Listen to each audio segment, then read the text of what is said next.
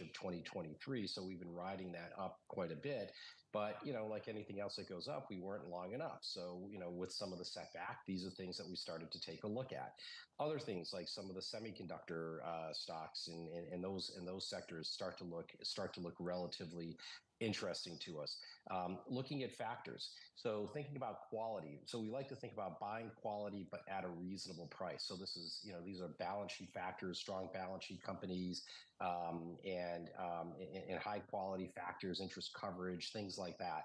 Are just looking more attractive today, where even if we want to broaden out our portfolio, diversify it more away from large cap and big tech, I think that there are some good segments of the market and some good quality factors that are out there that actually represent that can actually represent an opportunity.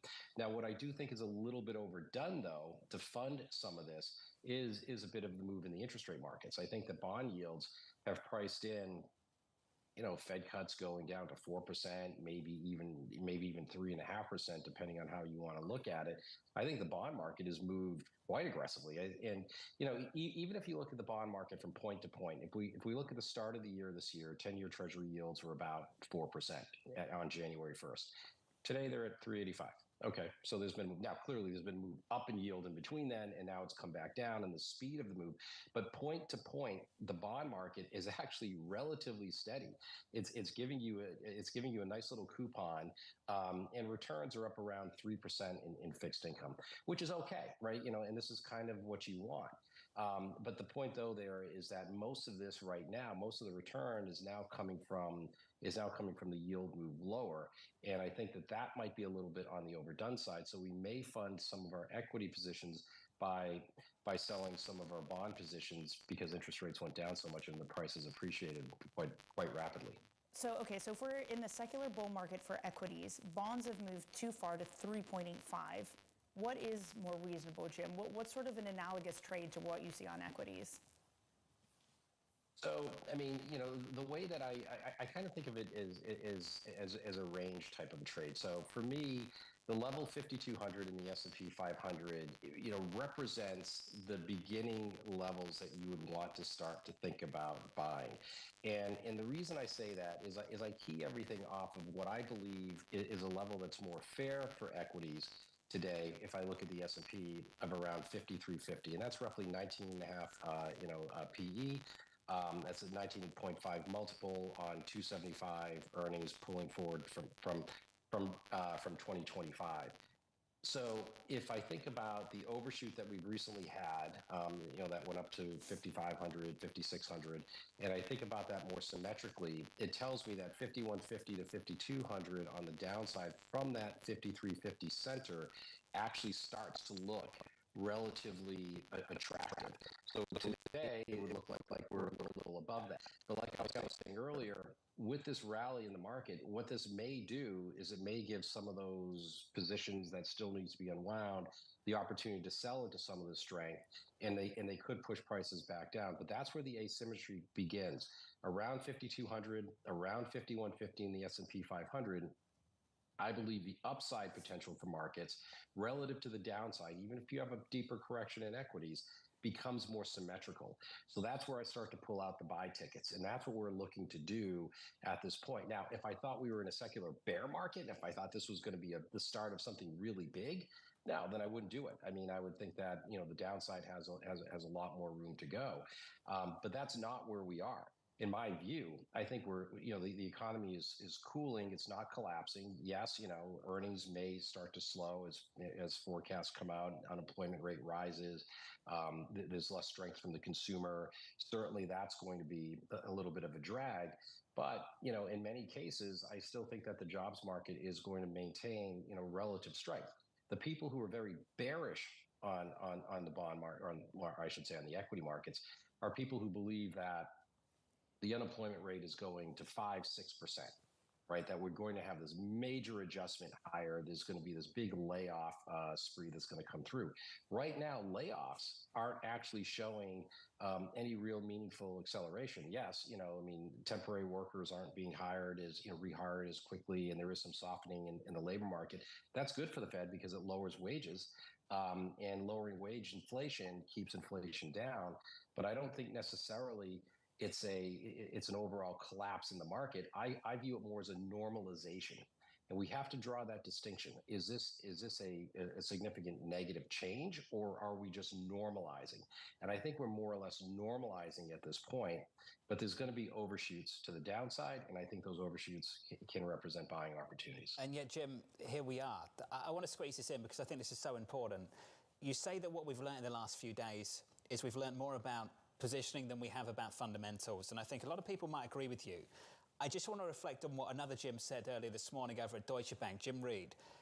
What a once-in-a-lifetime GFC period could not do, and a liquid August day in 2024 with one bad weather-related payrolls print for fuel did, with some ease, for a period of time yesterday. What would have happened if we'd seen a negative payroll print? Jim, I've got to ask this because I just wonder how fragile this market actually is. So if you're saying this is just normalization and nothing nefarious, I wonder what happens to this market when we do have to confront something more nefarious. Just how unstable are things, Jim? Yeah, listen, I think it's a good point. I mean, if we have a material deterioration in the data, then I would argue that, yes, I mean, maybe there is something bigger that's going on. So if I compare that to many of the crowded positions that are likely still out there, look, we could have another 5 to 7% downside correction. It's not uncommon to have about a 10% correction in the equity markets. I mean, this is kind of a normal thing that, that happens on a regular basis. But that, I think that kind of misses the point. I mean, if we start to get something in excess of a 20% correction, that's typically the signal where, where a bear market might be starting, or there might be something bigger that's actually taking place. But right now, when you look at corrections, 8, 10%, 11%, which is what we've roughly had over the past 48 hours, let's say, Monday and Friday. This isn't something that is overly unusual. And I think that we as investors need to be patient, and we need to take this in stride a little bit. And that's why I keep going back to this, right? We have to ask ourselves the fundamental question. Is this the start of something bigger? And is this a bear market? Is that what's happening right now? Are we going to see an absolute collapse at this point, in sudden stop in economic activity? Yep. Is that what's happening right now? If it's not, then I still think that the bull trend is intact, and we want to be able to find places to buy. Got it. Jim, enjoyed this. Thank you, sir. Jim Curran there of Morgan Stanley. His view on what's been happening and where he wants to be. Up next on the programme, the Morning Calls Plus, we'll catch up with Oliver Chen of TD Cowen on the state of the consumer. That conversation is just around the corner.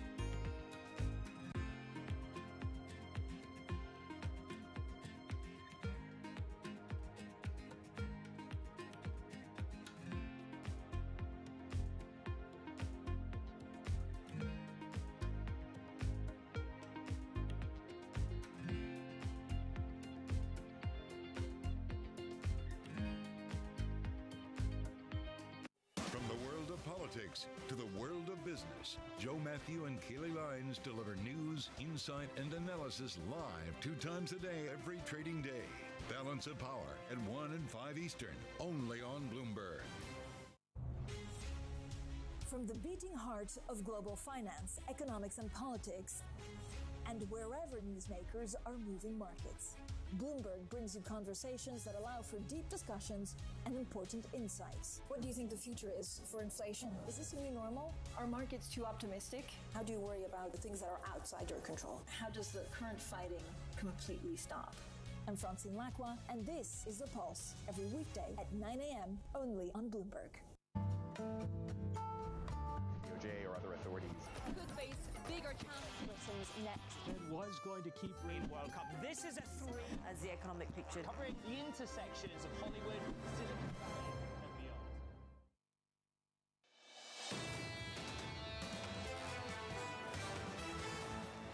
Counting you down to the opening bell, 1 hour and about 10 minutes away, with equity futures bouncing back just a bit. We're up by 0.8%. Let's get you some morning calls. First up, D.A. Davidson raising its price target on Palantir to 28 from 24. The analyst citing growth acceleration due to persistent demand for AI solutions. Your second call from Morgan Stanley lowering its price target on shares of Amazon to 210 from 240. The firm removing Amazon from its In top 10 minutes pick time list. now at the Following bottom of last the week's, hour. quote, See the release of the US disappointing trade results. balance for the And month of finally, June. TD Cowen Forecasted raising a its price deficit of target on shares of Walmart 72.5 to billion 80 from the from prior deficit of 75. 75.1 billion. The range sees deficits of 71 billion to 76.2 billion. Also get the Canadian trade balance. The forecast is a deficit of just 2.04 billion on the prior deficit of 1.93 billion. Does Walmart win and everyone loses? Is that what's happening here? We're excited about Walmart because it's both defensive and offensive. On the defense side, it's a leading grocer. Everyday low price is a key strategy. On the technology side, there's a lot happening to compete against Amazon, including digital marketing as well as advertising and marketplace models and platforms. So thinking about technology married with the basics of retail and features such as curbside pickup and getting a higher household income customer. And it's a low beta defensive idea in this very choppy market. I wonder, as people trade down, if they trade down even more, and how big of a threat is, Temu, Shein, some of those kinds of names to Walmart's business? Yeah, you're bringing up a great point. So consumer discretionary, unfortunately, has been in a recession for over a year. Temu and Shein are spending a lot on advertising. That's impacting Amazon. And the consumer discretionary trends are negative at both Walmart and Target. But it's a smaller percentage of total because Walmart is about 60% food. So we're watching that, and that's been happening. Target is more vulnerable. Target is also less expensive at 13 times relative to Walmart at 25 times. But there's a revolution taking place, ultra fast fashion, and what these new business models are doing are something the whole retail industry is watching. Do they have the capability to catch up to that, to go on these trends that seem to change week by week of what people tell you to wear on TikTok? Well, Walmart's getting more fashionable, doing movies and upgrading the fashion. They have a huge opportunity to sell you more than just basics, more than just underwear and fashion. They're also upgrading private labels. So new labels like Better Goods has a cauliflower crusted pizza. We're just looking at that. And so we're seeing Walmart really intensely focus on merchandising. That's a big positive too. Also, they're getting a higher household income customer.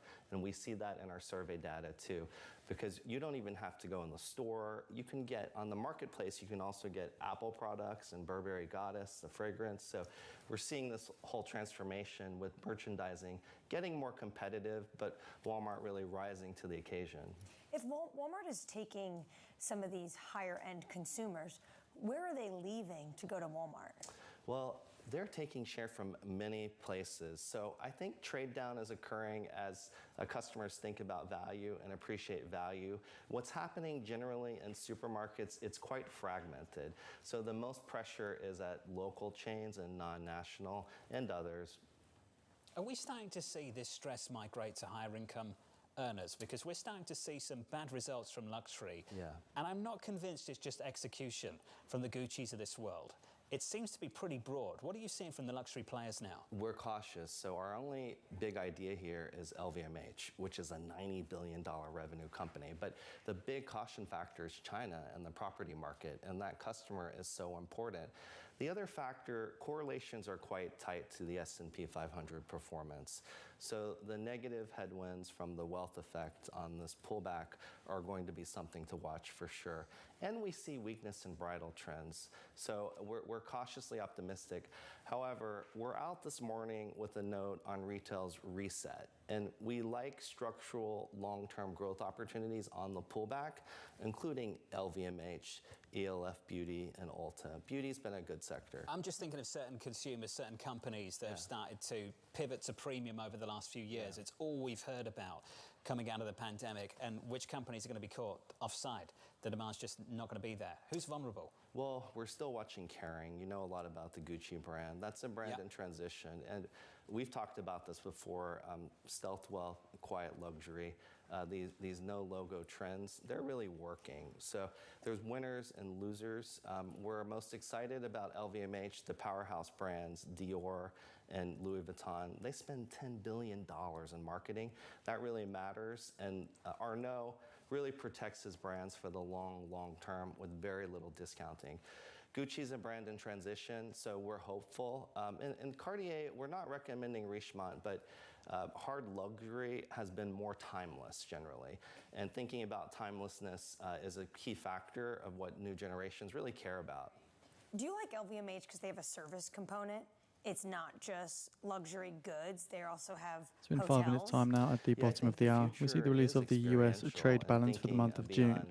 Forecast is a deficit of 72.5 billion on the prior deficit of 75.1 billion. The range sees deficits of 71 to 76.2 billion. We also see the Canadian trade balance for June.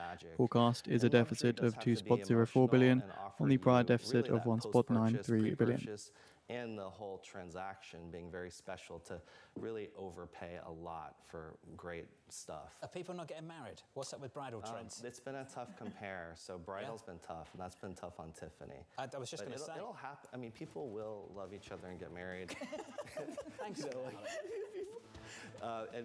But people are younger generations are generally getting married a little bit later. Yeah. It's something we're watching, and many ways to express love, from travel to other things. Very true. And the blueberry pound cake at Costco, we love Costco too. That's another way of expressing love. People will still love each other. Thank you, Oliver Chen of TD Cowen.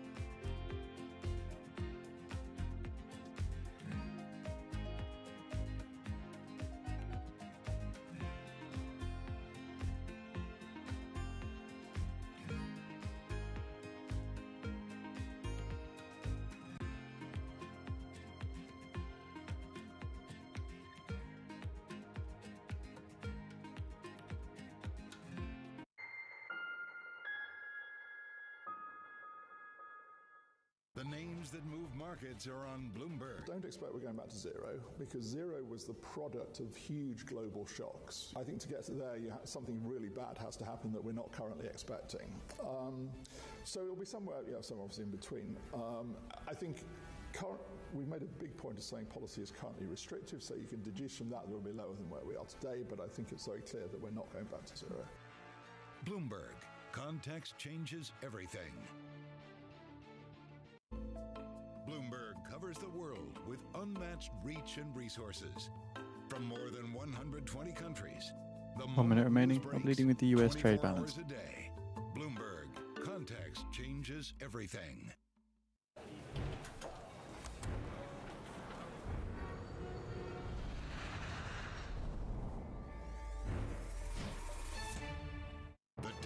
leaders in tech are on Bloomberg. AI tools can help democratize storytelling and turn everybody into a creator. Our vision of the future is individual creators will look like Disney. They'll be able to go from an idea to a final story. They'll be able to publish that. They'll be able to merchandise it. They'll be able to do it across the franchises and stories they create. Nobody covers technology like Bloomberg. Context changes everything. 10 seconds. You know, after a sell-off like yesterday, you just want to hear someone say, you know, people will still love each other.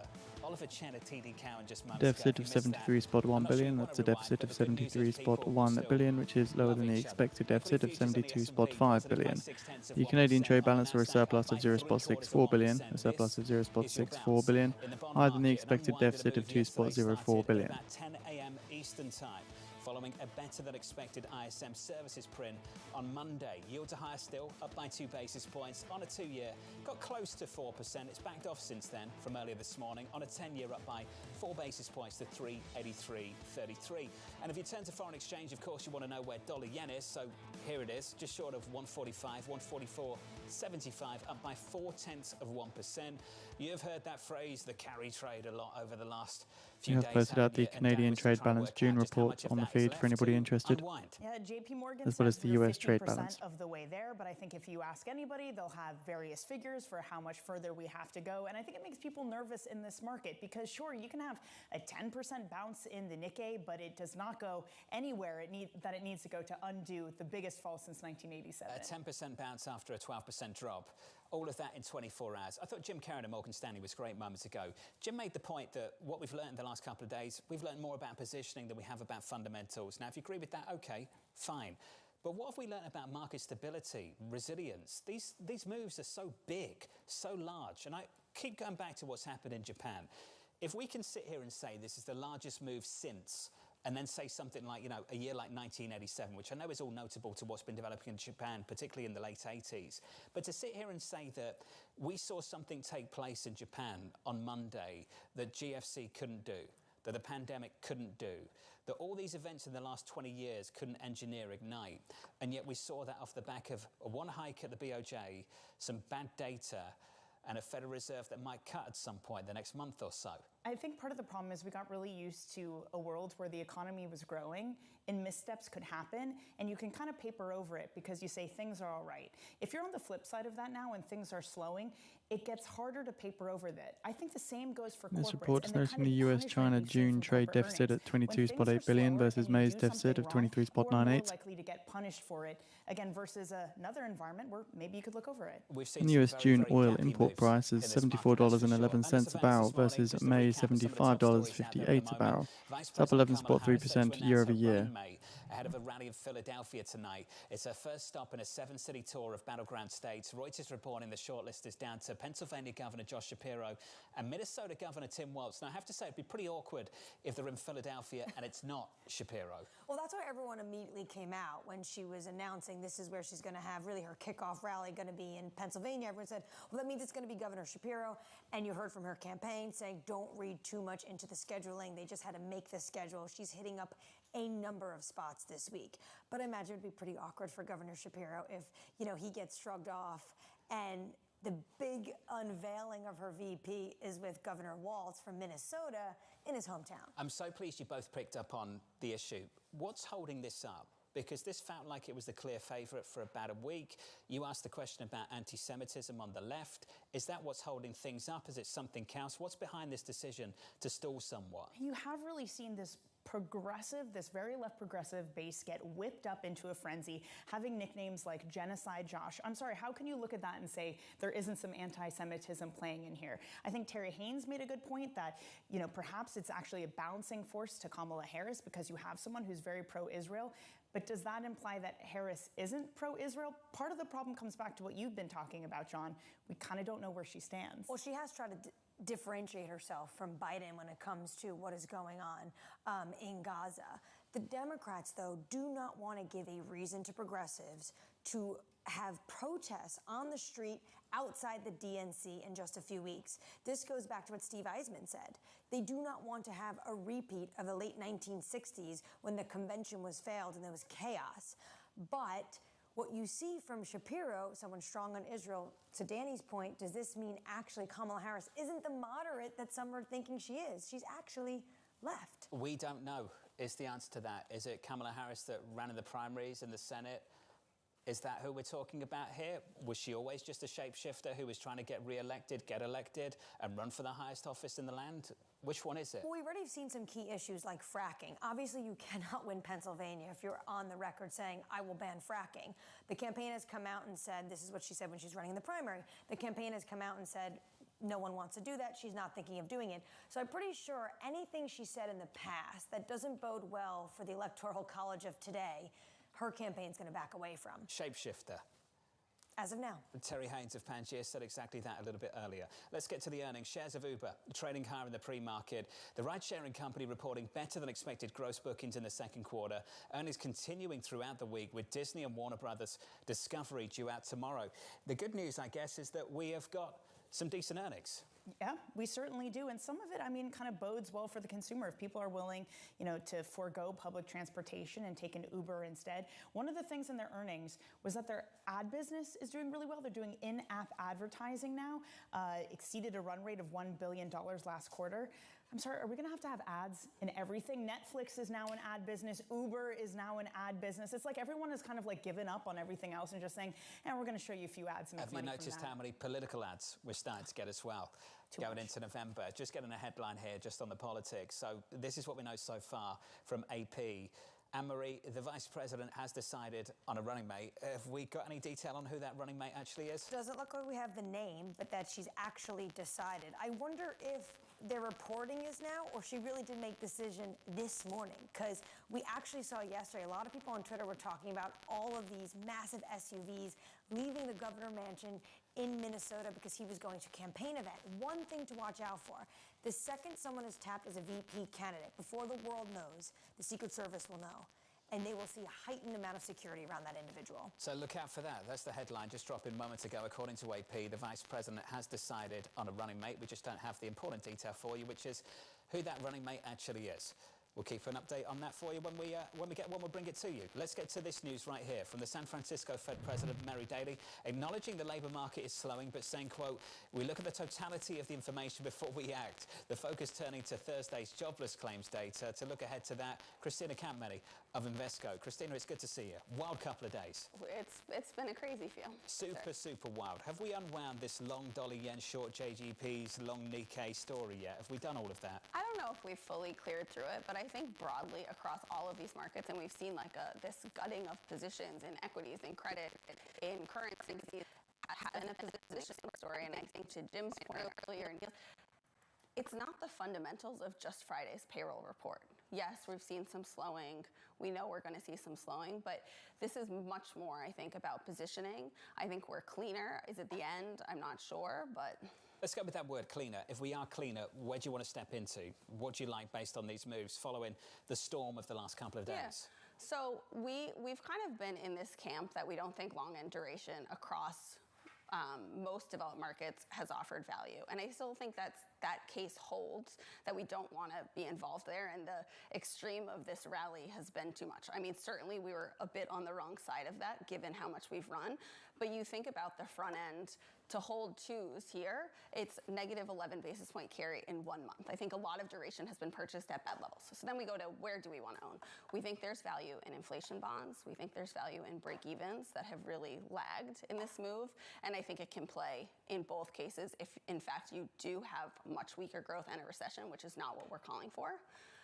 We think the Australian bond market offers some value. And I think broadly, we still think that the dollar should be weaker and that there's some value in currencies. Well, to this point, if there are value in other currencies, if the yen isn't your carry trade now because of all this, what is? Realistically, can anything take its status as the funding currency? Look, I think the popular funding currencies out there were the yen trade and CNH in China. And I think Japan as a whole, is it just the one hike from the BOJ or the second hike that's doing it in this 15 basis points? No, I think it's the totality of the positioning with the Nikkei and short JGBs. And you bring back to we've had 1987 type moves in the Nikkei and whatnot, but is part of it, we've gone, in the last 10 years, the US has had full cycles, and only now in the last 6 months has the BOJ hiked 25 basis points when the Fed has had multiple cycles. So you finally have had this engagement into the Japanese market, shorting rates, finally getting long the Nikkei. I think that explains part of the extremity of the moves. And to your point, a 25 basis point hike, if we start to see a real cycle, I mean, already there are people calling for the BOJ made a mistake, they shouldn't have hiked whatever. But if this is a real cycle starting, is there even more offsides that we have yet to discover for something we haven't had for a long time? Yeah, I still think there's value to owning the yen here, and I think because it's been so unfavored because of the carry status of it, and you can make up for that carry elsewhere. And we think, again, like when we have a focus in emerging markets, and when we look at a lot of the fundamentals in these emerging markets, there's still value. You have things like MXN that has been blown out in large part because of these cross MEX yen positions, and so things have overshot.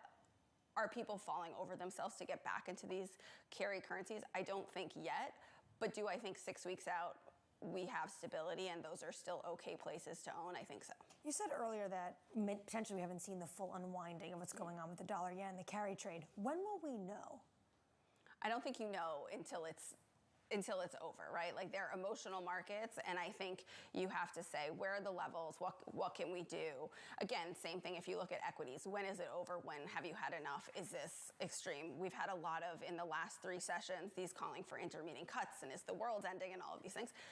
Equities, as of yesterday's close, we're still broadly up 10% on the year. So, like, yeah. I'm not an equity expert by any means, but, like, seems you're still having a reasonable performance year to date. I'd love to get to your world and talk about credit just briefly and have a chat about what's been happening with credit spreads. High yield spreads were super tight. A few weeks ago, sub 300, now approaching 4.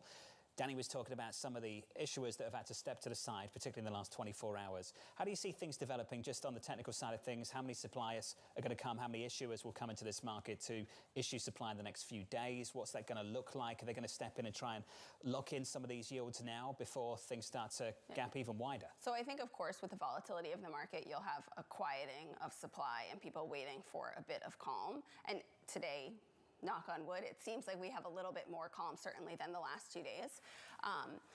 Again, my particular focus isn't credit, but when we look broadly and when we think about it, the health of the overall high yield market, when we look at companies and names, is a much healthier basket post-COVID, post all of the refinancing that went on in that period. So you had high yield that was exceptionally tight and has repriced a bit. But again, I feel like there's a lot of this panic about people talking about things falling out of bed. In reality, CDX high yield is still trading at 104. In December, we were trading at a 99 handle, 98 handle. So again, I think when we put into context where we are, I think there's a lot more panic in the market than is warranted, probably. It's levels versus change. The change has been impressive. The levels are still pretty decent, I guess. Christina, thank you. It's good to see you. Yeah, of course. Christina Campbell of Invesco. It's always the change that gets the headlines, right? You know, and we've seen some vicious change in the last few days. Yeah, and a vicious change is enough, again, to like spook suppliers to come off the sidelines. It's not enough to say, again, to your point, that the world is falling in, but it is enough to do some damage. And we still need to grapple with what the lasting damage of that might be. The world is not ending, and as Oliver Chen said, people will still love each other. So it's like therapy this morning. Let's get you an update on stories elsewhere with your Bloomberg brief. Here's Yahara Hackers. Hey, Yahara. Hi, John. U.S. Secretary of State Antony Blinken says officials are engaged in intense diplomacy to avert a wider war in the Middle East. Blinken says the U.S. and its allies are working to head off a potential Iranian attack on Israel, urging all parties to refrain from escalation. Tehran has warned it will respond after blaming Israel for killing a top Hamas leader last month in the Iranian capital. Tropical storm Debbie threatens days of rains and floods along the East Coast after slamming into Florida as a hurricane yesterday. The storm left more than 300,000 people in Florida and Georgia without power, according to poweroutage.us. Governors in both those states and South Carolina have all declared emergencies, and President Joe Biden has approved federal help. And the Paris Olympics continue today with 2 elimination games for Team USA. The women's soccer team takes on Germany in their semifinal, while the men's basketball team enters the knockout stage against Brazil. There's also plenty of action in track and field, with St. Lucia's Julian Alfred looking to follow up her win in the 100-meter final with gold in the 200-meter event. The U.S. is tied with China atop the medal table with 21 golds, while the U.S. has the most overall medals with 79. That's your Bloomberg Brief. John? Yahara, thank you. Thanks for this morning. Up next on the programme, setting you up for the day ahead, plus the argument for a 50 basis point rate cut in September with JP Morgan's Michael Feroli. That conversation up next.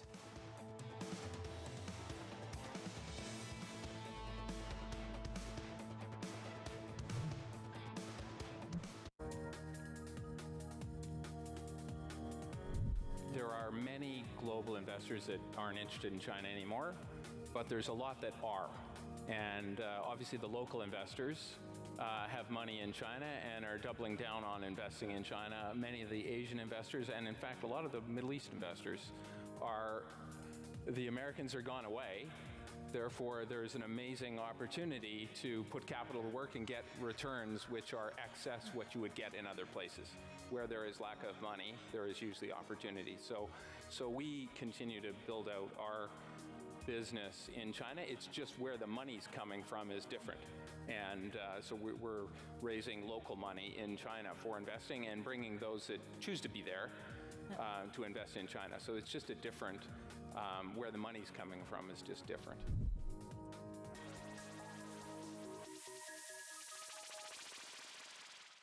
The top names in business are on Bloomberg. What I can say is that we've been making significant investments across the franchise, across regulatory reporting, across data, and across resolution and recovery planning.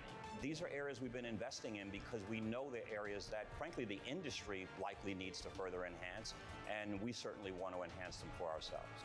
Nobody covers business like Bloomberg. Context changes everything. Always on the heartbeat of the tech sector. Spread across global markets. The real-time data aspect is going to be important. We're going to bring you expert analysis on that. Sure. Don't miss Bloomberg's interview with the... Seeing here, according to a poll, the euro is forecast to lose around 1.4% to $1.08 in 3 months, unchanged from the July poll. Monday on Bloomberg.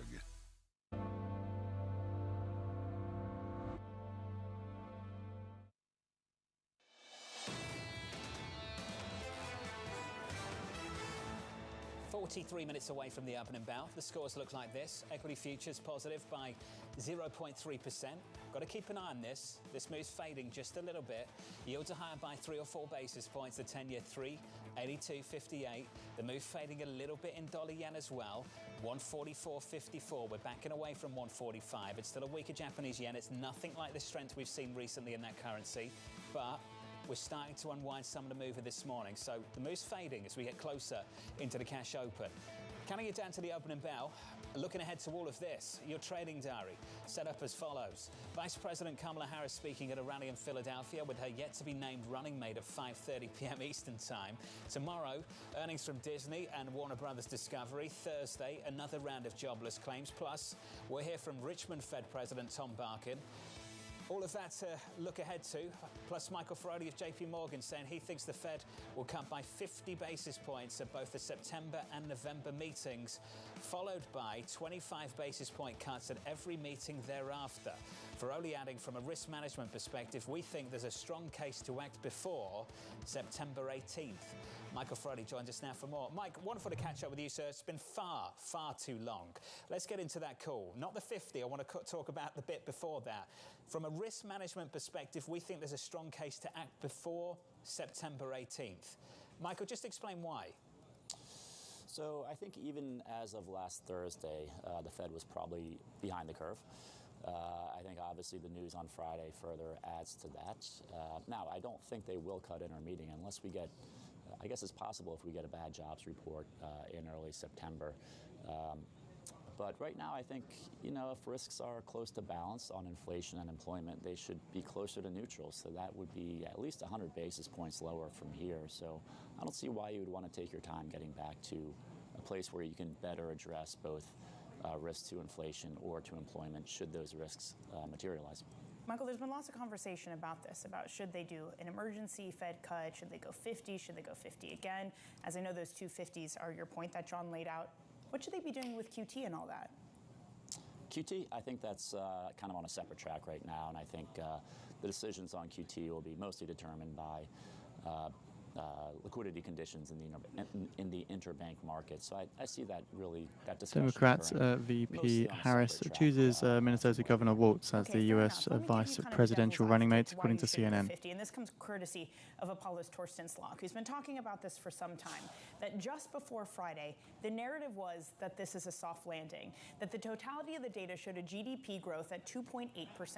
You still have strong showings of people up at airports. Retail sales have been strong, and the labor market is not slowing to a point where it looks like it might become nonlinear. Therefore, there is no rush to cut and no rush to cut in a big way. Why is he wrong?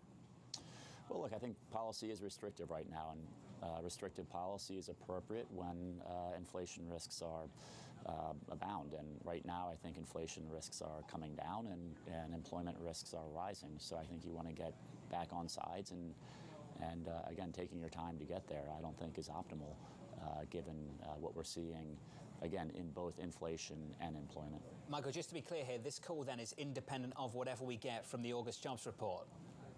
No, I do think August jobs are going to matter for this. I think claims are going to matter. But I think you would have to have a pretty nice turnaround in almost all the activity data we see to make the case for going slow. Mike, appreciate the update. 50 basis point call for September. Thank you, sir. Michael Ferrari there of JP Morgan. Just getting some breaking news. Anne-Marie, over to you. Well, CNN is reporting that Minnesota Governor Tim Walz is the one that has been tapped for Kamala Harris to be her running mate come November 5th. This is the governor of Minnesota. It's an individual, Jonathan, that really has a really interesting background. Former National Guard officer, a former congressman, and a former teacher, and of course a former governor. And he's been an effective communicator. He was the one that first said that Trump and J.D. Vance are, quote, weird. And the Kamala Harris campaign really jumped on this. The Gen Z really jumped on this. So he's the individual that she has chosen to be her running mate in November. Someone that she thinks can potentially bring in moderate independent voters. But this was someone that the progressives wanted because they didn't want to see Governor Shapiro on that ticket. So a couple of things. This is CNN reporting, not seen it confirmed by the campaign just as yet, but this is the latest from CNN. When we get an update from the campaign, we'll share it with you. Let's just separate two things. I want to talk about the decision that's been made here, if this is the decision, between going with him versus going with Governor Shapiro, and then talk about how this is an advantage for them as you start to look at the Electoral College and the map going into November. Why this guy? Why not Governor Shapiro? So it looks like for someone like Minnesota Governor Walz, he is seen as someone who can effectively communicate to the rural America. He has this rural American charm. A few weeks ago, there was a video that really went viral of him wearing a military-style baseball cap, ammo cap, and a Springsteen t-shirt, but didn't look like he was trying to placate to everyday Americans. Looked like actually this is who he is. He speaks normal to America. So this is someone that I think she thinks can help with the Rust Belt, even though Minnesota is blue. Governor Shapiro would have been a pure play for Pennsylvania. And this evening, she's also kicking off her rally in Pennsylvania, but it's going to be with this man who, it's a 2.5-hour flight from Minnesota to Pennsylvania. He's going to be flying over and joining her, not Governor Shapiro. Yeah, potentially awkward. And I can't but wonder, Anne-Marie, when we knew that Trump chose J.D. Vance, we had all this stuff we could say, like we know his policy, we know how it might affect Trump. Do we know that with Walz, what his views might be that impact Kamala Harris's policy? Well, a lot of people say he's actually governed more to the left, even though he is able to win, like when he was in Congress, he was able to win a very red district. He's governed to the left. But a lot of things he's going to talk about is things like all children in Minnesota going to these public schools, having breakfast. Things like this, everyday concerns of Americans are things that he's worked on in Minnesota and that he's going to want to talk about on this ticket. So this is all signal. We need to start talking about substance and policy. We need to get away from just campaign rallies and talk about sitting down and actually communicating what your views are on key, important subjects for this economy, for foreign policy, and a whole range of issues. We're going to start to get some of that from the campaign in the coming weeks. Well, we hope. There's no longer an excuse for the campaign to not put Kamala Harris in that setting. So, of course, this week she's going to go on this blitz. These are rallies. She's going to be talking to her own voters, not across from a journalist that are going to try to nail her down on what actually are your policies, because we have seen her shift and flip a number of times. So they have this week a blitz across the United States on key states. Then it's going to be the DNC convention. After that, it's really time for her to start to hammer out and discuss where she sits on these policies. And we'll see if we can get some debates in the mix in the month of September as well. We'll see. TBD. Just to confirm, this news coming from CNN, Minnesota Governor Tim Walz tapped as Kamala Harris's running mate. That coming out of CNN today, not from the campaign just as yet. If we get confirmation from the campaign, we shall bring it to you. That's the latest on the political front. I want to talk about the markets going into the opening bell. If we can just reset and get the market board up and check out equity futures, because last time we looked at this just moments ago, the move was fading, and it has faded just a touch, Danny. We're up by about 1/3% on the S&P. Looking at bond yields, they were higher, just up by 3 now to 382. And likewise, the move in foreign exchange, dollar-yen, was close to 145 when this program started, now back down to about 144.60. Well, you'd hope that maybe if basically the big sell-off was over, you'd have more people coming in force. And I think this gets to some of the fears out there that perhaps the whole thing hasn't unwound, the fears of not really understanding of how you even measure how these types of things unwind. So the bounce isn't a huge one, but has something shifted in the sentiment now? Has something shifted? So we are shortly expecting the results of the US Red Book year over year. You're more likely to buy bonds, and what you need is convincing from every data point that what isn't what you should be doing, which is, what we got yesterday with the ISM in the bond market. There's a bit of a vacuum here, isn't there? It's a bit of a dry patch for data, for Fed speak. You won't get much data through the next couple of days. The next big one is jobless claims on Thursday, and not much Fed speak is scheduled either between now and the next week or so. CPI, of course, about a week away. Coming up tomorrow, here's your lineup. Nouria Rabini of Rabini Macro Associates, Michael Dada of Roth MKM, Mohammed Al-Erin of Queen's College, Cambridge, and the Disney CFO, Hugh Johnson. That's quite a lineup for tomorrow morning. From New York City, good morning. This was Bloomberg Surveillance.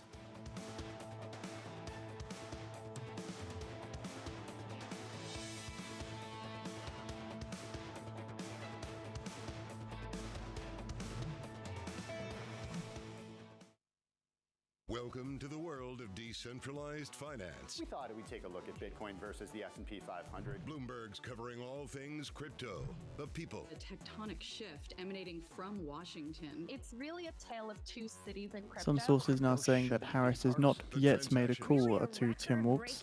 Again, so sources saying Harris not yet made the call to Tim Walz. It's really the beginning of a global on-chain economy. And if America doesn't embrace it, we're going to be left behind. Bloomberg Crypto, Tuesdays, only on Bloomberg.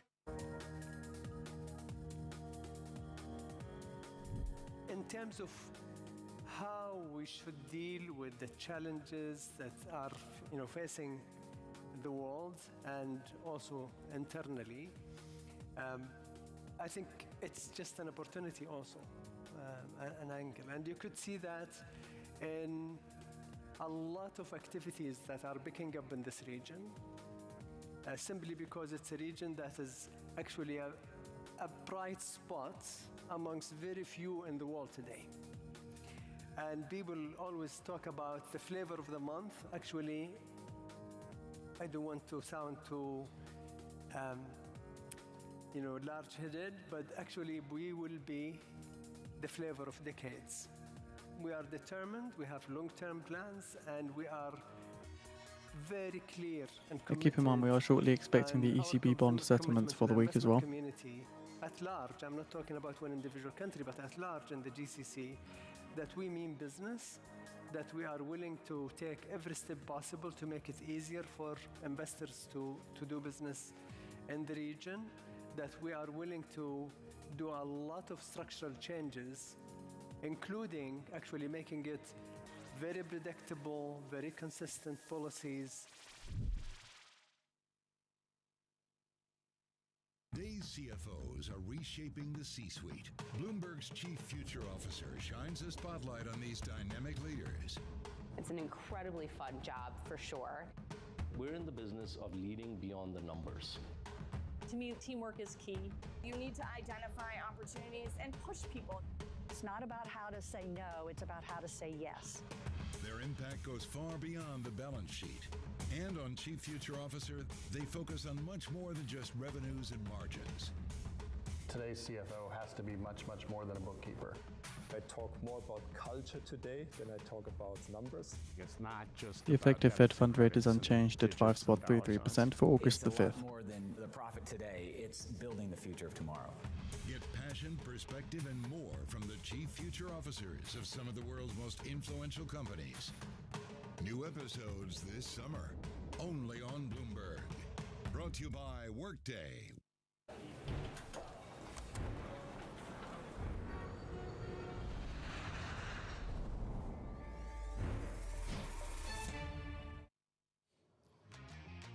Waiting for markets to bounce back a little after yesterday's big rout. 30 minutes until the start of trading.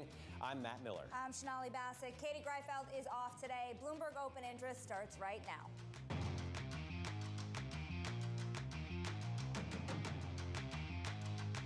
So ECB bond holdings under PEPP at 1.65 trillion euros as of last week.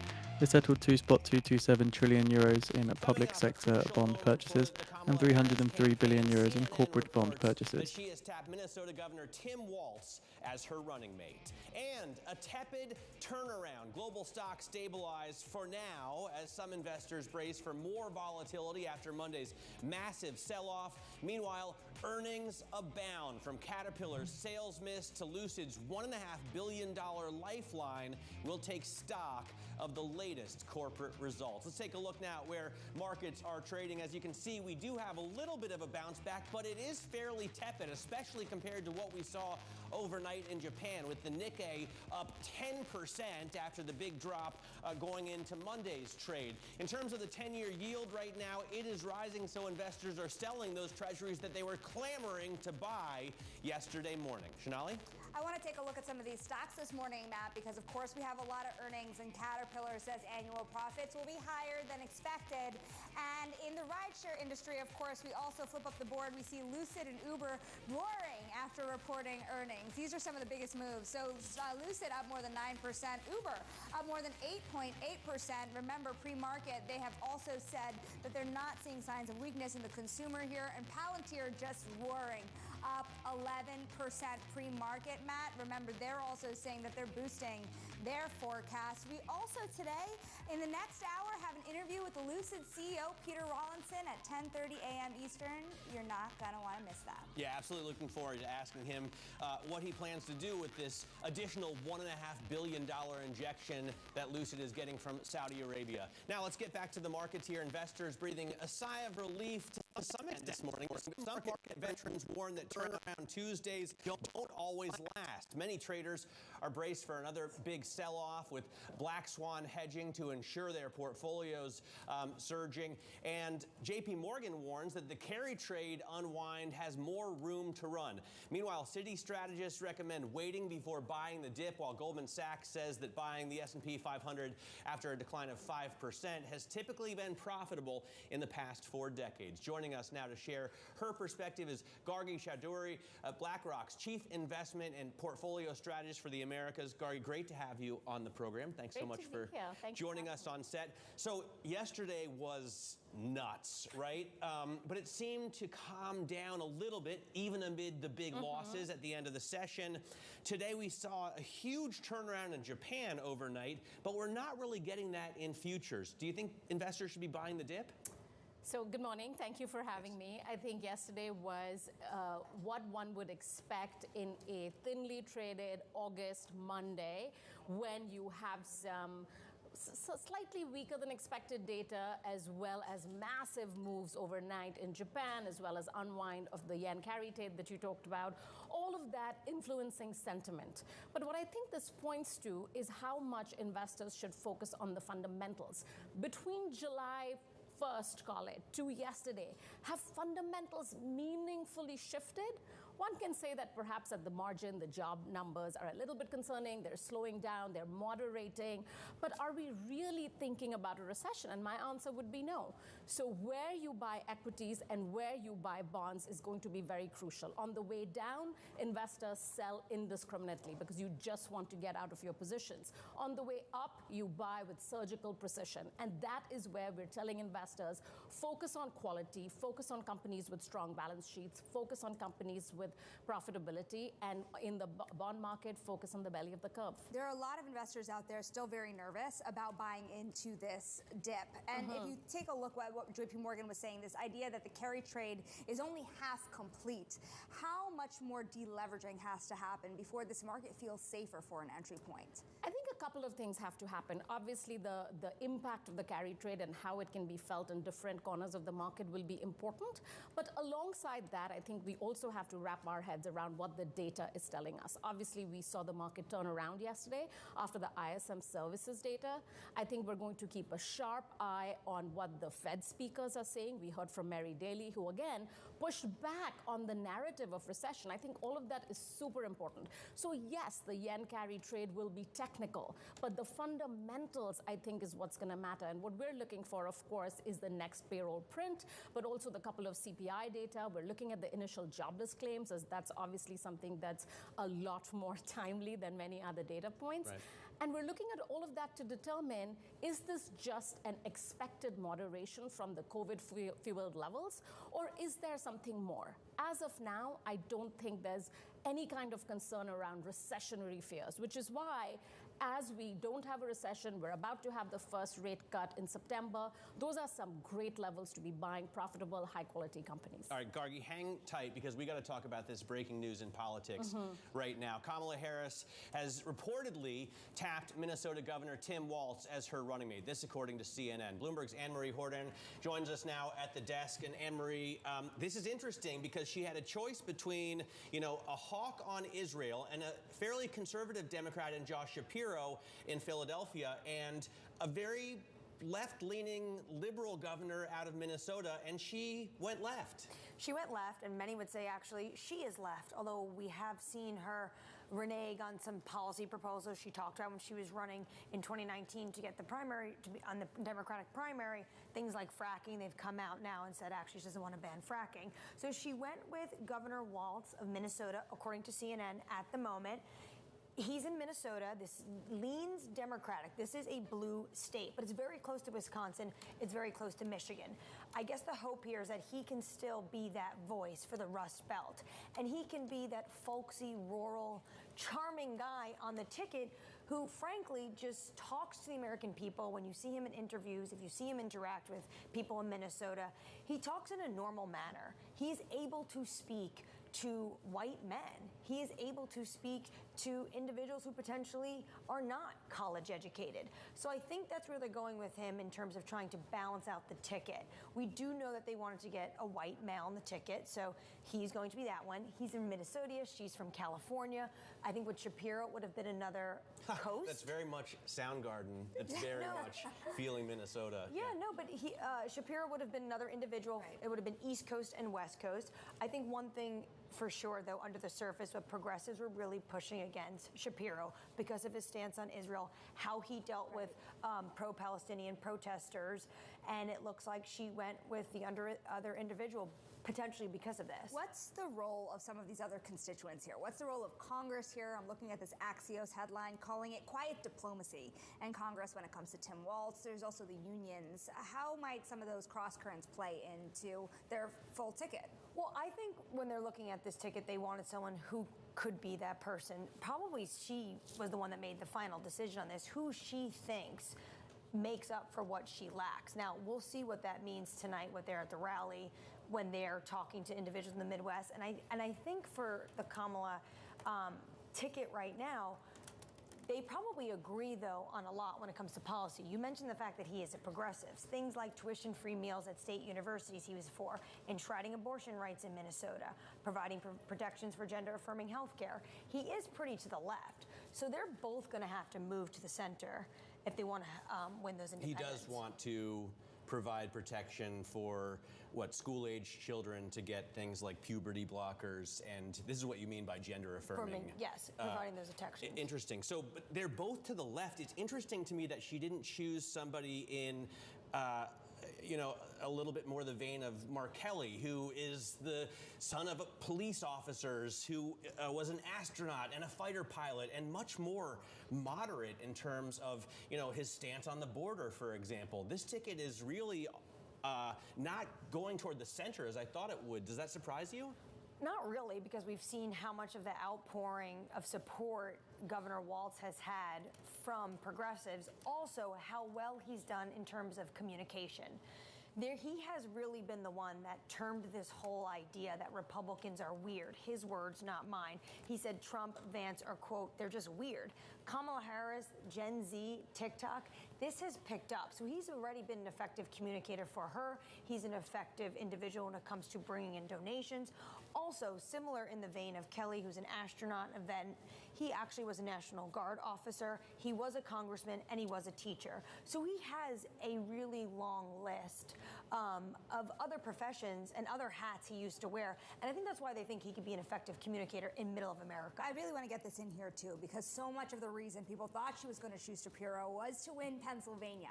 Now that she's not, and according to the AP now as well, also saying Tim Walz has been picked, does this mean that Pennsylvania becomes more or less difficult to win? That remains to be seen. People will say, does it actually matter who the VP is? It matters who's on top. People always say no. Yes, and it matters who's on top of the ticket. But when you're dealing with very small groups of people, and if this election is going to be won or lost in Pennsylvania, which many are claiming it is, then potentially Shapiro could have helped, because he has great numbers in Pennsylvania and he's very well liked there. What might be a little bit awkward this evening is that Governor Walz will be flying over to Pennsylvania for the start of her campaign. She's going to announce him side by side at this rally, and is going to be in Shapiro's backyard. Well, there's the rest of the cabinet too, right? Anne-Marie, we thank you so very much. That is Bloomberg's Anne-Marie Bordern. Now let's get a look at the stocks moving ahead of the opening bell. Tons of earnings out there. Abigail Doolittle is here to join us. Tons of earnings indeed, Sonali. And after yesterday's sell-off, we have lots of stocks in the green, including Palantir. The data company put up a great quarter. They beat adjusted earnings. Revenue grew by 27%. They also beat the revenue estimate. This as they boosted on strong AI demand. The company also really emphasizing the importance to them of the U.S. military. Let's take a look at some other earnings movers here, because the shares of Uber should be trading higher. Yes, indeed, up nearly 9%. They put up a nice beat and boost as well. 20% adjusted profit beat. Sales were better by 1%. The third quarter bookings demand is strong, and the rideshare demand is strong. Yum Brands, on the other hand, down just slightly, down 0.3%. It was a mixed quarter. They beat profits slightly. They missed sales just a little bit. Taco Bell was strong, but Pizza Hut and KFC, not so much. And then finally, let's check in on the biggest movers, big tech. We have mainly a rebound. NVIDIA up 2.5%.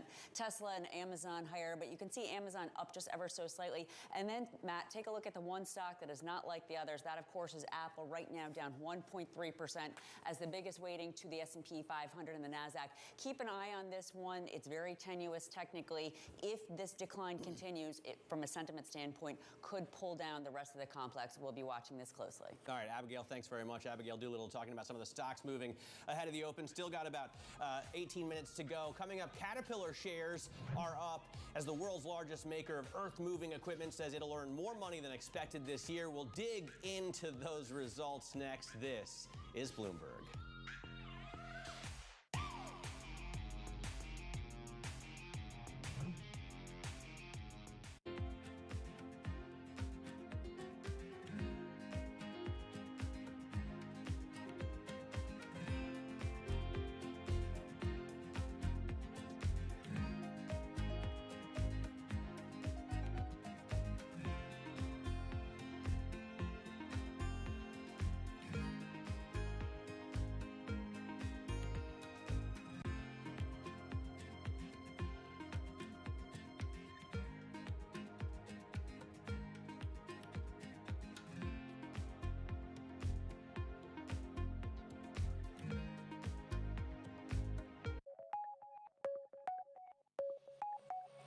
why does this business model work? Because it's virgin space. It's never been done before, and it'll never be done again.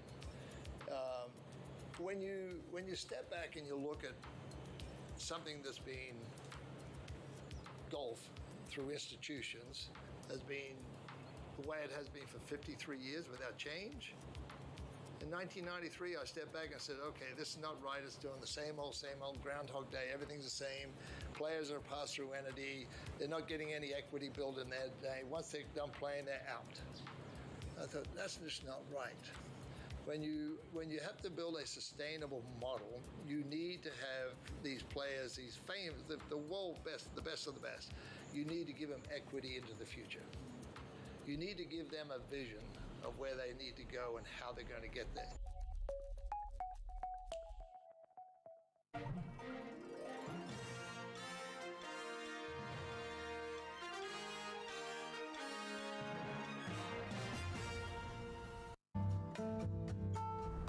DOJ or other authorities could face bigger challenges next. It was going to keep reading World Cup. This is a three.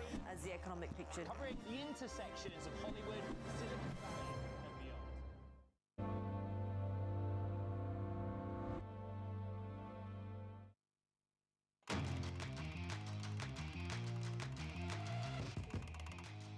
Let's get to high interest now. Look at what's making headlines around the world. Vice President Kamala Harris has tapped Minnesota Governor Tim Walz as her running mate. This is according to CNN and AP.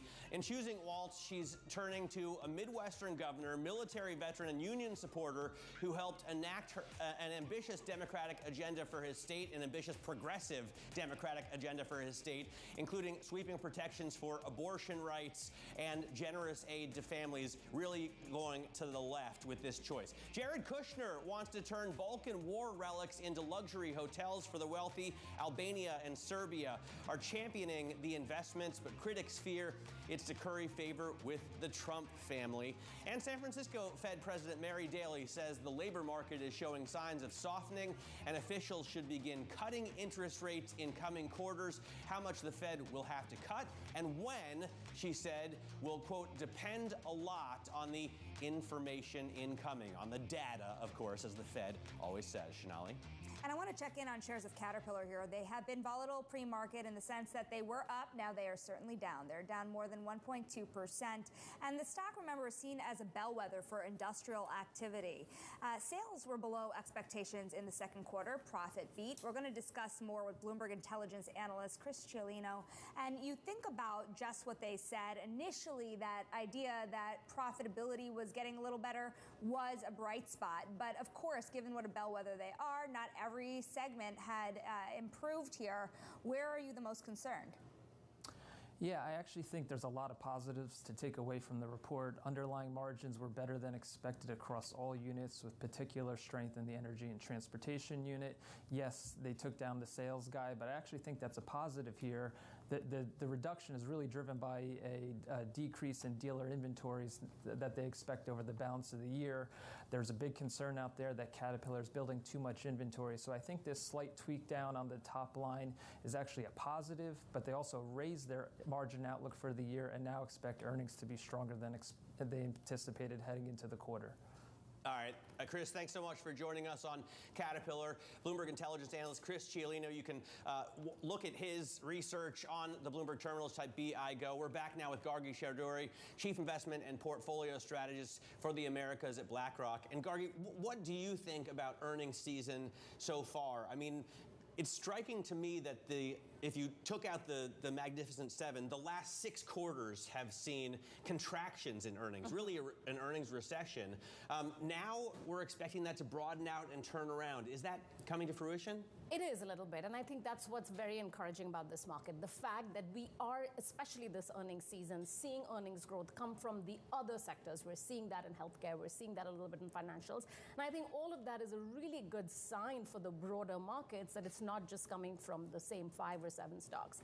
I'll also say that under the surface, we are seeing a little bit of concern around consumers. Obviously, that's coming up a lot, and I think that'll be something that we discuss a lot more around the health of the consumer. And we're seeing that in some of the earnings transcripts around especially the bottom quintile or the bottom percentile of the income spectrum is beginning to show a little bit of weakness. Again, where that can go will determine how, how some of these companies do, but which is why I think focusing on profitability and focusing on companies with strong balance sheets and strong profit margins is going to remain really important. I need to also give you a bit of a, let's call it a victory lap here, for a very smart call you made about 2 weeks ago. At the beginning of July, you saw this tremendous rally in small and mid-cap stocks, and you look now, that entire rally has been wiped out. You were skeptical about this from the beginning. What is the big cautionary tale here?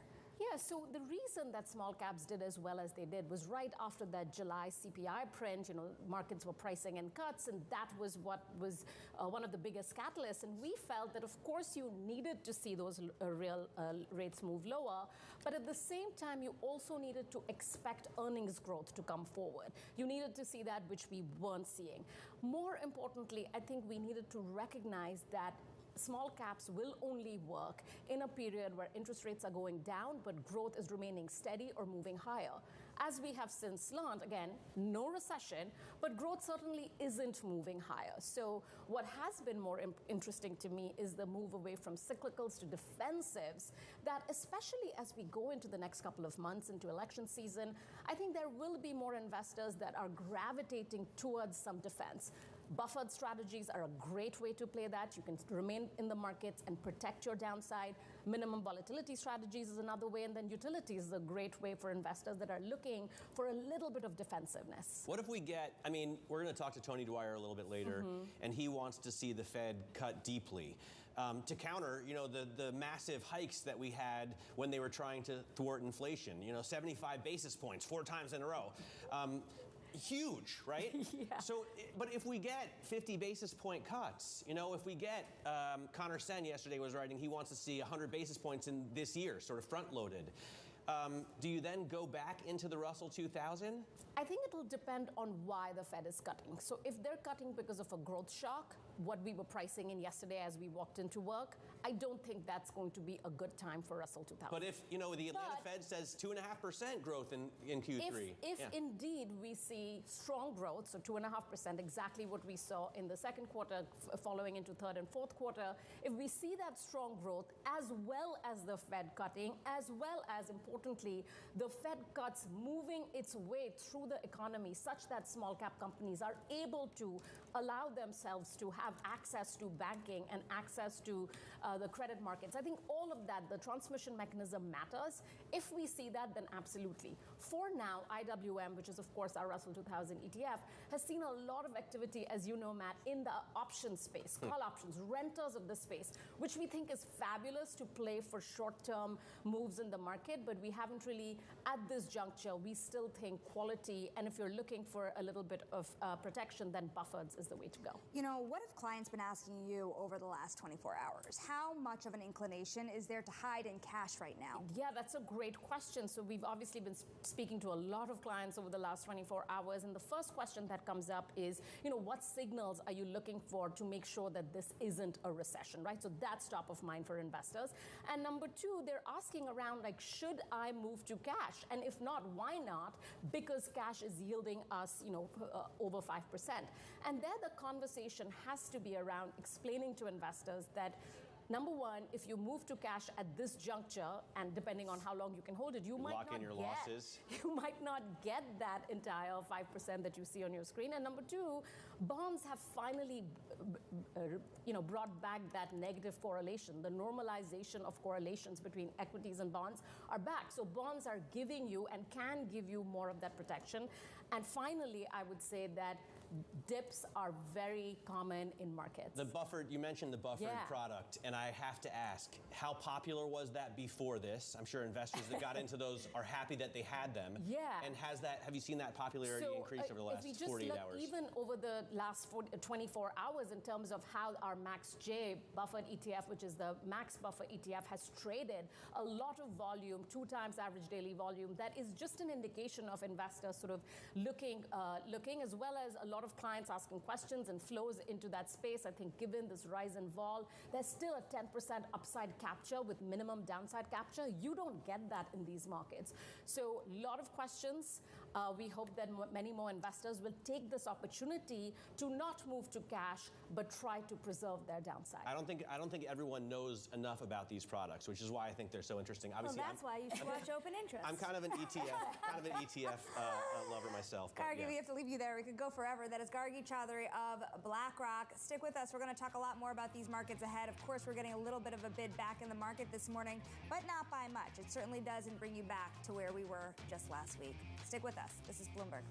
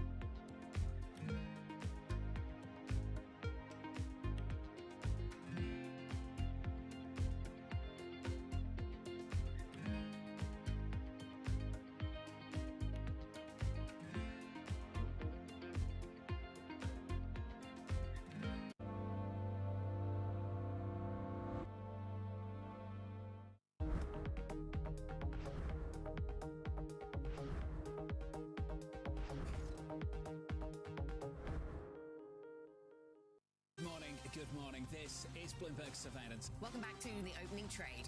This is Bloomberg Technology. This is the Asia trade. You're watching the close. Welcome to Balance of Power. This is Bloomberg. Asia is at the forefront of some of the world's biggest stories. I'm Sherrian in Tokyo. And I'm Heidi Stroud-Watts here in Sydney, where the trading day begins. We're here in the center of all the action to get you set up with the numbers, news, and knowledge you need for the day ahead. The demand is indeed recovering. We've been waiting for this moment. The opportunity of a century. Join us on Bloomberg Asia Trade. Weekdays only on Bloomberg TV. Context changes everything. Bloomberg covers the world with unmatched reach and resources. From more than 120 countries, the moment news breaks, 24 hours a day. Bloomberg, context changes everything.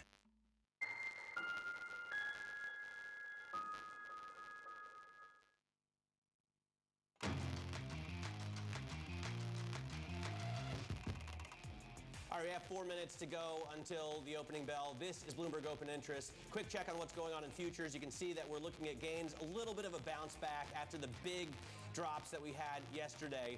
We are going to talk more on this program about the VP pick. Kamala Harris has chosen Tim Walz, the governor of Minnesota, to be her vice president as the campaign shifts to the left to counter Donald Trump. They are ahead now in the polls in terms of Real Clear Politics polls and in terms of the betting markets as well, and predicted. We'll talk about that later in the program. This is Bloomberg.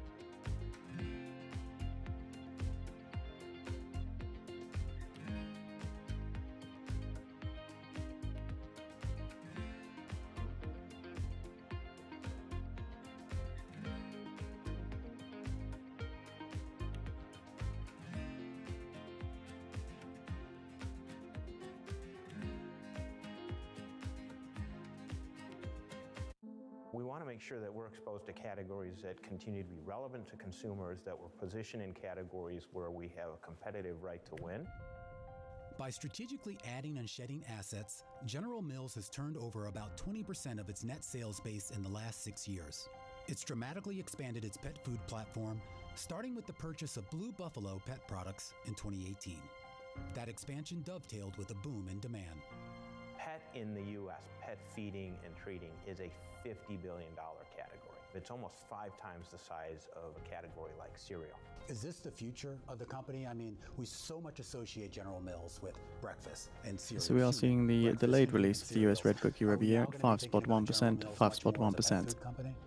I think you'll be thinking about General Mills as a food company where we treat all the members of the family like family. The humanization of pets is actually the biggest driver of pet food and pet treating growth. It has derivatives in not only feeding, which is the core thing that you know most households where most of the dollars go against the pet, but treating. So 1 minute remaining now to the cash equity open, as well as the market on open imbalance. People really love their pets. They want to take care of their pets like they do their family, and it really is a global phenomenon. That's why we recently entered the China market with Blue Buffalo. That's why we bought Edgar & Cooper recently in Europe, because we see the same kinds of trends that have played out here in the U.S. playing out all over the world. Bloomberg Surveillance covers the latest in global markets and the political events that influence your world.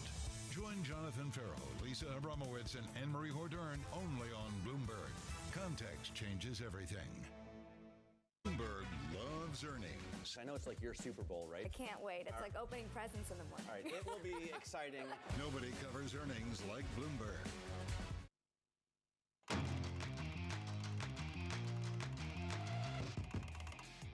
Moments away from the start of trading on what could be a turnaround Tuesday. This is Bloomberg Open Interest. I'm Matt Miller. Taking a look at what's going on. So we are looking now to the market on open imbalance. S&P 500, 210 million to the buy side. NASDAQ 100, 40 million to the sell side. Dow 30 stocks, 25 million to the sell side. Mag 7 stocks, 45 million to the sell side. Stocks, and you did have yields on the 10-year coming up as investors sell those bonds that they were clamoring for, at least at the beginning of the trade yesterday.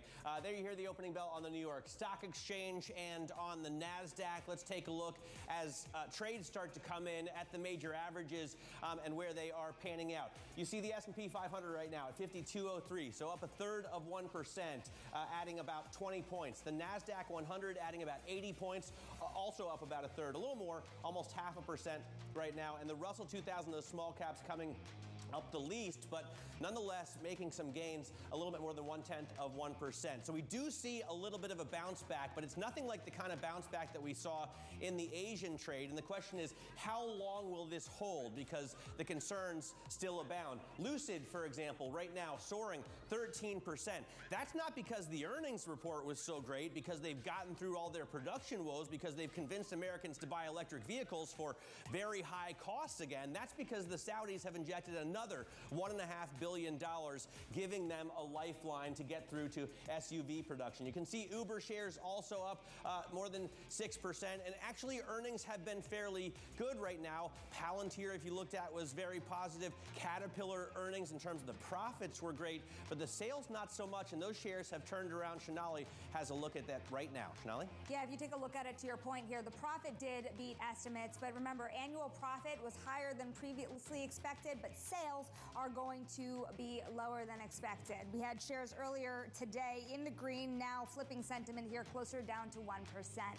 Flip up the board, watching Palantir and Lumen. Persistent AI demand leading to both stocks rising today and rising by quite the margin. Lumen up more than 43% and Palantir up almost 12% this morning. Let's take a closer look at this bounce back in technology with Bloomberg's Abigail Doolittle. Yeah, there is a bit of a bounce back, Shonali. Yesterday, of course, at the lows, that NASDAQ 100 down more than 6%, closing down about 3%. Let's take a look at some of the movers. So NVIDIA at the lows yesterday down 15%. That would have been the worst day since 2020, closing down 6%. A bad day. This stock in a bear market, trying to make a rebound today, back above 100. Technically, though, the stock does look vulnerable. Microsoft higher, Meta higher. But take a look at Apple. We were highlighting this one as a key stock to watch yesterday. It does very much look like it's going to drop below 200, go deeply back down into a range, down 1.9%. 0.9%.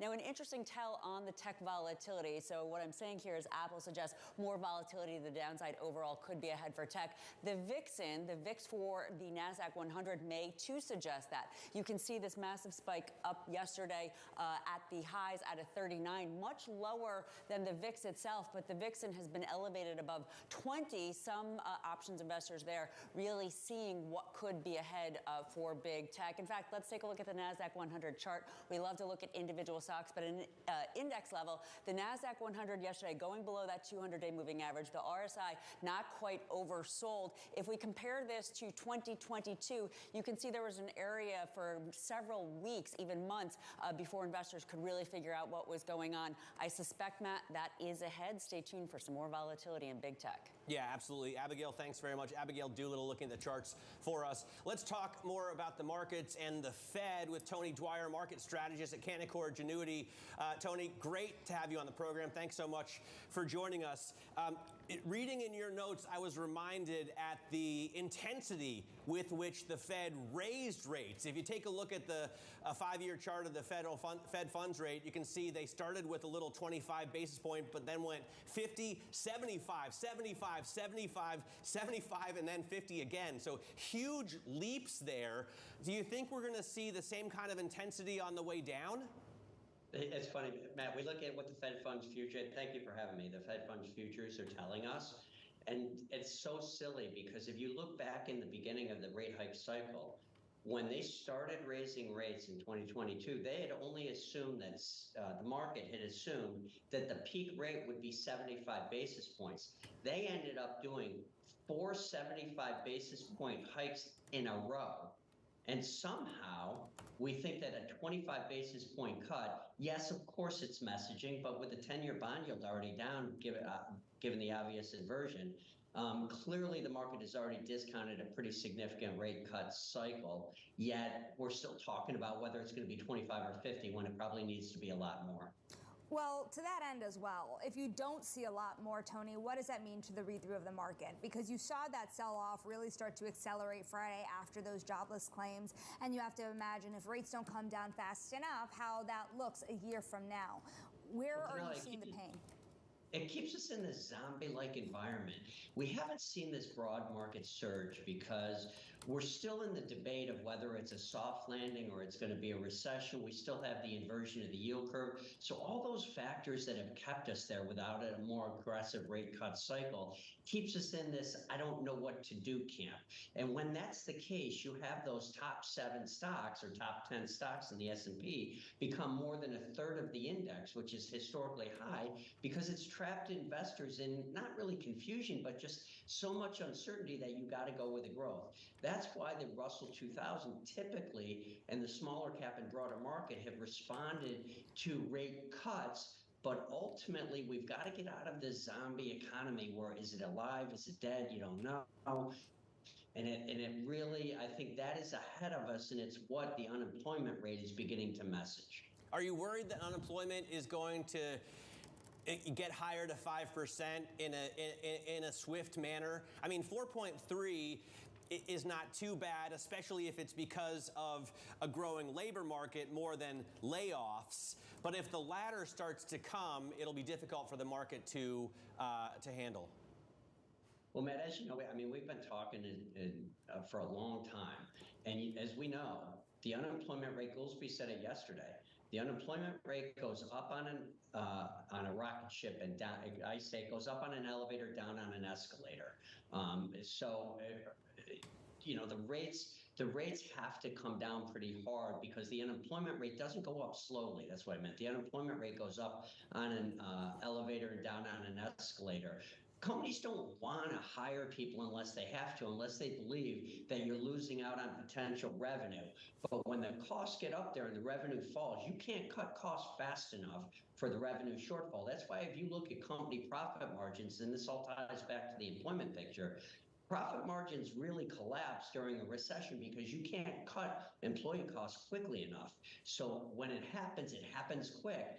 And the signs are there in the last few, not just the last one, but the last few employment reports that we're trending toward that rocket ship in the unemployment rate. And ultimately, Matt, I think that's what you got to have to clear out this economic zombie-like environment Tony, that I identified. you know, that saying about going up on an elevator and down on an escalator, I heard the same thing for equities yesterday as well. I'm curious how you handicap where the floor is to this market and how much more downside risk there really is. I think the craziest thing, Denali, is people like me come on TV and say, and make a wild guess at that. This thing is obviously yesterday, you're driven by algorithms, you're driven by quants. The day-to-day stuff, I don't think isn't necessarily related just to the macro. It's where the stop levels are. It's where those, so you get these extreme moves. I mean, just look at Japan. Down 12% and then up 10%. Nuts. That's telling you that there's something else at play on a day-to-day movement. So what I like to do is step back and say, okay, what direction is the employment picture going? It's worsening. What direction is consumption going? It's worsening. And those are the drivers really of the forward-looking economy. So then the question becomes, is it going to be a 2008 environment, or is it going to be like an S&L crisis in 1990? Remember, a recession happens when companies need access to capital and there's no capital to provide from either the bank or private sources. I think it's the opposite today. The banks are in very good shape from a capital level. The private equity and private credit side are getting new money in every day. They're just unwilling to deploy that capital for growth until we remove the uncertainty about a forward-looking recession.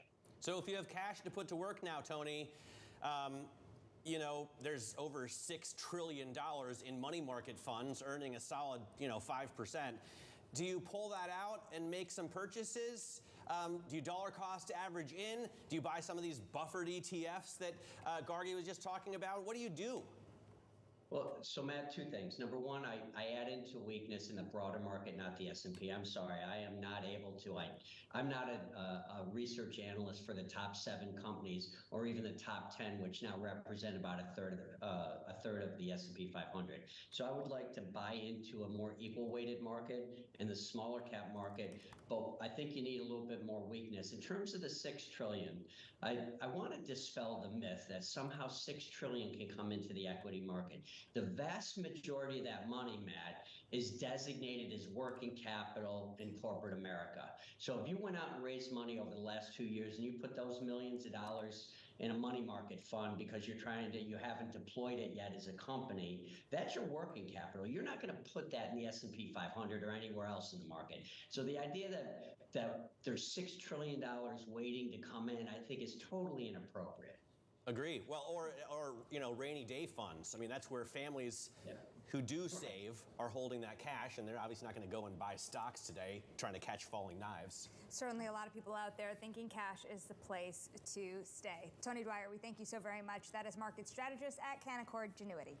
Now, I want to say also Bloomberg confirming now that Vice President Kamala Harris has tapped Minnesota Governor Tim Walz as her running mate. We're going to have more on that in the next hour with Wendy Schiller of the Taubman Center at Brown University. Of course, certainly the story of the morning ahead of Kamala Harris's speech tonight. Now, coming up, we're going to talk more about earnings. Palantir shares surging after the data analysis company says it'll earn more money selling AI software. Ed Ludlow is going to join us from the West Coast with all the tech earnings news, including Tesla rivals Lucid and Rivian, both up this morning. Stick with us. This is Bloomberg.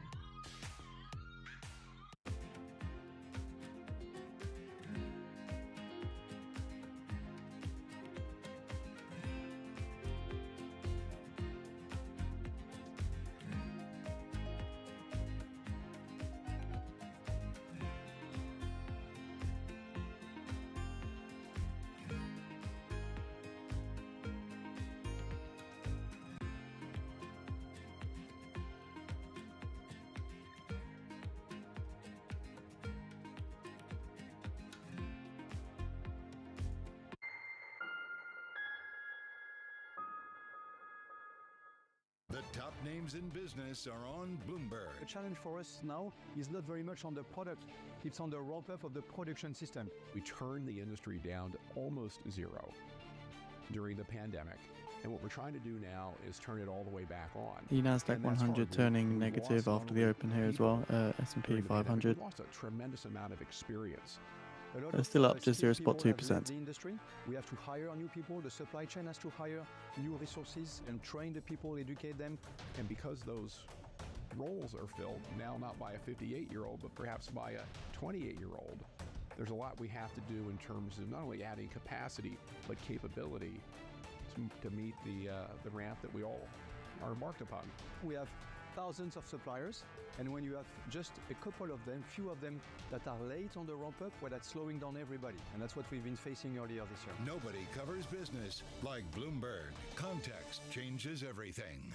Lots happening on Wall Street. I couldn't have been more wrong. It's going to stay volatile for a while longer. It's a bifurcated market. Need to catch up? This is Bloomberg Wall Street Week. I'm David Weston. We've got the information and insight. Year over year, you could start to see some cracks. It might be overhyped short term, but it's underhyped long term. From businesses most influential and instrumental. A lot of the doom and gloom has been somewhat overblown. If you're not living near the edge, you're taking up too much space. Bloomberg Wall Street Week, live Friday with replays all weekend on Bloomberg Television and Radio.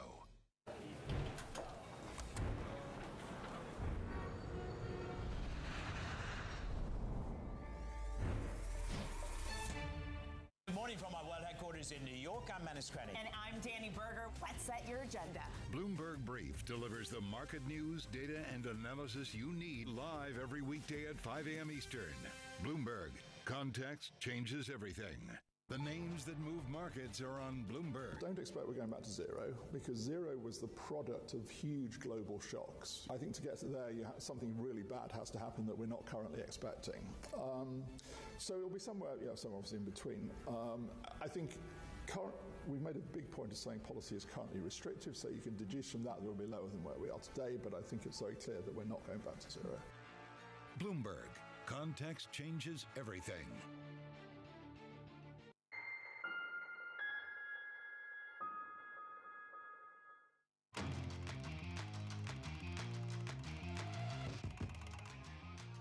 This is Bloomberg Open Interest. A quick check on the stock market here, of course, because you have the NASDAQ 100 really flat on the day, flipping into red territory, back and forth, really. The S&P 500 still keeping gains of about 0.3%.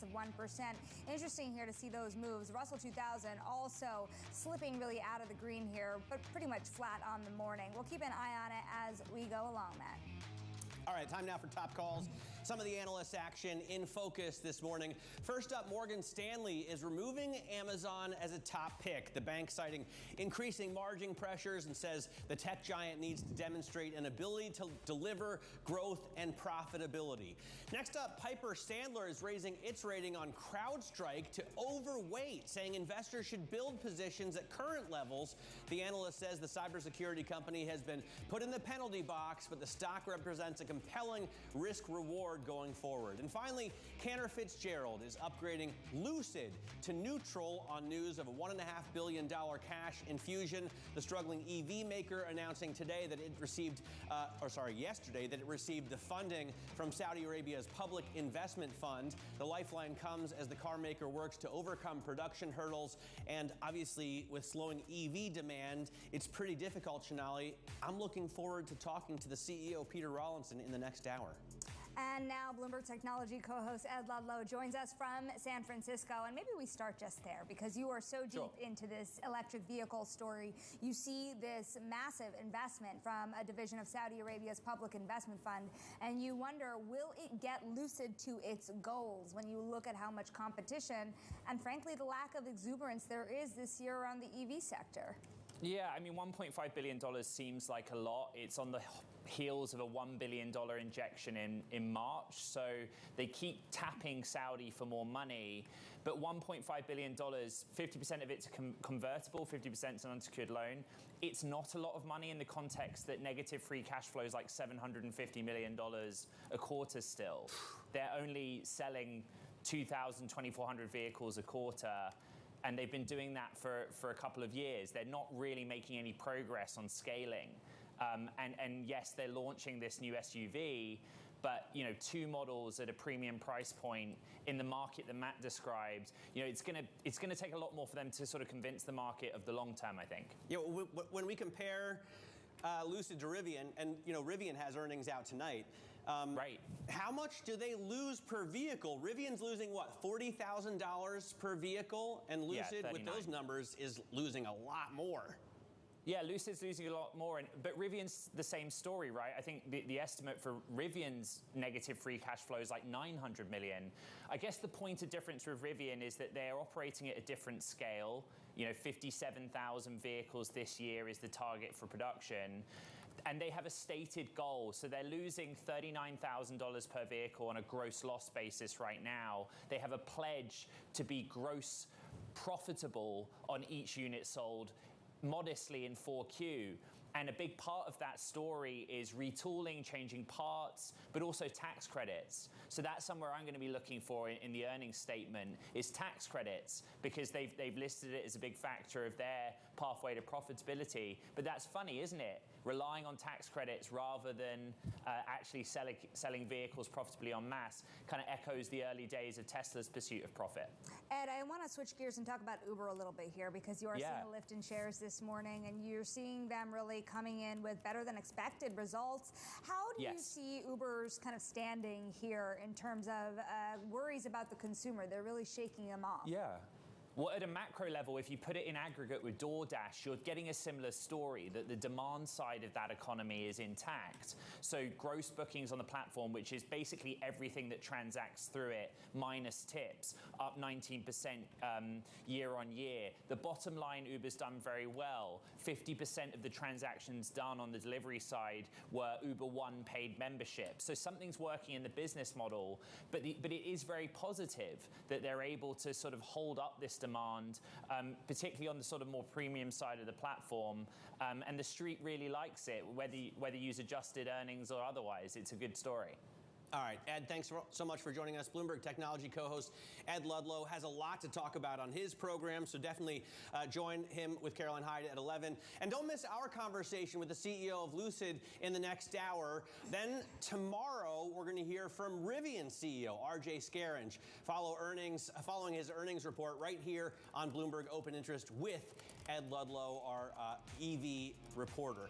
Coming up, the plunge in global shares stunned even seasoned market observers. We take a look at the $6.4 trillion sell-off next. That and more in our Wall Street Beat. This is Bloomberg.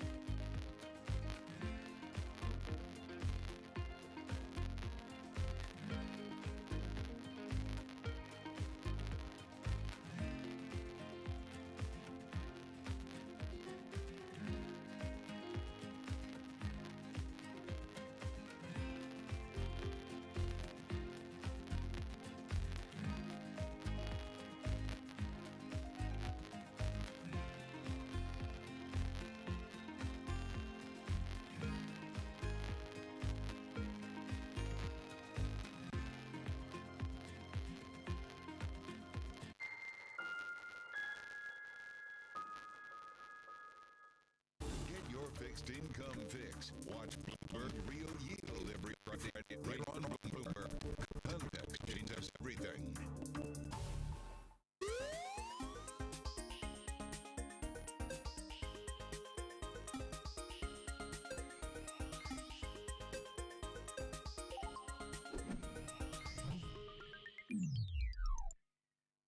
Welcome to the world of decentralized finance. We thought we'd take a look at Bitcoin versus the S&P 500. Bloomberg's covering all things crypto, the people. A tectonic shift emanating from Washington. It's really a tale of two cities in crypto. Crypto shouldn't be partisan. The transactions. Really a record-breaking moment. Crypto VC is back. And the technology. It's really the beginning of a global on-chain economy. And if America doesn't embrace it, we're going to be left behind. Bloomberg Crypto, Tuesdays, only on Bloomberg. It's a multi-trillion-dollar industry.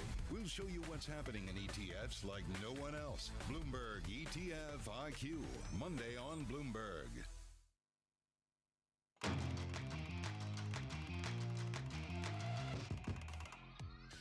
We think that the carry trade unwind, at least within the speculative investing community, is maybe somewhere between 50 to 60% complete. So we are not done by any stretch. Some of the technical studies we've done suggest that once you get very large, sharp moves in short periods of time, like we've had with the yen, the technical damage that it inflicts on portfolios is not easily undone. And it's time now for the Wall Street Beat, because we're looking at the $6.4 trillion global wipeout and how some fear the great unwind has just begun. It's today's big take, and joining us now is Bloomberg's Bailey Lipschultz, who's one of the authors on this story, of course, one of the most read. And this is the big worry, isn't it? That we saw this sell-off yesterday, we saw volatility blow out, and really there's more to come. Well, that's the big uncertainty, and the big unknown, Shonali, is that no one knows if this is the, as we write, if this is the end of a 3-week pull down that really accelerated over the last 3 days, or if it's a sign of things to come. And when you look at volatility spiking like it did, and you look at the kind of rotation away from stocks that we've been seeing, it's no longer selling big tech to buy utilities. Everything was down sharply yesterday. The big question is, how does the Japanese yen play into that? How does the kind of lacing of all of these markets, whether it's bonds, stocks, or even crypto, how does that play out? And perhaps a market that was more levered than met the eye. Yeah, I think it's important to kind of explain the carry trade, at least in basic terms, for viewers who aren't, immersed in, like Shonali obviously talks about it every day. But basically, you have a generation of traders who are borrowing yen, selling them for dollars, and then putting the dollars into more profitable trades here, right?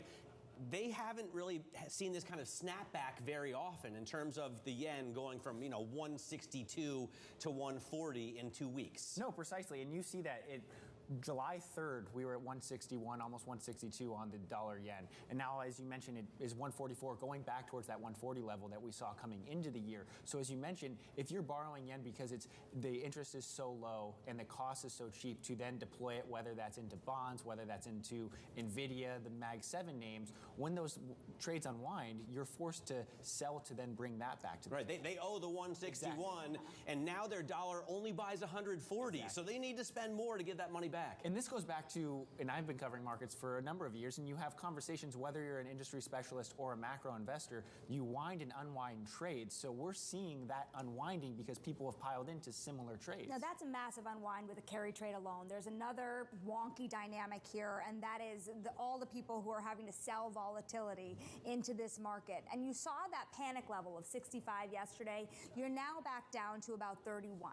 Still, 31 is relatively elevated to where we've been. Bailey, you cover the capital markets so closely. There was an IPO comeback. There was a bond market comeback in terms of issuance. A VIX at 30. Does that ruin all of that hope? Well, the one thing when you look at, especially with new issuance, August is so quiet historically. So we happen to be in a month where people aren't actually going to raise capital. Pain could have been worse. Exactly. If this happened post Labor Day, when we're penciling in a lot of these bigger deals, the last real window when I talk to capital markets bankers, that's when the pain could be kind of more drawn out and more kind of dire for would-be issuers. Whereas, again, we're seeing the turnaround Tuesday not really play out. But the big question is what happens in the coming days and weeks, just given, for the most part, big tech earnings are behind us, and a lot of those seasonal factors are going to weigh. Typically, we see August and September being weak.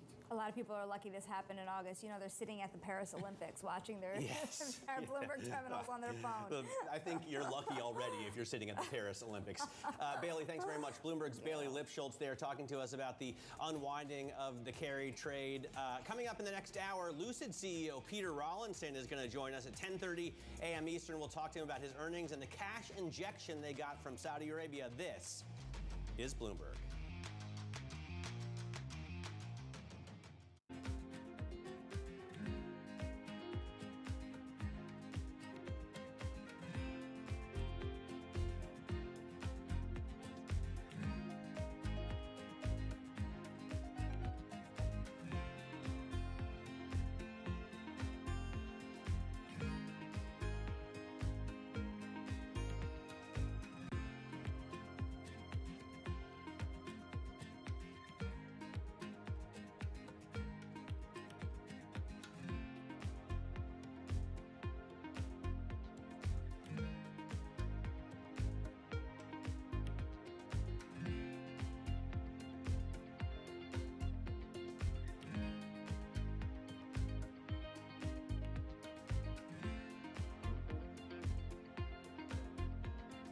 US stocks now extending gains with the S&P up 1%.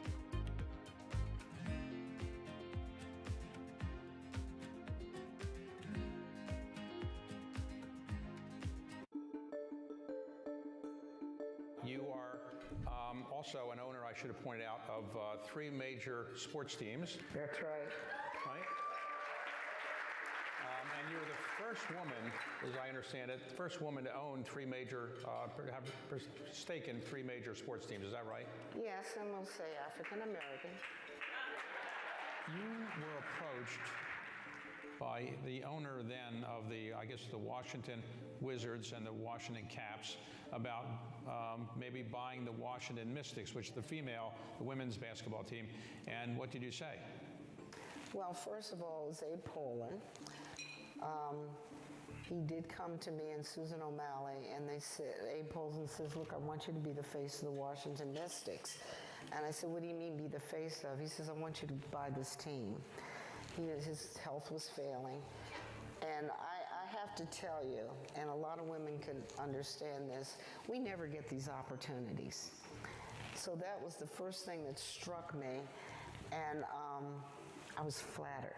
I was really flattered. I said, well, Abe, what are the financials on this? And he handed them to me. He says, well, they're not making money. But I was still intrigued about team ownership.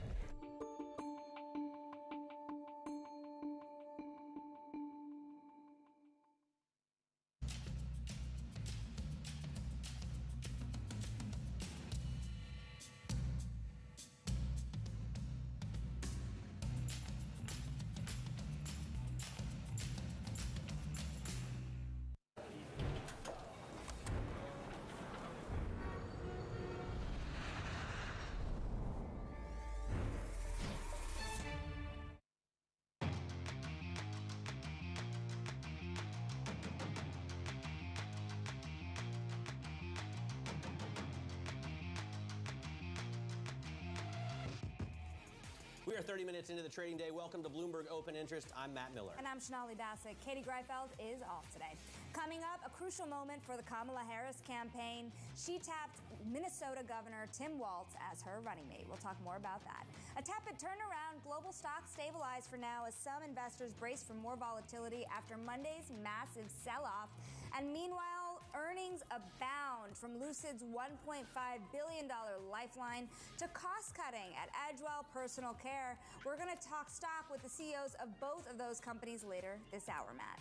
All right, let's get a broader check on the broader markets right now. You can see that the S&P 500 is rebounding. Decent amount, 0.8%. Obviously, that's a long way away from the 3% that you lost yesterday, and the NASDAQ even further, up only 0.6%. But the arrows are firmly green, and the direction seems to be holding. In terms of the 10-year yield, it's bounced back up after the fall that we saw yesterday, or yesterday morning, certainly, as investors were clamoring to buy treasuries, but not a huge move, only up about 4 basis points at 382, 383. And Democratic presidential nominee Kamala Harris has tapped Minnesota Governor Tim Walz as her running mate, as we've been talking about this morning. Here with more details is Bloomberg's chief political correspondent, Anne-Marie Hordern. And we've been talking about how she went left, but how left? At the end of the day, how much appeal would he have to bring in certain swing voters? Well, this is why Terry Haynes is saying that Kamala Harris chose poorly with her first decision, saying that this is basically bringing in the atta-girls that are already there, signing up, and are going to vote for you because of how he's governed. But I would also take a look at Governor Tim Walz a little bit differently, in the sense that when he was a congressman from Minnesota, it was a very rural district. Previously, it was held by a Republican. Actually, the NRA at this moment gave him an A rating. He differed in the House than when he was a Congress member than he was as a governor. So you can see an evolution of this individual. I think what's key for the Harris campaign is, one, he's from the Midwest. He has this ability to talk to white working class men that the Democratic Party has struggled to. That was key in the Hillary Clinton, another Tim Kaine pick of 2016. And he's from Minnesota. He's not from the coast. So yes, Minnesota leans blue, but he is a Rust Belt pick because he is going to be deployed to Wisconsin and to Michigan And now he's going to also have to be deployed to Pennsylvania, which was the other choice she could have made. Yeah. She could have made a pure play into Pennsylvania, which is a must-win for Democrats. It's like the Florida of Republicans. It is a must-win for Democrats. She's going to be there tonight in Philadelphia. How important is Pennsylvania for her? She's kicking off this huge blitz in Pennsylvania, but it's not going to be with Governor Shapiro. Although she wants voters from Erie, Pennsylvania, not necessarily Philadelphia, right? She wants the labor unions, which is why she probably chose Tim Walz. On the other hand, if she wants swing voters, she needs to show that she's not in support of, pro-Palestinian demonstrators. She needs to show that she can be strong on the border because that's where the Trump campaign is going to attack her. And she maybe needs to swing a little bit more to the center in terms of the culture war on things like DEI, gender-affirming care, pick your pronoun type of stuff. And I'm not sure that this VP pick does that. So if she went with Shapiro, it would have been a little bit more of a balance when it comes to Israel. If she went with Senator Kelly, it would have been someone who's tougher on the border, a veteran. We should note also Governor Walz there served a lot of time in the National Guard. But Governor Walz, to your point, socially is definitely more progressive. So again, this is why by the way, Terry National Guard is different than a fighter pilot who was an astronaut. Give me a break. At the end of the day, this is one person she's putting around her, right? Of course, it's an important pick. It's a vice presidential pick. But how much do you expect in the coming weeks about leakage around who else she might put in the cabinet and how that might shape her policy moving forward? Oh, I'm sure we're going to get tons of leaks. I mean, from both camps, they're thinking about how they would, who they would place in some of these top positions. So already I've had conversations off the record with some individuals close to both camps about potentially who would go in, say, for Treasury or for state. I think you could probably draw your own analysis for some of these names. But more importantly, I think we need to hear from Kamala Harris. She has basically been anointed. Last night, she got 99% in the virtual vote call. But once Biden endorsed her and everyone rallied around her, this VP was the closest we were going to get to a Democratic primary. So she has basically been anointed. She has not sat down for a policy interview. We don't know where Kamala Harris stands on a number of issues. Something really important to Pennsylvania voters is fracking. When she was running to be president, she said she would ban fracking. Then the campaign came out and said, oh no, now she's not. So she's basically changing policies dependent on the electoral college that she needs. So I think before we get started leakages about who she's going to put in top positions, we need to understand how Kamala Harris would actually government. How much she's shifting on the issues that you think as much as J.D. Vance, or not that much, right? I think there's a lot of shape-shifting. It's a very good point. There is a lot of shape-shifting. Anne-Marie, thank you very much for joining us. Let's discuss the election further with Brown University Taubman Center for American Politics and Policy Director Wendy Schiller. Wendy, what do you think of Tim Walz as a pick? What do you think of what looks like this campaign going to the left to try and win swing voters? Well, I think Anne-Marie's point about geography is really spot on. I would also say that this is about turnout. It's still a turnout game. It's still making up for the enthusiasm gap. The Trump voter is a very enthusiastic voter that's guaranteed to get out the door. Republicans themselves typically come home at the end and get out the door. People were disaffected in 2020. Trump had been making some inroads to get them back in the fold. And the question now is, can the Democrats match that energy? And so she made a conscious choice, it looks like, to shore up the core base of the Democratic Party. Let's take Michigan, for example. If you didn't pick the Pennsylvania governor, you still have to worry about Michigan. And she can do a lot in Michigan, but again, the Israeli-Gaza conflict is a big one. You've got a lot of concerns among union workers in Michigan, and Tim Walz was viewed by unions to be more favorable than Kelly or Shapiro. So this is about shoring up the core turnout game for the Democrats as much as it's about anything else, including policy and ideology. So if you have the core under your belt with this VP pick, Wendy, how do you see her policy decisions playing out? If she wants to win the marginal voter going into the November election, where is she going to have to change her tune on policy?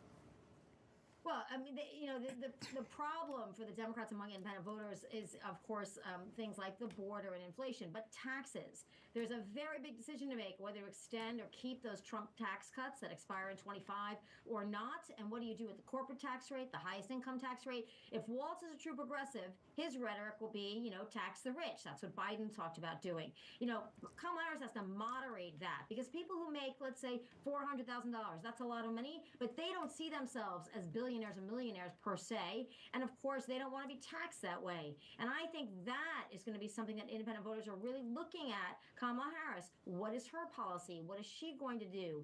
And how is she going to temper the populist movement in the party with the idea of attracting independent voters that if they believe she will raise their taxes, will not vote for her?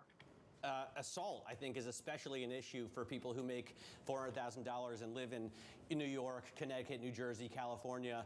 Are we going to continue to see a cap on state and local tax deductions, Wendy? I don't think so because I think the Senate in particular, they just sort of killed the bill in the Senate, but the Senate was moving towards trying to do something about that already. And I do think going into a 26 midterm election year, I think that makes a pretty big difference thinking about the ramifications in those states for Democrats. His stocks extend gains with the NASDAQ up 1%. This is almost vindictive on Trump's part, you can imagine, get those states that didn't vote for him. I think there's going to be a little bit of a different political environment, and I think they are going to raise the cap as part of a larger package. But again, she's got to get that out there, that she is not as left as the image of the Democratic Party base is, because I do think independent voters might just stay home if they think that.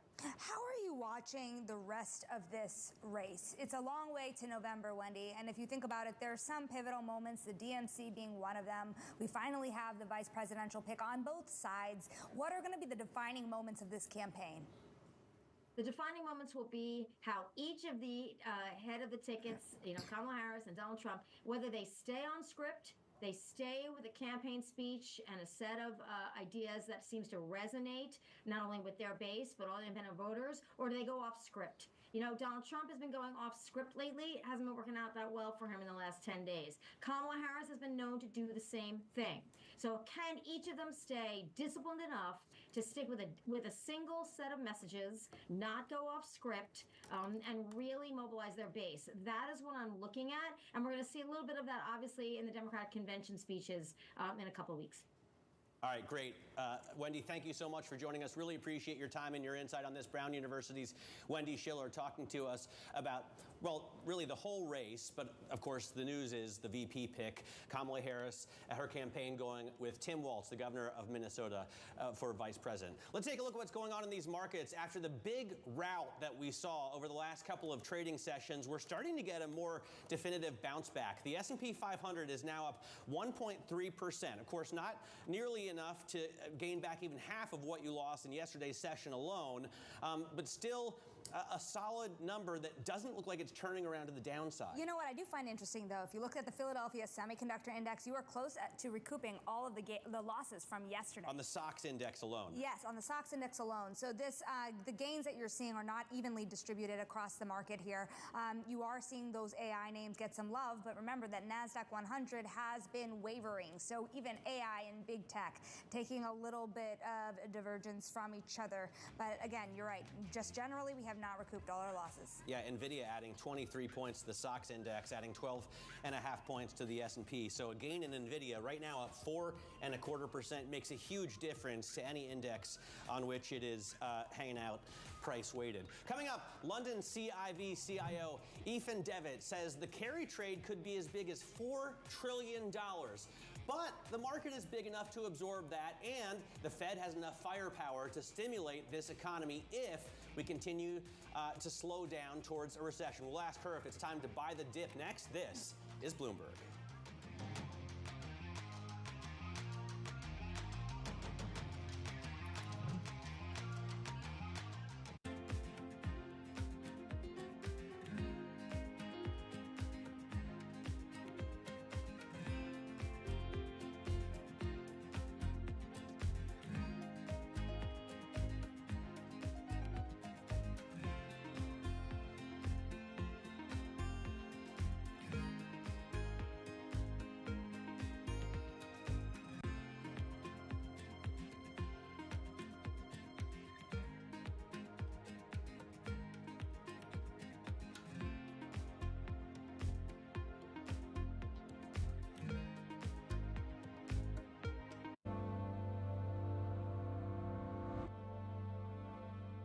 U.S. jobs numbers are released. Bloomberg has the report under surveillance with crucial data and expert analysis at terminal speed. Nobody covers jobs day like Bloomberg.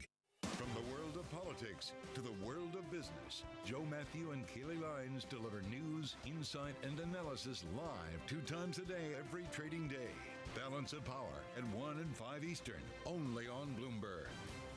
The top names in tech are on Bloomberg. AI tools can help democratize storytelling and turn everybody into a creator. Our vision of the future is individual creators will look like Disney. They'll be able to go from an idea to a final story. They'll be able to publish that. They'll be able to merchandise it.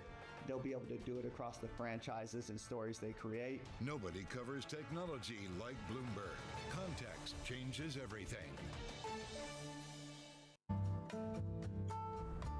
DOJ or other authorities could face bigger challenges next. Fed was going to keep rating World Cup. This is a 3 as the economic picture covering the intersections of Hollywood, Silicon Valley, and beyond.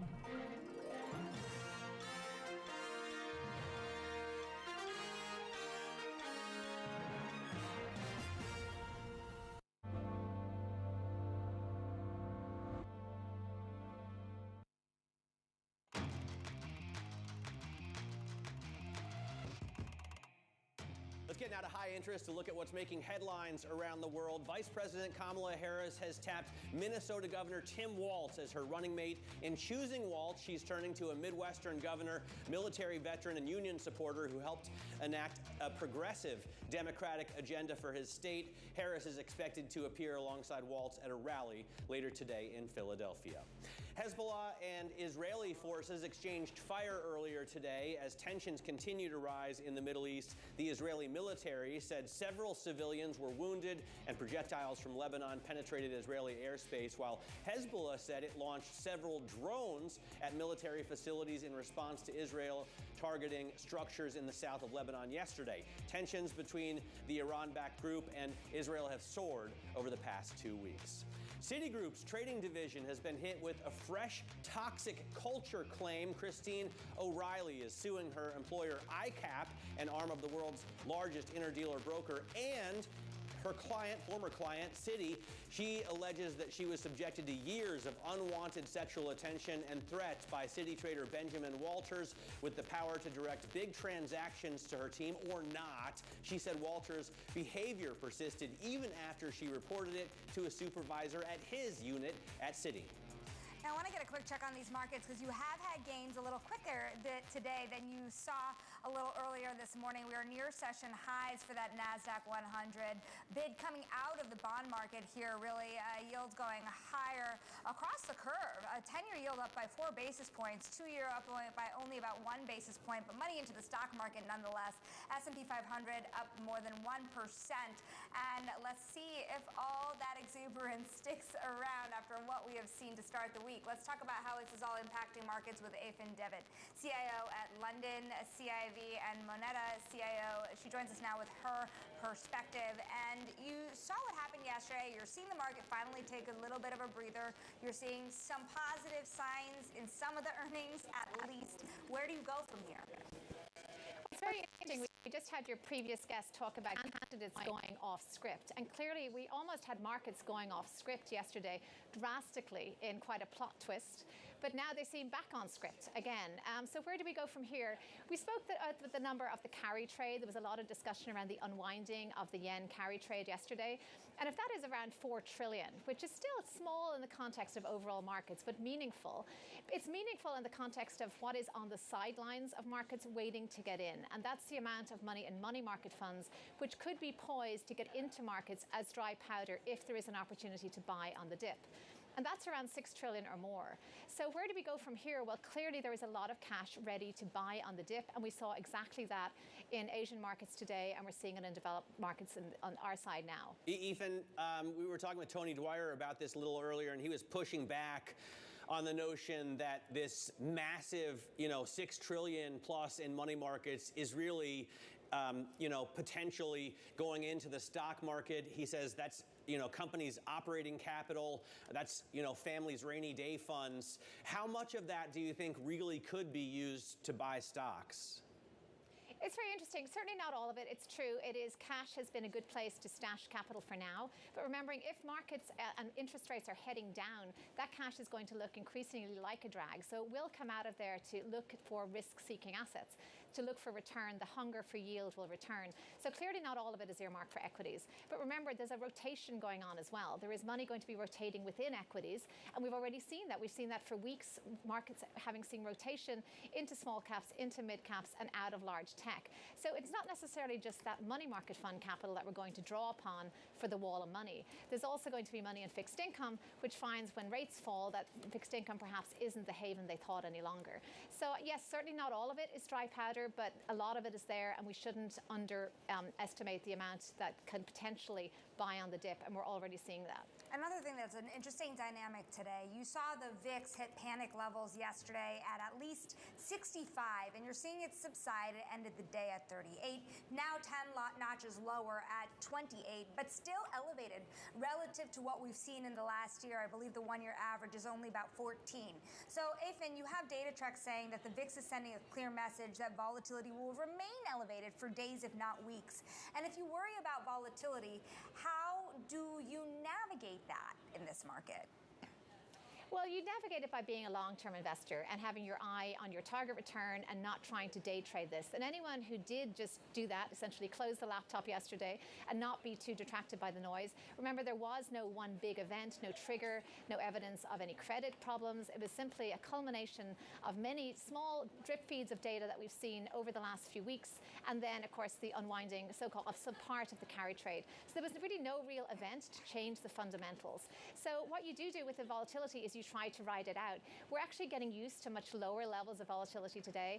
And clearly some of these plot twists that I spoke about earlier, there is now a sense that perhaps we perhaps did get ahead of ourselves in thinking that we're on this soft landing, no landing scenario. So there's going to be more volatility elevated for a while investors wrestle with this. And there have been so many curveballs thrown in terms of geopolitics recently, and we're still wrestling with that too. So a lot to contend with. We've got this suggestion of lower growth out of China, commodities under some pressure. So all of those things, we will have elevated volatility, but a long-term investor should not really worry about that too much. If you do have, Ethan, capital to put to work, even long-term right now, what are the assets that you like? Do you buy an index fund? Do you look for something equal weighted? Do you maybe take a look at discounted commodities or emerging markets? What do you like? Well, certainly always equal weighted in that having a core allocation means you're not being too tactical if you're a long-term investor, but picking those sectors. And right now there's clearly some froth to come off in the tech sector. And we're seeing that, and it can come off quite vigorously with those reasonable significant drops that we've seen. So I wouldn't be putting it there. If we're looking at a lower interest rate environment, and there is a suggestion this could start coming down and correcting with an easing quite quickly, we're hearing the siren call that rates are simply too high, then you want to look at bond substitutes, things like infrastructure. Completely overlooked recently. Industrials, part of that rotation, but still somewhat overlooked. And real estate, supposedly bottoming. Remember, lower interest rates will stimulate interest rates. We're going to stimulate real estate. We're going to see mortgage rates coming down, and that should cause some of this to move. So I would say all of that diversifying asset area that we've seen before is definitely an area to be investing today. Ethan Devitt, CIO at London CIV, we thank you very much for joining us on this Comeback Tuesday. Still ahead, the Department of Justice sees its first major antitrust win in more than 2 decades against the tech giant. We're going to dig into what the major blow to Google means for the tech industry. Stick with us. This is Bloomberg.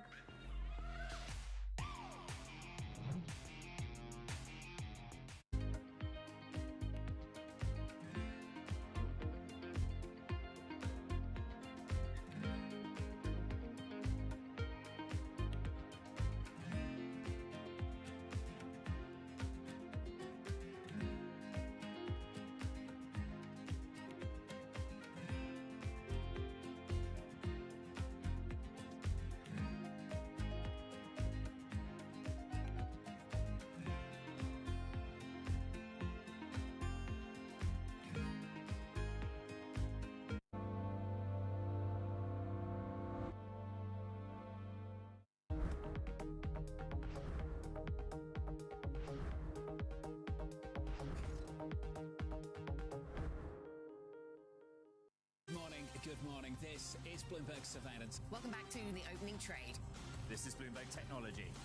This is the Asia Trade. You're watching The Close. Welcome to Balance of Power. This is Bloomberg. The names that move markets are on Bloomberg. We've seen story after story about companies delisting from the London Stock Exchange, listing in New York, listing in Europe. I want to turn that around. I want Britain to be the place of choice to make an IPO, to grow your business. That's why I welcome the reforms that the FCA put in place last week. It's also why I'm determined to change our pension system so we can keep more businesses here in Britain. Bloomberg. Context changes everything. Bloomberg covers the world with unmatched reach and resources. From more than 120 countries, the moment news breaks, 24 hours a day. Bloomberg. Context changes everything. Bloomberg loves earnings. I know it's like your Super Bowl, right? I can't wait. It's like opening presents in the morning. All right, it will be exciting. Nobody covers earnings like Bloomberg.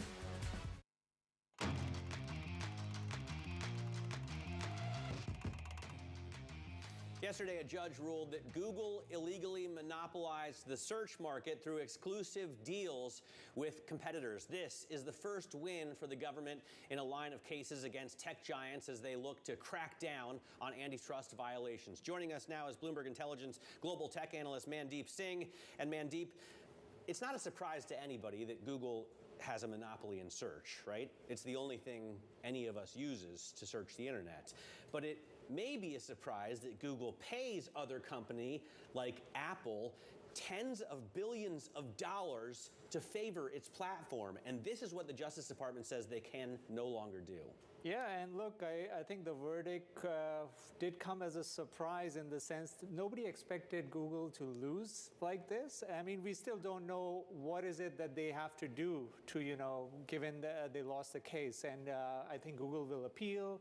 They'll come for some remedies in terms of not having an exclusive agreement anymore with Apple. And look, Google is still the best traditional search product. You mentioned Google is a monopoly. I would argue right now with all the LLM search options that are out there. LLM means large language models. So you're talking about AI. Yeah, ChatGPT or model. Anything that, the biggest use cases for large language models are search. So I would argue with Amazon doing well in ads and, a lot of people searching on Amazon, TikTok, all these options are sort of, downplaying the fact that Google is a monopoly. And to me, Apple has more to lose here than Google. Yeah, I do think that the share price reaction is interesting. You are seeing that certainly in the stock price. Apple actually dropping more than Google is. What is the ultimate impact for Apple at the end of the day? I mean, look, an Apple iPhone user right now has a lot of defaults. Now, if Apple is not getting the $20 billion from Google, they have to charge per query or have some sort of an arrangement where, the search vendor, whether it's ChatGPT or somebody else, Bing or Google, has to pay per query. They can't sign an exclusive deal anymore. So it changes the Apple experience. At the same time, they have to generate that $20 billion from somewhere.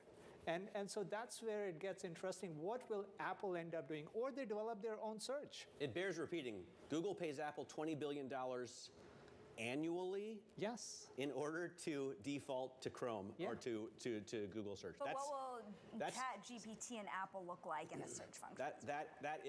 That's an amazing fact, and it's a great question. Thanks so much for joining us. Mandeep Singh of Bloomberg Intelligence. You can find his work. By the way, I type Google equity BICO, and I get Mandeep's primer, which is excellent, excellent stuff. Coming up, Lucid got a $1.5 billion cash injection from Saudi Arabia as the car maker tries to stay in business through production hurdles and a slowdown in demand for expensive electric vehicles.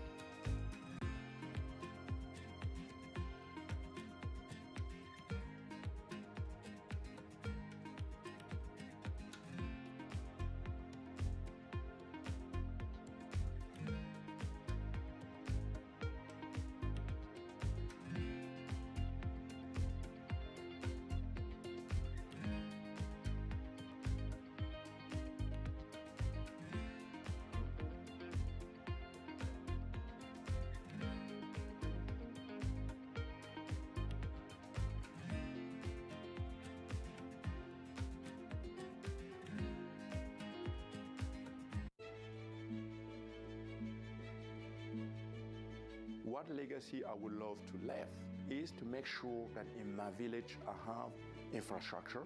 So long when I'm gone, things are still working. Then I have done my job.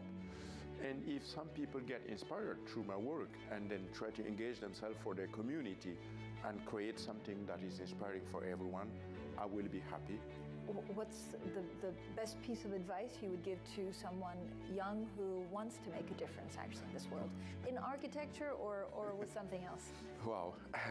I'm not the right one to just do that. I think you are. Yeah. But with the pressure you have, and then you try to be the good one, the fancy guy, the intellectual one, I have no advice then to believe in yourself and really work hard. You know, when I started, no one would have imagined that I will be able to see my name connected with Aga Khan or Pritzker or sitting in Bloomberg to talk about sustainability, about future of sales. No, myself 5 years ago, if you told me that, I will say no.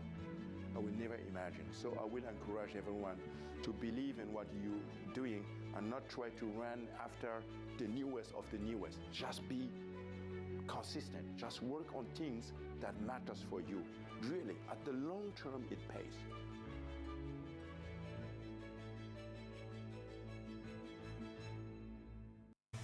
Bloomberg Surveillance covers the latest in global markets and the political events that influence your world. Join Jonathan Farrell, Lisa Abramowitz, and Anne-Marie Hordern only on Bloomberg. Context changes everything.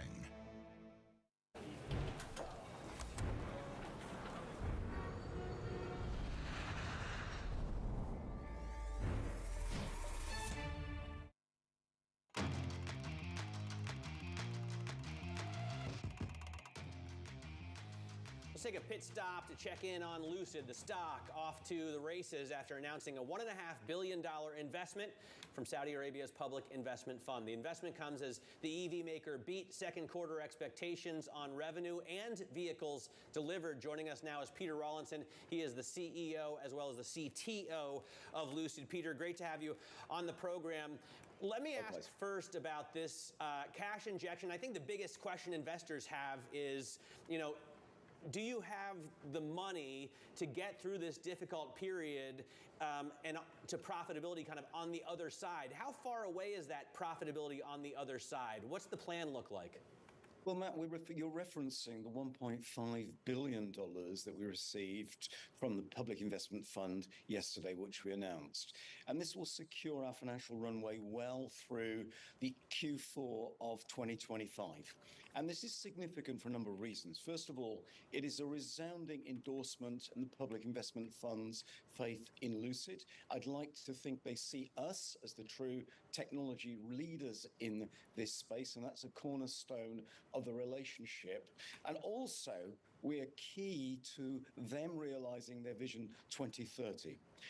But also, this funding sees us through not just the launch of our Lucid Gravity, but through the crucial ramp-up period, which sees us right through 2025. It makes a huge difference to us. So we always talk about the $40,000 or so that Rivian loses on the sale of every one of its vehicles. I don't know how much you lose on the sale of each Lucid Air, but it's got to be a lot more because your burn rate is about the same and you sell far fewer vehicles. When will you start making money on the products that you sell? On the Lucid Air that we're looking at in video right now, it's beautiful. Reviewers absolutely love the vehicle. They love your technology, but it's very costly. The Gravity, I'm sure, will be the same story. When are you going to start making money on each of these vehicles that you sell? So there's a misleading narrative here, Matt, that all those costs are the cost of creating the car or the cost of our technology, and that's simply not true.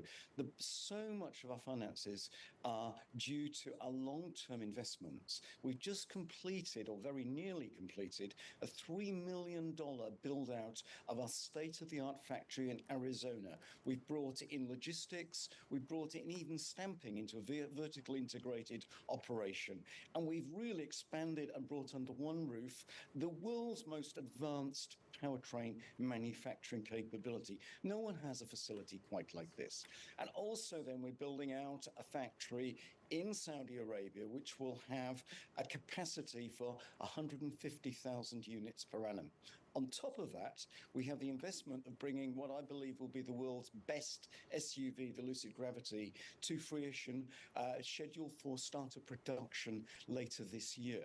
And then we're also building out our sales and service network and investing in our mid-size platform, which is going to be a landmark product for us, scheduled for start of production late 26. So with all those investments for the long term, that's what's dominating our finance. And this is falsely read as it's costing too much. We've got the best technology in the world, and it is cost-effective technology. We can manufacture this.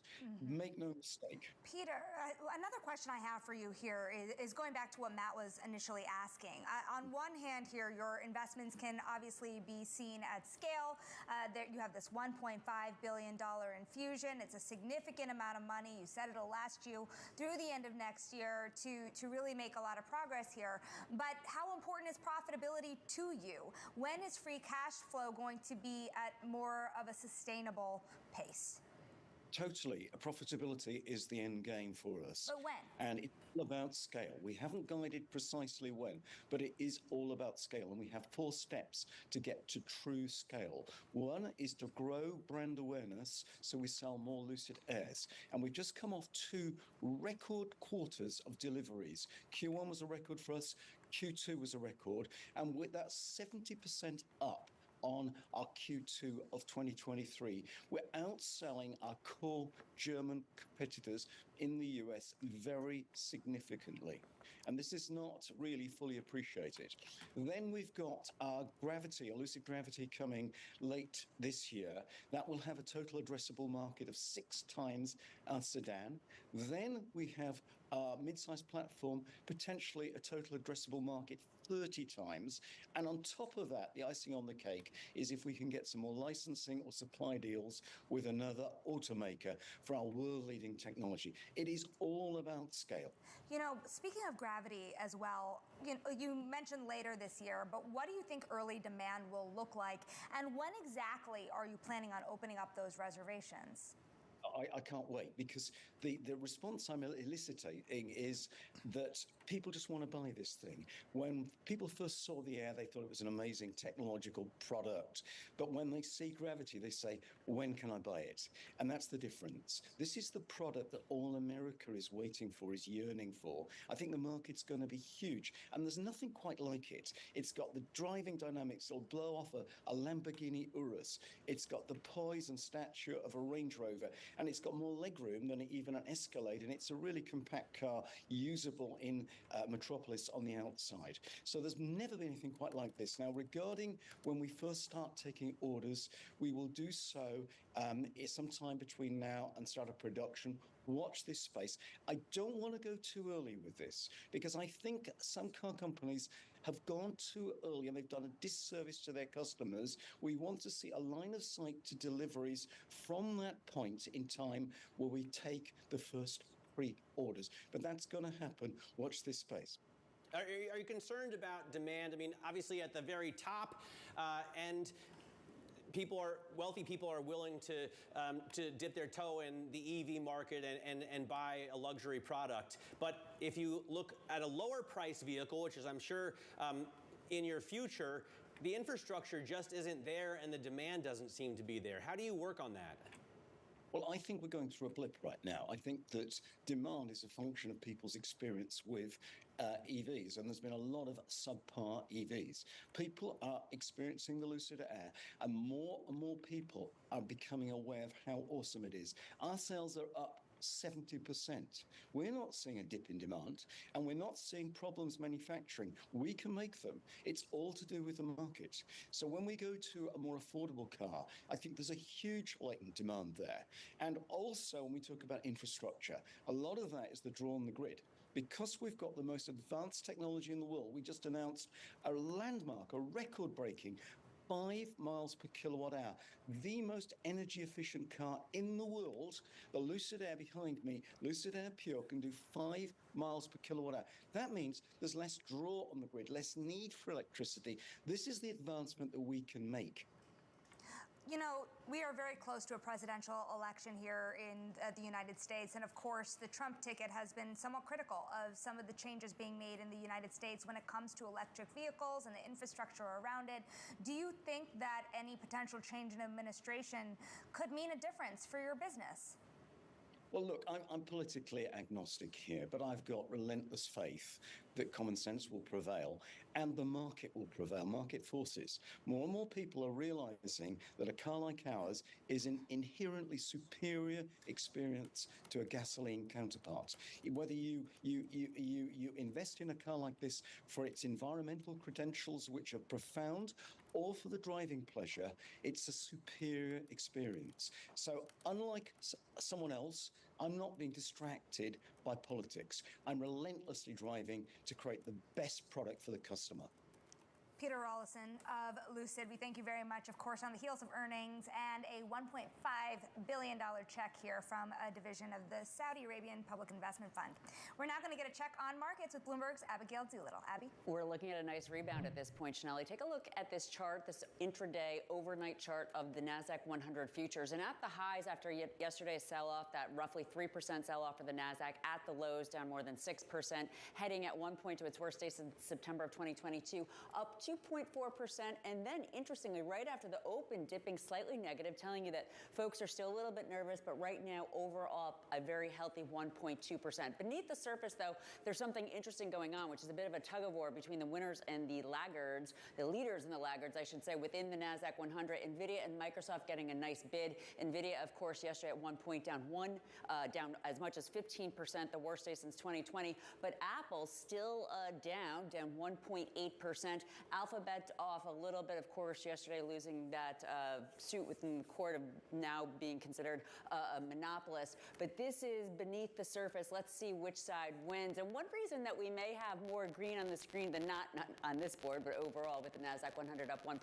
Turnaround Tuesdays, well, after a 3-day slide, Tuesdays do tend to be by 25% the day that is a turnaround. The big question is, will it last? If we check in on an interesting chart here of Apple, and again, the biggest weighting to the S&P 500 and the NASDAQ, we'll take a look at this action, this big move higher, up about 40% in a very short period of time. The gap lower, catch a falling knife. Matt, this one looks like it's going down to 170. If that happens, it is very likely to not only drag on the indexes, but also on sentiment. Yeah, absolutely. Such a huge company is a very big and heavy weight. Abigail, thanks very much. Bloomberg's Abigail Doolittle looking at the technical side of Apple shares. Coming up, the CEO of the company behind Hawaiian Tropic and Banana Boat says consumers are being more careful.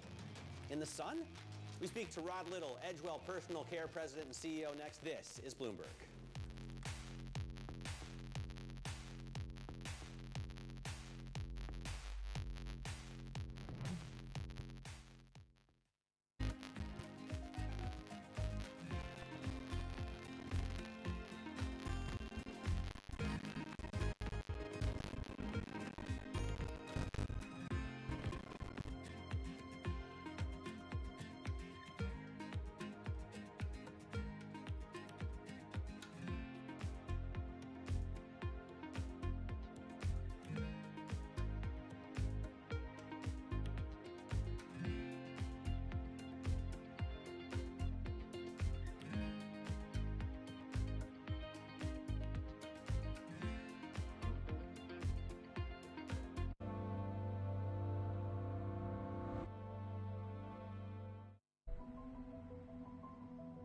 The more that you learn about this case, the more it reads like a Hollywood script.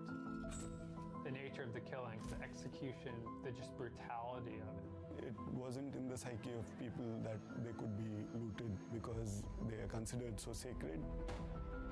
And we did it the way you do every single investigation. How do you eat an elephant? One bite at a time.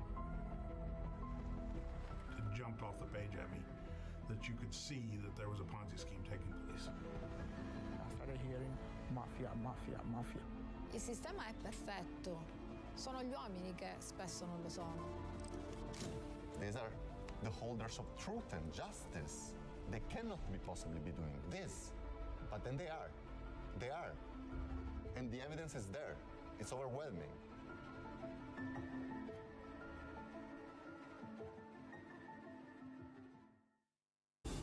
fixed income fix. Watch Bloomberg Real Yield every Friday right here on Bloomberg. Context changes everything. Good morning from our world headquarters in New York. I'm Manus Krennic. And I'm Danny Berger. Let's set your agenda. Bloomberg Brief delivers the market news, data, and analysis you need live every weekday at 5 a.m. Eastern. Bloomberg. Context changes everything. It's the world's second largest economy with a growing influence in global affairs. But geopolitical uncertainties, deflationary pressures, and questions about foreign investment linger. Bloomberg, the China Show, brings you the unmatched expertise you need to keep track of breaking news, in-depth market analysis, and the most influential newsmakers in and around China. Bloomberg, the China Show. Weekdays at 9 a.m. Hong Kong time, right here on Bloomberg. Context changes everything.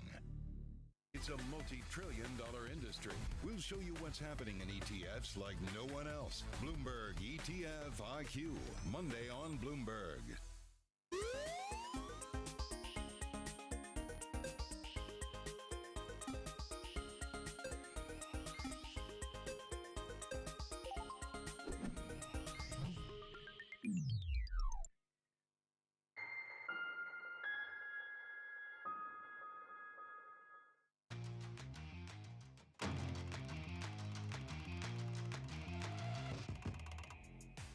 Another company out with earnings today is Edgewell Personal Care.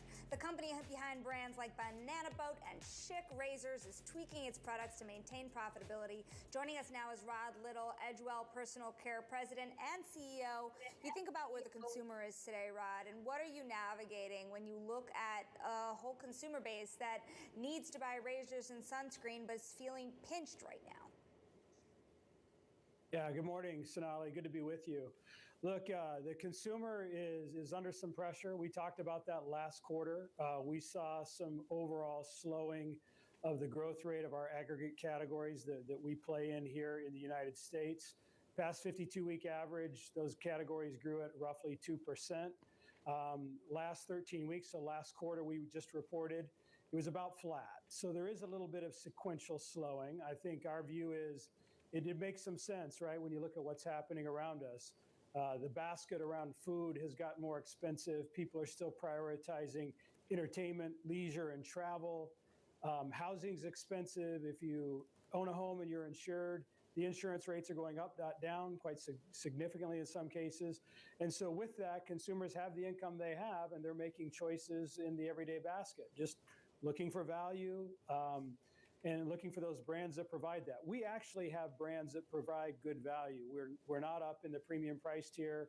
Value, kind of everyday fair price brands that deliver on the promise they make. And so in many cases, we're advantaged by that. Sun Care, for example, Banana Boat, Hawaiian Tropic, value-oriented price brands deliver a great performance, and consumers are sticking with them. If that price value equation's out of balance, now is when consumers are choosing not to buy you. And so that's what we're seeing. Are these, are these brands really more staples than discretionary? If we go into a recession, Rod, people are still going to need to wear sunscreen or put it on their kids for sure.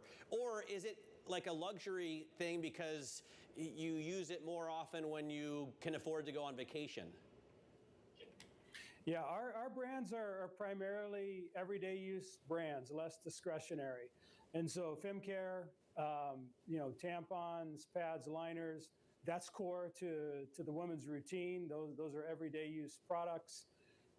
Shaving, people grooming, we have with a grooming leader here with Jack Black, Bulldog, and Cremo. Guys are going to take care of themselves regardless of if there's a recession or not.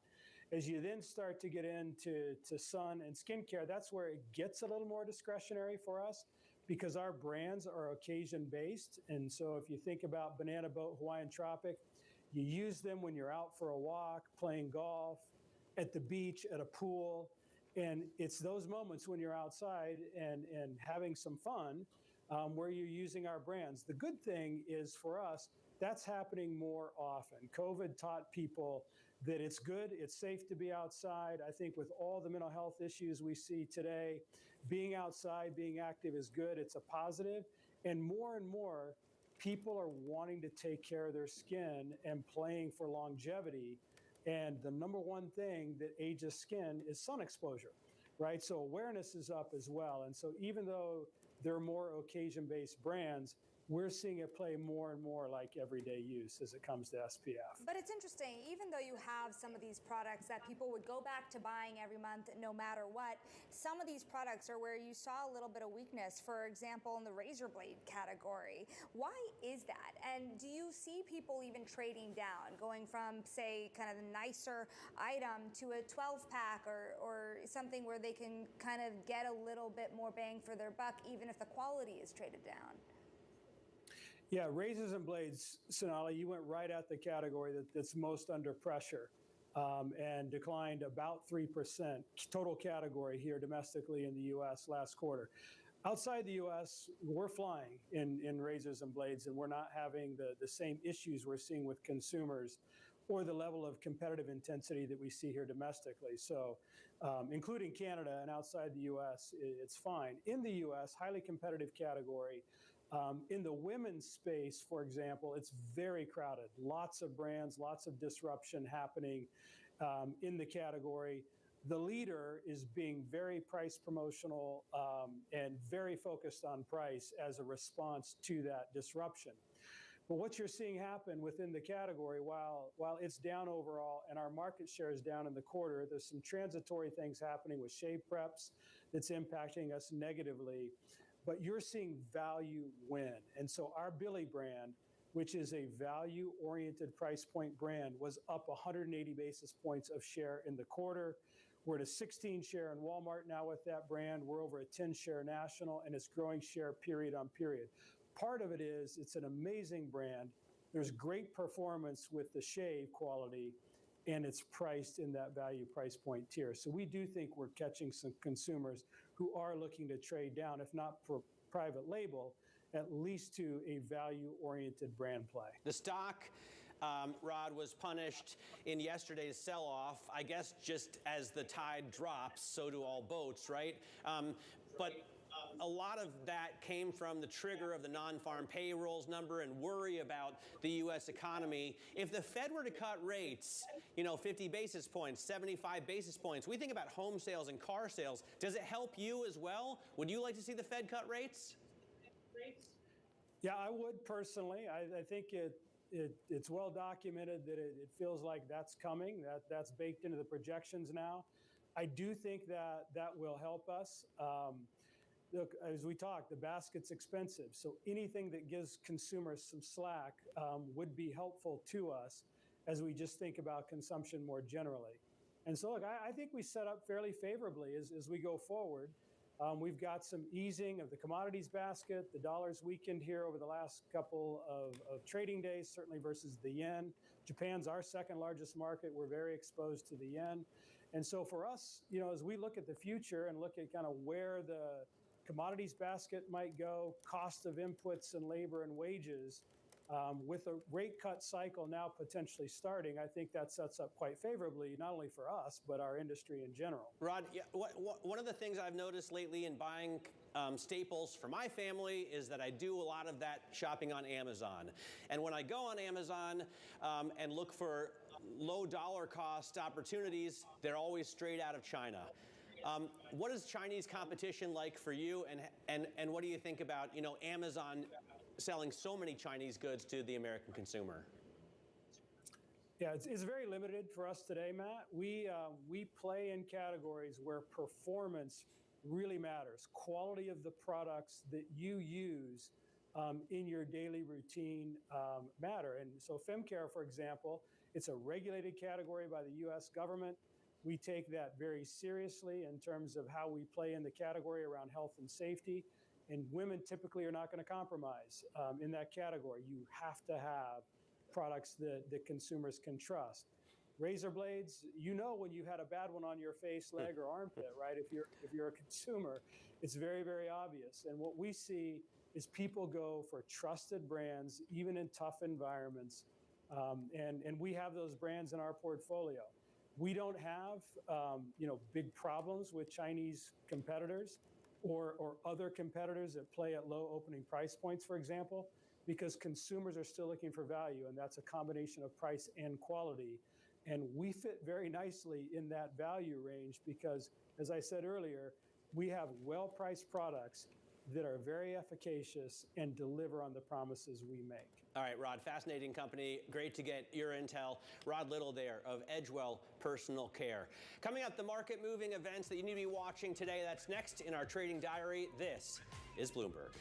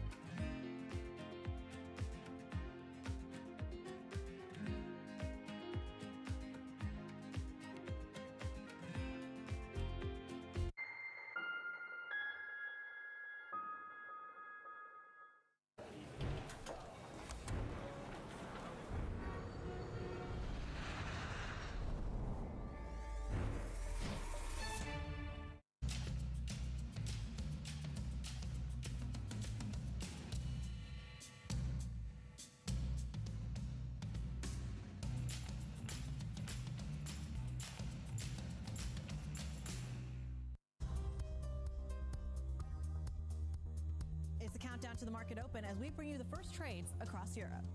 We'll debate the most important stories and what will drive the big investment decisions throughout the morning. I'm Guy Johnson. I'm Kriti Gupta.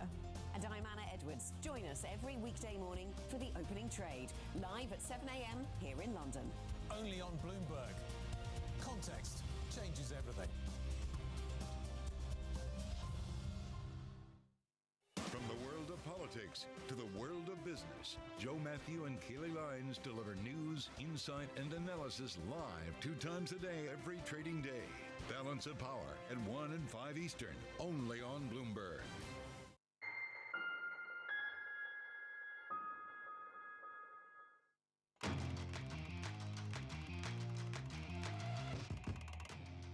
Time now for the Trading Diary. What you need to be watching this week. Vice President Kamala Harris will hold a rally this afternoon in Pennsylvania. She's picked Minnesota Governor Tim Walz as her running mate.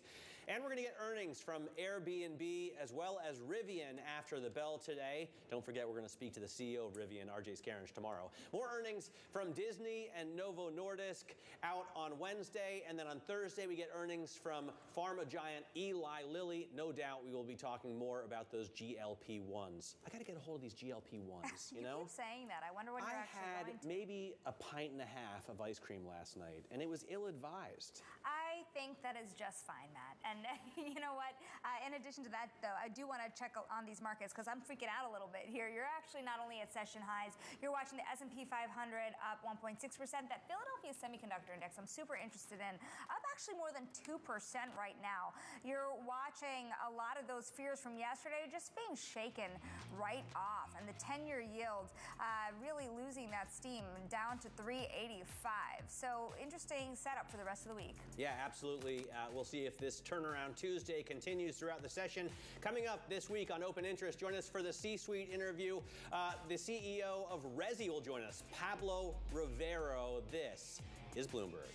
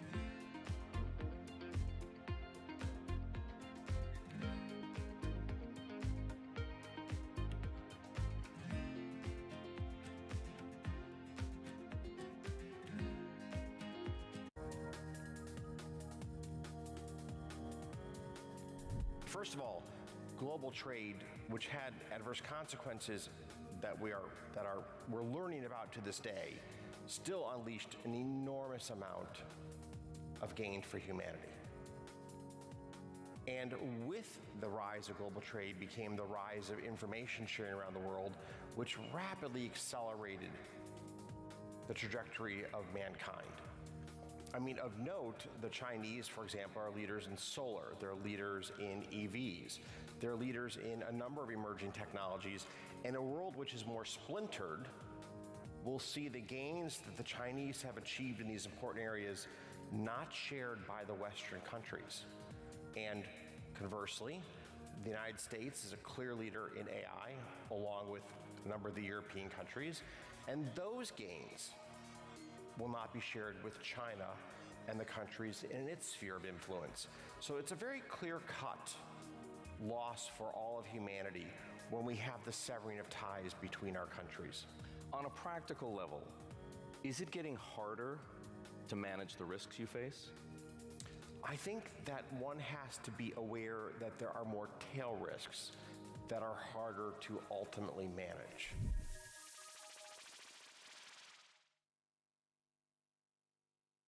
U.S. jobs numbers are released. Bloomberg has the report under surveillance with crucial data and expert analysis at terminal speed. Nobody covers jobs day like Bloomberg. DOJ or other authorities could face bigger challenges next. Fed was going to keep rating World Cup. This is a three as the economic picture covering the intersections of Hollywood, Silicon Valley, and beyond.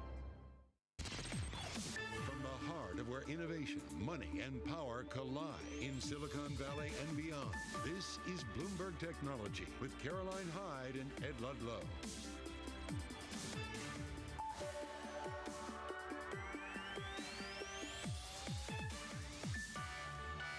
Seeing a New York Fed survey here, Q2 credit card balances are up 5.8%.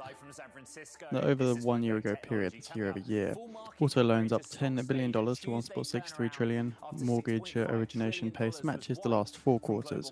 Borrowing delinquency rate unchanged at 3.2% from Q1. As AI demand boosts the company's outlook, and the US rules Google illegally monopolize the search market through exclusive deals. It's a bit of a sigh of relief on Tuesday. Call it a dead cat bounce, call it a turnaround. This is what financial markets look like. Notable gains on the NASDAQ 100, chip stocks recovering after it was technology that led the selling in equity markets on Monday. A lot of volatility around growth concerns and also economic data.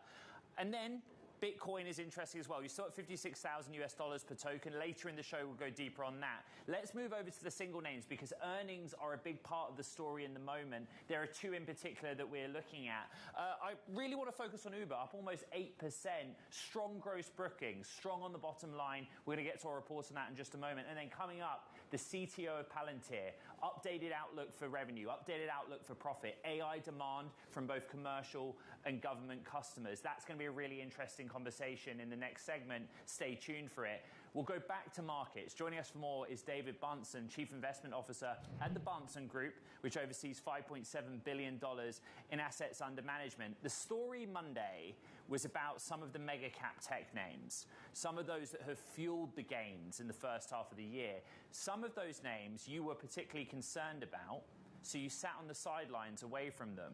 How do you react to the last 24 hours then? Well, it's interesting that with that sector, it wasn't really a Monday story per se. It had started July 10th. The NASDAQ's drawdown had reached 13.5% yesterday, so there was already quite a bit of slide going on, and I think that does stem from the overvaluation.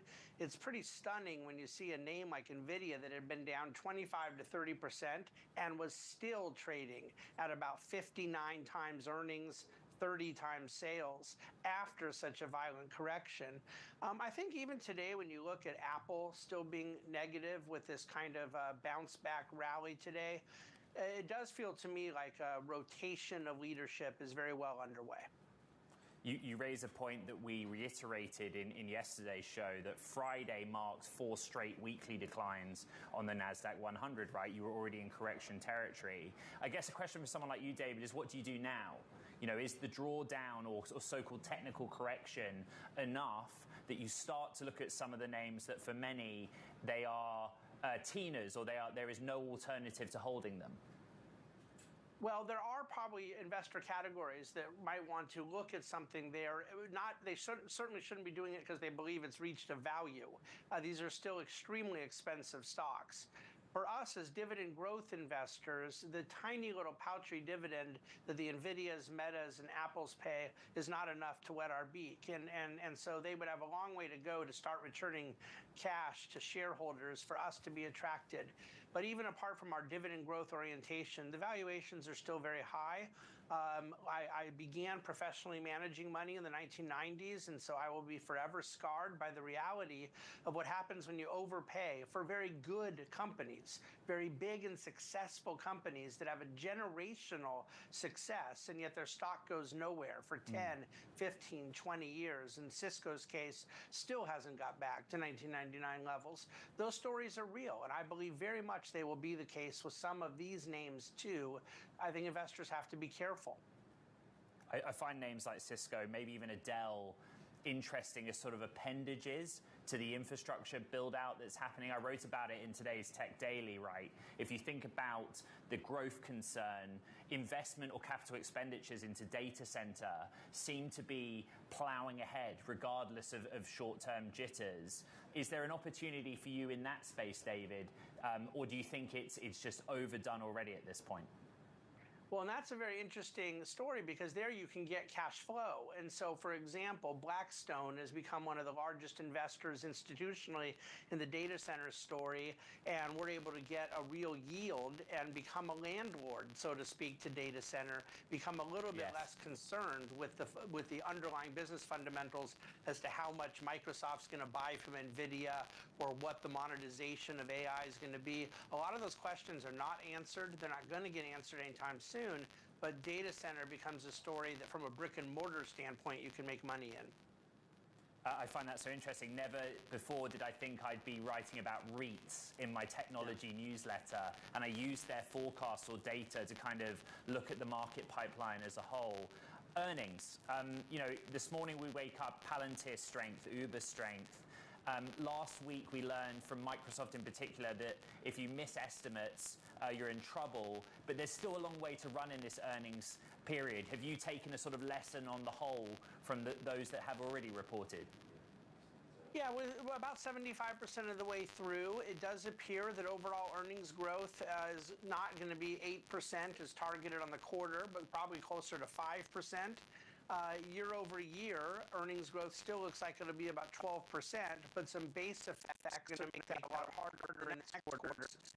And so I think the story of Microsoft is a kind of a microcosm of the underlying reality, that there's this sort of feedback loop at play, that Microsoft goes up because it's buying a lot from NVIDIA, and NVIDIA goes up because Microsoft's buying a lot from it. And of course, there's a lot of other customers, but this idea that AI doesn't ever have to tell you how it's going to make money for real, other than an infrastructure backbone story, is problematic. And if those revenues are going to be going down before they've converted to profits, then you have an unwind that has to take place of a feedback loop. David, for the technology sector then, what happens in the second half of this year?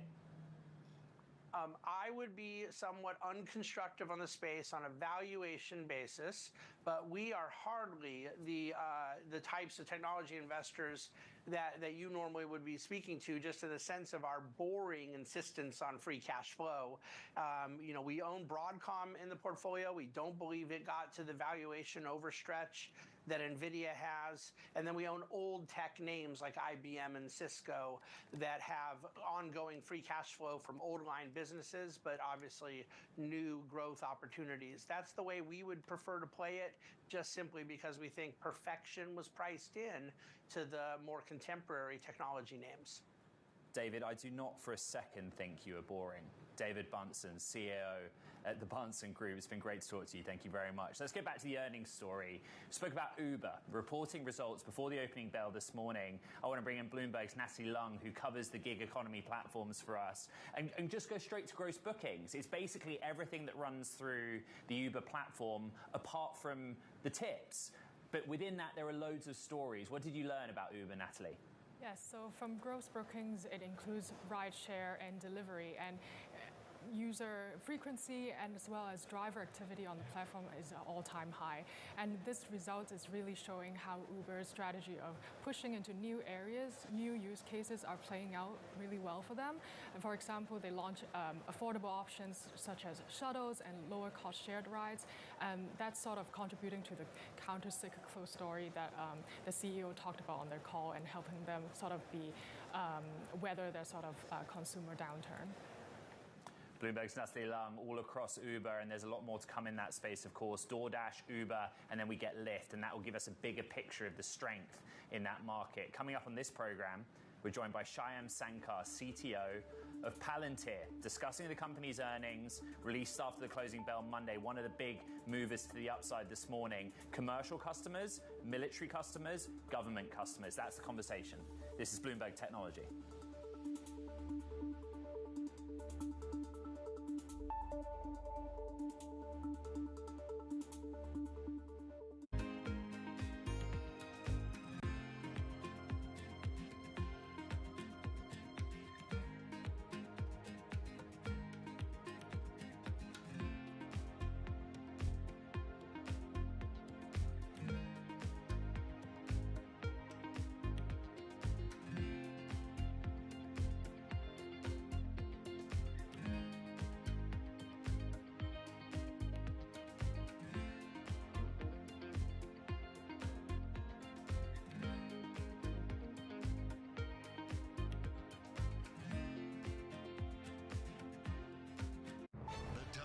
In global leadership are on Bloomberg.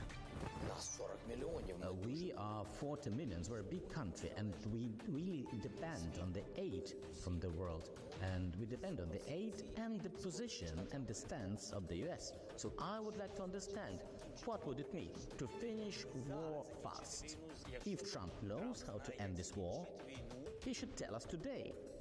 Because if there are risks to Ukraine's independence, if there are risks that we will lose the statehood, we want to be prepared for this. We want to understand whether in November we will have the powerful support of the US or we'll be all alone. Only our lives are at stake here, and nobody can just trade our lives. Nobody covers the top global leaders like Bloomberg Television and Radio.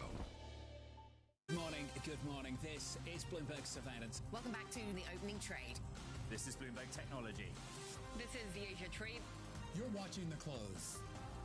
Welcome to Balance of Power. This is Bloomberg.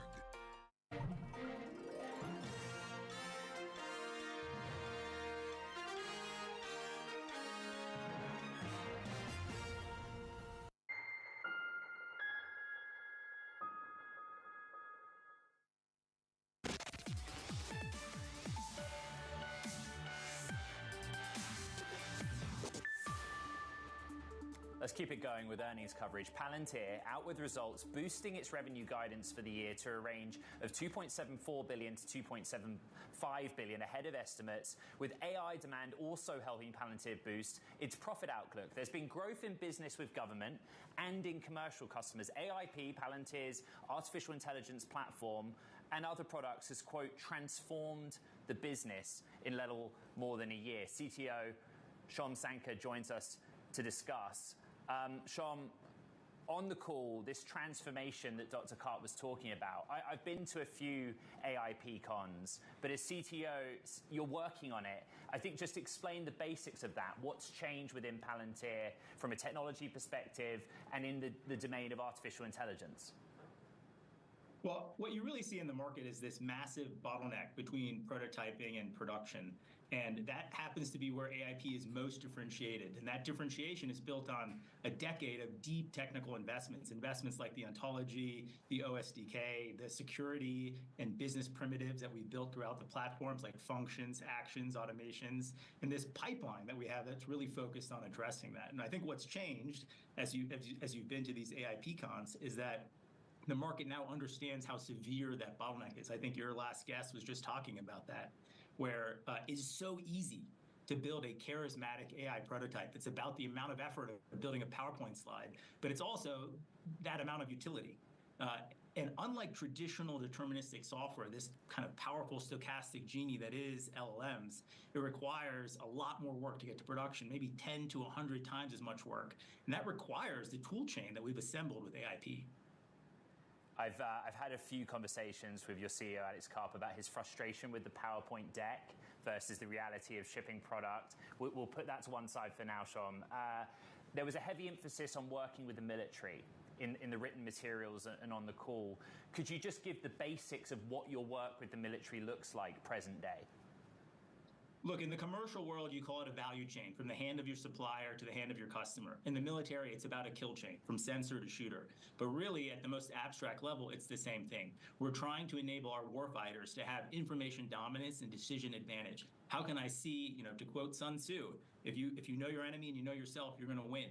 And so, how can I see everything there is to know about the threat? How can I understand everything I have to combat and deter any aggression from those threats? And when you look at the geopolitical landscape right now, it could not be more dangerous. Everything that's going on in Eastern Europe, the massive tensions that exist in the Middle East, and the ongoing issues that we have in deterring aggression in the Pacific.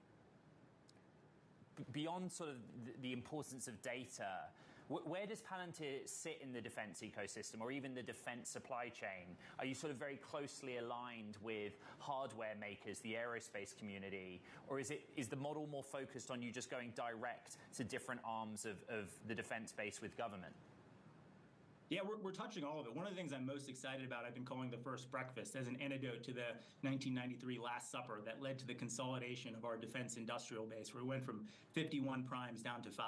Because we forget that at the dawn of World War II, we didn't have a defense industrial base, we had an American industrial base. Chrysler made missiles, General Mills, the cereal company, made inertial guidance systems. And so we have this moment right now in defense tech where Fed bids for 52-week bills total $3.7 billion. Founders have shown up. There's a lot of creativity, a lot of energy.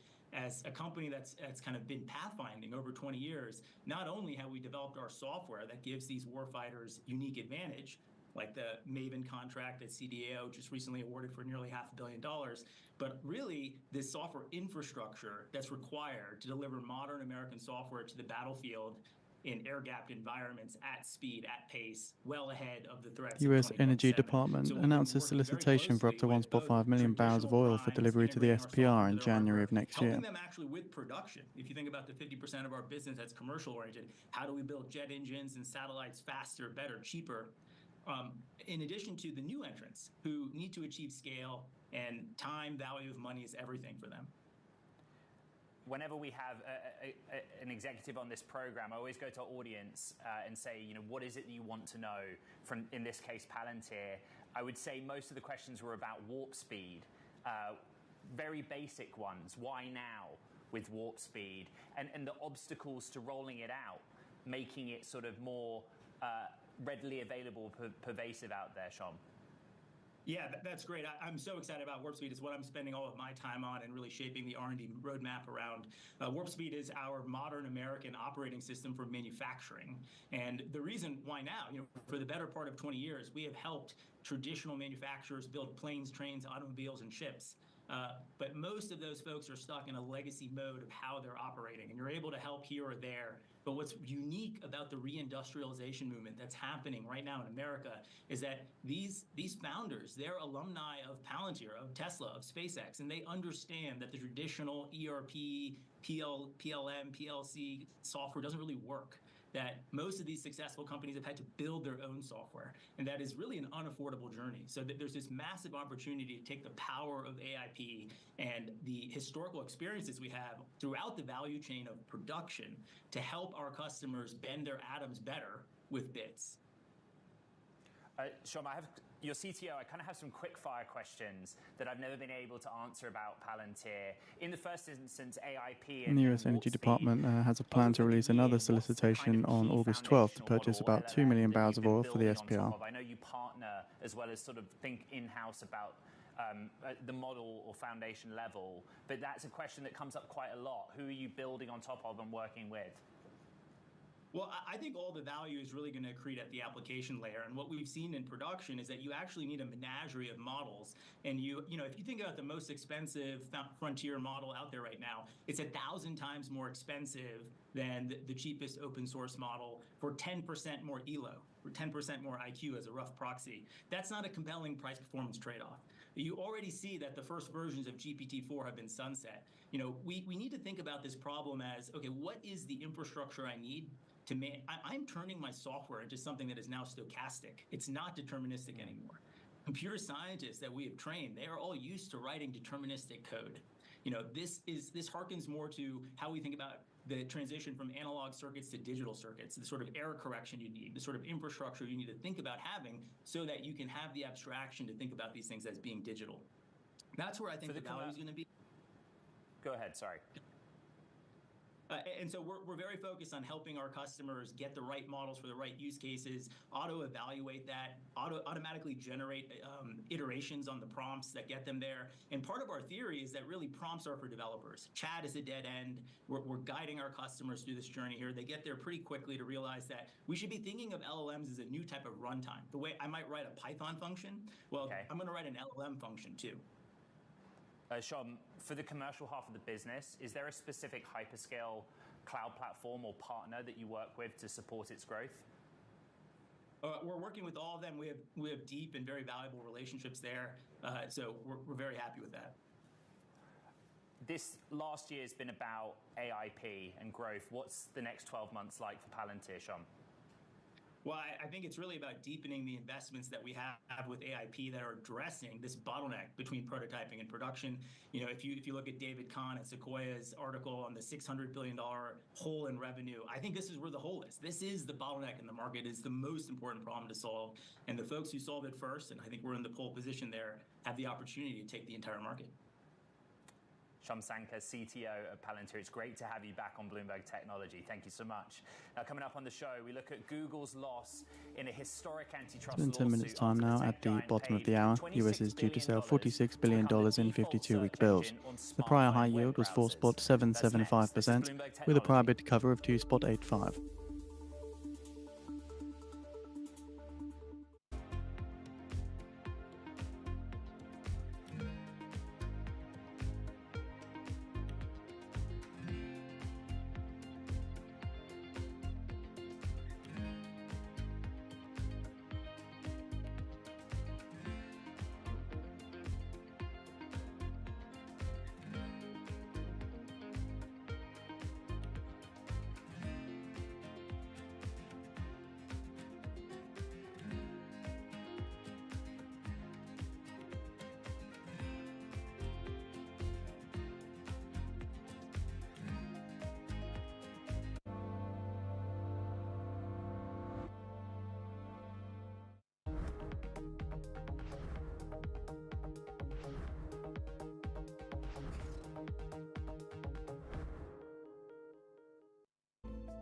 Bloomberg covers the world with unmatched reach and resources.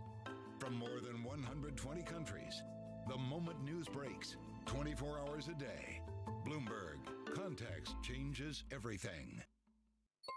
Asia is at the forefront of some of the world's biggest stories. I'm Sherrian in Tokyo. And I'm Heidi Stroud-Watts here in Sydney, where the trading day begins. We're here in the center of all the action to get you set up with the numbers, news, and knowledge you need for the day ahead. The demand is indeed recovering. We've been waiting for this moment. The opportunity of a century. Join us on Bloomberg The Asia Trade. Weekdays only on Bloomberg TV. Context changes everything. Bloomberg Surveillance covers the latest in global markets and the political events that influence your world. Join Jonathan Farrell, Lisa Abramowitz, and Anne-Marie Hordern only on Bloomberg. Context changes everything.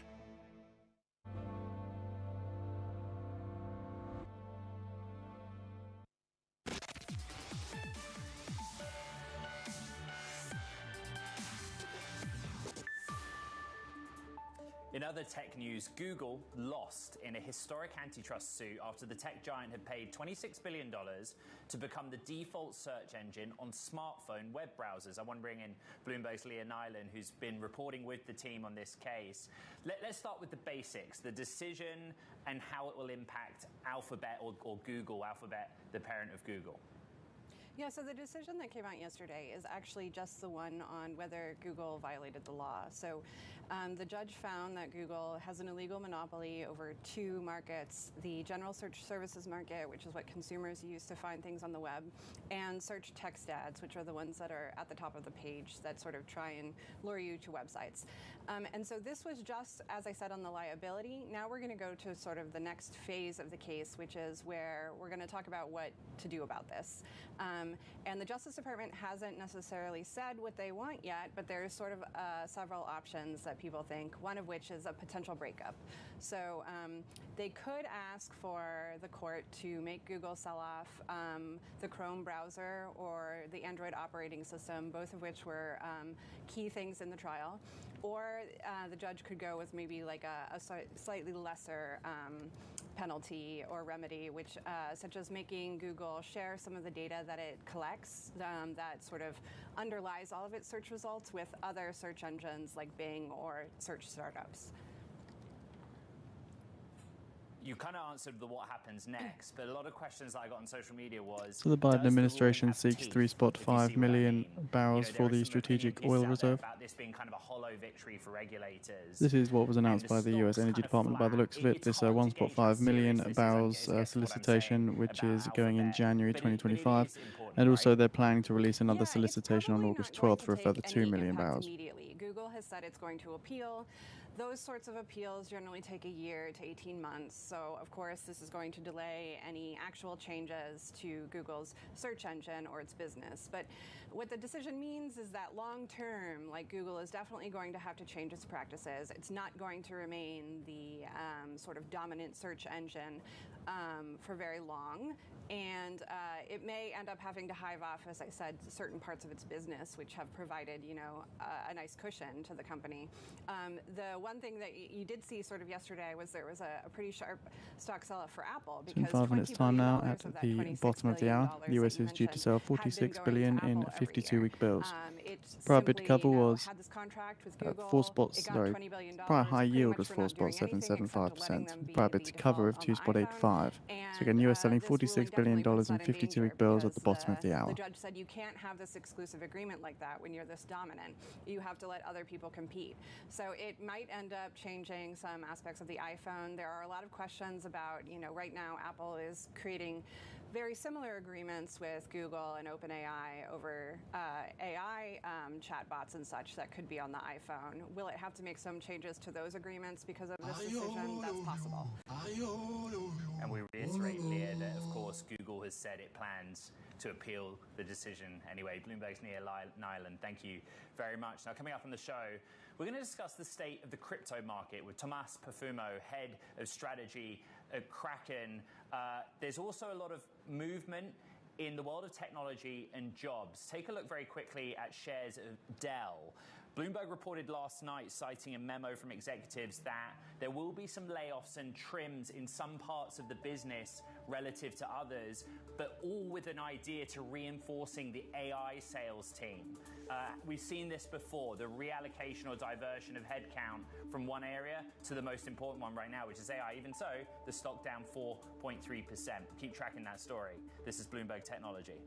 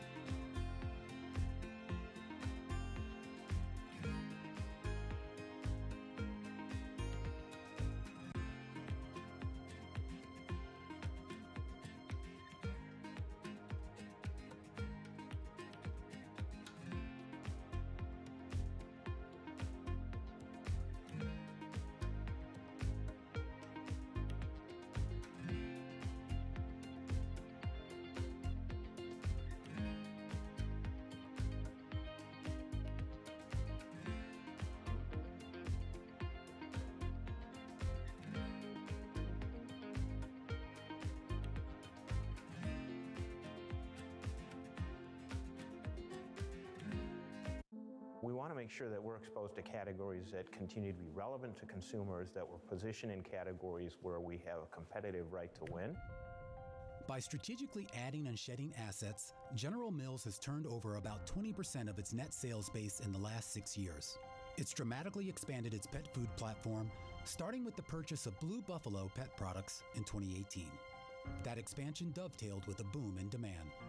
Pet in the U.S., pet feeding and treating, is a $50 billion category. It's almost 5 times the size of a category like cereal. Is this the future of the company? I mean, we so much associate General Mills with breakfast and cereals, human breakfast and human cereals. Are we now going to be thinking about General Mills much more as a pet food company? I think you'll be thinking about General Mills as a food company where we treat all the members of the family like family. The humanization of pets is actually the biggest driver of pet food and pet treating growth. It has derivatives in not only feeding, which is the core thing that you know most households where most of the dollars go against the pet, but treating, and then you start to branch out to things. So we're shortly expecting results of the 52-week bill auction. People really love their pets. They want to take care of their pets like they do their family, and it really is a global phenomenon. That's why we recently entered the China market with Blue Buffalo. That's why we bought Edgar & Cooper recently in Europe, because we see the same kinds of trends that have played out here in the U.S. playing out all over the world. Morning from our world headquarters in New York, I'm Manus Cranny. And I'm Danny Berger. Let's set your agenda. Bloomberg Brief delivers the market news, data, and analysis you need live every weekday at 5 a.m. Eastern. Bloomberg. Context changes everything. Bloomberg loves earnings. I know it's like your Super Bowl, right? I can't wait. It's like opening presents in the morning. All right, it will be exciting.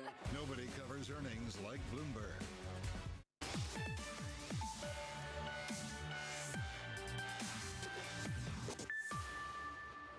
Welcome back to Bloomberg Technology. Ed Ludlow in San Francisco. The financial markets are having a bit of a breather in the sense that there was such a big decline across equity markets Monday. You can see we're up more than a percentage point off session highs this Tuesday. Earnings are big part of that story. We've talked about Uber, we've talked about Palantir, but we remind ourselves that as of Friday night, the NASDAQ 100 had fallen for 4 straight weeks. A lot of thinking going on about growth, a lot of thinking about geopolitics, and how long this AI investment cycle in particular has to run. There's also a focus on crypto. I think back to Monday, which seems like a long time ago, but it was only yesterday. Bitcoin, a lot of volatility. 8% decline in Monday's session in an asset that trades 24/7, biggest drop since March 2023, but at one point was down below $50,000 US per token. We're now at 55,900. It behaved like a risk asset, but what's going on? Let's talk more with Tomas Perfumo, head of strategy at Kraken, and that was the setup, Tomas. You know, Monday was a very interesting experience for financial markets participants, crypto fans alike. What do you think was behind the specific anxiety in Bitcoin? Sure. Last time we spoke, one of the 4 major catalysts that I had discussed as far as near-term performance for crypto was going to be the broader overall macro condition in financial markets. And so, of course, seeing the deleveraging event in large part due to the carry trade in Japan kind of falling apart for a lot of people, that does have an impact on crypto, in particular because some of the biggest trading firms that are involved in crypto also trade in traditional markets. And so to the extent that you have big turbulation in traditional financial markets, all good collateral gets sold off, whether it's gold, crypto, etc. I love that you bring up the Japanese carry trade. You know, more than anything, there were just so many memes shared on social media about what was happening with that. Some of the other memes or retorts that I got, at least on social media when I was talking about Bitcoin, was the idea that, well, hold on, you said this was going to behave like high rate 4.255%, 4.255% with a bid cover of 2.93, 2.93. So the US sold $50 billion in the end, awarding 89.81% of bids at high. Still very positive. We're still over 25% positive performance on the year. That's 2.5 times what we're seeing in US equity indices. So in general, I still think that if you zoom out, it's a good looking trend. That said, when I think about the 2 key near-term important issues that you really want to think about as of today as a crypto investor, it's going to be taking a view on flows from traditional markets, particularly in the form of the ETFs, but is also trying to maintain investor discipline. And the stat that I really like to look back, and you can measure this over a variety of time horizons, if you miss the top 10 performing days in Bitcoin, your returns are 30 to 60% worse off than just maintaining exposure. So even though it's a volatile asset, it's always been asymmetrically poised to the upside. And so to the extent that you can maintain position, that's always the healthiest way to approach this. So I understand the one-day, big-day sell-offs that happen in crypto, but on the grand scheme of things, if I look back at historical price action, this isn't actually that different than what we've seen in the past. We're trading just below 56,000 US dollars per token, kind of like where we were late February as the ETF approval process was taking place. What happens next? You know, we've talked quite a lot about the near term. In the longer term view, the catalysts to your mind in either direction for Bitcoin? Yeah, so again, when I think about the long-term trajectory, I'm talking like 5, 10 plus years, we see crypto as the future financial system. And so right now, crypto adoption is less than 10% of the global population. Everyone needs to be involved in finance. Everyone's investing. And so we think that that participation grows substantially. And of course, Bitcoin and other cryptocurrencies being an asset class with finite supply, that does create conditions where you have a lot of demand growth, but not a lot of supply growth. And so that's what a lot of people look to as far as very long-term trend of the value of these networks. When I think about the kind of recent activity, a lot of the excitement has been around the ETF products. We've had year-to-date net inflows of 17 billion. That's a huge net inflow in this kind of product for Bitcoin itself. I think it's a really positive kind of view on the asset class in general. Thomas, that long-term outlook and the time horizon of 5 to 10 years, how dependent on is it, or the model on congressional action, having a leader in the White House that has a very specific, proactive stance toward the industry? So the first thing I'll say is crypto's global. So of course, US being an important country when it comes to global financial markets, it's still a small part of the overall population. We're talking about, 300 million versus 8 billion people in the world. So there is still a lot of growth that can happen abroad. With respect to the US specifically, I view crypto as a bipartisan issue, like truly speaking. And our interest in the political environment are twofold. One, we think that the focus should be on legislative action to achieve regulatory clarity in the US. It's the most productive way forward. It's also what we're seeing in other regions like Europe, UK, Australia, etc. And I think it's really interesting when you zoom out, or zoom ahead rather, let's say that 5 to 10 year time horizon. This election year is really cool because it's sort of a pivotal moment for crypto as a topic, because the electorate is changing demographically. So you have roughly the same amount of voter representation projected by the Center for American Progress within the silent generation and baby boomers compared with Gen Z and millennials.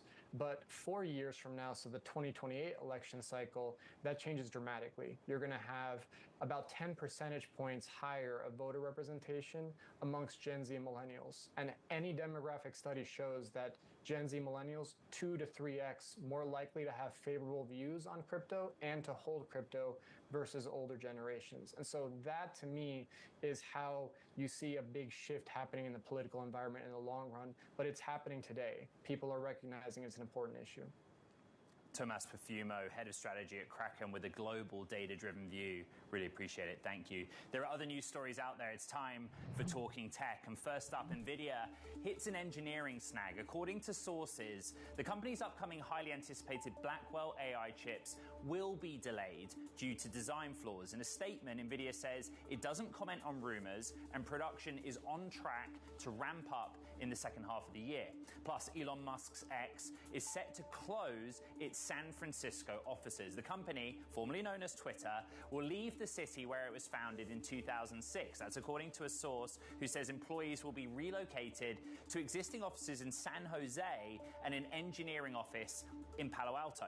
And SK Hynix wins $950 million to bolster its US capacity. The company is set to receive an initial $450 million in grants and then $500 million in loans to build out an advanced chips packaging and research facility in Indiana. In addition to the loans and grants, SK Hynix expects to benefit from a 25% tax credit. Okay, coming up, Symphonic Capital partner and Kamala Harris supporter Shruti Shah joins us to weigh in on the Democratic candidate's running mate pick. That conversation's next. This is Bloomberg Technology.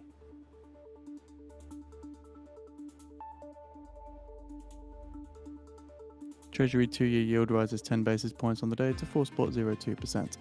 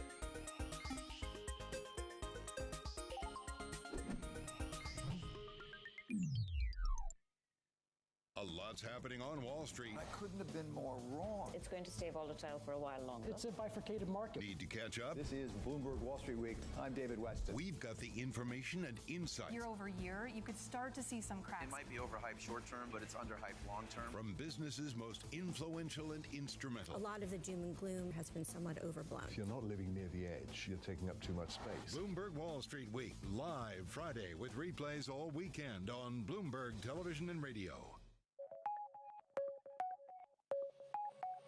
Why does this business model work? Because it's virgin space. It's never been done before, and it'll never be done again.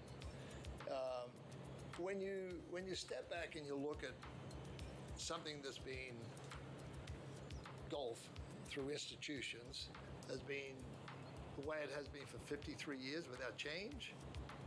In 1993, I stepped back and said, okay, this is not right. It's doing the same old Groundhog Day. Everything's the same. Players are a pass-through entity. They're not getting any equity built in their day. Once they're done playing, they're out. I thought, that's just not right. When you have to build a sustainable model, you need to have these players, these famous, the world best, the best of the best. You need to give them equity into the future. You need to give them a vision of where they need to go and how they're going to get there. The names that move markets are on Bloomberg. Don't expect we're going back to zero, because zero was the product of huge global shocks. I think to get to there, something really bad has to happen that we're not currently expecting. So it'll be somewhere, somewhere obviously in between. I think we've made a big point of saying policy is currently restrictive, so you can deduce from that it'll be lower than where we are today, but I think it's very clear that we're not going back to zero. Bloomberg. Context changes everything.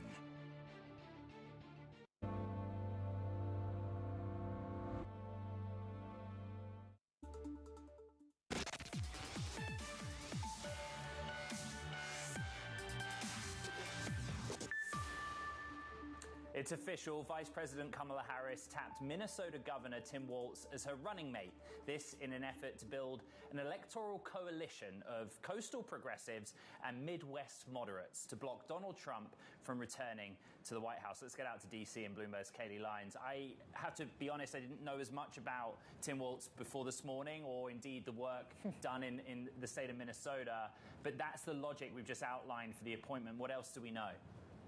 Yeah, and it is worth noting that he probably doesn't have the same name recognition as others we understood to be on the short list for vice presidential contention. Nonetheless, he is a very popular governor in his state of Minnesota. So he's someone with executive experience. He also served 12 years in the House of Representatives. Before that, he was a high school teacher, a coach. He served in the U.S. military, and he's from rural Nebraska. So while he doesn't actually represent a swing state, Minnesota has been safely blue since 1972 when it went for Richard Nixon. The last time it went for a Republican. He does have proximity and therefore perhaps accessibility to those Rust Belt voters in Michigan, Wisconsin, and Pennsylvania, the states that make up that critical blue wall. This is also someone that we know has been favored by labor. The UAW president, Shawn Fain, has spoken highly of him. The AFL-CIO just endorsed him today in the aftermath of Harris's announcement. He was well known and liked among Gen Z young people. He, of course, has gone quite viral on social media in recent weeks, being the first one to coin J.D. Vance and Donald Trump, the Republican ticket, as being weird, something the Harris campaign has seized on. And, of course, he also has enjoyed Democratic control of the state legislature in Minnesota in his second term as governor, which has allowed him to enact a more progressive agenda codifying abortion rights, paid family leave, lunches for young children in schools, that kind of thing that has won him a lot of praise with the left. I would just note that as the exact reason why you're already seeing Republicans out criticizing him today. The Trump campaign casting him as dangerously liberal and a radical leftist today, Ed. I would note that some of the reaction I saw on social media was exactly the reaction to the weird memes that circulated after he gave that interview, particularly among the venture capital and tech community, which we'll get to in a second. This played out on social media in part, the official confirmation, but I believe that, we're likely to hear from Vice President Harris, and I guess some more about her rationale. Could you just walk our audience through, now that the ticket's established, what happens next? Yeah, well, of course, Harris has confirmed this on her campaign X account. We do expect there will be some kind of video that rolls out also on social media at some point today. And then she will be appearing alongside Governor Walz at a rally in Philadelphia this evening. That is going to kick off a multi-swing state tour that the two will embark on over the next 5 days. They're going to be, for example, in Detroit tomorrow, rallying with the United Auto Workers in part. And so they'll be visiting a number of these battleground states. Of course, we were told not to read into the fact that their event today is in Philadelphia, the hometown of Pennsylvania Governor Josh Shapiro, who was not in fact selected. So perhaps not reading into that was the right thing to do. We, of course, have heard from Governor Shapiro today saying that he intends to work to get Harris support in Pennsylvania and defeat Donald Trump. But it also plays into this notion, the idea that he was not selected. You're seeing some Republicans, including the vice presidential nominee on the Republican ticket, J.D. Vance, casting the decision not to choose Shapiro as anti-Semitic, given that he is a Jewish man and had been more pro-Israel and had received a lot of backlash among progressives for his handling of pro-Palestinian protests earlier this year. So that the idea that labor didn't like him as much may have played a role in Harris's decision not to choose Shapiro. So I'm not sure if we will see him on stage alongside Harris and Walz tonight, but that is the next time. And the first time, really, you will see this ticket together in person now that the announcement has been made, with, of course, less than 2 weeks to go until the Democratic National Convention in Chicago. Bloomberg's Kaylee Lyons, thank you very much. I want to bring in Shruti Shah, who's a partner at Symphonic Capital and one of the signatories of VCs for Kamala, a list of more than 200 venture capitalists that have publicly backed Kamala Harris and her White House bid. And Shruti Shah joins us from Durham in the swing state of North Carolina. Let's just start with the ticket, your reaction to Vice President Harris selecting Governor Walz as her running mate. Yeah. Well, thanks for having me, Ed. And I am excited that we finally have a vice presidential choice on the ticket. I think Governor Walz is an excellent choice for Vice President Harris, and I'm excited to see what the two of them are going to be able to do together. I think as far as it relates to tech, we're still learning more about about Governor Walz's policies with regard to tech. But I think that he's done a lot in the state of Minnesota. Minnesota has been declared a tech hub by the Biden-Harris administration. In addition to that, he's also done a lot to expand rural broadband access. Shruti, the week that followed the assassination attempt on former President Trump, and then the selection of J.D. Vance as his running mate, we had many venture capitalists on this program, and those from, let's call it Silicon Valley more broadly, who came out in support. They basically said, we see J.D. Vance as being a good voice for entrepreneurs and somebody with experience in our industry. Are you able to make the same arguments for the Harris-Walz ticket at this stage? How do you think they will approach your world directly? Yeah, I think it's a great question, and I just want to start by saying that I don't think many of the venture capitalists who came out in support of Trump are representative of the entire industry.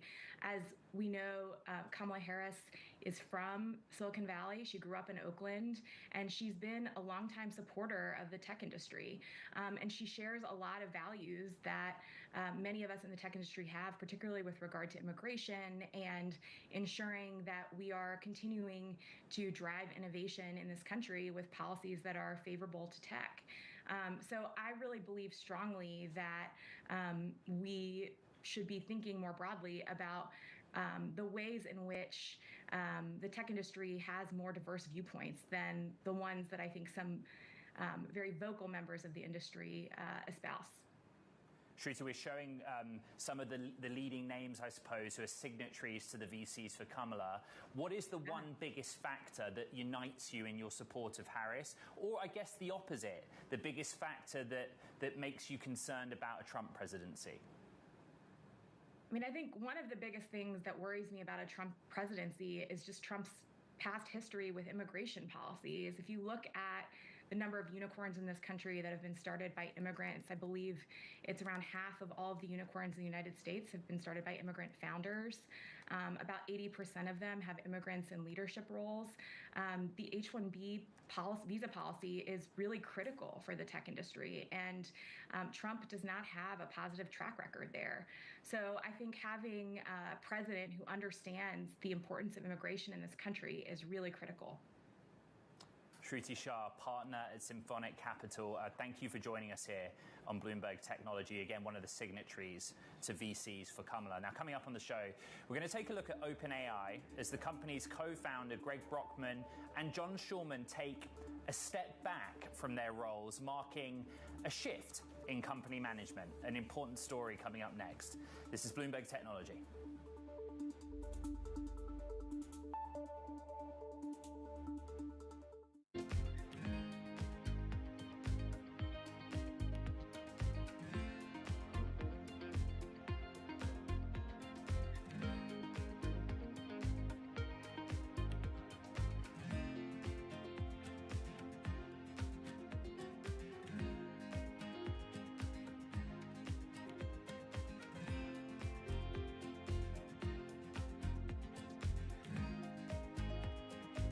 So in 10 minutes time now, around the top of the hour, we expect the release of the EIA's short-term energy outlook report.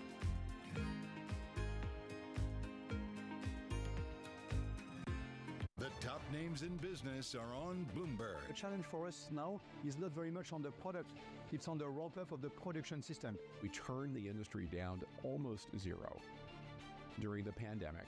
And what we're trying to do now is turn it all the way back on. And that's hard. We lost not only people during the pandemic, we lost a tremendous amount of experience. A lot of skilled people have left the industry. We have to hire new people. The supply chain has to hire new resources and train the people, educate them. And because those roles are filled now not by a 58-year-old, but perhaps by a 28-year-old, there's a lot we have to do in terms of not only adding capacity, but capability to meet the ramp that we all are embarked upon. We have thousands of suppliers, and when you have just a couple of them, few of them that are late on the ramp-up, well, that's slowing down everybody, and that's what we've been facing earlier this year. Nobody covers business like Bloomberg. Context changes everything.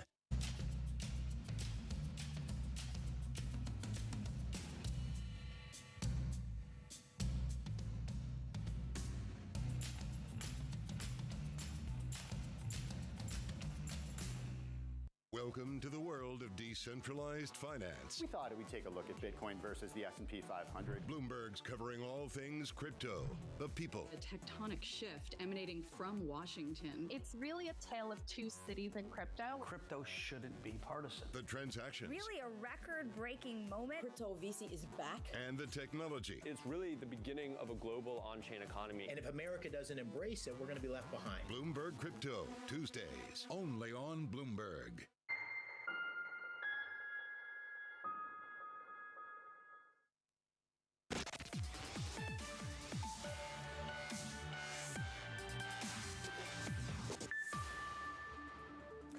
OpenAI is undergoing a shift, another one, as both co-founders step back from leading the company. Greg Brockman, who's president of OpenAI, is going on sabbatical until the end of the year, while John Schulman is leaving the company to join rival AI startup Anthropic. I want to bring in Bloomberg's Rachel Metz. This was big news yesterday evening.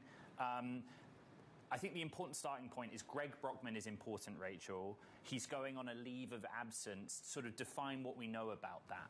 Yeah, so we know that he informed the company that he's going to be taking off until the end of the year. He's been at the company from the very beginning. In fact, I've been told by people that the very earliest days of OpenAI were happening at his apartment. So he's definitely been an integral piece of the company. He's one of the top people there, someone that Sam Altman, the CEO, often looks to. So it's going to be interesting to see what happens while he's out. We're showing a post that he did on X kind of confirming the details of it, and it looks like he needs a break. Schulman is a name I'm less familiar with. What was he doing at OpenAI? And I guess how significant is it that he's jumping over to Anthropic, of all places? That, I would say that's a pretty big deal. I mean, we've seen a couple people make that kind of move recently from OpenAI. But yeah, John Schulman, also someone who's been there from the very beginning, with him gone and with Greg on leave. That means there, to my count, is like two people from the original 2015 blog post saying, welcome, this is OpenAI, here are all of our founding members. Yes. We have Sam Altman, we have Waj Zaremba. I believe those are the two people that are remaining there, in addition to these guys. So it's going to be interesting to see what happens going forward. So, I mean, the information reported in the first instance that Greg Brockman was leaving. Then I think we got some clarification that it's a leave of absence or a sabbatical. But the point being, in aggregate, people track OpenAI. There's been a lot of change. It seems a very long time ago that Sam Altman was briefly ousted. So summarize it all for the audience. You know, where do they stand now versus that fateful weekend of November 23? Yeah. No, it seems so long ago, but also not. So a lot of leadership has changed and left, and a lot of things have been reorganized there, especially in the safety portion of the company. Sam obviously is back from that time in November. Ilya Sutskever, who helped organize the coup to remove Sam in the first place and then recanted, has left the company. Jan Leakey, who had worked on super alignment at the company, is gone. And we also have a bunch of other people in It's been 5 minutes time now at the top of the hour. Due to receive the EIA's short-term energy outlook report. This is a tentative release, can sometimes come out a couple of minutes after the top of the hour. We'll keep you posted as soon as it's posted on the EIA's website. That's not so important, particularly if you're in the world of engineering. You want to say, what's OpenAI shipping right now? What is the latest thing for them on the product side? Well, that's an excellent question, actually. So they have thank you. You're welcome. They have all the models that are in ChatGPT, and including GPT-4o, which was released in the past couple months. But the most recent thing is voice mode, which is in alpha, which means it's been released to a very limited number of people. The company has not said how many people. But it's not that many people from what I can tell. And they're slowly going to be releasing it to more people in the coming weeks and months through the fall. I actually asked them if I could get my hands on it, so to speak. Let's see what happens. Bloomberg's Rachel Metz, thank you. An important piece of reporting. That does it for this edition of Bloomberg Technology. We're 2 days into a week that has felt like an entire week. Recap everything on the podcast. You know exactly where to find it. All the Bloomberg platforms, including the Bloomberg Terminal, Apple, Spotify, iHeart, and elsewhere. From San Francisco, just me this week. This is Bloomberg Technology.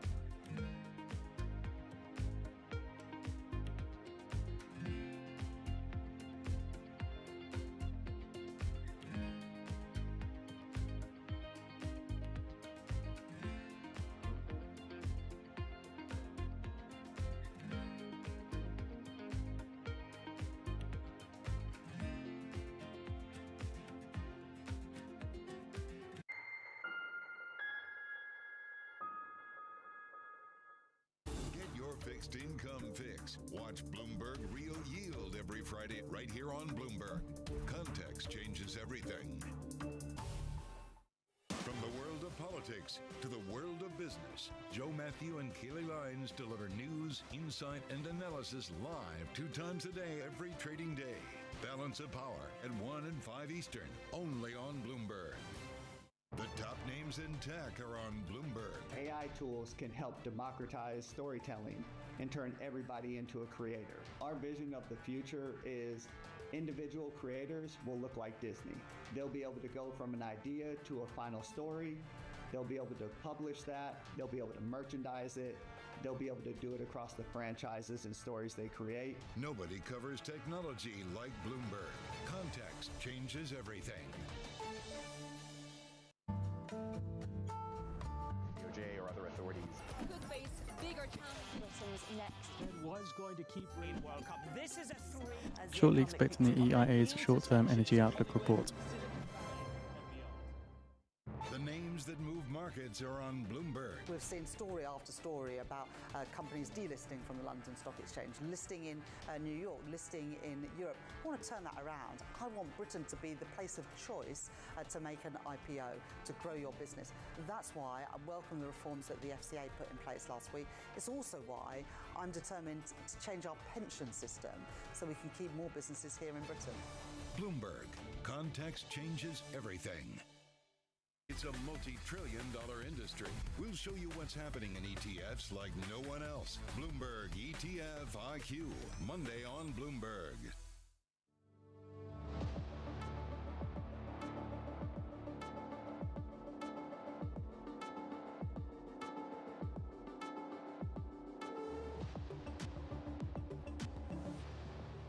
From Bloomberg's World Headquarters in New York, welcome to Bloomberg Crypto, a look at the people, transactions, and technology shaping the world of decentralized finance. I'm Shonali Bassick with Michael Regan. Tim Stenovec is off today. Risk assets are recovering this Tuesday, but much is left in the wake of a global market meltdown. We're going to discuss how crypto performed amid all of the volatility. Plus, we're going to talk to Jeremy Allaire, the CEO of Circle, one of the largest issuers of stablecoins in the world. We're going to discuss his IPO planning and global regulation. And as Kamala Harris picks her running mate, we're going to discuss a Bloomberg report that shows how the crypto industry is spending millions to try and reshape the Democratic Party. And that's all ahead. But first, a snapshot of the markets in crypto. Of course, it has been a brutal sell-off for crypto as well. Bitcoin and Ethereum over 7 days have had a significant leg lower. Bitcoin now hanging out at around $56,400, $500 here, about 14% lower. But remember, just yesterday, it dropped below that 50,000 mark for a while. Ethereum having a bigger drop at 22.9% over the 1 week, so almost 23%.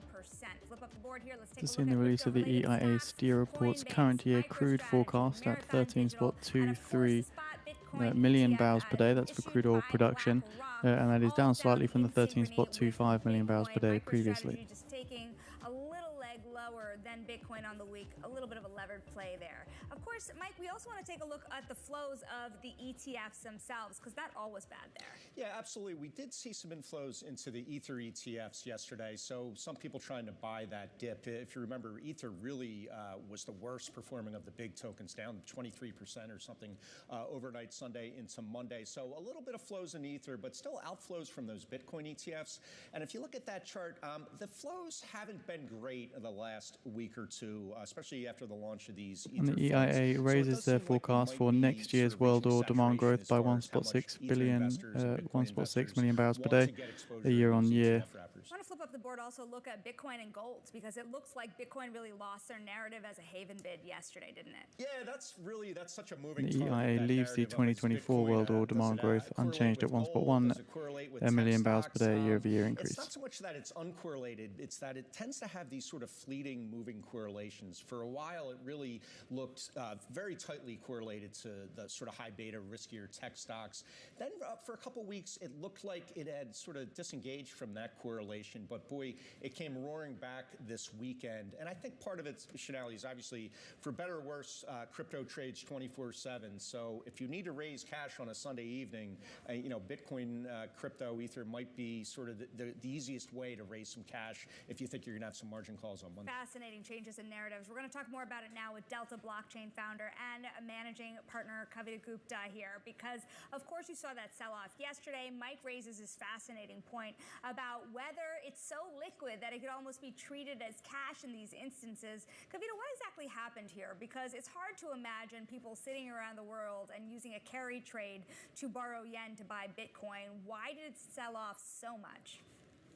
I think the combination of two things, Sonali. It is definitely a lot of crypto liquid token funds. You would see some of the biggest hedge funds actually liquidating big ETH positions because they were borrowed again somewhere in Japanese yen in their calculation all the way down to crypto.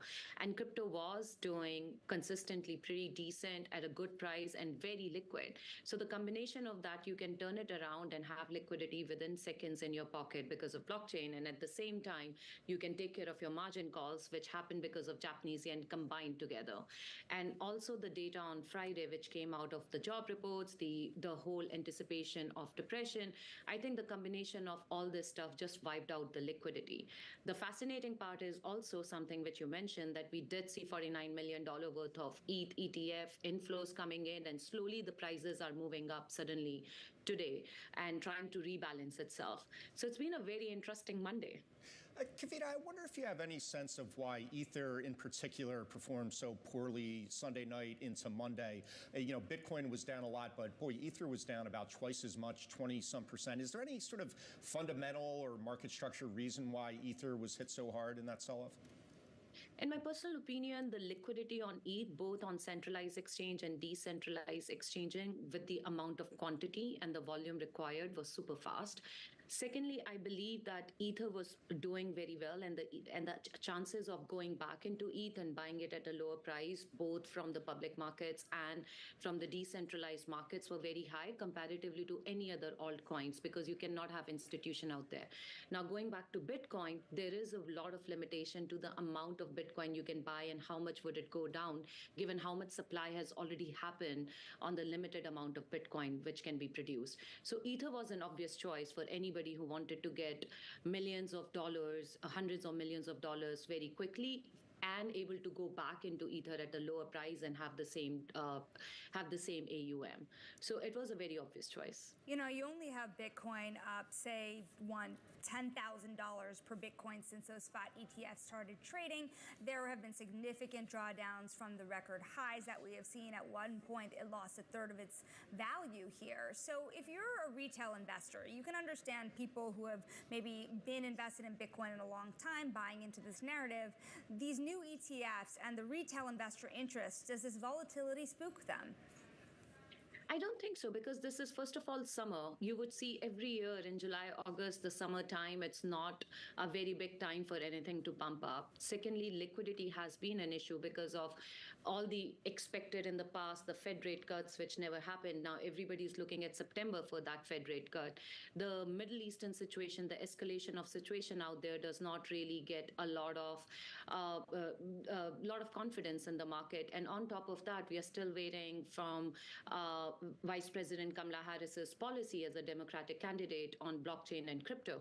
I think the combination of all those things is more about wait and watch. And then when you combine it with margin calls unexpectedly coming from Japanese yen, we suddenly see a big down. But we are already seeing that it's slowly picking up.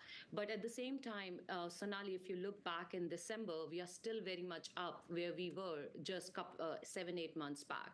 So we have not really reached that stage either, where ETH was lingering around 1,600 or 1,700 for almost a year or two. Kavita, you read my mind there, getting into the politics there. I mean, we've had volatility in the markets, also a lot of volatility in the political world.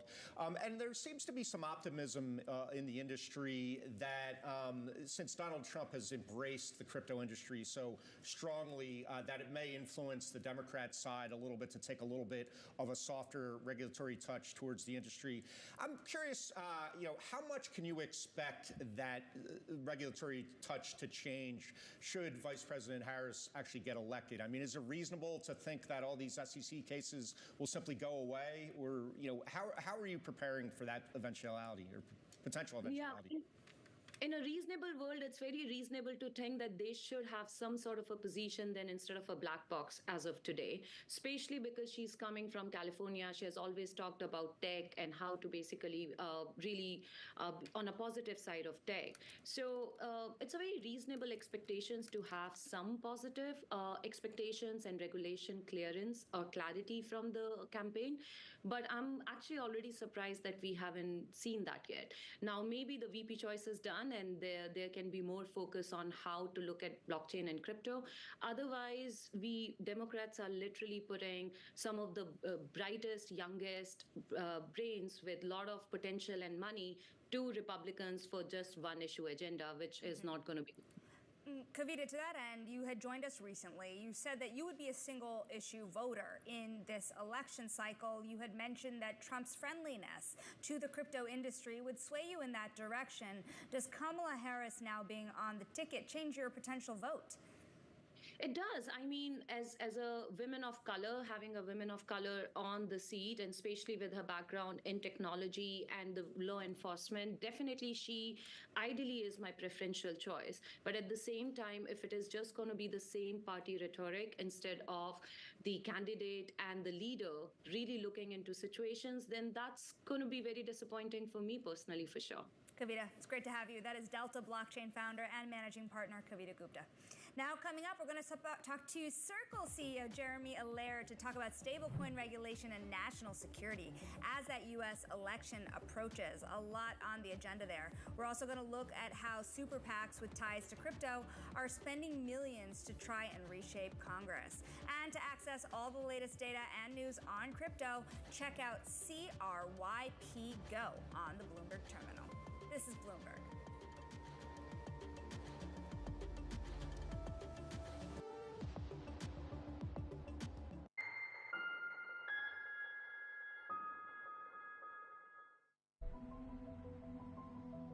The more that you learn about this case, the more it reads like a Hollywood script. The nature of the killings, the execution, the just brutality of it. It wasn't in the psyche of people that they could be looted because they are considered so sacred. And we did it the way you do every single investigation. How do you eat an elephant? One bite at a time. It jumped off the page at me that you could see that there was a Ponzi scheme taking place. I started hearing mafia, mafia, mafia. Il sistema è perfetto. Sono gli uomini che spesso non lo sono. These are the holders of truth and justice. They cannot be possibly be doing this. But then they are. They are. And the evidence is there. It's overwhelming.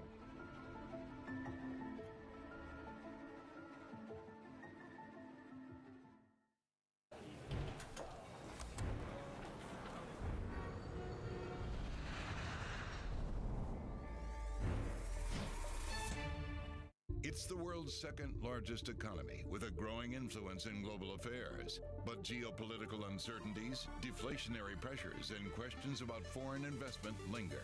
Bloomberg, the China Show, brings you the unmatched expertise you need to keep track of breaking news, in-depth market analysis, and the most influential newsmakers in and around China. Bloomberg, the China Show. Weekdays at 9 a.m. Hong Kong time, right here on Bloomberg. Context changes everything. Good morning. This is Bloomberg Surveillance. Welcome back to the opening trade. This is Bloomberg Technology. This is the Asia Trade. You're watching the close. Welcome to Balance of Power. This is Bloomberg. U.S. jobs numbers are released. Bloomberg has the report under surveillance with crucial data and expert analysis at terminal speed. Nobody covers jobs day like Bloomberg.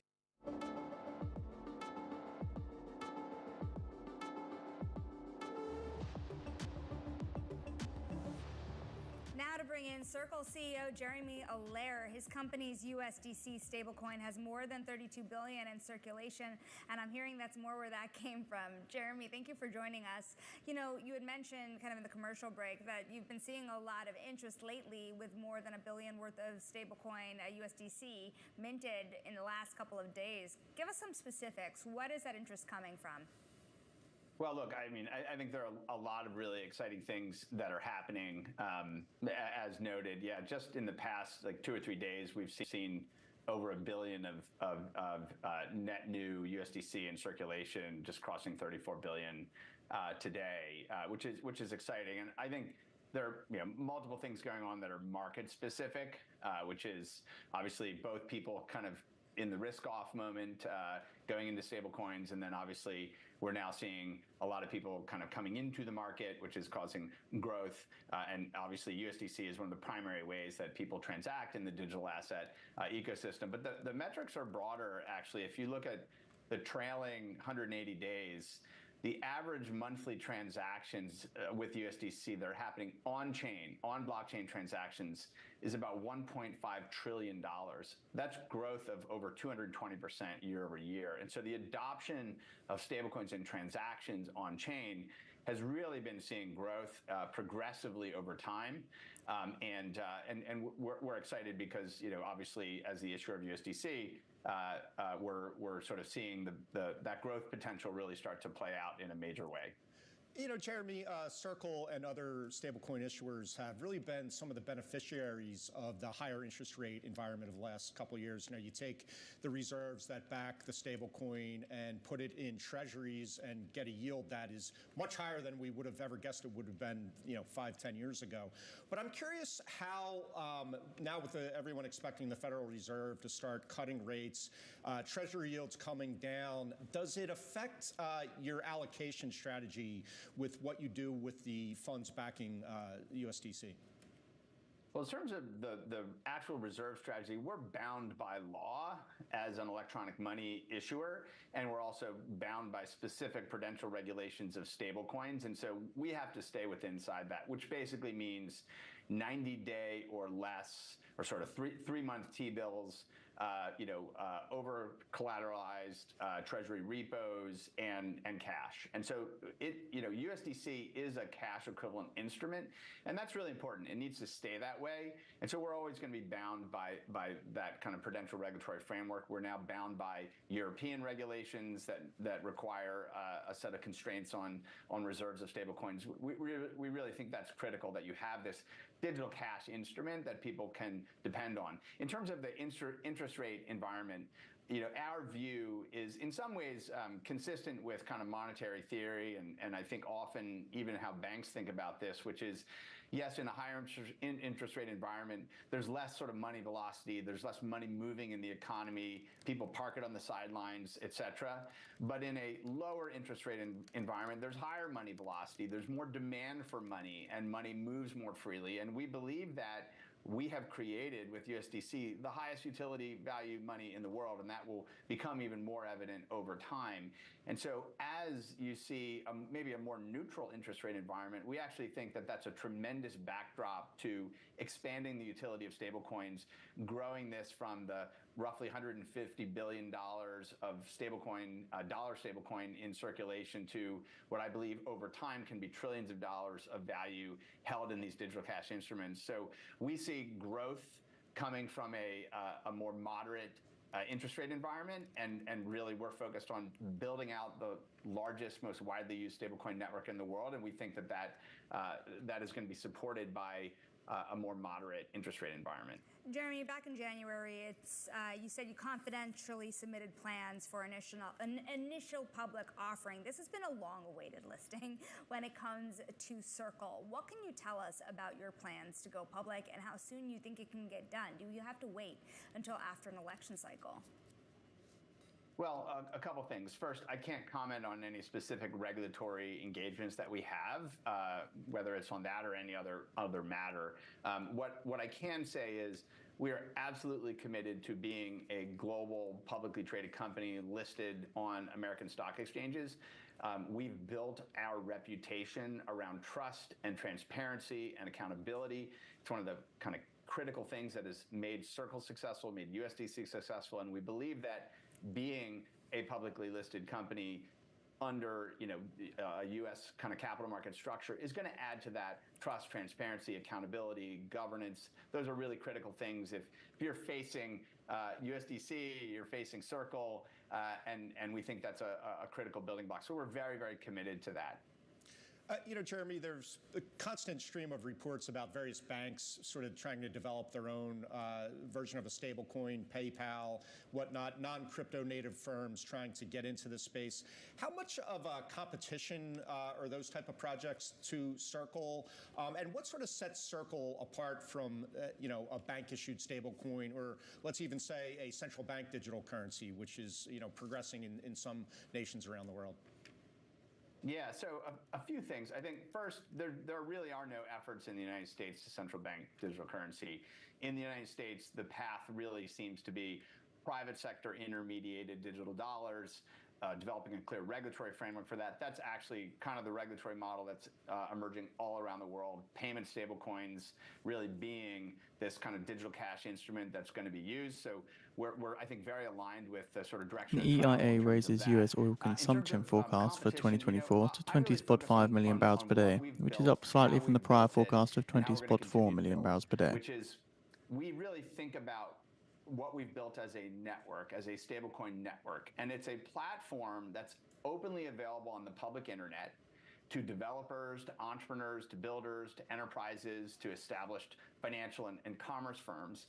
And they can build on that open blockchain infrastructure and integrate that into their own applications. We've seen through that process over the years, and really, we believe accelerating now, really powerful kind of developer flywheels and network effects.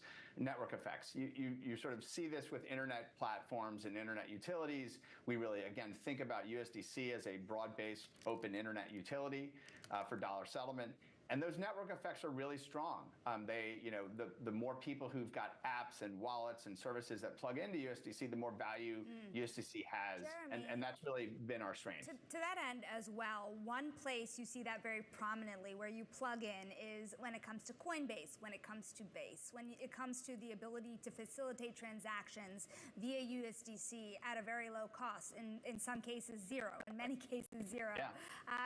What does that mean? Does that change the game for you at all to start seeing transactions via Coinbase in that manner, and how does that evolve? Well, I mean, the vision of the company from 11 years ago when we started was that we would be able to build a protocol for dollars on the internet, and that would work on these public blockchain infrastructures, and it would provide both a very, very efficient way to use money and obviously a high utility way through programmability. But very specifically, our belief was that over time, the marginal cost of storing and moving value would approach zero. In the same way that the marginal cost of storing and moving information or communications or media or software now approaches zero. That unlocks an incredible amount of utility, of velocity of money. And so we're now hitting that point. We're realizing that founding vision of the company. It's not just on the Base blockchain, it's on many Ethereum L2s, major L1s like Solana, Avalanche, others. So we're seeing that sub-second, sub-penny or kind of transactions with global reach. It's a really extraordinary thing that we're reaching this point. And so our view is that this is going to drive the highest utility value money in the world, and will grow the power of these networks. And it's going to make this a really compelling medium of exchange for businesses, for financial institutions, payments firms, and just for everyday people and households that want to transact around the world the same way that they can communicate with a WhatsApp or an iMessage or other tools and utilities on the internet. Jeremy, we have to leave it there, but certainly very many questions in my mind about how you might be taking on PayPal more in the future. Circle CEO Jeremy Allaire, we thank you so very much for joining us today. Now, coming up, crypto groups have spent some $45 million on congressional primaries for both parties. We're going to break down the growing crypto lobby.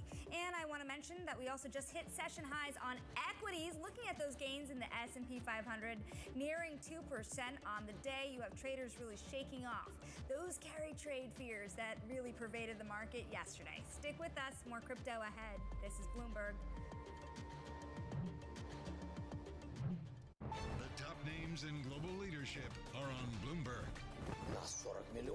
We are 40 millions. We're a big country, and we really depend on the aid from the world.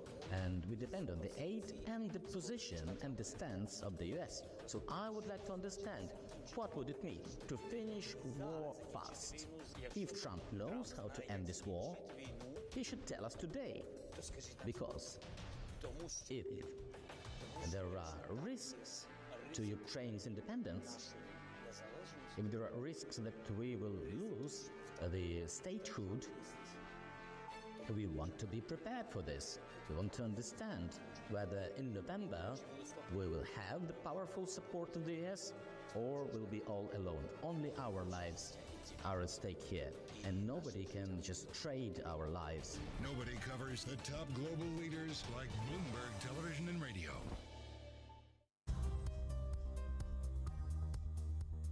It's the countdown to the market open as we bring you the first trades across Europe. We'll debate the most important stories and what will drive the big investment decisions throughout the morning. I'm Guy Johnson. I'm Kriti Gupta. And I'm Anna Edwards. Join us every weekday morning for the opening trade, live at 7 a.m. here in London. Only on Bloomberg. Context changes everything.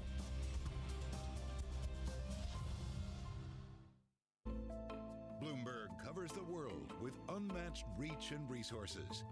From more than 120 countries, the moment news breaks, 24 hours a day. Bloomberg.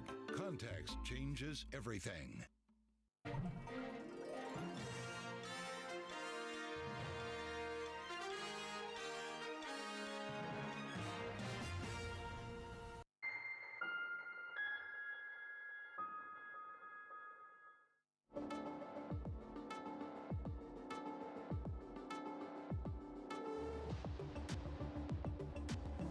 Industry is spending millions through a pair of super PACs to shape Congress by intervening in congressional primaries. Of course, that's where the real money goes to change policy. Bloomberg's Bill Allison reported on what's going on here, and the dollars are large. How large are they exactly? Well, so there's about 45 million that's been put into these different primaries around the country, both Republican and Democratic. About and more money is going to Democratic primaries. About 25 million or so with the latest figures. And the industry is very interested in influencing both the Democratic Party and the Republican Party. Bill, when you tally up all the money coming in from the crypto industry, as the screen shows, 170 million to Fairshake and some of the other PACs, how does that sort of size up compared to other industries? Is crypto all of a sudden one of the biggest spenders on campaigns among the big industries in the U.S.? Yes, it is. I mean, it's if you compare it to like defense or healthcare, pharmaceuticals, it is right up there, and it's in the upper tier now of industries. And given that it's a fairly narrow segment of the economy in terms of jobs and its relationship with government as far as how much it's regulated, it is spending a ton of money. You and I remember when it was the FTX executives that were really spending the bulk of the crypto dollars here. Who are the new kids in town? I mean, who are the people now that are stepping up to shape the way this looks? Certainly Coinbase has been very big, giving $25 million in one slew to Fairshake, and its CEO Brian Armstrong. Andreessen Horowitz have also been big donors, supporting crypto from the venture capital side. We've also seen Ripple Labs making big donations. It's much broader in the industry than it was in the 2022 election cycle. Bill, we have to leave it there. We thank you so much for your time, for all of your reporting. Of course, it is making a dent, Mike, in the crypto industry as well as the elections and potential policy going into next year. That's right. And all that money comes a whole lot of noise, a whole lot of talking from this sort of online army of crypto warriors out there. So it's a big deal.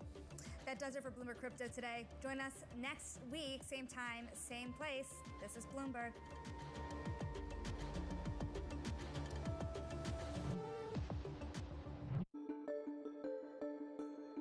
You are also an owner, I should have pointed out, of 3 major sports teams. That's right. Right? And you were the first woman, as I understand it, first woman to own 3 major, have a stake in 3 major sports teams. Is that right? Yes, and we'll say African American. You were approached by the owner then of the, I guess, the Washington Wizards and the Washington Caps about maybe buying the Washington Mystics, which is the women's basketball team. And what did you say? Well, first of all, it was Abe Pollin. He did come to me and Susan O'Malley, and they said, Abe Pollin says, look, I want you to be the face of the Washington Mystics. And I said, what do you mean be the face of? He says, I want you to buy this team. His health was failing. And I have to tell you, and a lot of women can understand this, we never get these opportunities. So that was the first thing that struck me, and I was flattered. I was really flattered. I said, well, Abe, what are the financials on this? And he handed them to me. He says, well, they're not making money.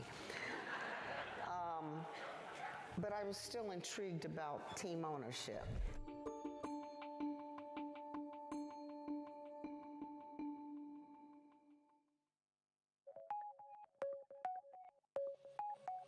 Why does this business model work?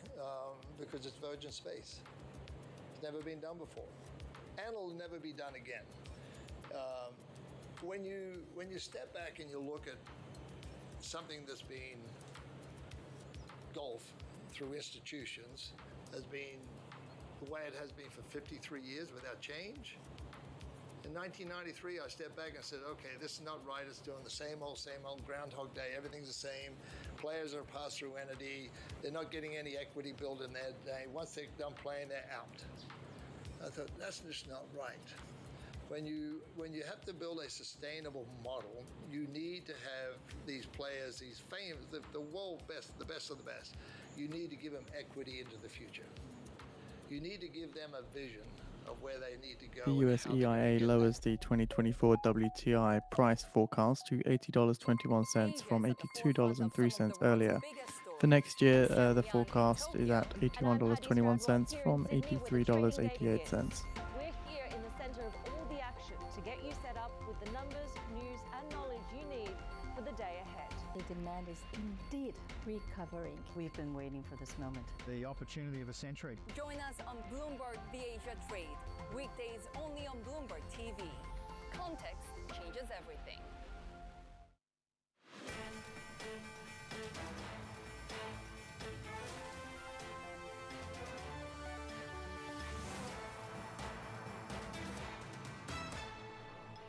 Welcome to Bloomberg Markets. I'm Scarlett Fu. A day after the sell-off in global stocks, the dip buyers are out in force. For the major indexes, the S&P 500 and the NASDAQ, we are at session highs. And by the way, this marks the first gain in 4 days. So in rebounding today, we're clawing back about half of the declines from yesterday. The VIX has really settled down back to the mid-20s here. And this is after yesterday, it had spiked to 65. Of course, treasuries are lower across the curve right now. That is pushing up yields.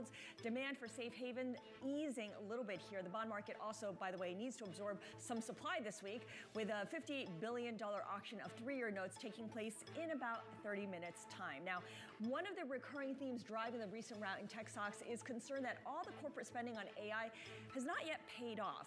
Palantir, though, seems to have made its case to investors that AI is boosting its business. Shares of the data analysis software provider are higher today after the company raised its annual forecast. Palantir also posted a bigger than expected 27% jump in quarterly revenue. Now, the best performer in the S&P 500 right now is Kenvue, and that is the consumer goods company. Its sales unexpectedly rose last quarter, making it a clear standout from competitors like P&G, which had reported disappointing revenue. Now, let's discuss where the equity market stands now after all these market swings with Bloomberg Intelligence Chief Equity Strategist Gina Martin-Adams. So Gina, when you look at the recovery today, how fragile would you say it is at this point? Well, it's an uncomfortable position that we're in the U.S. because a lot of our potential sort of future volatility seems to be emerging out of Japan, and in particular the divergence that we're experiencing in central bank policy. The first moved out of the Central Bank of Japan in more than 17 years does appear to have sparked this sort of risk-off event, and the instability in the Asian equity markets over the weekend really woke us up on Monday morning to a pretty unpleasant environment here in the U.S. So I think a lot of the outlook kind of depends upon how much that central bank and the Japanese equity market show some stability going forward. If we can have more stable days out of Asia, then the U.S. market is probably finding its footing here. But it's a big if right now. It's a little bit of the tail wagging the dog here to rely on the Japanese markets to give us kind of our direction. But there are going to be events here stateside which could move markets. Which earnings, which economic data points, which Fed speakers could really determine price action this week? So I think that, again, I do think that when you're in an environment where you've had sort of a major risk-off event built on central bank policy, the central banks are the most important independent entities to watch. So you have to watch the BOJ. You also do have to watch the Fed. There's been a lot of chatter recently about maybe the Fed needs to cut intraday, maybe the intra-meeting, maybe we need an emergency cut. I think that would actually exacerbate the existing weaknesses because of the divergence that we're experiencing in policies. So I think you do want to watch the Fed as well, secondarily, and watch the bond market. You know, the bond market is sitting there saying we're going to get a 100% chance of a cut now come September. If the bond market does start to ease back off of that assumption, I think that would be a very healthy condition, frankly, for equity markets, which have moved into some kind of panic mode, really first sparked by the central bank easing or tightening in Japan, then exacerbated by some weak economic data here, which only created a bigger policy divergence between the two banks. What counts as a reliable safety play right now, given where we stand? We've had the big 3-day sell-off. Now we're in kind of a turnaround mode, or at least like stabilization mode. Where do you go for safety? Well, the only safe asset is always cash. But if we're talking about where we go for safety inside the equity market, there are some pretty consistent safer sectors. Low volatility stocks, in particular staples, utilities, real estate, lower beta stocks, stocks that actually benefit from the potential for rates to reverse lower and the yield curve widening and the yield curve spread finally positive could be an interesting place over the course of the next 6 months. But traditionally, you know, their low beta sectors are always going to perform better in a big market downdraft. It just depends on how long, you know, you as a portfolio manager can tolerate, you know, holding those low beta sectors in an environment that may be changing very, very quickly.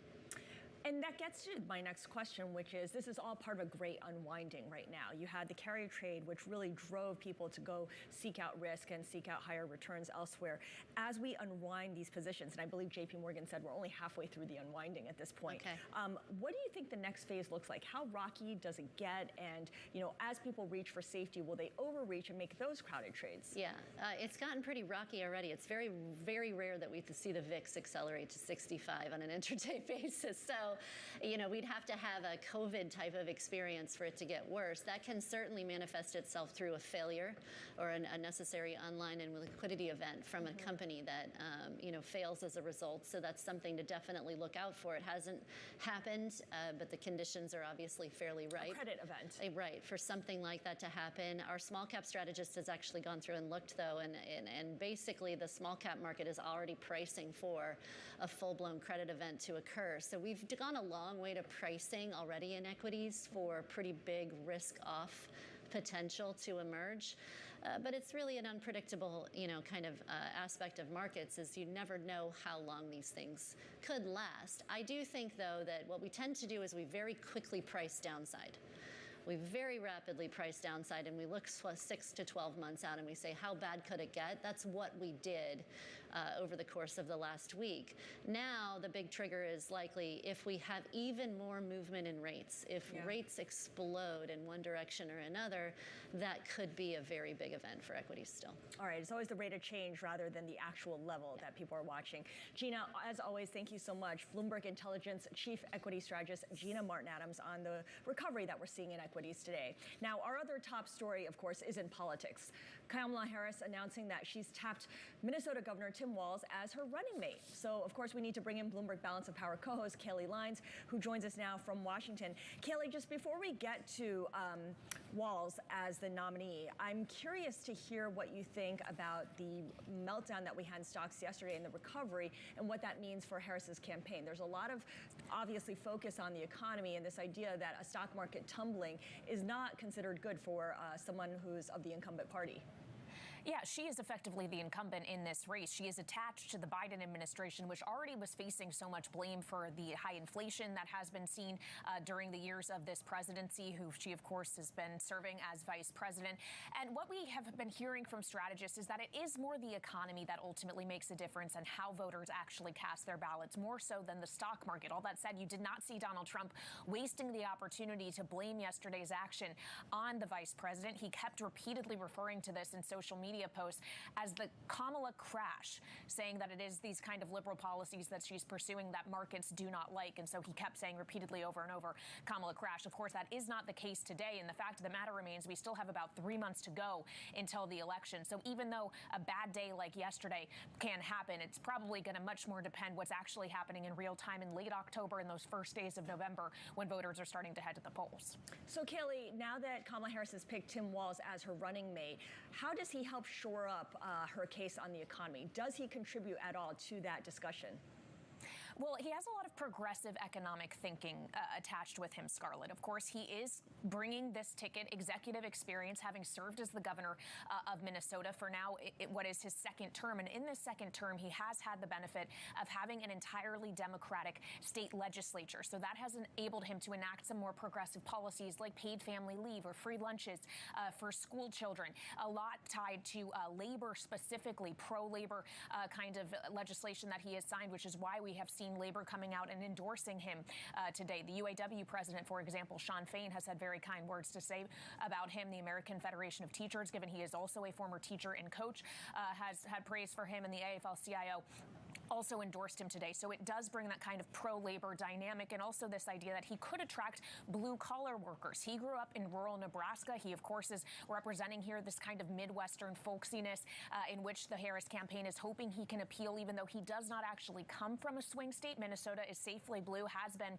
for decades. It does have that proximity to the other blue wall states of Michigan, Wisconsin, Pennsylvania, and the hope is that he can appeal to those kinds of states and those kind of voters with some of his economic messaging. Okay, great. And of course, the Kamala Harris campaign rally is this evening, and that's where he will be making his appearance, his first appearance as her running mate. Yeah.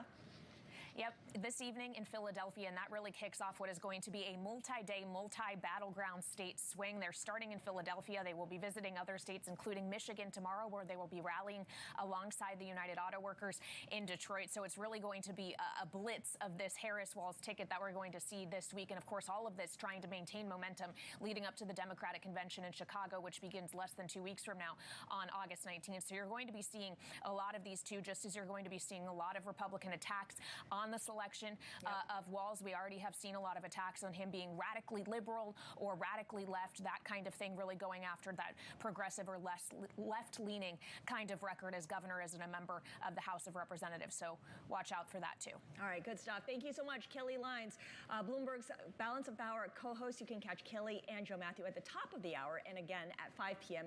New York time. Now, coming up on Bloomberg Markets, Celsius and Yum Brands among the companies working on ways to boost profits despite consumers pulling back on their spending. They are our stocks of the hour. This is Bloomberg.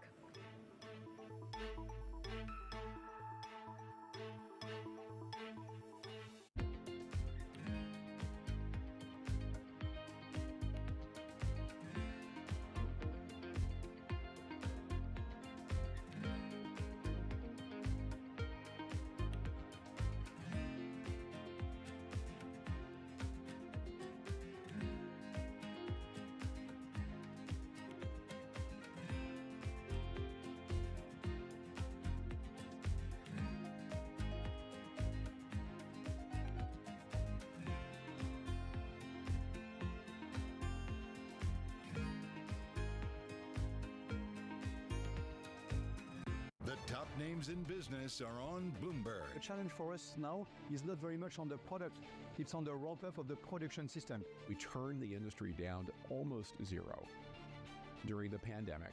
And what we're trying to do now is turn it all the way back on. And that's hard. We lost not only people during the pandemic, we lost a tremendous amount of experience. A lot of skilled people have left the industry. We have to hire new people. The supply chain has to hire new resources and train the people, educate them. And because those roles are filled now not by a 58-year-old, but perhaps by a 28-year-old, there's a lot we have to do in terms of not only adding capacity, but capability to meet the ramp that we all are embarked upon. We have thousands of suppliers, and when you have just a couple of them, few of them that are late on the ramp up, well, that's slowing down everybody, and that's what we've been facing earlier this year. Nobody covers business like Bloomberg. Context changes everything. A lot's happening on Wall Street. I couldn't have been more wrong. It's going to stay volatile for a while longer. It's a bifurcated market. Need to catch up? This is Bloomberg Wall Street Week. I'm David Weston. We've got the information and insight. Year over year, you could start to see some cracks. It might be overhyped short term, but it's underhyped long term. From businesses most influential and instrumental. A lot of the doom and gloom has been somewhat overblown. If you're not living near the edge, you're taking up too much space. Bloomberg Wall Street Week, live Friday with replays all weekend on Bloomberg Television and Radio.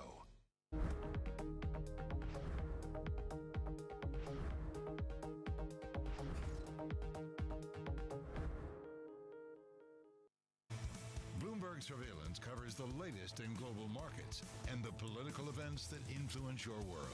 Join Jonathan Farrell, Lisa Abramowitz, and Anne-Marie Hordern only on Bloomberg.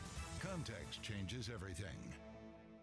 The names that move markets are on Bloomberg. Don't expect we're going back to zero, because zero was the product of huge global shocks. I think to get to there, something really bad has to happen that we're not currently expecting.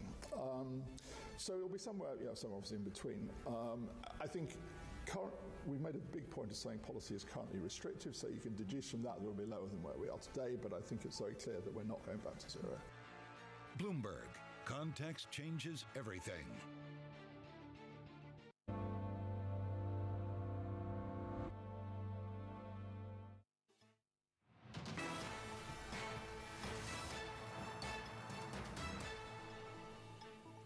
This is Bloomberg Markets. I'm Scarlett Fu. It's time now for the stock of the hour, and we have another twofer here because first up is Celsius, the energy drink maker.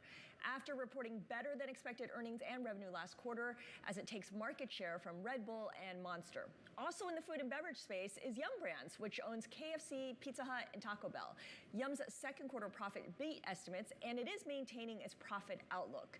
Joining us with more is Bloomberg's Abigail Doolittle. So I like focusing on the consumer space and the food and beverage space because these are staples. I mean, yes, people can choose which brands they're going to go after, but they're going to spend on these brands regardless. They are at some point. I mean, we need to eat and drink, so that is the case. And so it comes down to what brands, what types of foods and beverages do people like that. So let's start with Celsius. Interesting. This into the quarter down 47%. So this is considered to be a better than feared quarter. They beat earnings by 4 cents, putting up 28 cents. They put up revenues of $402 billion. That was about 3% better, but lots of mixed messages, Scarlett, beneath the surface. So for instance, the revenue beat, that was driven by an inventory clear out at one of their large distributors. On the other hand, this drink, I've never had it, and I think you've never had it. It sounds like your son loves it. My son drinks it, yeah. Which I'm not psyched about, but you know. Yeah, it's hard to know what's in some of these drinks, but apparently they give you a little bit of a boost. But in any case, they are taking Fed bids for 3-year notes totaling $11 billion. 11.5% control of the market versus 8.7%. On the other hand, they're saying that they did see some share decline in July, and there is an overall slowdown in the U.S. market for energy drinks. I would say that that's true to some degree for food, too, especially in the fast casual, if we're skipping over to Yum. As you said, they beat. So Taco Bell popular, also something that I haven't had in forever. On the other hand, Pizza Hut, which I personally love, and KFC as well. All of these funny little quirks can come out here, but that those two latter brands not as good. So the pricing pressure from some of these brands, and so we're seeing some of these companies saying that they have to respond. So there's a lot of competition, whether you're talking about Celsius with Red Bull and Monster, or Taco Bell with, say, McDonald's, Wendy's, Shake Shack. They're all competing for the same dollars, for the same scarce dollars. Marketing, I feel like, ends up becoming the difference maker? It has to be a huge difference maker. Again, I'm not so familiar with these energy drinks, but relative to Celsius, their cans are really pretty attractive. They're white and they have, sort of what I would consider to be attractive, pretty. Like a lightning bolt or something? Yeah, something on there. And then, some of the other brands, they're black cans. So it really is going to come down to that. And then in addition, advertising. I think it also comes down to the personal preference, but these companies seem to be suggesting it's also going to come down to pricing because the company is saying that going forward, forward, they are going to be, that their pricing promotional strategy is key. We've been hearing that from the likes of McDonald's, at least, the return of the $5 meal. On the other hand, Shake Shack saying they're not going anywhere near price reductions, but it is for them the marketing. Now, the marketing, they gave very few details about that because they're considering that to be the secret sauce. And then another company like Texas Roadhouse, just great share because people are willing to pay up. So for years now, out of the pandemic, we've been talking about when is the consumer going to get tired of all this inflation? When will they stop buying certain products? I think we're hitting that moment now, and it's a bifurcation between brands. More seem to be suffering from this pricing fatigue. Fewer seem to be able to hold up their prices, but I think more information is to come. Yeah, if you have the pricing power, you exercise it. If not, then you're in the camp of having to offer deals like everyone else and competing against them. Abigail, thank you as always. Abigail Doolittle with our stock of the hour. Now coming up, the S&P 500 recovering today, sitting near its session highs, but still lower to start the week after the wave of selling that culminated on Monday. So next up, we're going to discuss how private equity investors are handling all this volatility after what's been a couple of rough years. This is Bloomberg.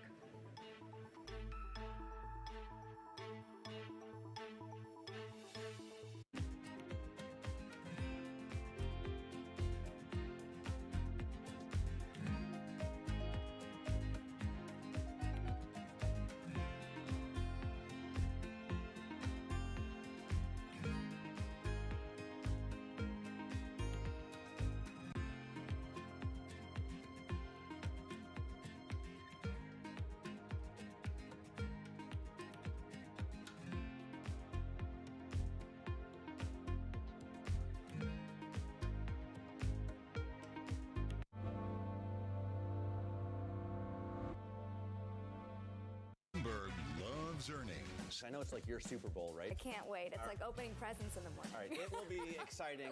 Nobody covers earnings like Bloomberg. Good morning from our world headquarters in New York. I'm Menace Credit. And I'm Danny Berger. Let's set your agenda. Bloomberg Brief delivers the market news, data, and analysis you need live every weekday at 5 a.m. Eastern. Bloomberg. Context changes everything. Welcome to the world of decentralized finance. We thought we'd take a look at Bitcoin versus the S&P 500. Bloomberg's covering all things crypto, the people. A tectonic shift emanating from Washington. It's really a tale of two cities in crypto. Crypto shouldn't be partisan. The transactions. Really a record-breaking moment. Crypto VC is back. And the technology. It's really the beginning of a global on-chain economy. And if America doesn't embrace it, we're going to be left behind. Bloomberg Crypto, Tuesdays, only on Bloomberg.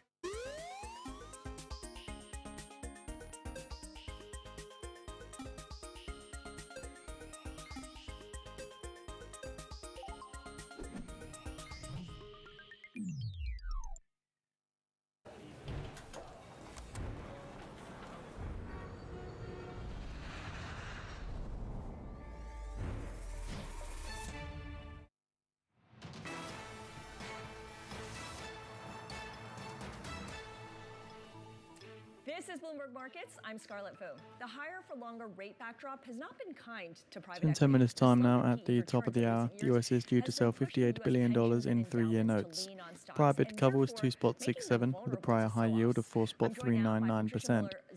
This is the first Treasury coupon auction of the August to October quarter. This $58 billion 3-year note sale is poised to become the first this year to draw a yield under 4%, testing the investors' appetite to chase the market's steep gains since the July 31st Fed policy statement.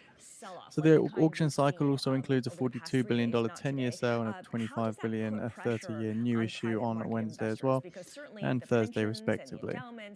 So JP Morgan strategist in a research previewing the auction said it faces technical headwind from poor market depth and volatility, but might benefit from cheap valuations after adjusting for rate levels and curve shape. Also noting the latest CFTC positioning data ahead of this 3-year note auction, data shows that speculators were net short a record 1.7 million 5-year note futures, a possible source of covering demand at this 3-year note sale. Because of the way we're thinking about adding value in companies over the long term, we actually don't have to be worried about the day-to-day volatility. But here, what is going on with what people are calling here the denominator effect? Because what's happening now when you see these sell-offs is you all of a sudden have these private asset portfolios balloon to be a bigger part of those larger LP portfolios. What is exactly happening there? No, that's a real issue, especially if it happens over an extended period of time. So if you start to look at quarter ends and you still see this big backdrop and downdrop in the public markets, it certainly will have an impact on the value of those private equity portfolios as a percentage of the total. And if that percentage becomes higher than what the allocation is intended to be, then many institutional investors will need to cut back. The hope is that, this is hopefully, minor and short-term volatility, and by the time we get to the end of the quarters, which is generally when these decisions are being made, that you will actually see the markets coming back. But the denominator effect can be very real, That being said, at the same time that you have folks that might have to cut back, I was actually just with one of the largest institutional investors last week, and they're actually putting more into the market. They've been under-allocated to private equity, and so they've actually already put more than $4 billion in private equity investments already this year. And so, as you can see, at a time like this, it could precisely be a great opportunity to be adding more to private equity. So there's a lot of shuffling, and it's just a matter of who is in what kind of position. But that idea that they'll need to cut back at quarter end, how does a private equity firm comply with that? How do you prepare for a moment like that at the end of the quarter? So the good news again around the private equity, so the monies that you've already invested is locked up, right? And so what you want to do is certainly with your larger institutional investors is figure out if there's a need for more liquidity. And then there are lots of things you can do. Like our business, we're committing about $18 billion last year across the private markets assets. And so many of the areas in which we were investing in were to actually provide liquidity to some of the underlying companies so that private equity firms could return liquidity to their LPs, thereby helping them to erase some of the concerns around the denominator effect. How do you feel about that dynamic? Because ultimately this has impacted fundraising. Even the biggest firms in the world with very profitable funds have not been able to raise new money because these large LPs just have too much money in private equity already. Some of that money is being returned through those strategies, but if you see the market sell off like it has been, does it kind of prolong the ability for new funds to raise more money? It could. I mean, one of the things you've seen here over the last couple of years is that on average, it's been kind of 18 months to raise a fund. That's a much bigger timeline than what we've traditionally seen here over the last decade. And even some of the largest names have not been immune from this, right? Some of the brand names have actually started to occur.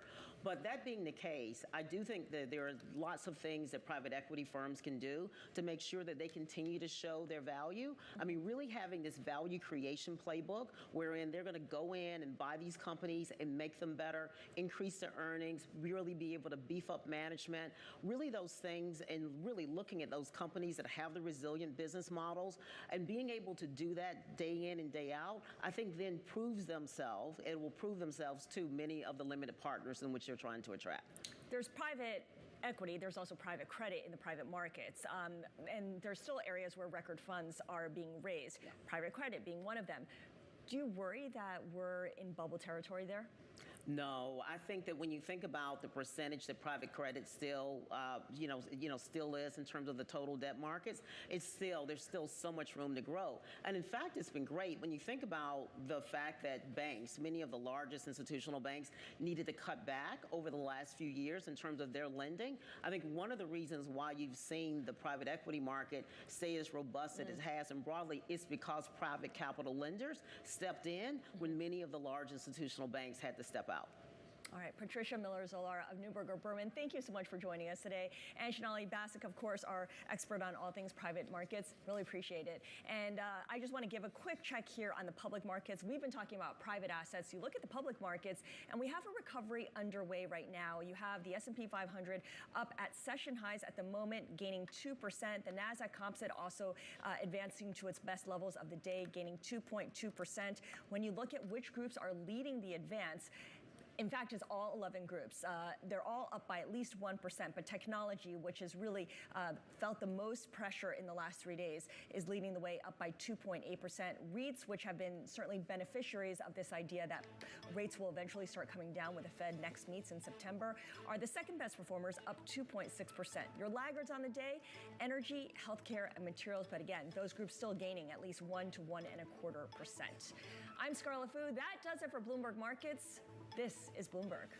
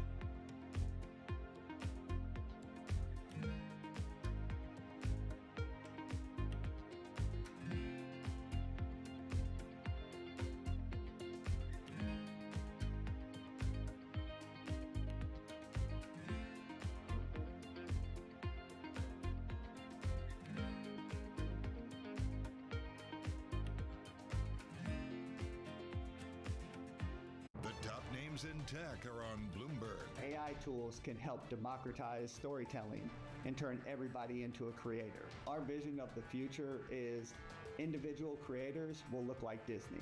They'll be able to go from an idea to a final story. They'll be able to publish that. They'll be able to merchandise it. They'll be able to do it across the franchises and stories they create. Nobody covers technology like Bloomberg. Context changes everything.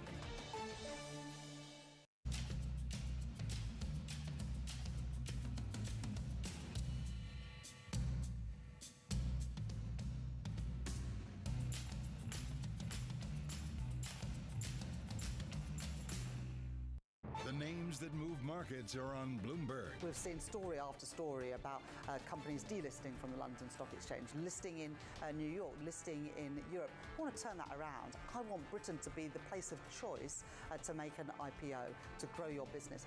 That's why I welcome the reforms that the FCA put in place last week.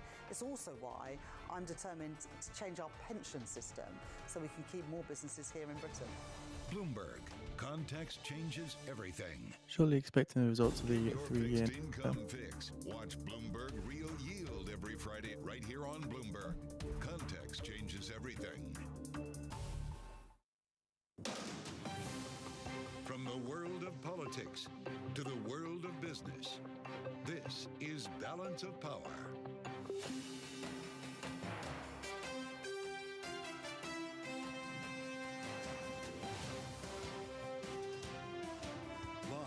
Washington, D.C. Kamala Harris chooses Midwestern balance to complete the ticket. Welcome to the fastest show in politics. As indeed, the vice president picks Minnesota Governor Tim Walz as her running mate, set to appear together later today in Philadelphia. I'm Joe Matthew alongside Kaylee Lines in Washington, D.C. And Kaylee, just hours after the rollout that may not have gone exactly the way the campaign planned it. Treasury when issued 3-year yield 3.812% ahead of the auction. On X that indeed she has tapped her own vice presidential nominee and that Governor Walz will be running with her. Of course, we'll hear from them both later this evening in Philadelphia, as you allude to, Joe. And of course, it took many people at least partially by surprise, given that he is the governor of Minnesota, a safely blue state, has been for decades. Not a swing state governor like Josh Shapiro or swing state senator like Mark Kelly. What she seems to have chosen here is someone who could still appeal to the Rust Belt, appeal to progressives, appeal to labor, and maybe just generally be a nice guy. That's the idea. Can Minnesota Nice actually win the campaign? We're going to talk about this as the new lines of attack are delineated already from Republicans. We've been hearing some interesting stuff from J.D. Vance, the Trump campaign, the Republican Party. Coming up this hour, Kaylee will be talking about it with our signature panel, Rick Davis and Jeannie Shanzano, just in the nick of time. Yes, indeed. They're straight ahead. But of course, we also have to take note of the market rebound we are seeing today. Haven't fully undone yesterday's losses, but Charlie Pellet in New York, how we looking? Indeed, we are higher across the board. Kelly, do want to begin, though, developing story headline right now off the Bloomberg Professional Service. The Walt Disney Company raising prices of its streaming services with the lowest cost offering, Disney Plus, with advertising climbing 25% to $9.99 a month. Shares of the Walt Disney Company, they're surging on that news. We got Disney up now by about 3.9%. Again, worth repeating the headline right off the Bloomberg. Disney raising streaming prices as much as 25%. It is adding new channels. The Dow, the S&P, NASDAQ all advancing right now. We're shortly expecting the results now from this 3-year note sale. Again, shortly expecting 3-year note results. As Kaylee said, making up some of yesterday's losses. The Dow up 554, up 1.4%. The Dow yesterday down roughly 1,000 points. NASDAQ higher now by 362, up by 2.2%. 10-year 3.88%. The 2-year 3.99%. Bid cover 2.55, 2.55 with a high rate of 3.81%, 3.81%. The US there sold $58 billion in 3-year notes, awarding 92.12% of bids at high. Primary dealers take 15.35%, direct 20.25%, indirect 64.39%. Again, repeating our top story, the Walt Disney Company raising streaming prices by as much as 25%. Disney shares up now by 3.8%. Balance of Power continues now. Back we go to Washington. Lots going on. Once again, your hosts, Joe Matthew and Kaylee Lyons. All right, Charlie Pellet in New York, thank you so much. I'm Kaylee Lyons alongside Joe Matthew here in Washington. Well, we know now what we've all been waiting to know for the last 16 days, who was going to join Vice President Kamala Harris on the ticket this cycle. We now know that it is the governor of Minnesota, Tim Walz, perhaps not known to many, but maybe known to some, in part because of his viral cataloging of J.D. Vance and Donald Trump as weird. Remember this on CNN earlier this summer? People kept talking about, look, Donald Trump is going to put women's lives at risk. That's 100% true. Donald Trump is potentially going to end constitutional liberties that we have, end voting. I do believe all those things are a real possibility, but it gives him way too much power. Listen to the guy. He's talking about Hannibal Lecter and shocking sharks and just whatever crazy thing pops into his mind. And I thought we just give him way too much credit. Weird, crazy. There you have it from Tim Walz. Fast forward, Kaylee, a week and change, and he's now on the Democratic ticket. We're going to be seeing him at 5:30 Eastern Time, or so goes the schedule, alongside Kamala Harris at Temple University in Philadelphia. 3-year Treasury yields little changed following the auction. The sprint begins as we bring in Gregory Cordy, Bloomberg Politics reporter with us at the table here. Gregory, you've been covering this campaign cycle since the beginning. It's not till now that we actually have a race, which is kind of remarkable here in the throes of August on our way to the Chicago convention. Republicans have been trying to frame Kamala Harris, trying to identify her. They've got another job here to try to identify an essentially unknown politician when it comes to most households, and a race to frame this person into something that can help one side or the other. How's this going to work out? Yeah, he is pretty much a blank slate for most voters, and so both sides will try to sort of, as you say, frame up some sort of a reference point for who is this guy and what does it say about Kamala Harris that she chose him as her running mate. I think what we've already seen from Republicans is that he is an extreme liberal. I'm not sure how that's going to play. He is sort of a middle American. He's got a life story that is born in a small town, went into the Army National Guard, rose to the rank of Command Sergeant Major. So this isn't an officer. This is the highest ranking enlisted man ever to serve in Congress. He was a teacher and a football coach before he decided to run for Congress. So those are the things we're going to hear from Democrats. But he also does have a very progressive streak as a governor. He instituted paid leave and childcare, free lunch and breakfast at public schools. LGBTQ rights, abortion rights, a whole litany of progressive policy positions. So, yeah, he is somebody who, depending on how you look at him, could be either a very moderate or very liberal. Well, when we think more critically about some of those quote-unquote progressive policy positions, free lunch for school children, paid family leave, are these ideas that are actually unpopular, or are these actually, whether or not you cast them as left, right, or center, things that most of America would sign Treasury on to 10 to 30-year yields climbed 10 basis points on the day. The Harris-Walz ticket hopes that they are very popular, and they are. If you isolate any one of these policies in isolation, and you poll them, these are very popular things. What Republicans are going to try to do is sort of put them in a package of very expensive nanny state proposals that are big, a sign of how she's going to be big government, big spending liberal in the mold of what we have seen from Joe Biden with his Building Back Better agenda that is focused on this sort of care infrastructure of American life. People were just as surprised to learn as it was Tim Walz as we're surprised to learn it was not Josh Shapiro, which really seemed to be the narrative going into this day. The tip sheets were maybe onto something this morning in a slightly different way. But the statement from Josh Shapiro is striking if you read this. This came a couple of hours after the news leaked. As I've said repeatedly over the past several weeks, the running mate decision was a deeply personal decision for the vice president. And it was also a deeply personal decision for me, he says. Pennsylvanians elected me to a 4-year term as their governor, and my work here is far from finished, suggesting that this was some sort of mutual decision. I'm guessing the campaign didn't approve of this statement. Look, I mean, this is part of the game of selecting a vice president, and if you can read the writing on the wall as a potential running mate and see that you're not going to get it anyway, as perhaps Roy Cooper, the governor of North Carolina, did, and withdraw your name from consideration, saying it's not the right time, or for personal reasons or family reasons or whatever have you. It's better to sort of bow out early. I think there's a lot of face saving here. In the end, I'm not sure how much of that really matters. I mean, there's only one person who can be vice president at a time. There's only one other person she can put on the ticket. She had, I think her campaign would say she had a lot of good Democrats to choose from. The fact that she waited just as Trump did, right? But to the last possible self-imposed deadline to make this decision, just hours before she's set to appear with this candidate, means that this was something that she spent a good amount of time over the past few days really sort of agonizing over. All right, Gregory Cordy, who covers all things politics for us here at Bloomberg.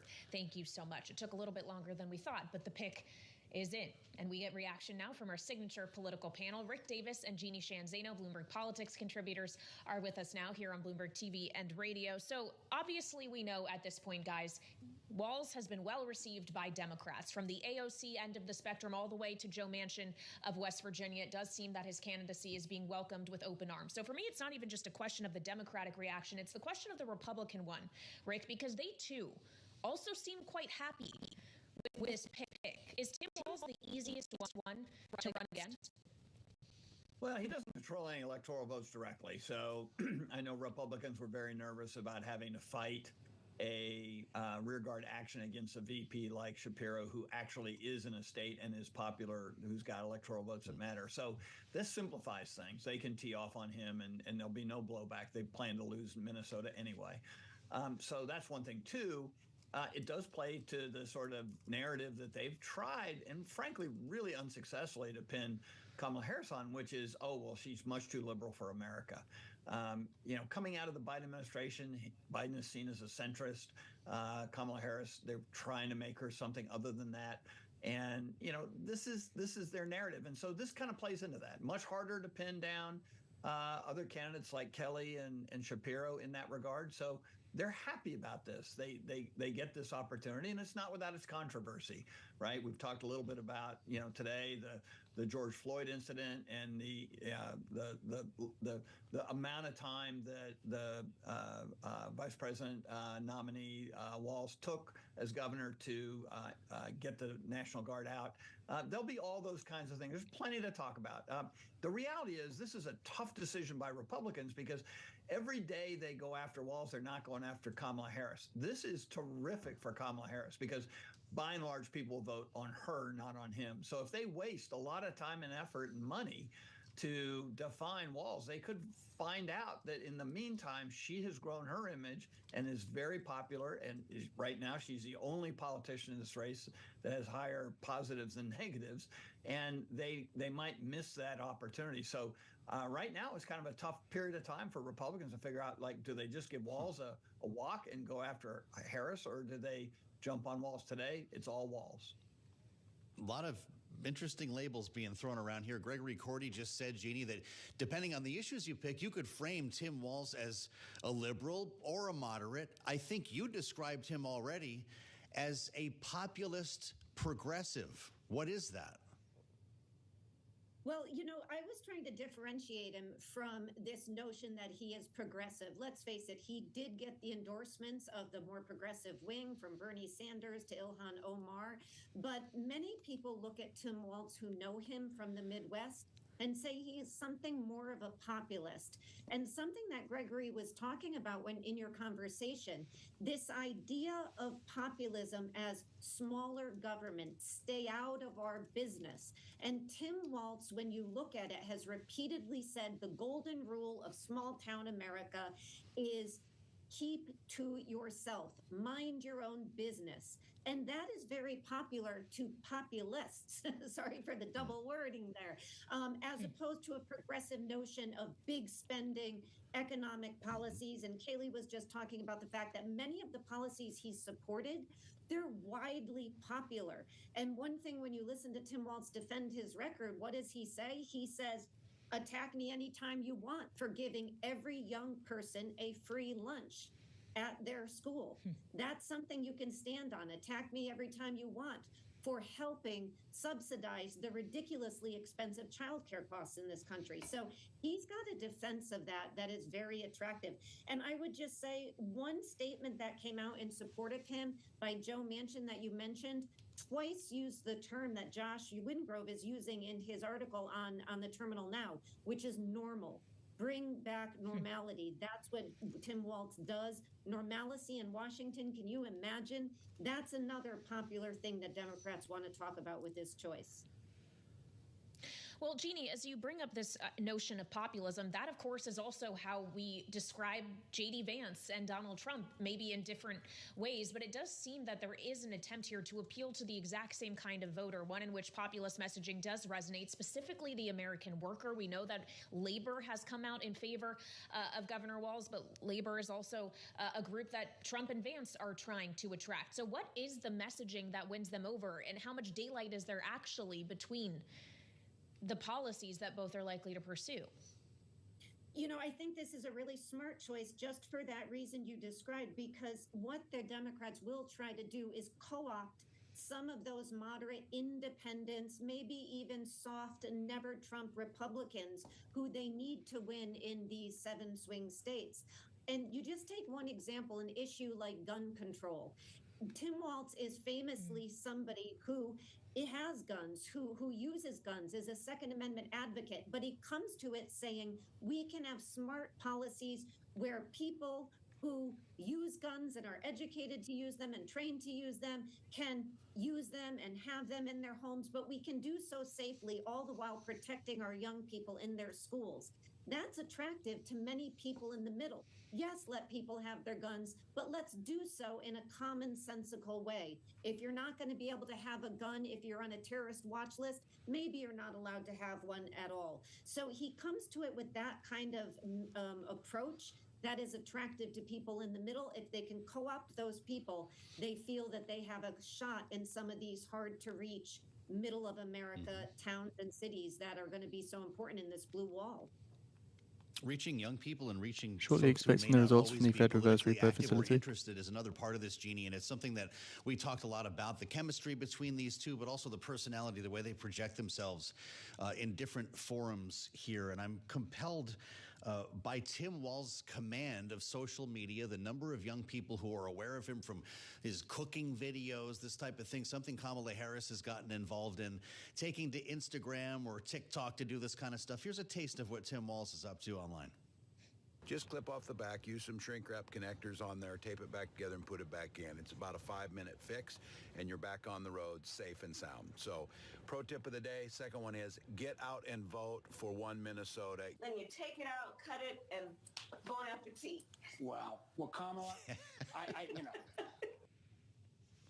Bon appetit, Kamala Harris, working on dinner there. But they're not alone.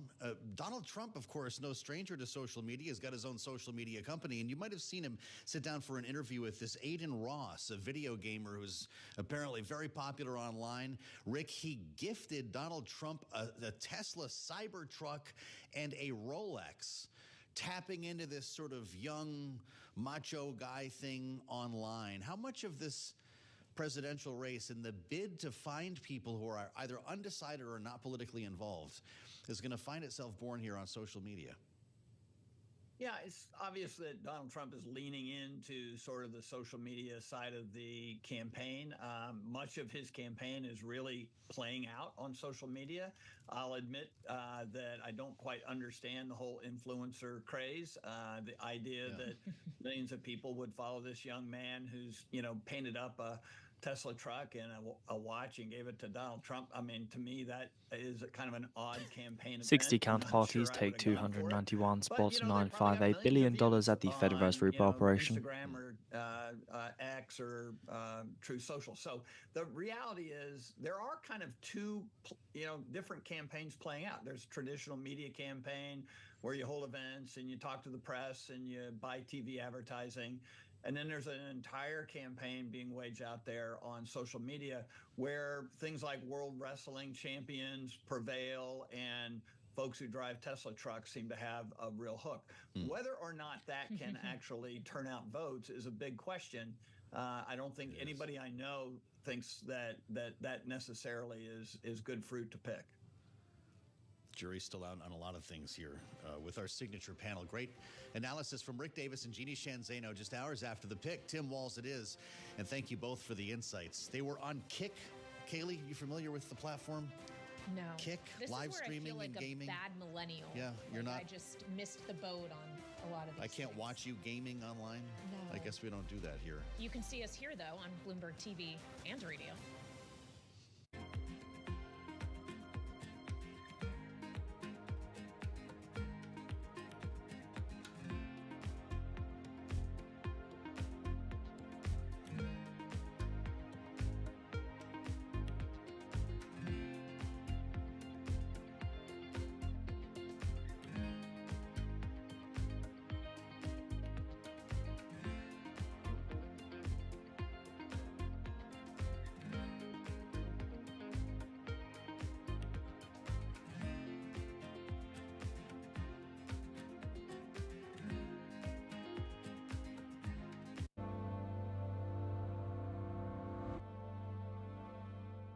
It's the world's second largest economy with a growing influence in global affairs. But geopolitical uncertainties, deflationary pressures, and questions about foreign investment linger.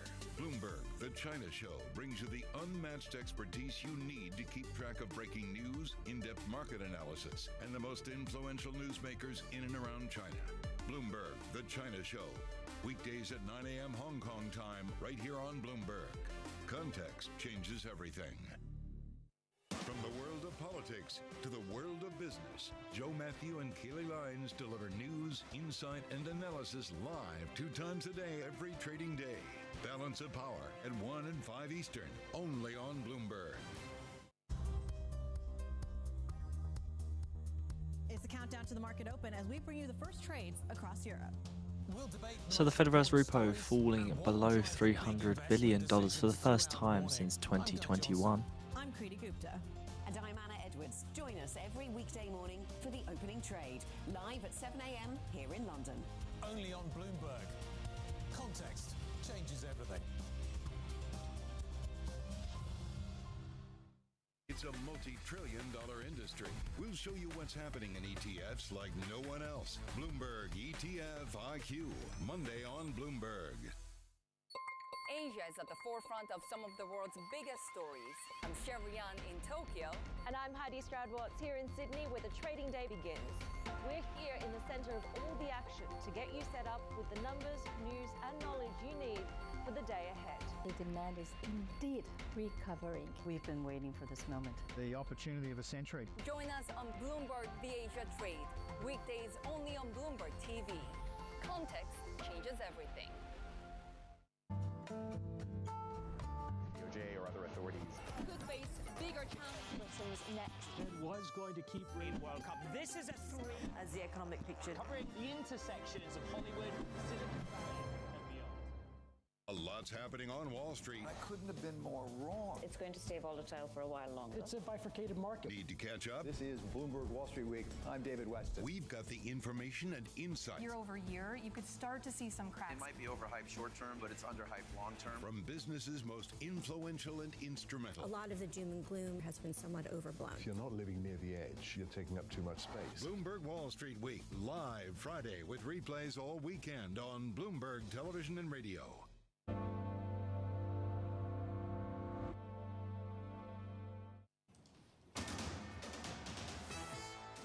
It's 121 on Wall Street. We do check markets all day long. Here at Bloomberg, stocks continue to push higher. Best level of the day right now on the S&P 500 index up 105 to 52.91. That is a gain of 2%.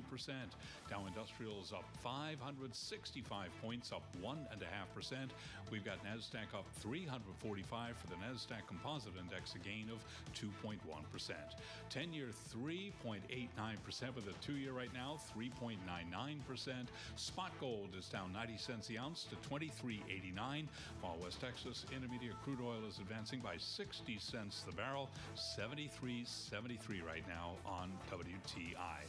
So stocks are rising, dip buyers coming into the market after a roughly $6.5 trillion sell-off from global equities over the past few weeks. All major groups in the S&P are trading higher today.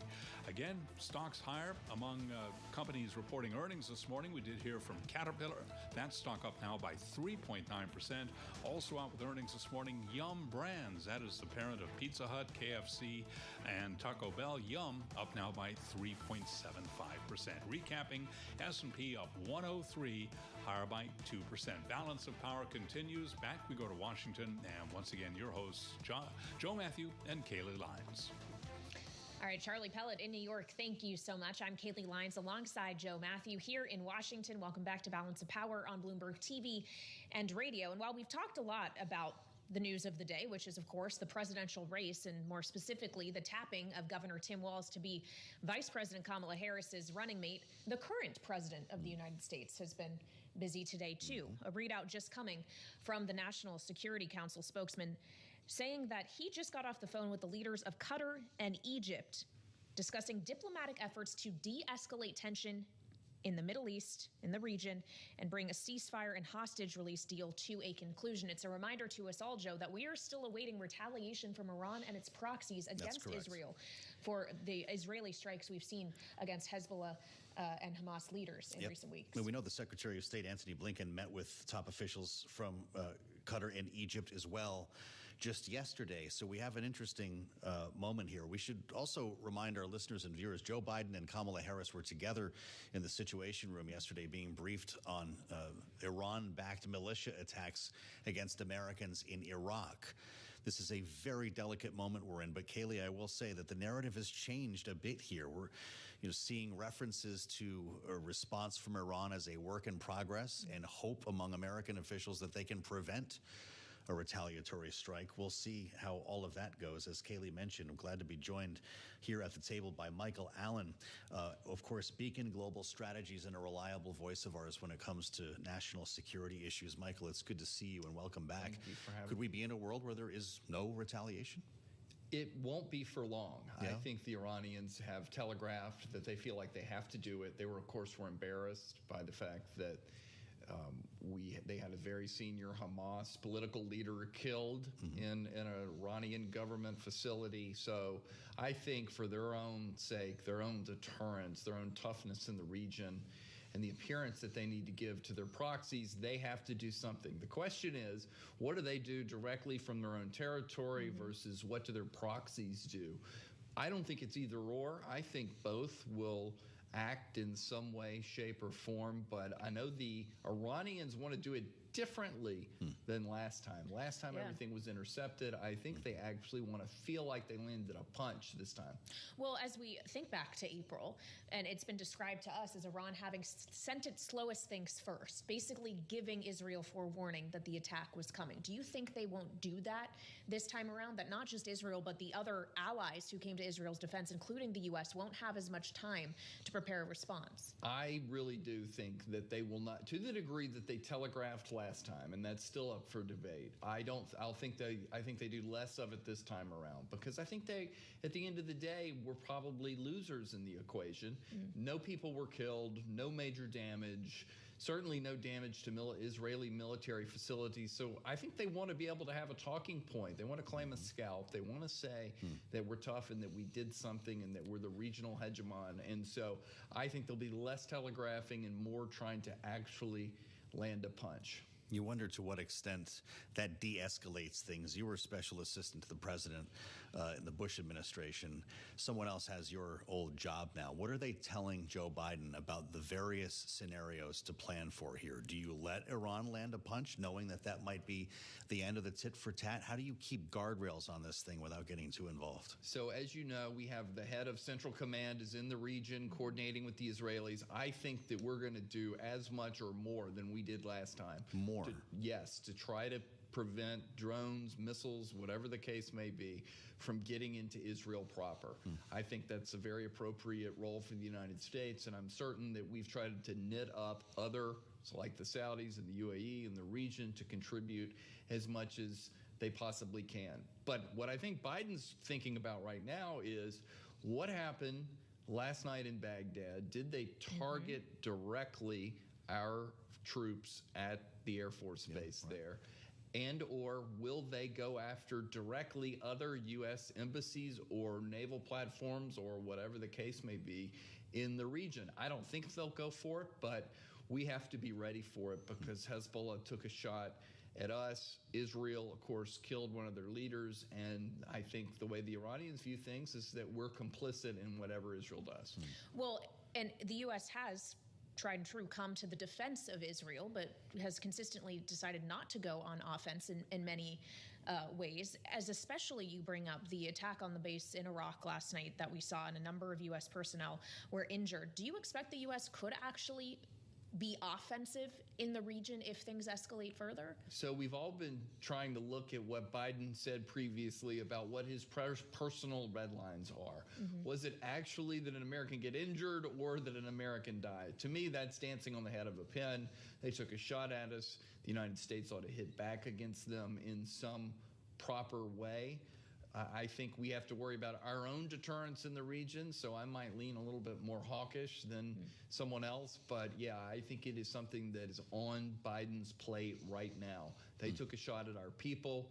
We want to prevent them from doing this. Remember, they were able to kill several some weeks, some months ago now at a different installation that we had in Syria, and we just don't want that to happen again. We talk about all this from a distance here as we sit in Washington, but as you referenced, could be the same or more support that we saw last time. There were American fighter jets shooting down missiles with air-to-air missiles in the middle of that operation.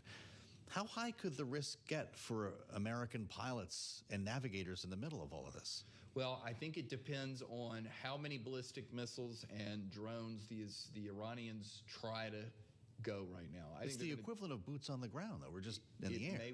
It sort of sounds like it, doesn't it? I mean, we're over Israeli airspace, probably Saudi and UAE airspace at different times, trying to knock all of these out. I just don't think the Iranians are going to do it exactly like last time. Not that it was easy last time, but we were able to achieve what we wanted to achieve. They're going to make it harder this go around. I think the Israelis have to be prepared that some of this is going to go through, even if in the aggregate the United States has sent more squadrons and more other equipment and the like to the region. So, of course, all of this is happening against the backdrop of the ongoing conflict between Israel and Hamas, which is very highly political here in the U.S., if you will, and some would argue played a role in the selection of the vice president that Kamala Harris announced today. There are some in the Republican Party suggesting that the choice not to tap Governor Josh Shapiro, who is Jewish, was an anti-Semitic one, and it was bowing to the pro-Hamas forces within the Democratic Party. What do you think about that idea? I think that there's probably a little bit to it, because I think what Kamala Harris probably wants to do most of all is play it safe. I don't think it was the decisive factor, but was it one among many? Do they want to have another big fight about what the Democratic administration's policy is on Israel, and especially two-state solution and the rest? I don't think that was the number one factor, but I bet at the back of their mind they're thinking, we're trying to unite the party. We're trying to put everything back together. Let's not find an issue that splits us. Well, it's been suggested, though, that Kamala Harris is not the same, even though in the same administration, not the same when it comes to Israel as Joe Biden. John Kirby says there's no sunlight between them. Most people in Washington don't see it that way. How about you? Well, Kirby has to say that, of course, because she still serves in the Biden administration. But I even thought her body language when Bibi was in town last week was a little bit more perfunctory than it is around Biden. I can just sort of tell with her record and the ways that I think that she's responded to some of these issues in the past. She's more in tune, I believe, with what the progressive wing of the Democratic Party thinks about Israel. Of course, Netanyahu is unpopular almost with all Democrats and even maybe many Republicans. So if Netanyahu's not there, maybe things change a little bit. Were Harris to win. But for now, I think it's a safe bet to assume that she would be a little bit harder on a Bibi Netanyahu administration than would be certainly Trump, but obviously Biden also. Well, of course, Netanyahu's facing domestic pressures of his own, specifically pressure to get the hostages home to agree to some kind of ceasefire deal. Do you realistically think that happens while President Biden is still in office? I'm increasingly thinking it's just not on the table. I mean, when you go and kill the head political leader for Hamas, who is an interlocutor of yours, as you try to negotiate to get a hostage deal, I feel like what the Israelis are saying is that this is not even at the very top of our priority list. What's at the top is going after Hamas, finishing up whatever we can do there. If their targets there are not anymore, I know that's something that the Israeli generals have been communicating, but I think Netanyahu's ready to move on to Hezbollah. I think in his mind that he cannot live with another genocidal terrorist organization on a second border like it occurred in the south with Gaza and Hamas. I feel like he's determined to go in. That was certainly the feeling I get the more Israelis I talk to. So I think reestablishing Israeli deterrence around the region and resetting things in the Middle East for Israel are at the top of his list, and I don't think the hostage deal is at least among the top 2 or 3 priorities he has. All right, well, we have to continue to watch things in the Middle East as they develop. Thank you for helping us do so. Michael Allen, Managing Director and Partner at Beacon Strategies, and as Joe mentioned, former Special Assistant to the President during the Bush administration. Now we want to get over to extra world and national news. We have that with Nancy Lyons here in our 99.1 newsroom in Washington. Or is Amy back today? Hey, Amy. She sure is. Hi, Kaylee. Thanks so much. Vice President Kamala Harris had chosen Minnesota Governor Tim Walz as her running mate. Her choice could not to progressives who did not want Pennsylvania Governor Josh Shapiro with his support for school vouchers and Israel's war against Hamas. Pangea Policy founder Terry Haynes says that could be a mistake. Harris is very much identified with the progressive wing of the party. That's one big reason why she was chosen with Biden in 2020, frankly. So what she needs is a governor from a swing state that appeals to much more centrist voters. Governor Shapiro, I think, is the transformational pick here. Terry Haynes of Pangea Policy, a guest on Bloomberg Surveillance. Harris is set to announce Walz as her running mate in a video message before appearing with him tonight at a rally in Shapiro's home state of California, or rather Pennsylvania. Executives from Boeing and Spirit Aerosystems are facing questions all day from the National Transportation Safety Board 7 months after an almost new Boeing 737 MAX 9 aircraft lost that large fuselage panel during flight. Safety investigators are conducting an extensive hearing to uncover any remaining mysteries surrounding that incident. Global news 24 hours a day and whenever you want it with Bloomberg News Now. I'm Amy Morris, and this is Bloomberg.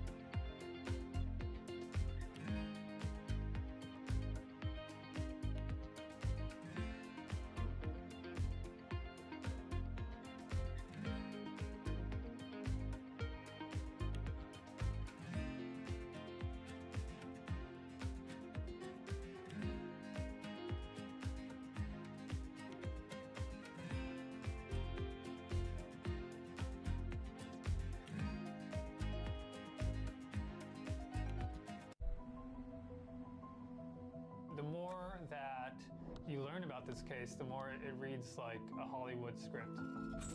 The nature of the killings, the execution, the just brutality of it. It wasn't in the psyche of people that they could be looted because they are considered so sacred. And we did it the way you do every single investigation. How do you eat an elephant? One bite at a time. It jumped off the page at me that you could see that there was a Ponzi scheme taking place. I started hearing mafia, mafia, mafia. Il sistema è perfetto. Sono gli uomini che spesso non lo sono. These are the holders of truth and justice. They cannot be possibly be doing this. But then they are. They are. And the evidence is there. It's overwhelming.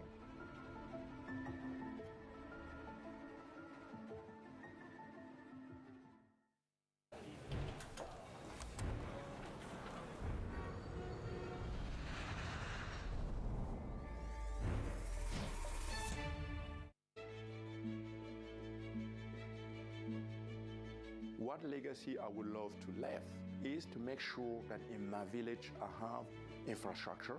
So long when I'm gone, things are still working. Then I have done my job.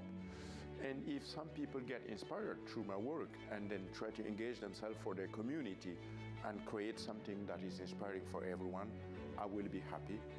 What's the best piece of advice you would give to someone young who wants to make a difference actually in this world? In architecture or with something else? Wow, I'm not the right one to just do that. I think you are. Yeah, but with the pressure you have, and then you try to be the good one, the fancy guy, the intellectual one, I have no advice then to believe in yourself and really work hard. You know, when I started, no one would have imagined that I will be able to see my name connected with Aga Khan or Pritzker or sitting at Bloomberg to talk about sustainability, about future of sales. No, myself 5 years ago, if you told me that, I will say no. I will never imagine. So I will encourage everyone to believe in what you're doing and not try to run after the newest of the newest. Just be consistent. Just work on things that matters for you. Really, at the long term, it pays.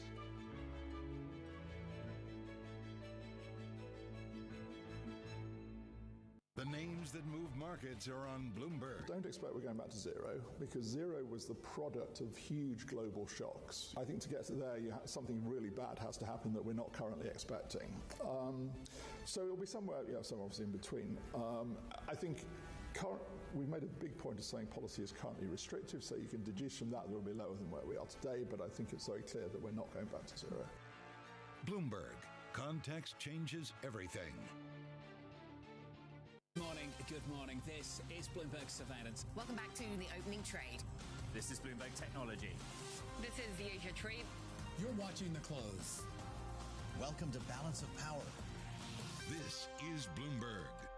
Welcome to the world of decentralized finance. We thought we'd take a look at Bitcoin versus the S&P 500. Bloomberg's covering all things crypto, the people. A tectonic shift emanating from Washington. It's really a tale of two cities in crypto. Crypto shouldn't be partisan. The transactions. Really a record-breaking moment. Crypto VC is back. And the technology. It's really the beginning of a global on-chain economy. And if America doesn't embrace it, we're going to be left behind. Bloomberg Crypto, Tuesdays, only on Bloomberg. U.S. jobs numbers are released. Bloomberg has the report under surveillance with crucial data and expert analysis at terminal speed. Nobody covers jobs day like Bloomberg.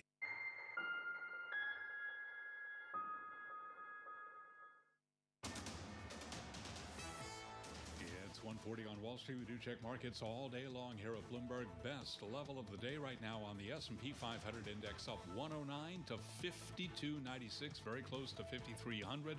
A gain right now of 2.1% on the S&P. Turnaround Tuesday, rebounding from yesterday's massive sell-off. Dow Industrials up 605 right now, up by about 1.6%. While NASDAQ higher by 356, up 2.2%. The Russell 2000 index of small cap shares up by 1.8%. Again, putting all that in context, by comparison, the S&P up by 2.1%. 10-year at 3.89%, the 2-year 4.00%. Spot gold down $19 the ounce to $23.91, a drop of 0.8%, while West Texas Intermediate crude oil is up 0.8%, $73.56 a barrel on WTI. Bottom line here, dip buyers coming back into the market after yesterday's plunge. S&P up 2.1%. Disney is raising the prices of its streaming services with the lowest cost offering, Disney Plus, with advertising climbing 25% to $9.99 a month. Disney Plus without ads will increase by 14%. Disney shares, they're advancing right now by 3%. Again, recapping, stocks higher, S&P up 109, a gain of 2.1%. Balance of power continues now. Back we go to Washington. Once again, your hosts, Joe Matthew and Kaylee Lyons. Charlie Pellet, thank you, with a much better story today on Wall Street and a continuation of one in the world of politics. Thanks for being with us on Balance of Power. Tim Walz, the pick for Kamala Harris's running mate. We have not seen them together yet, but we will a bit later on, 5:30 p.m. Eastern Time, Temple University, the venue for their first event together here, and that's going to kick off a road trip that will follow here. Knowing that was the case, we were wondering, Kaylee, why it took so long for this choice to emerge. It's kind of confounding. She went to bed last night, we're told, not knowing who she was going to pick. The staff was tasked with writing multiple speeches and creating the effects for multiple events, depending on who she would pick this morning. Then the media leaked the news. It wasn't exactly the rollout that the campaign had planned.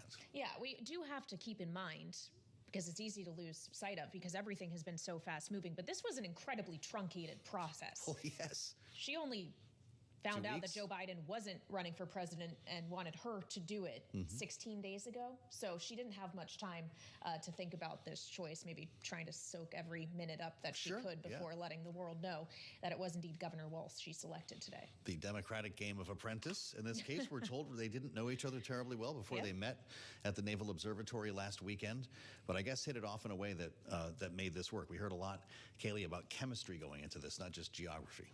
Yeah, indeed we did. And of course, it is worth pointing out as you talk about the notion they may not have known each other very well. A lot of America probably doesn't know Tim Walz very well, who may have been Googling when they heard the news today. Who exactly is that, unless you're part of the social media crowd that got in on the weird trend he seems to have started. So on that note, let's turn now to Matt Bennett. He is Executive Vice President for Public Affairs at Third Way and a Democratic strategist. Matt, great to have you back here on Balance of Power on Bloomberg TV and radio. Obviously, a lot of Democrats are celebrating this decision today. But when we consider we got a guy named Tim, also being called America's dad, running with a woman, does this take you back to 2016 in a way that makes you even just a little bit nervous? It does sound a little familiar, but I am not nervous. The context is very, very different. Back then, we were not taking Trump as seriously as we ought to. We weren't taking the third-party threats seriously. All of that has changed. We know we're in a dogfight in this election, so I'm much more confident than I would otherwise be. So how does the Democratic Party, or how does the ticket, I guess, more specifically here, Matt Bennett, frame this person most Americans have never heard of? To Kaylee's point, some know about the weird thing. He's labeled Trump and J.D. Vance and Republicans as weird, and that's stuck. They even have T-shirts saying not weird that they're wearing at the Democrat rallies here.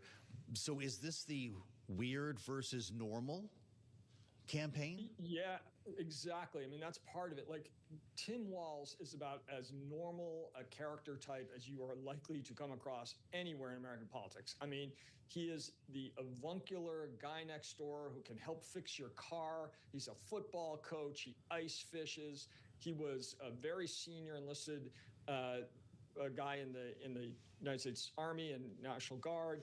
He was a command sergeant major. I mean, he checks a lot of boxes. And of course, he's from the dead center middle of the country. He also is being characterized, I think, incorrectly as being a progressive because a lot of folks on the left were pushing for him. But in fact, if you look at his record, he's really a moderate. He was in Congress, and he is as governor, and I think he's a perfect balance to the ticket for Kamala Harris. Well, if his record is indeed more middle of the road, Matt, it certainly isn't being characterized that way today by the opposition, already calling him a radical liberal, dangerously liberal, perhaps describing him as leftist, kind of a hard word to say. But if that already is out there percolating, how hard is it going to be for the now Harris-Walz campaign to fight back against that? I mean, they're going to have to do it a little, but remember, they would call anybody. If she had picked Joe Manchin, he would have been a radical, leftist, communist, socialist nutcase. I mean, that's what they do. But Tim Walz is none of those things. I mean, he wanted, back in 2011 when he was in Congress, he voted for $4 trillion of deficit reduction. He was part of the pay-as-you-go caucus. He's very focused on kind of deficit and deficit reduction. He had an A+ rating from the NRA when he was in Congress. This is nobody's idea of a left-wing radical. And keep in mind, of course, that while there was a lot of focus on Walz and what he's done leading up to this and today and maybe tomorrow, after that, it's all about Kamala Harris and Donald Trump. It's the top of the ticket that people make their minds on. And so I think Walz will be a very good partner to her and will be a great surrogate for her. But ultimately, it's up to Harris to beat Trump. Matt, what do you think of this anti-Semitic line that we're getting from the Trump campaign in Kamala Harris not choosing Josh Shapiro, the governor of Pennsylvania? J.D. Vance was on the Hugh Hewitt program, said, quote, "If it's not Josh Shapiro, I agree with you." This is something that Hewitt posed to him. "I think they will have not picked Shapiro, frankly, out of anti-Semitism for their own caucus and their own party," referring to the fact that Shapiro is Jewish and has a bit of a harder line, as we've learned, when it comes to Israel policy. If this is something that we're going to be hearing in this campaign, how does she answer it? Well, let's be clear. That is another example of J.D. Vance being awful.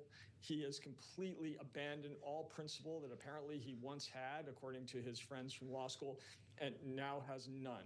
That is an appalling lie. Kamala Harris is married to a Jewish man. As a Jewish person myself, I will completely reject the proposition that just because she didn't pick a Jewish guy doesn't mean she's an anti-Semite. It had absolutely, positively nothing whatsoever to do with that. And in fact, if you want to look for anti-Semitism in this race, look no further than Donald Trump, who said that there were very fine people on both sides when a bunch of Nazis chanting "Jews will not replace us" marched in Charlottesville while he was president. So that is a ridiculous thing for Vance to have said.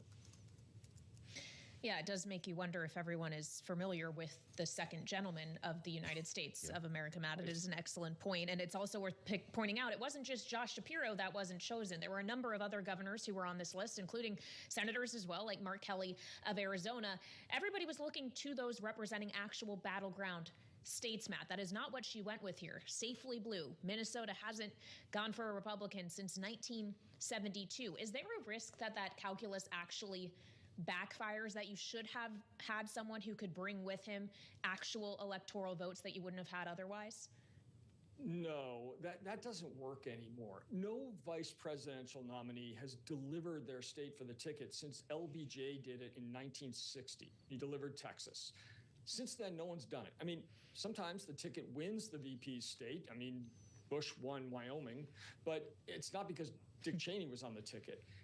That is just not a way that anyone who's really intimate with this process makes their calculus. The vice presidential pick probably will have limited impact. Trump was right about that the other day. But to the extent it has impact, it's really a feeling that voters will get about who Harris is and how they feel about her. That is what Walz's job is to do, is to create an image of her. And I think that kind of friendly, avuncular, future-oriented, optimistic feel is what they're going for. And I think they picked the right guy in that regard. Will we see a vice presidential debate? I hope so. I think Walz against Vance would be fantastic. Now, Vance is a smart guy. I'm sure he's an accomplished debater. But Walz has shown, I think the reason that he shot up the charts in the VP race initially was because he goes on cable television and he just has this incredibly appealing presence. And the things that he says and does are really compelling. And as you noted at the top, he kind of coined the idea that these guys are weird. And I really like the matchup of Walz versus Vance in a debate. So we'll see if we get that one. We'll still see if we get Donald Trump and Kamala Harris sharing a stage. She, of course, agreed to appear in the debate that Donald Trump initially agreed to on September 10th on ABC. He now wants to debate on Fox on September 4th. Matt, if you were the Harris campaign, or if you were advising them, should they go ahead and show up and do that debate on Fox? What is the strategy that you would suggest here? You know, I don't know what they're going to do, but I hope they do it. I mean, she would dismantle Donald Trump. The thing that Kamala Harris is best at is standing up and prosecuting the case against a bad guy. I mean, that's who she is. She's a prosecutor. She's very good at it. We saw her do it on the Senate Judiciary Committee. And Trump, as we all know, just lies his way and bullies his way through these debates. As long as she could get a word in edgewise, and if they turn off the microphones the way they did in the Biden debate, she could, I think she would have her way with Donald Trump. So I hope she does it on Fox, on ABC, anywhere the two can meet. We spent a lot of time talking, Matt Bennett, about third-party candidates. Going back to the no labels situation, Third Way was deeply invested. More recently, it's been RFK Jr. And there's an update to a story that we were talking about around this time yesterday, the fact that he chose to dispose of a dead bear cub in Central Park while he was on his way to a dinner at Peter Luger's Steakhouse. Kind of a long story, but it's a real one. He told it himself online to Roseanne, of all people, yesterday.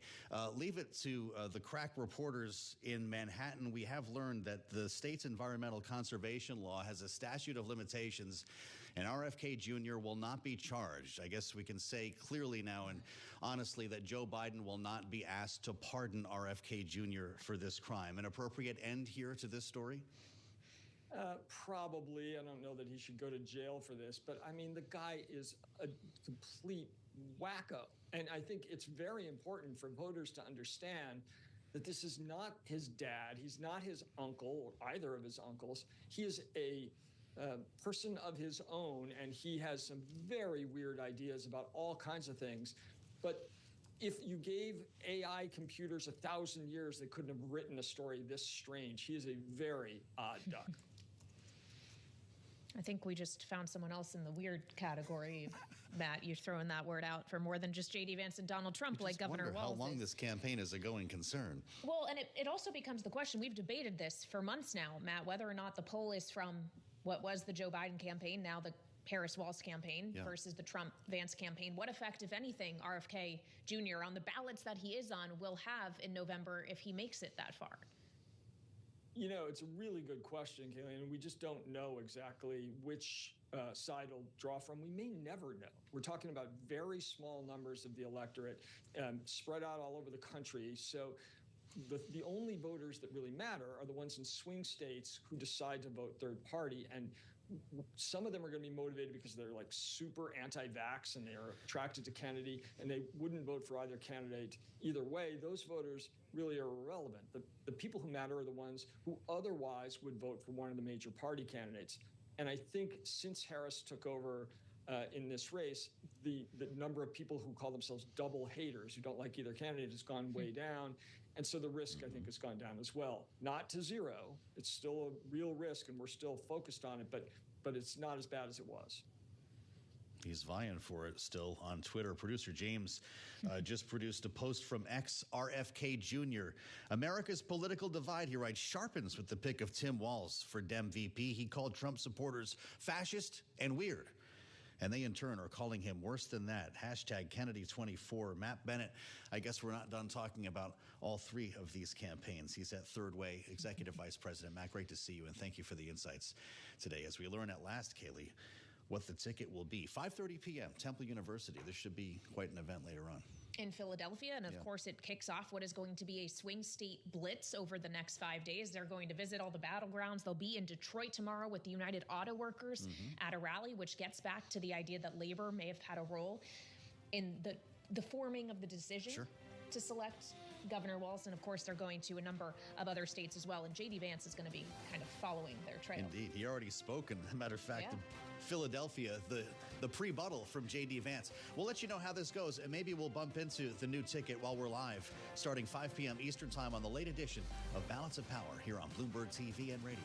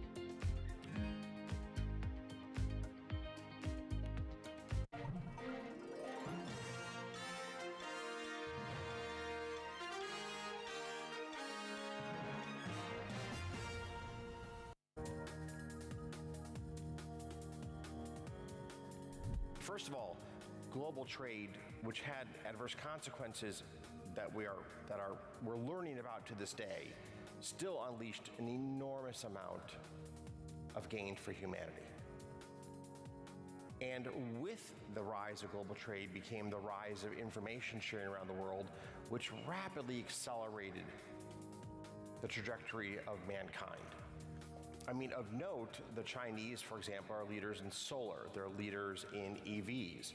They're leaders in a number of emerging technologies. In a world which is more splintered, we'll see the gains that the Chinese have achieved in these important areas not shared by the Western countries. And conversely, the United States is a clear leader in AI, along with a number of the European countries. And those gains will not be shared with China and the countries in its sphere of influence. So it's a very clear-cut loss for all of humanity when we have the severing of ties between our countries. On a practical level, is it getting harder to manage the risks you face? I think that one has to be aware that there are more tail risks that are harder to ultimately manage.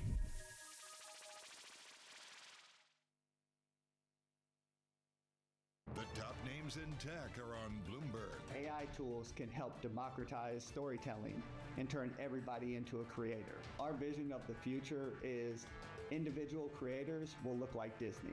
They'll be able to go from an idea to a final story. They'll be able to publish that. They'll be able to merchandise it. They'll be able to do it across the franchises and stories they create. Nobody covers technology like Bloomberg. Context changes everything. Bloomberg covers the world with unmatched reach and resources.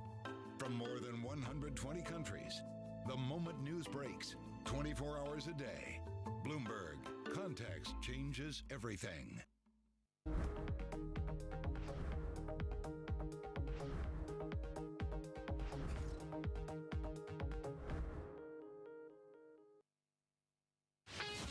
This is Bloomberg Business Week. Insight from the reporters and editors who bring you America's most trusted business magazine. Plus, global business, finance, and tech news as it happens. Bloomberg Business Week with Carol Masser and Tim Stenivek on Bloomberg Radio. And a very good afternoon, everybody, live on radio, TV, YouTube, and Bloomberg Originals. I'm Carol Masser, along with Matt Miller, who is in for Tim Stenivek. Matt's telling me, take a deep breath, Masser. It's not Monday. Yeah, it's turnaround Tuesday, right? We're bouncing back today, up 2%. We haven't gained back everything, but it's definitely a different tone. True.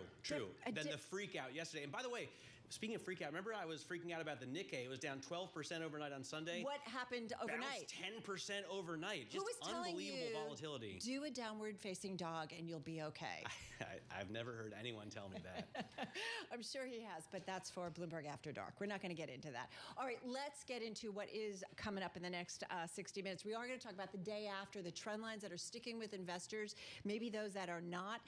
We're also going to talk a little bit about the supply and demand stresses within the commercial real estate market, which I love. I feel like when we talk about other metrics to watch, this is a good one, Matt. Yes, I absolutely agree. And it's a market that I've been paying very close attention to, actually with Abigail Doolittle. She's been doing a ton of reporting on commercial real estate, so I'm excited to get into that conversation. Yeah, we've got the co-CEO of real estate investing over at Morgan Stanley Investment Management, Lauren Hochfelder. She'll be along in just a moment.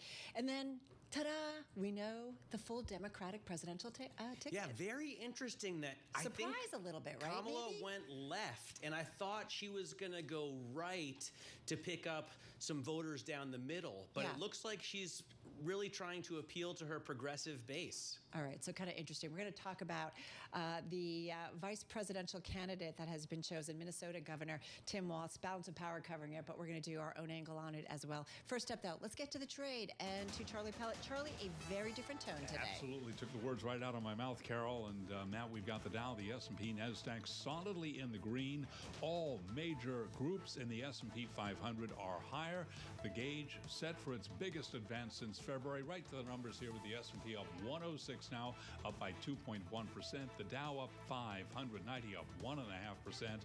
The NASDAQ Composite Index up 343 now, up 2.1%. And the Russell 2000 Index of small cap shares up by 1.9%. 10-year yield is 3.90%. The 2-year 4.00%. Gold down 0.8%. 23.92 the ounce, while West Texas Intermediate crude up 0.9%. 73.55 a barrel on WTI. And of course, our Abigail Doolittle will have a whole lot more on the markets for you coming up in just a moment. Microsoft says Delta turned down repeated offers for assistance following last month's catastrophic system outage, echoing claims by CrowdStrike Holdings in an increasingly contentious conflict between the carrier and its tech partners. Shares of Microsoft, they're up 2.1%. CrowdStrike up 4.8%. Delta up now by 1.4%. So again, recapping, just about the best level of the day right now on the S&P 500 index, up now by just about 2.1%. And those are some of our top stories. I'm Charlie Pelleton. That is a Bloomberg Business Flash. All right, Charlie, thank you so much. All right, buying the dip, dead cat bounce. Sorry, Abigail Doolittle. We know we aren't supposed to say that. Correction, systemic risks. I mean, I feel like there was so much, Matt, thrown around yesterday in terms of concerns and whether or not this would be more selling that we would see on Tuesday, but that's not the case.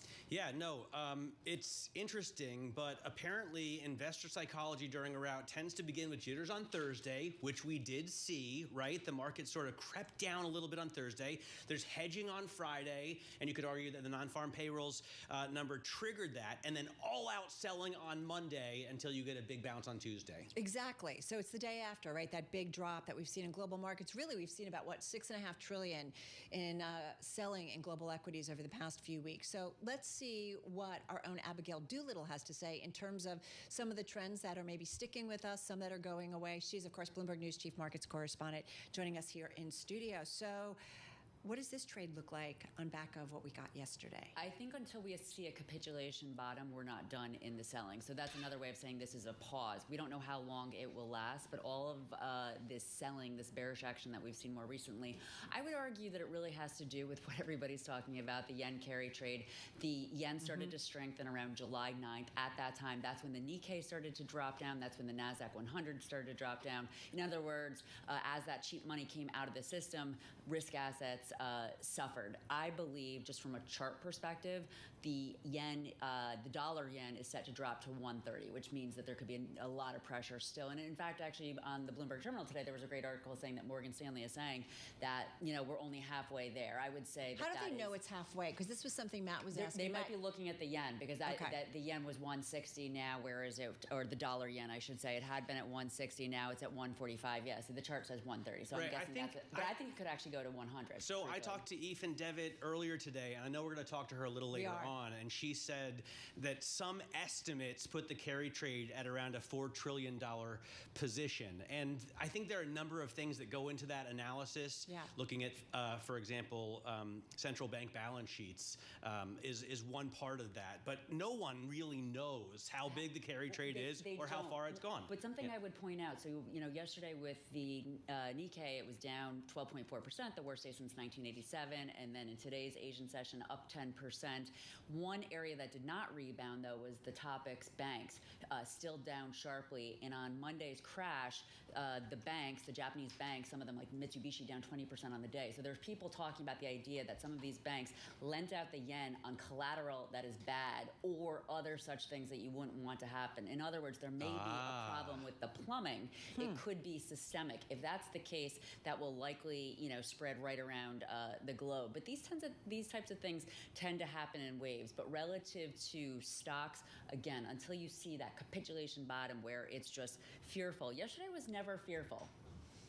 Meaning what? Because the VIX jumped. Well, the VIX spiked up for sure. For a moment. The selling was orderly, is what I would say. There was never like a real feeling of panic. I mean, agree. it's funny. I agree.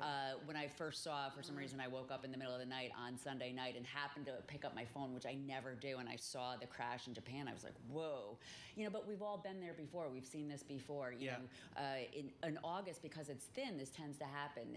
For instance, August of 2015, we had Black Monday here in the U.S. In August of 2011, the U.S. credit was downgraded, and we had that big crash. So I think that this action often happens in August for those reasons, I would say. And something that was also something that happened on Sunday. Remember, Adam Johnson came in to do a special. And you know what else we got on the weekend? We got the Warren Buffett news, which I think helped to add to this. Well, I felt like there was a little bit of fear for sure in the first half hour of trade on Monday morning. That's when the VIX spiked. Yeah. That's when you got drops of more than 4% on the S&P, 5%, 6% on the NASDAQ, and that's when nobody could log in to Fidelity and Schwab. But that goes to the plumbing again, right?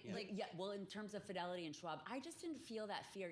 After 2020 also, do you remember those days where, you had stocks and indexes going down 8, 9, 10% day after day, where it was just like, and going back to the GFC, I just remember in that fall of, in the morning, a rally would try to materialize, and then it would not, and just these massive, massive declines. Yesterday, for me, just felt a little bit different. It felt worse than, say, your garden variety pullback, but it definitely didn't feel like the crash yet. I believe that this is maybe a part of the shot across the bow, really. I think it makes sense. If you think about how many times we've said throughout the year, wait, look at how much everything has run up. Yeah, exactly. Does this make sense? And that's that yen carry trade. I absolutely agree with you. And all year long, Carol, we have been talking about the bearish divergences in the indexes and the fact that the RSI on the S&P 500 last December was higher than it was for most of this year, really pointing to the idea that these highs, there was less momentum, there was less real buying power behind it. And it has to do with that cheap yen, frankly. So what do you watch out for at this point after what's been certainly an interesting couple of days? Right now, I'm going with what Matt was just talking about, Apple. And we were also all year, we've been talking about up until April. If Tim was here every time. Let's talk about Apple. Yes. Like every and so time. we would talk about how they started to unload at the end of December. You could tell it was a very systematic, large seller. And lo and behold, it turns out to be Warren Buffett. I think that some people are spooked around that because if Warren Buffett and Berkshire Hathaway are getting out of Apple to the tune of 50% of their position, what's going on? What do they see? In my view, I know more about Apple than the average person, but I don't know enough to say, well, the phones in China, obviously we all hear about that. But I think that call is more macro, that they see some... Oh, you think it's less rebalancing and more... Because I could understand rebalancing if you have such a massive piece of your portfolio in one stock. So many eggs in one basket that you need to move some out. It could be a piece of it, but let me just quickly on the terminal pull up the FA function or the financial analysis. And Apple, this is always where Apple has a problem. So last year in 2022, well, let's go back to 2021 top line growth, 33.3%. 2022, 7.8%. Last year, down 2.8%. This year, basically flat, then up 1.6%. There's nothing for people to really buy there. Now, next year is supposed to go up 8.1%. If those numbers can hold, then it puts a floor under the stock. But I suspect that something's going on with Apple that's more related to a macro that has them concerned. Are you buying a new iPhone this September? Yes. I'm not, because I already have it. I am, absolutely. Okay. I'm actually on a plan where I get a new one every day. There might be 3 new iPhones, like in our household. Yeah. Because it's time for like an upgrade. I'm going to also because it's time for an upgrade because I haven't in a couple years. Me but too. There's no reason that I need to rush out. I don't feel like they have, Siri isn't working, So... Hey, Siri. Yeah. It's time for us to wrap. We got to run. Abigail Doolittle, she's our chief markets correspondent at Bloomberg News. Great stuff as always. All right. That is certainly the equity trade on this Tuesday. Let's get to the Treasury and rates trade and the latest on the Fed. Fed Bank of San Francisco President Mary Daly said the labor market is softening, indicated also that the U.S. Central Bank should begin cutting interest rates in coming quarters. She stopped short, though, of concluding the labor market has begun seriously weakening. She made the comments Monday in a moderated discussion co-hosted by the Hawaii Executive Collaborative. We will make policy adjustments as the economy delivers the data so that we know what is required. If we reacted on one data point, we would almost always be wrong. Kind of loving the lay there. Federal Reserve Bank of San Francisco President Mary Daly on Monday. So watching the Fed for us, as she always does, Bloomberg's chief correspondent for global macro markets, Liz McCormick. She also writes about the dramatic Monday rally in treasuries, how the moves are laying bare anxiety that the U.S. economy is sliding into recession, and that the Fed will need to start aggressively cutting interest rates, something we talked about so much in the last 24 hours. Let's see how Liz sees it on a day when we also got another treasury auction. She joins us in New Jersey. So Liz, how do you see see it. We haven't had a chance to talk to you about yesterday's moves and then the aftermath. So what's notable for you? Here we are kind of 24 hours after some thought the sky was falling in when it comes to the financial markets. Right, yeah, and I was listening to your conversation with Abigail, and I think some of it from equities kind of dovetails into the bond market. But I would say, so Mary Daly and Austin Goolsbee yesterday kind of calmed the market down in the ISM services yesterday. So we have rates higher. The auction did go through earlier, and we saw good demand, although rates have continued to kind of creep higher since. But I think what we've gotten to in 24 hours is that what I think is really interesting is so I think we've taken the mayhem out of it, meaning the pricing that we had at a peak of 60% for an intermeeting cut. So as soon as next week, that's kind of gone away. But if you look, even though the pricing has come down, still the greater likelihood the market sees is a 50 basis point cut by the Fed in September, which to me, Carol, really says that the market still sees the recession coming, right? If you look out in the trajectory of derivatives pricing, they've got almost 200 basis points priced in over the next year. If you look at our MIPR page, I love that MIPR page on Bloomberg, you can see how they see the Fed funds rate going over 2 and 3 years, and the most of it is over 2. So I think the market, what they had retained is, hey, we are seeing a slowdown, recession or not, where it looks like the Fed's going to move, and they could move quite aggressively. Not next week, but, starting in September, it could be 50. Well, I was reminded this morning by Tony Dwyer about how aggressively the Fed moved to the upside. I had forgotten that after the first 25 basis point hike, they hiked by 50, then 75, 75, 75, 75, and then another 50. It was super very aggressive. And you know what? Maybe that was what they had to do because they were behind the curve, right? If they're not behind the curve now, I guess they can afford to go 25, 25. But if they need to, do you think they're willing to move 50? Do you think they're willing to move 75, Liz? Oh, yeah. I mean, they are totally willing to do whatever they need to do. Like they don't panic. But they always come in and do what they need to. In reality, I don't mean to say, I've been around for a while, that it means nothing. But like you said, on the upside, and a lot of people didn't see that coming, 75, all those big moves to the hikes. I think if the data, they'll have the second jobs data, of course, more inflation by the September meeting. If it has a flavor of last week's, 50 basis points, they don't like to surprise the market. The market's already priced for that. So it's easy. I talked to an investor today who said, Liz, come on.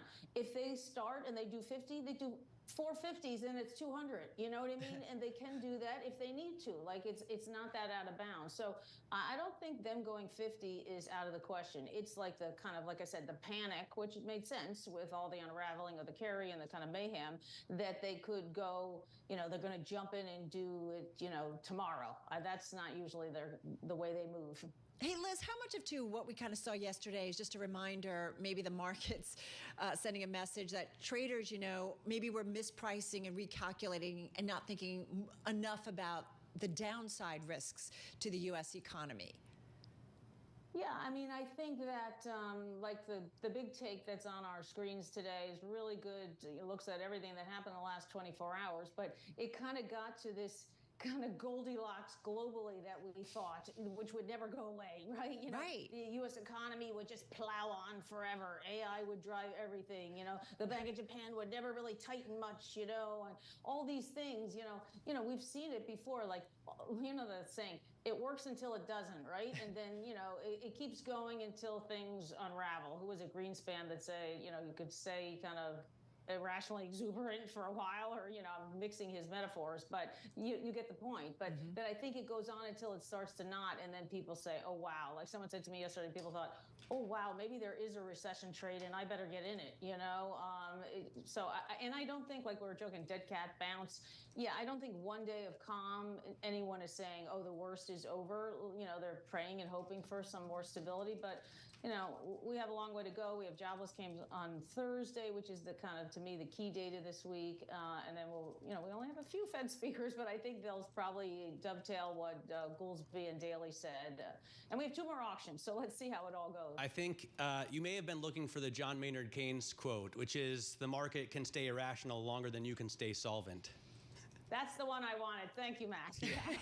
Did you Google? I Googled it. I mean, I just wanted to know to whom it was attributed. That's okay. But I love This is why we love the saying, and obviously it's true. Just ask somebody who's got caught on the wrong side of a carry trade, right? I mean, if you had to pay back a contract when the yen was at 160, and all of a sudden the yen is at 140, it's a lot more expensive for you to do that. So you're going to try and get out of it quickly. By the way, Liz, do you know of anyone who has come up with a good way to measure how big the carry trade is, or how long it would take to unwind? I mean, I was talking to Ethan Devitt this morning. She said it's about $4 trillion, which pales in comparison to the size of the market, right?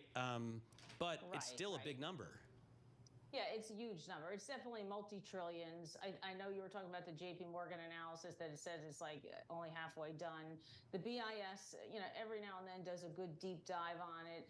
But it's I think we talked yesterday that it kind of goes away and then it plows back on. It's definitely multi-trillion, and it's not going to take one day of brutal movement to end it. So I think it's there. We've seen these kind of weird derivative structures. I don't want to get too wonky.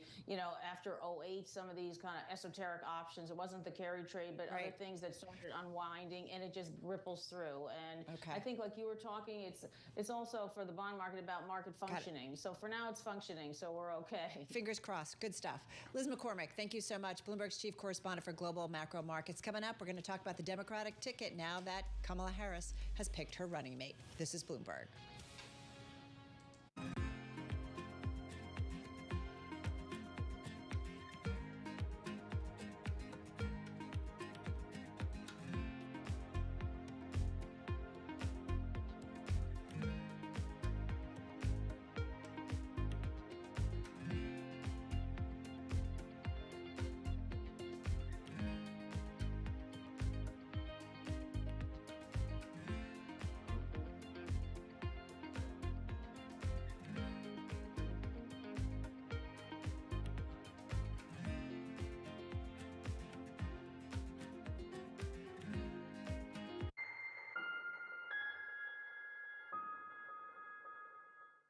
The names that move markets are on Bloomberg. We've seen story after story about companies delisting from the London Stock Exchange, listing in New York, listing in Europe. I want to turn that around. I want Britain to be the place of choice to make an IPO, to grow your business. That's why I welcome the reforms that the FCA put in place last week. It's also why I'm determined to change our pension system so we can keep more businesses here in Britain. Bloomberg. Context changes everything. Bloomberg Surveillance covers the latest in global markets and the political events that influence your world. Join Jonathan Farrell, Lisa Abramowitz, and Anne-Marie Hordern only on Bloomberg. Context changes everything. It's the world's second largest economy with a growing influence in global affairs. But geopolitical uncertainties, deflationary pressures, and questions about foreign investment linger. Bloomberg, the China Show, brings you the unmatched expertise you need to keep track of breaking news, in-depth market analysis, and the most influential newsmakers in and around China. Bloomberg, the China Show. Weekdays at 9 a.m. Hong Kong time, right here on Bloomberg. Context changes everything. Bloomberg loves earnings. I know it's like your Super Bowl, right? I can't wait. It's like opening presents in the morning. All right, it will be exciting. Nobody covers earnings like Bloomberg. It's the countdown to the market open as we bring you the first trades across Europe. We'll debate the most important stories and what will drive the big investment decisions throughout the morning. I'm Guy Johnson. I'm Kriti Gupta. And I'm Anna Edwards. Join us every weekday morning for the opening trade, live at 7 a.m. here in London. Only on Bloomberg. Context changes everything. Good morning from our world headquarters in New York. I'm Manus Krennic. And I'm Danny Berger. Let's set your agenda. Bloomberg Brief delivers the market news, data, and analysis you need live every weekday at 5 a.m. Eastern. Bloomberg. Context changes everything. Asia is at the forefront of some of the world's biggest stories. I'm Sherrian in Tokyo. And I'm Heidi Stroud-Watts here in Sydney, where the trading day begins. We're here in the center of all the action to get you set up with the numbers, news, and knowledge you need for the day ahead. The demand is indeed recovering. We've been waiting for this moment. The opportunity of a century. Join us on Bloomberg Asia Trade. Weekdays only on Bloomberg TV. Context changes everything.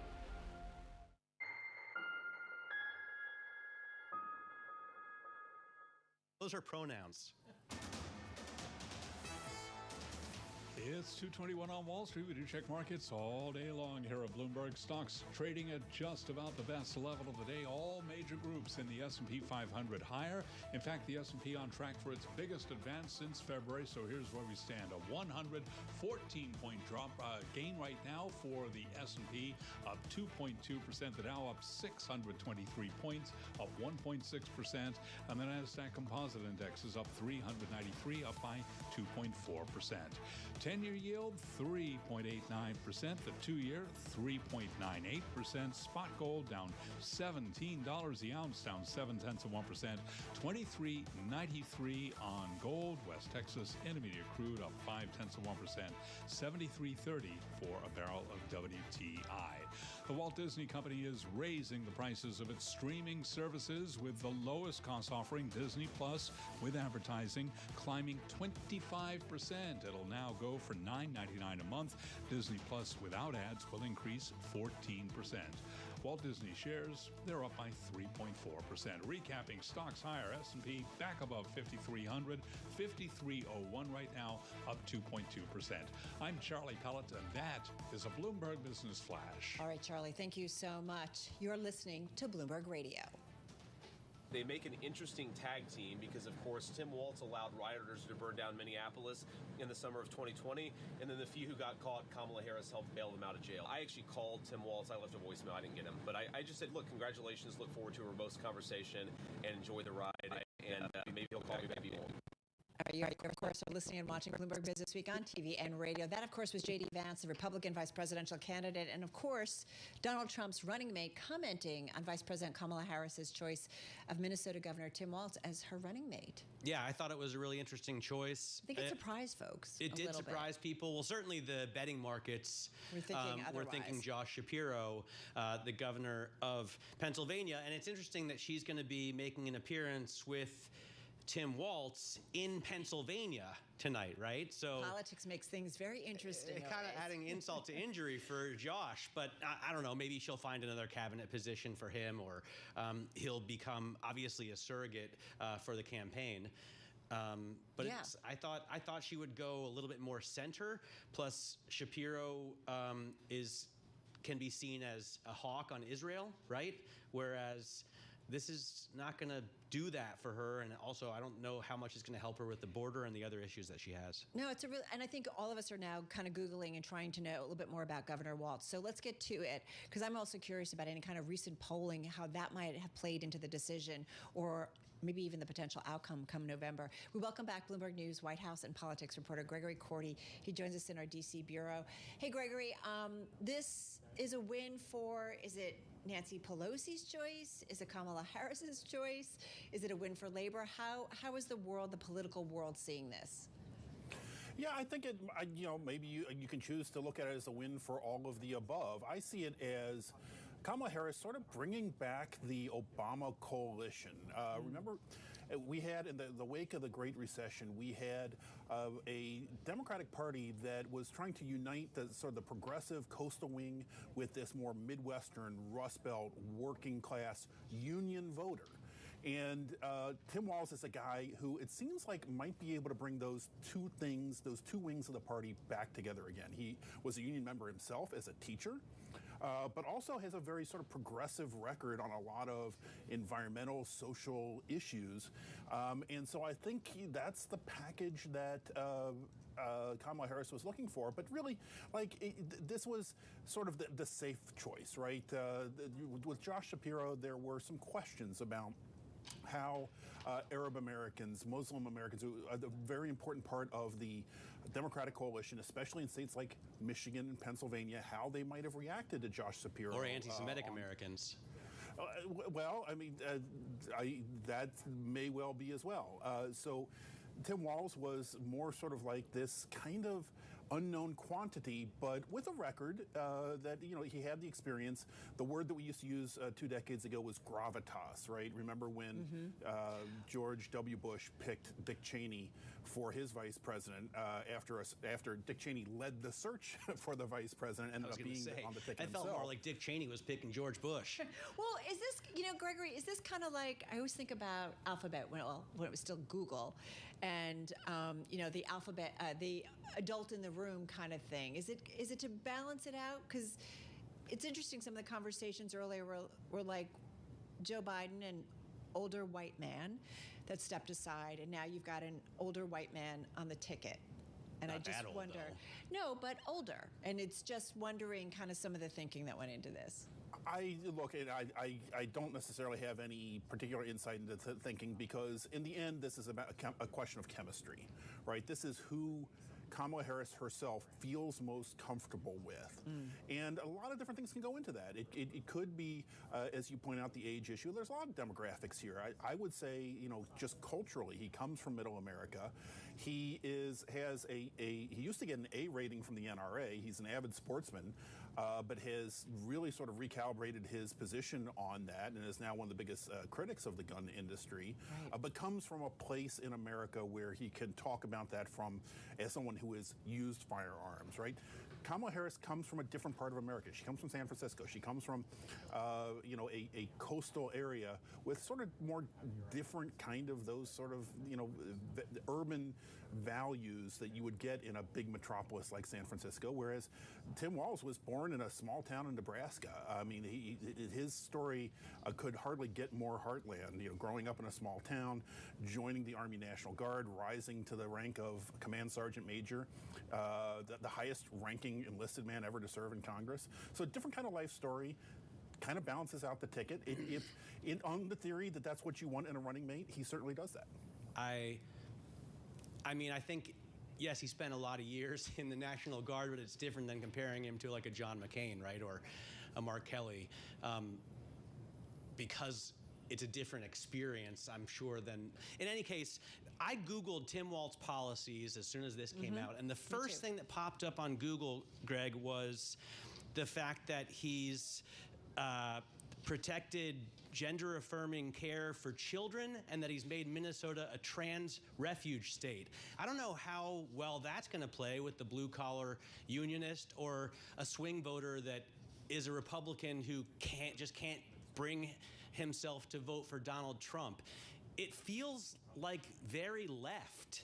Aren't they going to lose voters in the center who maybe don't have that, you know, northeastern intellectual drive to fight for trans rights?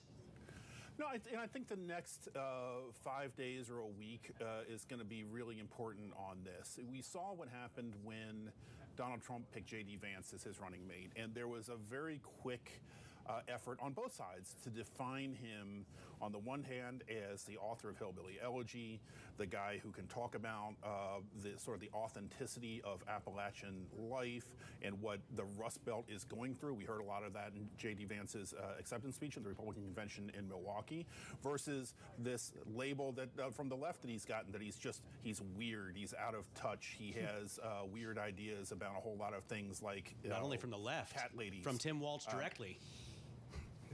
Here I'm talking about J.D. Vance. No, I'm just saying the weird label that comes from the left comes from the left governor of Minnesota.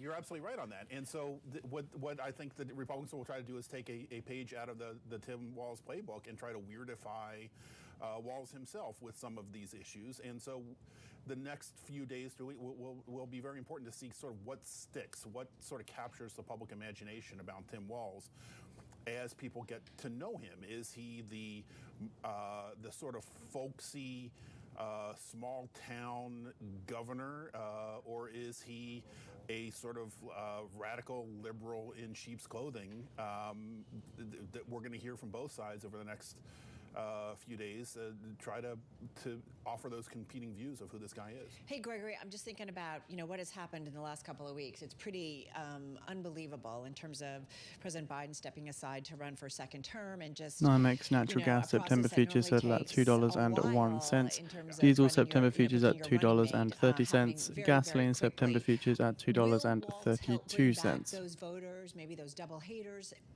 will he be attractive enough to kind of help significantly in that run come November? I'll say this. And do we know anything on polling yet about him? We know very little just because all of he has a positive net favorability rating, which is good, but still, the plurality of people have never heard of the guy. So let's wait for the polling to kind of settle in as people learn a little bit more about him and see where that ends up. My take on running mates is that, the political consultants and those of us, in journalism, we make a lot about whether a running mate helps or hurts. And NYMEX WTI crude September futures settle at $73.20 a barrel, which is up 26 cents or 0.36%. None of that matters. The only thing that you can do with a vice presidential pick as a running mate is to do no harm. To not pick a Sarah Palin, right? Other than that, if you pick somebody who is sort of passable, this is the first big decision that any presidential candidate makes. This is the most important personnel decision they'll ever make. And does it pass that test? And my sense is that he's sort of the candidate who can do that. But again, let's see how the American people sort of digest this information and react to who this person is that they're just hearing about, most of them for the first time. Yeah, it's going to be a busy week and everybody will be watching and reporting it out. What? Do you use WLS election on the terminal? I have looked at it. I've been looking at it a lot. And it's interesting that this morning I looked before the pick and I was already pretty impressed that the predicted odds, so these are betting markets, not polls, had Kamala at 53 cents and Trump at 50 cents. It's moved now with Kamala at 54 cents and Trump at 49 cents. I'm not saying that's because of Waltz, but it's, and they're, again, betting market, not polls, but it's interesting. All right, well, we're going to look forward to the next poll that we can talk about with Gregory Cordy. Gregory, thank you so much. Bloomberg News White House and politics reporter Gregory Cordy in our D.C. bureau.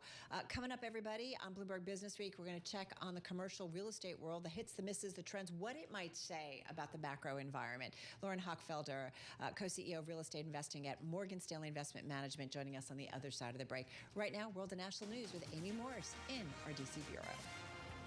All right, thank you, Carol. Vice President Kamala Harris has chosen Minnesota Governor Tim Walz as her running mate. Her choice could be a nod to progressives who did not want Pennsylvania Governor Josh Shapiro with his past support for school vouchers in Israel's war against Hamas. Pangea Policy founder Terry Haynes says that could be a mistake. Harris is very much identified with the progressive wing of the party. That's one big reason why she was chosen with Biden in 2020, frankly. So what she needs is a governor from a swing state that appeals to much more centrist voters. Governor Shapiro, I think, is the transformational pick here. Terry Haynes of Pangea Policy, a guest on Bloomberg Surveillance. There is a new global rise in COVID cases. It's showing up at the Summer Games in Paris. The World Health Organization says more than 40 athletes have now tested positive for COVID, showing that the virus behind the COVID-19 pandemic is still circulating, and countries need to sharpen up their response systems. Data from 84 countries show the percentage of positive tests has been on the rise for several weeks. The Summer Games continue in Paris. At last count, the U.S. had the most medals with 79. China has 55, France has 48, and China has the most gold medals with 22. The U.S. has 21. Global news 24 hours a day, whenever you want it with Bloomberg News Now. I'm Amy Morris, and this is Bloomberg.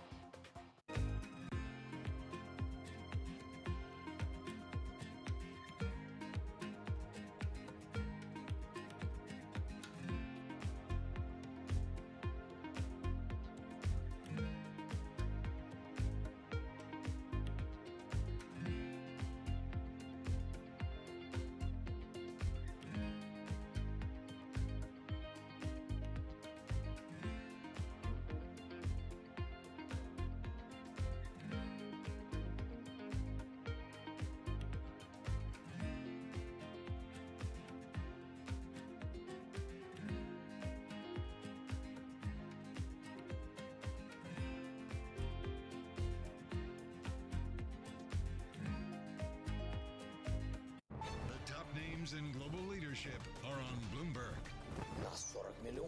We are 40 million. We're a big country, and we really depend on the aid from the world.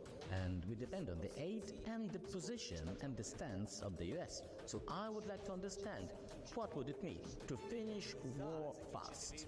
If Trump knows how to end this war, he should tell us today. Because if there are risks to Ukraine's independence, if there are risks that we will lose the statehood, we want to be prepared for this. We want to understand whether in November we will have the powerful support of the US or we'll be all alone. Only our lives are at stake here, and nobody can just trade our lives. Nobody covers the top global leaders like Bloomberg Television and Radio.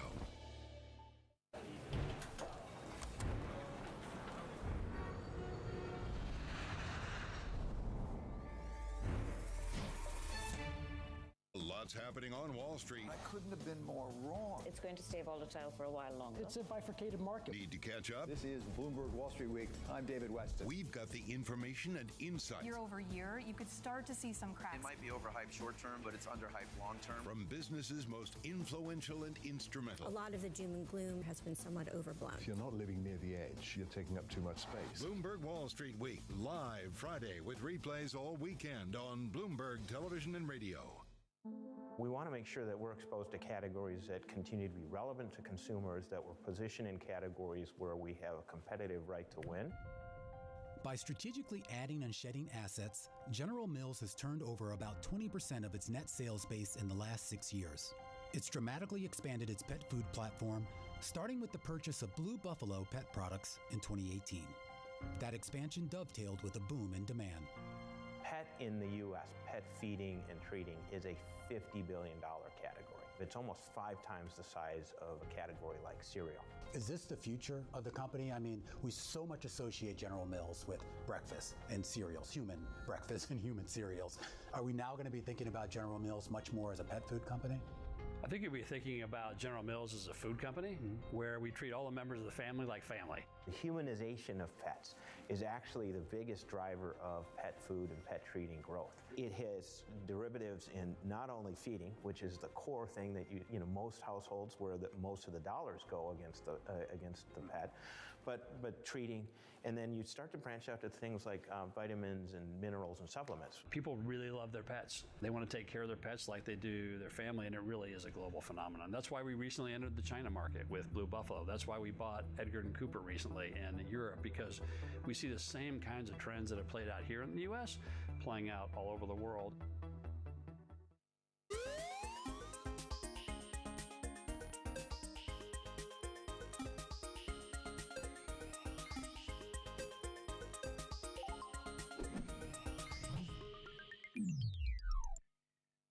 The names that move markets are on Bloomberg. Don't expect we're going back to zero, because zero was the product of huge global shocks. I think to get to there, something really bad has to happen that we're not currently expecting. So it'll be somewhere obviously in between. I think we've made a big point of saying policy is currently restrictive, so you can deduce from that we'll be lower than where we are today, but I think it's very clear that we're not going back to zero. Bloomberg. Context changes everything. Goldman Sachs CEO Solomon says the Fed will forego an emergency cut and we see no US recession. Context changes everything.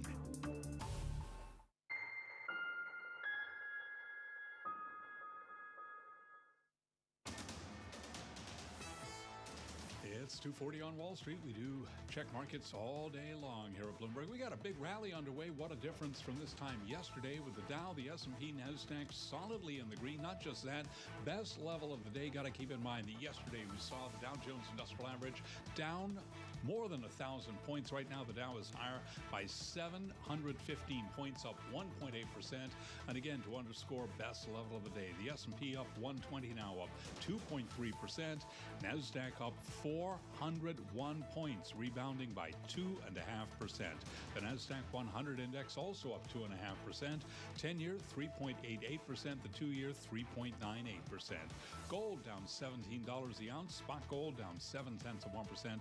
23 83.93 right now on the precious metal. And West Texas Intermediate crude oil up 0.5%, 73.33 for a barrel of WTI. We got a renewed wave of dip buying that is spurring a rally in stocks. All major groups in the S&P 500 are higher. A marathon two-day Boeing hearing underway today in Washington. Expect 20 hours of testimony both today and tomorrow. Boeing shares, they're down 0.4%. And in the meantime, we've got Spirit Aero Systems in the process of being acquired by Boeing. We have got shares of Spirit up by 0.2%. Recapping, big rally underway. S&P up 120, up 2.3%. I'm Charlie Pelleton. That is a Bloomberg Business Flash. All right, Charlie, thank you so much. Carol Massar along with Matt Miller, who is in for Tim Stanovic right here on the Tuesday edition of Bloomberg Business Week.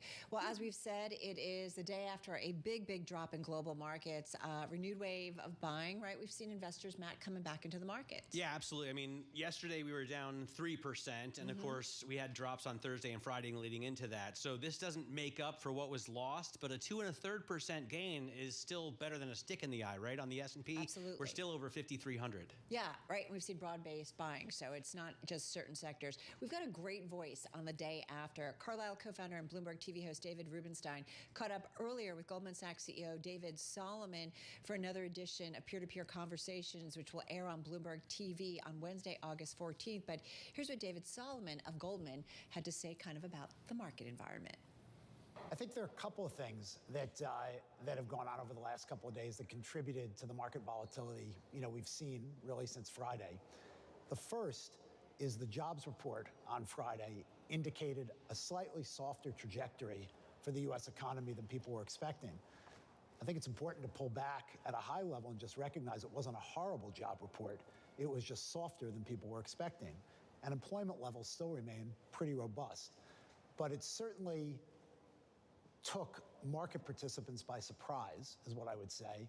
And market participants have been well levered toward a very soft landing. And I think they now discount that soft landing a little bit more than they did prior to this one reading.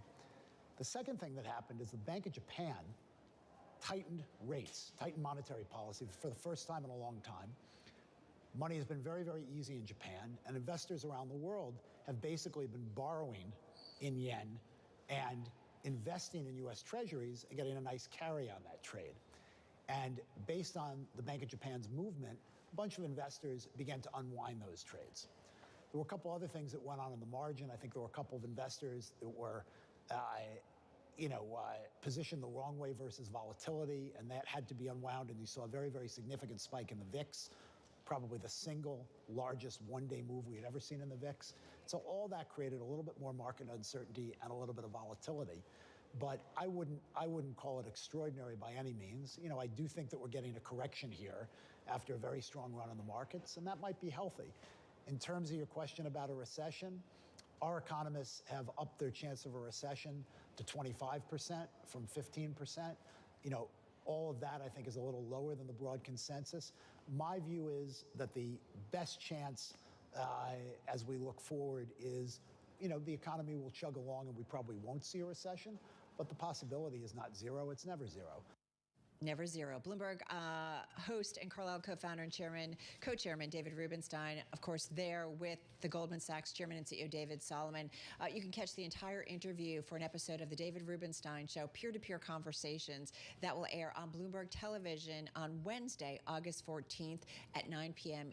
Wall Street time. So look forward to their conversation.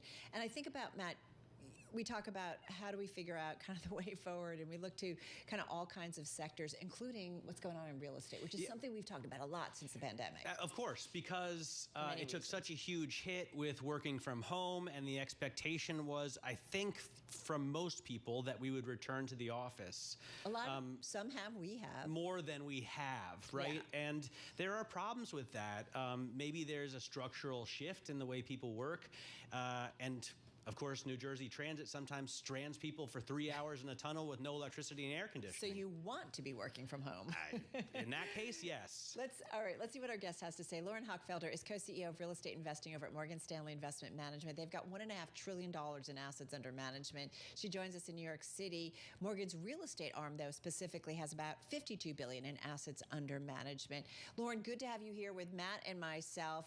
You do guys invest in global assets, all kinds of real estate, from Seoul, Korea to Austin, Texas, Tokyo, right here in New York City. Let's start with New York and the office market. Where are we in that cycle?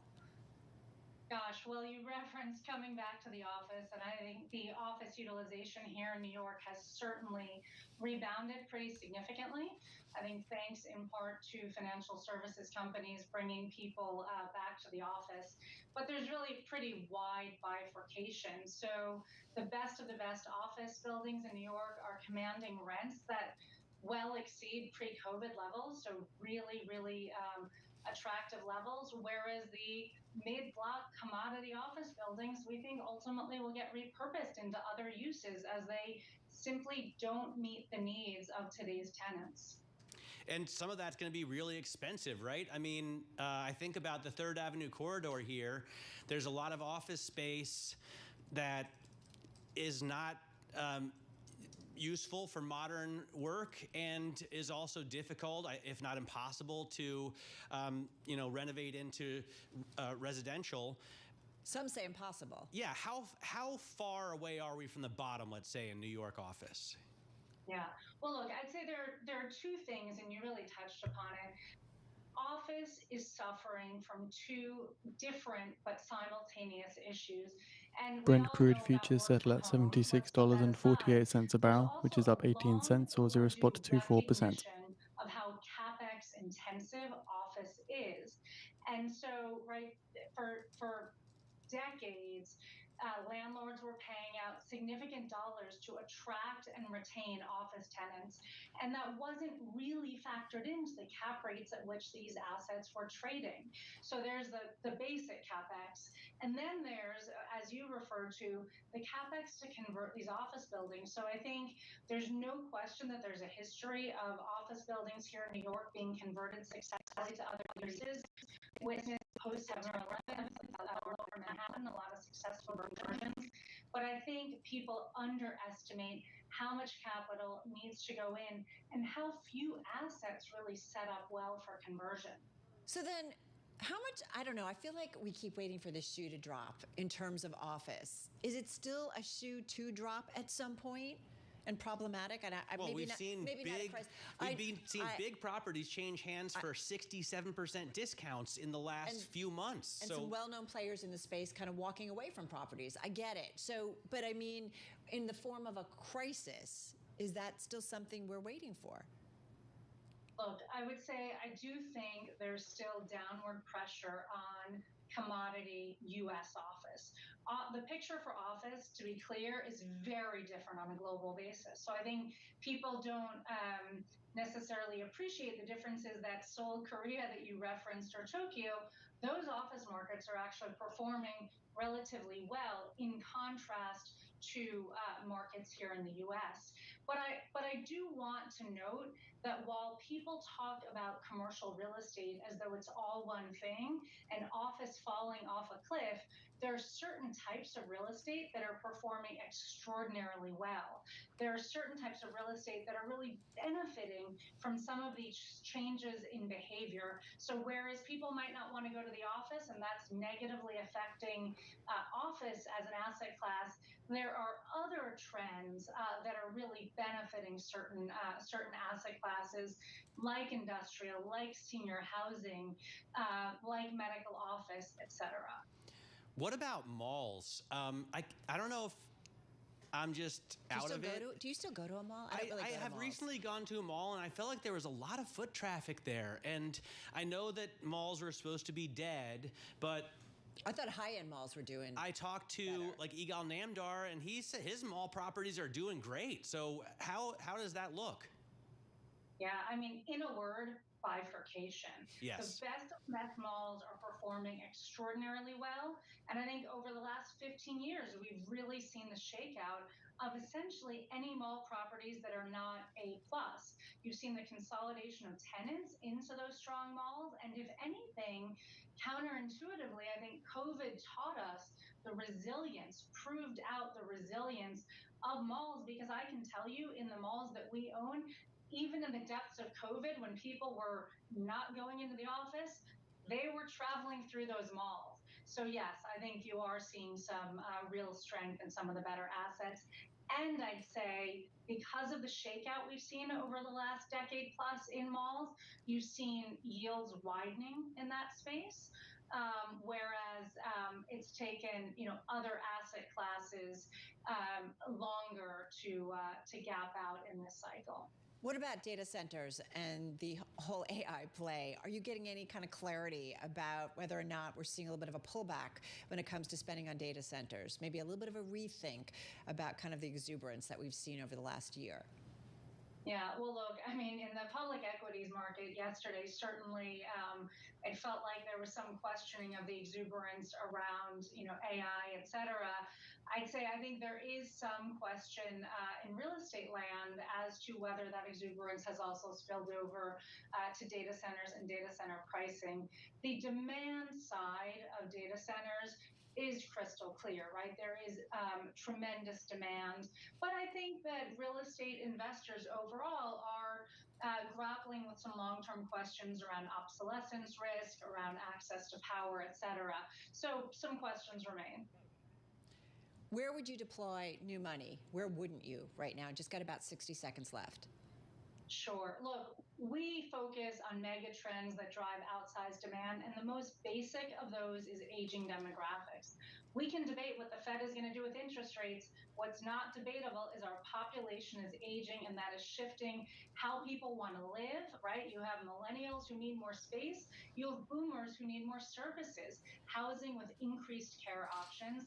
And so that gives us high conviction around senior housing and, around medical office. Increased doctor's visits means increased demand for medical office. Yep. Matt, increased aging means more medical visits and senior housing, and that's a great point. The aging play, man, I keep hearing it in so many different ways. I'm feeling it. That's our future. Lauren Hochfelder, thank you so much. Co-CEO of Real Estate Investing over at Morgan Stanley Investment Management. Hey, folks, let's get back to the markets. We're pretty much hovering near our best levels of the session. Back to Charlie Pellet we go. I thank you very much, Carol Master. Indeed, I'm struck by what a difference we are seeing in markets compared to this time yesterday. Just over an hour, 7 minutes to go ahead of the closing bell. We are at the best level of the day right now, right to the numbers, with the Dow Jones Industrial Average up now by 721 points. That is a gain of 1.9%. The S&P higher by 124, holding above 5,300 right now, 5,310 up 2.4%. Keep it locked into Bloomberg Television and Radio to see how things shake out at the close. We've got NASDAQ up 413 up 2.5%. The NASDAQ Composite Index doing a little bit better, full of those big tech names, up 2.6%, while the Russell 2000 is advancing now by 2.3%. 10-year yield 3.88%, with a 2-year that's yielding 3.98%. Gold down 0.7%, 23.95 the ounce, and West Texas Intermediate crude oil up 0.5%, 73.31 a barrel. So again, recapping here, all major groups in the S&P 500 index higher, S&P up by 2.4%. I'm Charlie Pellet, and that is a Bloomberg Business Flash.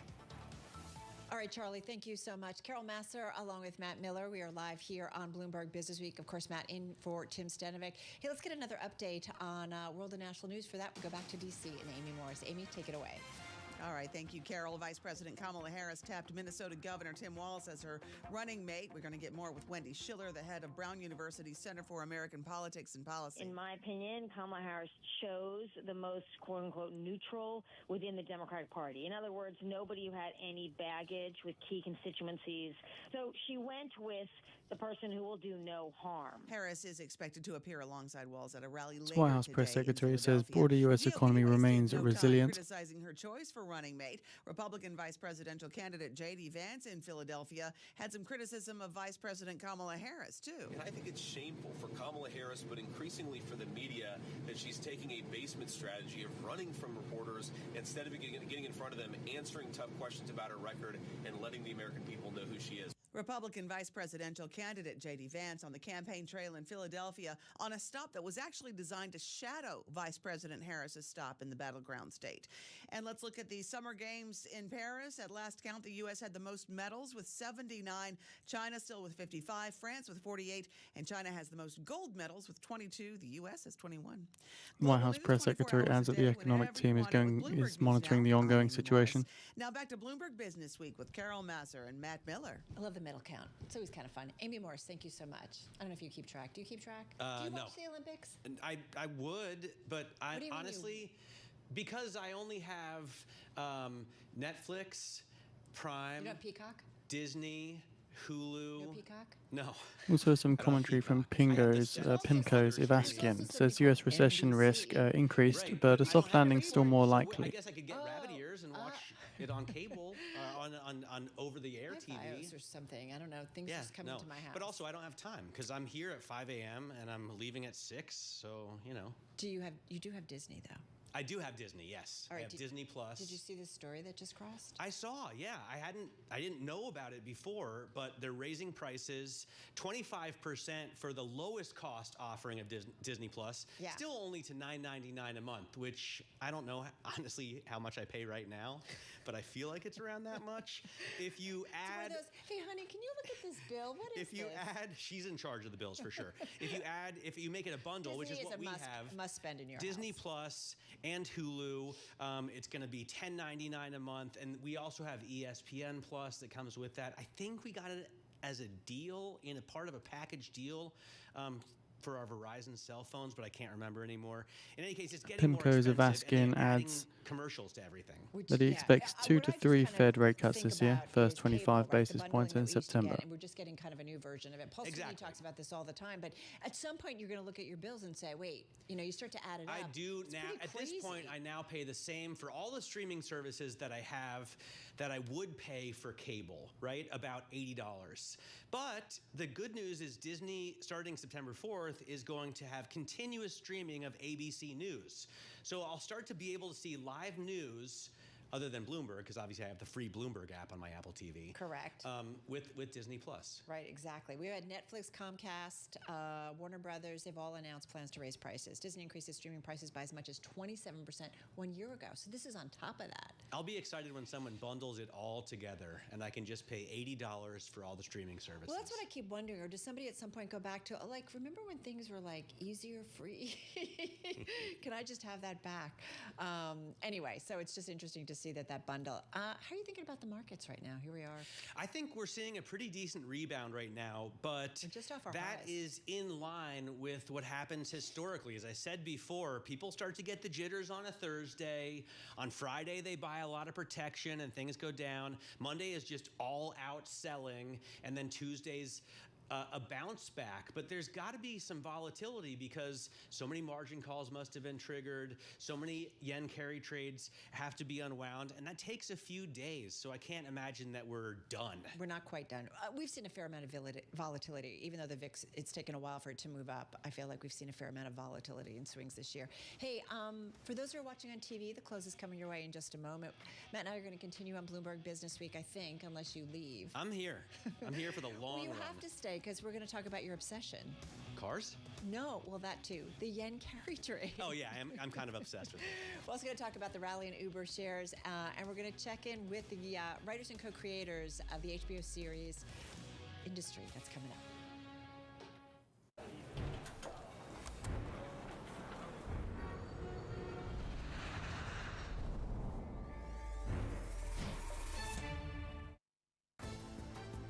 The countdown is on.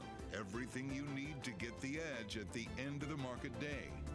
This is the close. The calm after the storm. From Studio 2 here at Bloomberg headquarters in New York, I'm Romaine Bostick. And I'm Alex Steele. Nice to have you back. We missed you during the storm. Yeah, well, I'm happy to be back on this, throwback? Touchdown Tuesday? No, turnaround Tuesday. There, I Throwback gotcha. Thursday. All right, let's check on where we stand. And this is a great turnaround Tuesday moment. You just look at the VIX and look at the S&P, and that tells the whole story. S&P up 2% around the highs of the session. The VIX, we haven't seen this decline since about 1990, going all the way back there. Plus, more importantly, almost the S&P is above that 200-day moving average at about 50. On geopolitics, the White House say, "We do not believe the response has begun yet against Israel from Iran or Hezbollah." So that turnaround Tuesday, in effect, does it last, Romaine? A textbook example, of course, of that turnaround Tuesday. Bloomberg News actually crunching the numbers here and finding that of the 582 times that the S&P plunged on a consecutive Thursday, Friday, and Monday, the following Tuesday, we did indeed see a rebound. That's unfolding today, but the underpinnings of that three-day sell-off, including downward shifts in the economic outlook, haven't actually been resolved, and that's giving Peter Scheer pause about buying the dip. And yesterday, all anyone talked about is don't panic, don't sell. But maybe you should be selling, because I think we're going to break through the 200-day moving averages, and that could create a vacuum with this sort of liquidity. And that 200-day moving average sits just a smidge above the 5,000 level. A level analyst over at SpotGamma say would be where downside hedging pressures subside. Strategists at Citi, though, they say be careful as risks are still tilted to a further unwind, despite quants over at JP Morgan saying institutional investors are already buying that dip, and Goldman strategists saying historically, a slump of the scale that we just witnessed has usually been profitable in the 3 months that follow. That's the setup into today, as we also have a close eye on U.S. politics. That's back on the radar of investors with the Democratic Party's revamped presidential ticket finally taking shape. Kamala Harris tapping Minnesota Governor Tim Walz as her running mate, a somewhat conventional pick designed to broaden the ticket's appeal across cultural and political lines in the U.S. Midwest and those coastal communities down south. Alex, we're going to talk about that a little bit later in the day, but let's get back to this turnaround Tuesday, a big one indeed. Yep, and this chart honestly tells the entire story. So this is just the one-day change on the S&P, and the bottom part here is the VIX. And you see how we did pretty much nothing for a really long time, and then get this last couple weeks of volatility and just the big swings that we've seen. And just yesterday, this was a decline that we saw within the S&P, and this was Friday. And then what's happening today? Boom, over 2% on the upside when it comes to the S&P. Now, Romaine was talking about who's buying, and he was saying that JP Morgan says that there was $14 billion of institutional net buying on Monday. Goldman Sachs also saying that hedge funds bought tech stocks, and ETF fund investors poured over $4 billion net into stock funds on Monday as well. So there was definitely the buy the dip kind of scenario. Again, though, does that last? Yeah, absolutely, though. It's a pretty big day here. 450 stocks in the S&P 500 moving higher on the day. The equity story certainly being a picture painted as Alex laid it out there, but still some questions right now about what's going on in the bond market, particularly when it comes to credit. Winnie Cesar joining us right now, Global Head of Strategy over at Credit Sites, as we kick you off to the close here on this Tuesday afternoon. And Winnie, I mean, probably one of the more surprising things about the big sell-off that we had over the last couple of days, particularly with yesterday's moves, were finally that blowout in spreads that I think people had predicted like about a year and a half ago. So I guess we got it. The question is, does that widening of spreads that we saw yesterday, do you think that's going to resume at some point soon in the future? Hey, Romaine. Yes, indeed, we do. We have had a more cautious bias as we had not seen spread volatility this year. And as you noted, a lot of people had been expecting to see some of it, especially amid earlier in the year rates market volatility and some blips of equity market volatility.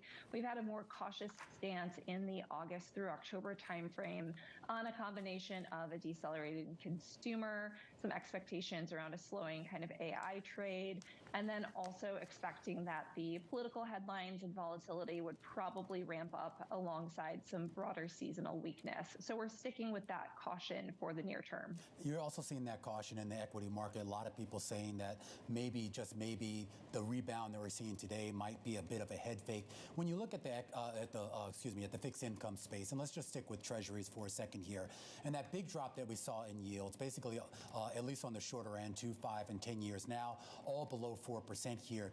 Do you think it's justified for yields to be down at those levels at this particular moment, given that we still have not heard from the Fed? Well, it's interesting because our year-end forecast on the 10-year Treasury is 375, and we've had a more dovish bias for Fed cuts, which really until the end of last week looked very off-market. And now, in fact, the market has gotten way ahead of our pricing. And so we do think that there's probably going to be a little bit more retracement. We've been constructive on duration, but we'd hold off getting back in if the 10-year Treasury is sub 4%. And we do think that there's going to be some recalibration around Fed cutting expectations over the next few months into year-end 2024. So we are expecting to see yields rise a bit across the curve. Right, like a new range again after the turmoil. Winnie, what do you do with corporate credit? What did we learn over the last 48 hours of the cracks in corporate credit? Well, I think that we learned that there are some crowded long positions across corporate credit. This is consistent with a number of clients that I've spoken to over really the past 6 months who have been pretty favorable on credit fundamentals and all-in yield evaluations, but spreads were objectively quite tight. And I think that there will be this continued recalibration on the spread side of things as we understand better what the actual momentum within the U.S. economy is going to look like and where Fed cutting is. So with that, we still have a bit of an up in quality bias with some kind of contrarian trades in a more choppy market. We do like the financial sector in investment grade still. We still like energy from a kind of sleep at night carry trade perspective. And we're not entirely throwing the consumer complex out. We still think that there are some pockets of value in things like cruises and home builders as well. What about in the junk bond market, though? I mean, recently high yield spreads were like 3%. Now they're at the highest since last December. What do you do in the junk bond market? So within the junk bond market, we have really liked the BB sector. We think that the mix of fundamental quality and all-in valuations, especially on a yield basis, have looked pretty attractive. We get a little bit more hesitant when we start going into single Bs and triple Cs. There is the potential for some pretty strong total return performance, but this also requires that the primary market reopens with a pretty strong momentum to continue to provide liquidity to those lower rated issuers. And we think that there's going to be a little bit more of a stumbling block to get investors to really step up and buy lower rated deals when you've been coming off of such material volatility in the market. Well, that's what I'm curious about. What actually sort of gooses the primary market more in the sense? Is it more clarity on the economic conditions or what? Yeah, I think so. We have a number of pretty key economic indicators coming up in the next few weeks. Next week, we'll have CPI.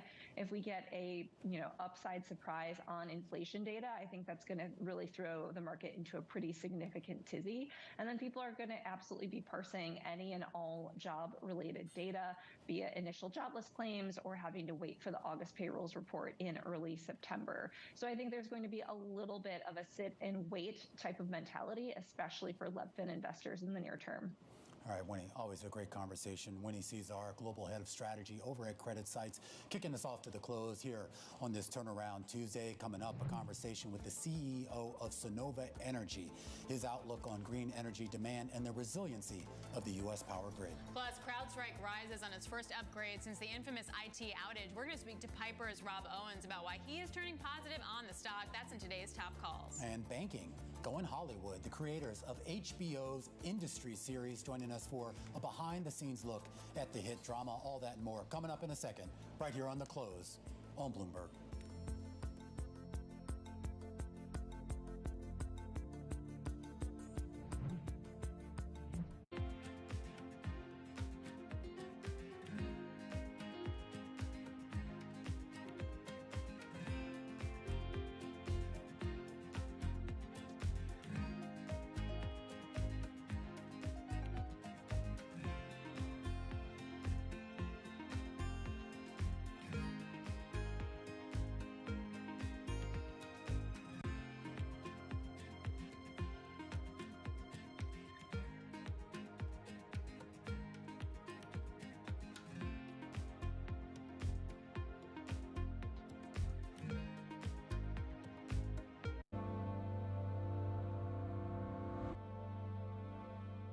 U.S. jobs numbers are released. Bloomberg has the report under surveillance with crucial data and expert analysis at terminal speed. Nobody covers jobs day like Bloomberg. From the world of politics to the world of business, Joe Matthew and Keely Lines deliver news, insight, and analysis live 2 times a day every trading day. Balance of Power at 1 and 5 Eastern, only on Bloomberg. Welcome to the world of decentralized finance. We thought we'd take a look at Bitcoin versus the S&P 500. Bloomberg's covering all things crypto, the people. A tectonic shift emanating from Washington. It's really a tale of 2 cities in crypto. Crypto shouldn't be partisan. The transactions. Really a record-breaking moment. Crypto VC is back. And the technology. It's really the beginning of a global on-chain economy. And if America doesn't embrace it, we're going to be left behind. Bloomberg Crypto, Tuesdays, only on Bloomberg. DOJ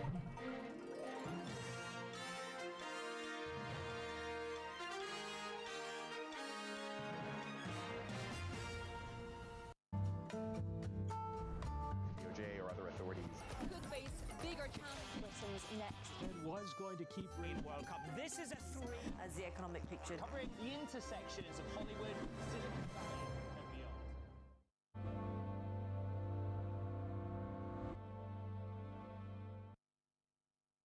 Season is here. You're seeing back-to-back billion-dollar-plus quarters. The forward indicators were so positive. Bloomberg is first to break the numbers. Texas Instruments out, folks. Goldman Sachs. Taking a look at Mattel. There is something for everybody. With the smartest insights. People are whitewashing AI. Wallets are under pressure. We are committed to EVs. They're going to happen.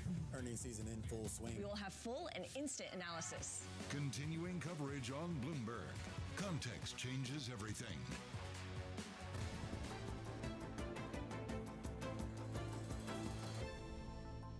The news of the morning, Vice President Kamala Harris decides on a running mate. Minnesota Governor Tim Walz.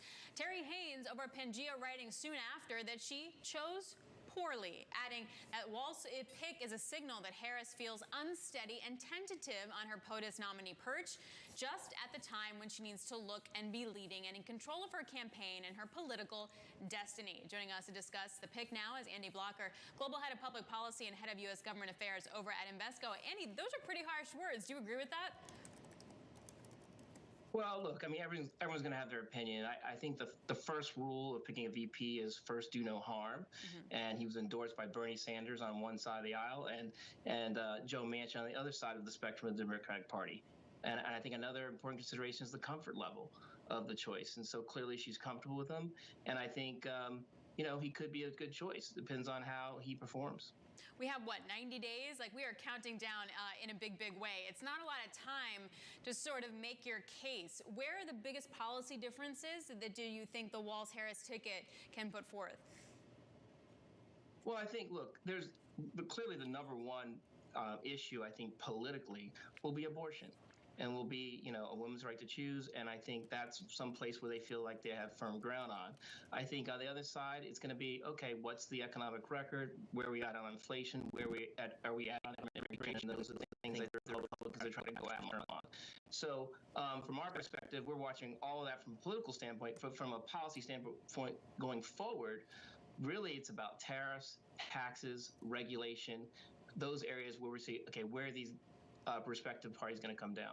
I am curious here about kind of what Walz actually adds to this ticket, Andy. There was a lot of speculation about Mark Kelly, obviously Shapiro from Pennsylvania, 2 states that if the Democrats were to win it would, to a certain degree, maybe potentially ensure an electoral college victory.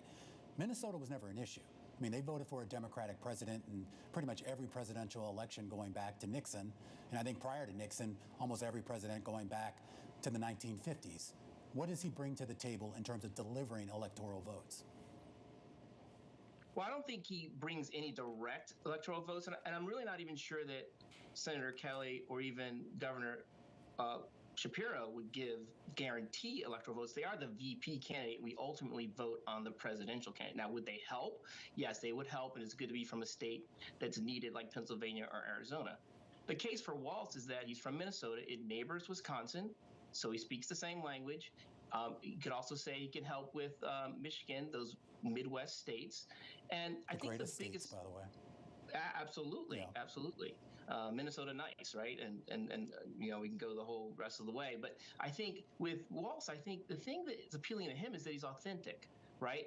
And that's And I think Manchin called him the real deal. So I think when you're looking at Walz, is, what does he bring to the table as far as connecting with those voters in those regions? I think there's a potential for that to happen. That's interesting, and I guess an endorsement from Manchin. I guess anybody will take that, given that he seems to be kind of the perpetual political hater.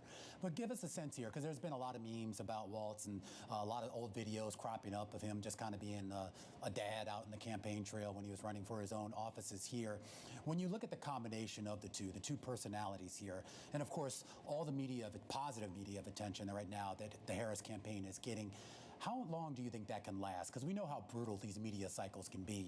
They love you today, but in 2 weeks, they'll find some reason to pick her and him apart and move on to, whoever the next big thing is.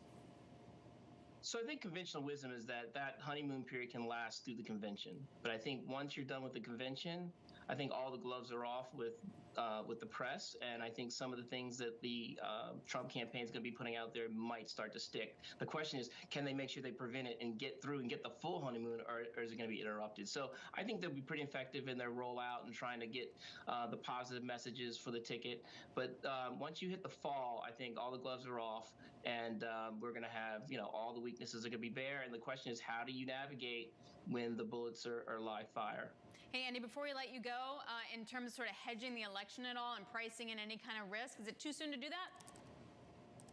It's never too soon to hedge on risk. It's never too soon to consider what's coming. I mean, I wouldn't not lock anything in at this point, because we're going through a process of continuously evaluating, okay, now that we have the two tickets, okay, what are all the forces at play that are going to determine their agendas going forward, and what's Congress going to look like? So as we get a better feel on that, we'll be able to kind of sense where we're going to be, because that's going to really determine how far one way they're going to swing or the other, and what the possibilities are. All right, Andy, always great talking to you. Andy Blocker, Global Head of Public Policy and the Head of U.S. Government Affairs over at Invesco, a conversation about Kamala Harris and her new running mate, of course, the governor of Minnesota. We are expected to see both of them on stage together, the first joint appearance since the announcement here that Walz had been named as her running mate. You see the scene there, this over at Temple University in Philadelphia, Pennsylvania. You going? No, I'm here with you. Okay, all right, just checking. Don't go anywhere. I'm not magic, but that would be cool if I could do that. Okay. Teleporting. That would be cool, actually. That would be a lot to talk about here. We have a lot more to talk about as far as what's going on in the market on this turnaround Tuesday. Some stocks finding some new footing, including CrowdStrike, after weeks of negative investor sentiment. We're going to talk to one analyst that says now is the time to buy that dip. That's coming up next in our top calls on The Close on Bloomberg.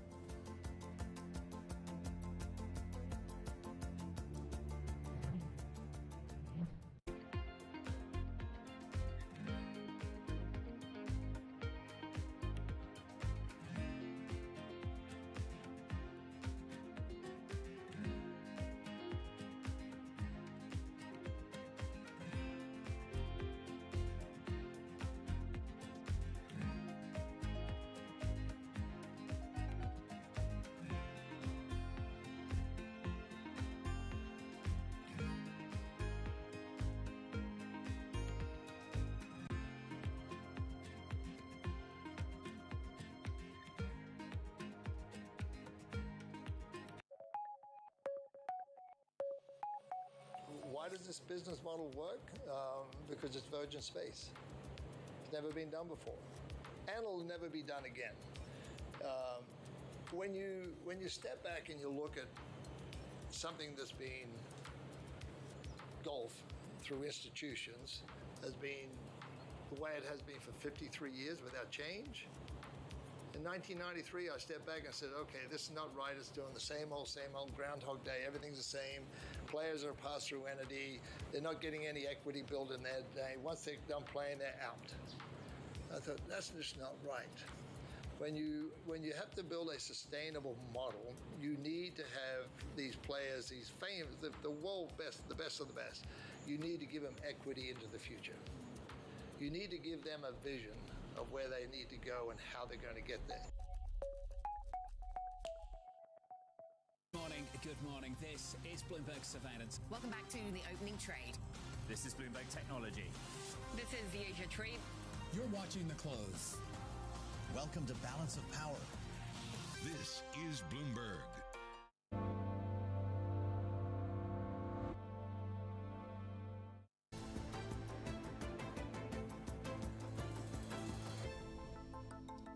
right, time now for our top calls. The big movers on the back of analyst recommendations, and we start off today with Lucid.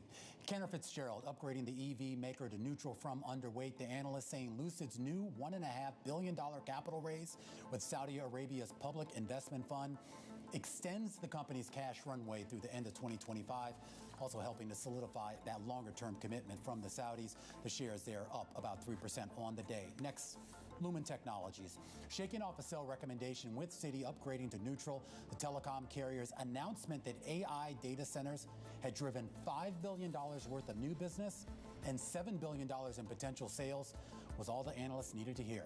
The analyst saying Lumen will now have the flexibility to reduce its debt and improve its overall performance.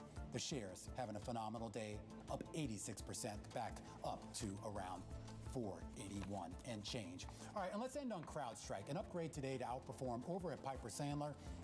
The analyst telling investors to, quote, opportunistically build positions at current levels.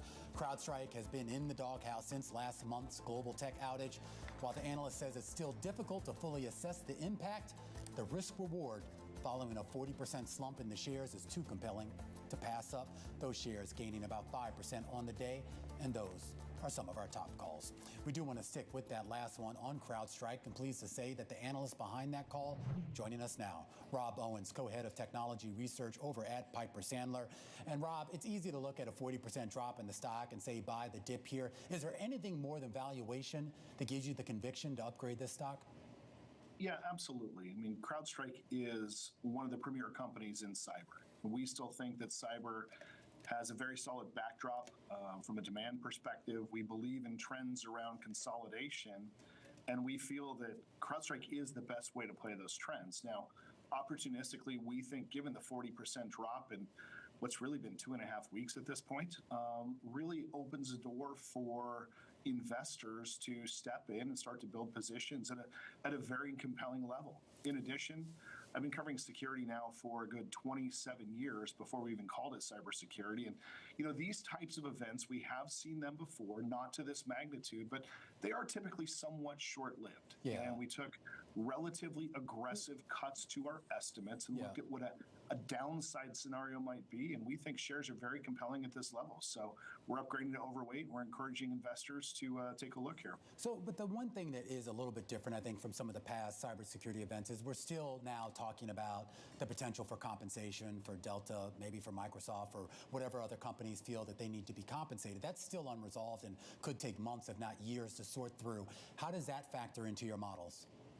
You know, it did factor in our models. And of course, there's been open letters from the lawyers back and forth. And we think the relative implications for CrowdStrike are minimal at this point. And I think it's been characterized in the single-digit $1 million type of range, despite Delta experiencing nearly $500 million in terms of damages. And, you know, it was Delta's own IT systems that couldn't get back up and running. If you look across the board, I don't think other people necessarily had some of these challenges. And so I think at the end of the day, the potential legal side of things will be relatively de minimis. And quite frankly, here's a company, by the way, that does $1 billion in free cash flow over the trailing 12 months. So I do think they have the wallet should anything happen. But at the end of the day, I think it's going to be relatively insignificant.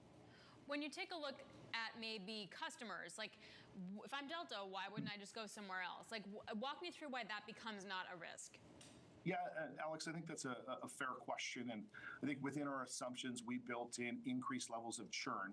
Granted, CrowdStrike has a 98% retention rate. It's one of the best in class companies, I would say, in the space. And we also built in some level of pricing compression relative to either renewals, expansion, net new business. And I do think you'll see some level of churn, but security is growing in importance. I mean, if we just look at this event, this was not a hack. This was a simple content update that went wrong, but it's showing how interconnected we are, how critical these systems are.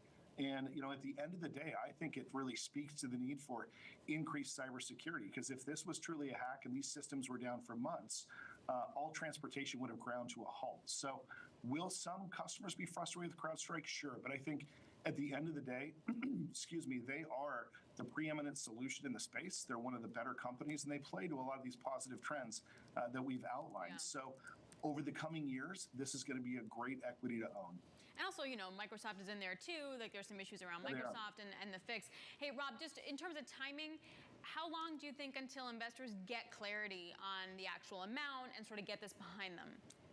Yeah, this is going to take a bit. And of course, I think CEO George Kurtz, which has dealt with this in fantastic fashion, by the way, in terms of transparency and really being out in front of the problem. But he's going to go in front of Congress at some point. And given the political season, I'm sure we can all guess how that's going to go. But it's going to take some time to play out. But I think investors are getting more and more comfortable with the fact that it's probably not going to be that much from a litigation perspective.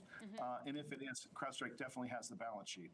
All right, Rob, we appreciate it. Thanks a lot. Rob Owens over at Piper Sandler joining us there. And speaking of, New York Times was reporting that Microsoft and Delta are now getting into it, that Microsoft saying it was falsely blamed. Meanwhile, Microsoft is criticizing Delta for overstating the technology company's role in its costly disruption. Yeah, I mean, this is kind of the overhang, right? At some point, this is still going to fall on CrowdStrike. How much they pay, how much they agree to pay, I guess really amounts to how much they fight back. But again, if you're an investor, you have to have this on your radar as a potential overhang. Yeah, and to Rob's point, it's going to be really difficult to sort of just like switch horses in mid-race at the end of the day. Yeah.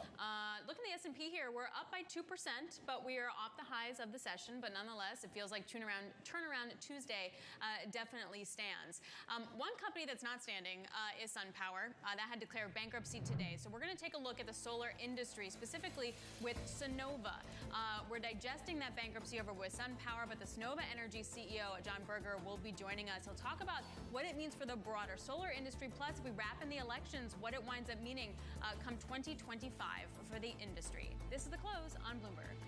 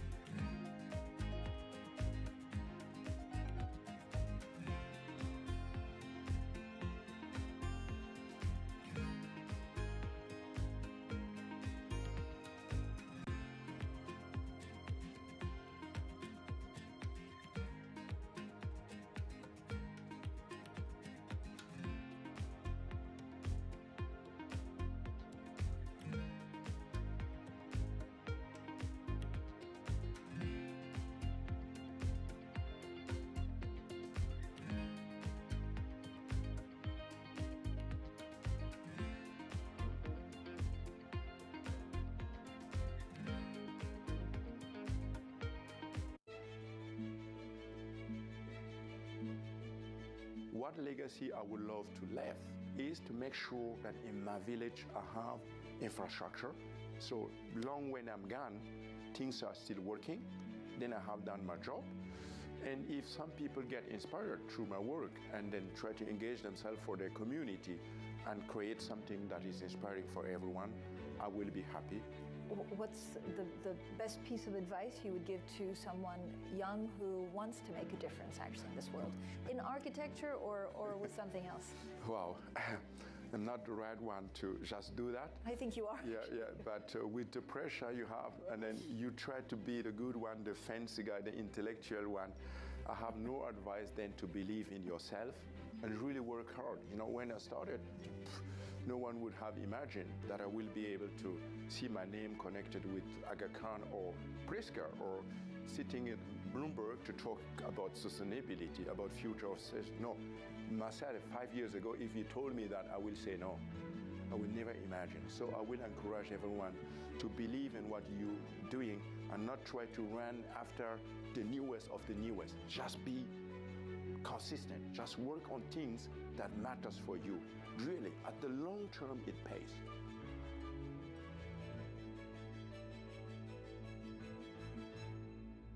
The top names in tech are on Bloomberg. AI tools can help democratize storytelling and turn everybody into a creator. Our vision of the future is individual creators will look like Disney. They'll be able to go from an idea to a final story. They'll be able to publish that. They'll be able to merchandise it. They'll be able to do it across the franchises and stories they create. Nobody covers technology like Bloomberg. Context changes everything. covers the world with unmatched reach and resources. From more than 120 countries, the moment news breaks, 24 hours a day. Bloomberg, context changes everything.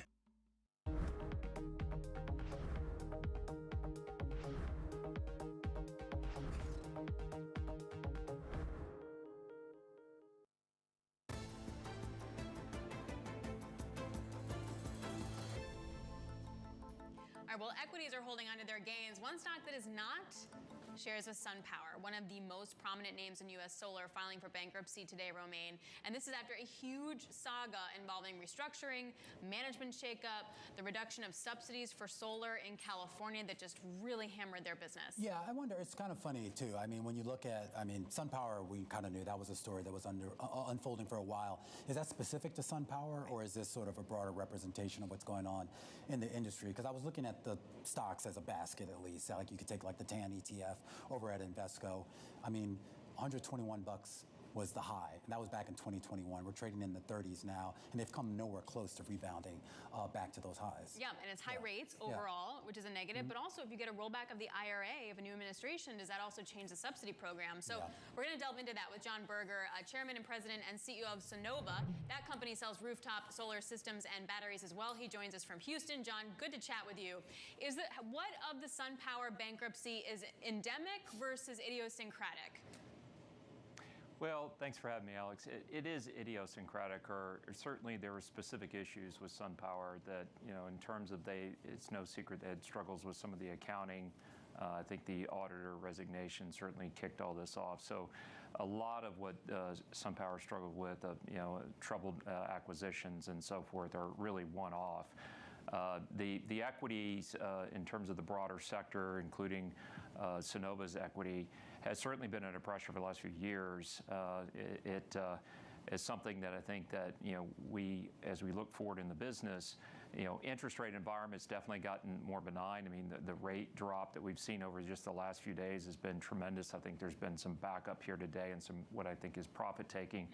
But nonetheless, year over year, we're now starting to see not only rates sideways, but actually rates in some cases, depending on where you are on the curve, actually have dropped materially, right? So in terms of interest rates, that's not really a factor. We've all adjusted our pricing to accommodate for that. Utilities have pushed up pricing tremendously because of interest rates, amongst many things that also drive their rate structure. And when you look at it quite simply, utility rates have gone up. Solar equipment, panels, batteries have crashed downwards, and that opens up a huge wedge for value for consumers. So business overall, as we said last week in earnings, is actually really good at this point. And some demise of some competitors, you can imagine that business has to go someplace. Well, I was going to say, John, are you picking up market share? Who's calling you right now over the last 24 hours? Well, we have seen a surge in business, as we said last week on our earnings call, that was pretty tremendous. I frankly have never seen anything like it and been in the business for a number of years.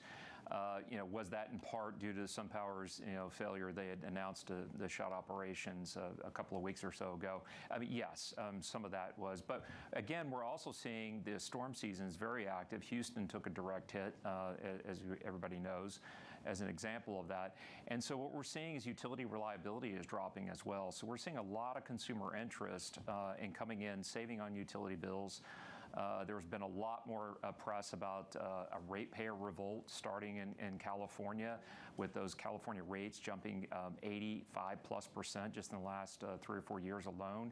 And so you're seeing a lot of interest from consumers that's growing, despite what is, yes, higher rates than 3 years ago, but they're not that much higher. And utility rates, though, are much higher.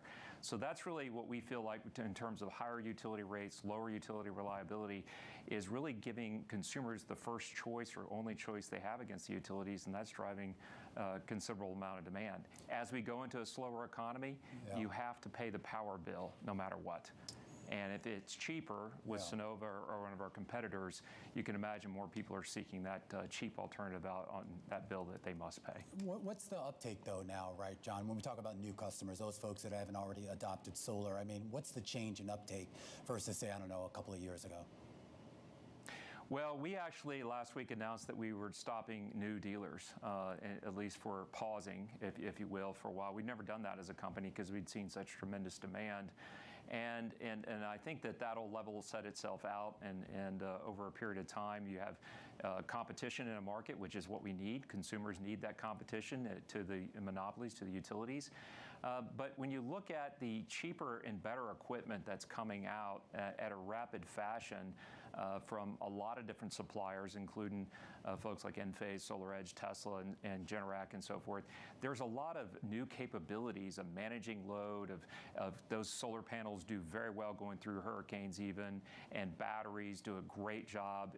In many cases, we saw that even much better than generators through hurricanes here in Houston. So all of these attributes, again, utilities getting less reliable, more expensive, but the equipment's getting more reliable and more capable, and being able to deliver that kilowatt hour to that customer when they need it, when they want it, at a cheaper price. I'm curious about your own internal goings-on here, John. When we talk about your earnings report last week, and you saw the big pop in the stock the day after, a lot of that seemed to be because investors were pleased with some of the commentary on cash generation. The idea that there has been, I don't know if we call it a shift to strategy, correct me if I'm wrong, but there is certainly a much more vocal focus on cash generation. Why? Simply put, when you look at the capital markets became very difficult when rates did move up in the worst bond market in U.S. history, which even eclipsed the Civil War, which I thought was fairly noteworthy. But there's been a lot of focus on debt and debt servicing and ability to repay and so forth. And we made it very clear we don't take out debt that we don't believe that we can repay. And we had a plan here to generate the cash on a forward basis when we took out that debt a couple of years ago. We got plenty of runway on the corporate debt in terms of time. And our commitment was to investors was, hey, we're going to stockpile cash if we're not really being priced for growth, even though we're seeing plenty of growth, more growth than we can handle, as I just mentioned. But we're going to stockpile cash, and then we're going to go after the debt, pay the debt. That's the plan, and it's pretty simple and cut and dry, and that's what I think investors really appreciated. Hey, John, before I let you go, let's talk politics for a second. So California is sort of paring back some of its subsidies for residential solar. And ask California, if we get a President Trump in the White House, what is your confidence level that the IRA and all the solar subsidies stay?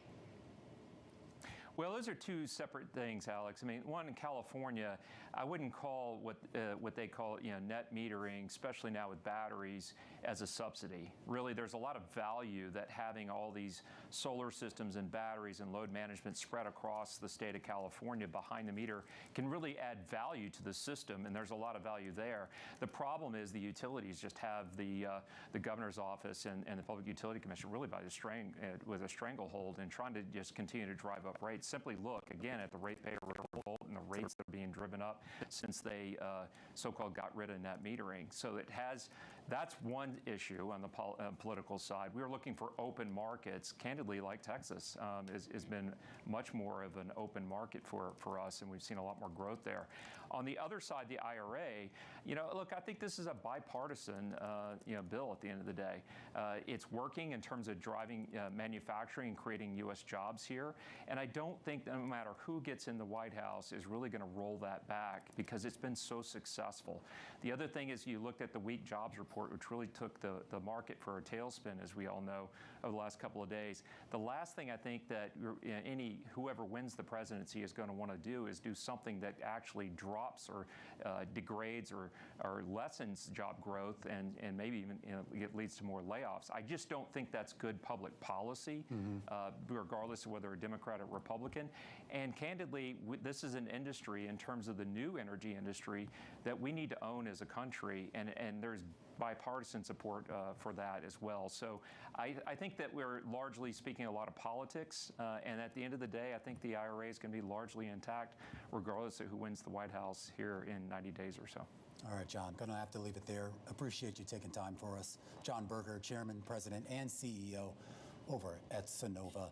Energy. Those shares down a little bit here today, kind of bucking the trend to the upside. Maybe that's the drag down from that bankruptcy out of its competitor, SunPower here.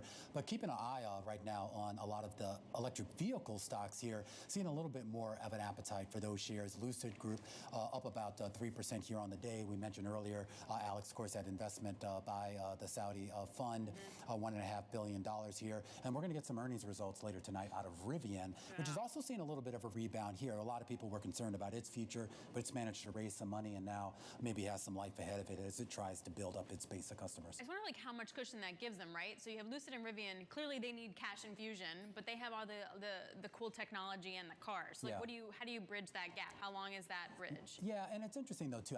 You see a lot of parallels with Tesla, right? Tesla went through the same thing. They had these cool cars, but they were burning cash. They were losing a lot of money. Everyone was like, this company's just going to circle the drain at some point, and obviously, through a lot of creativity by certain people, they managed to strive and survive. And I think a lot of people are looking at Lucid and Rivian and saying, can they replicate what Tesla did? Yeah. All right, coming up, we're going to take a look at another big mover here on the day, this time to the upside, and that is Kenvue, the spinoff of Johnson & Johnson, rallying more than 14% here on the day. This is the company behind Tylenol, Neutrogena, a lot of the stuff you see on the store shelves at your local drugstore, beating sales estimates and bucking a trend of weakness from its competitors. That's our stock of the hour, and it's up next on The Close on Bloomberg.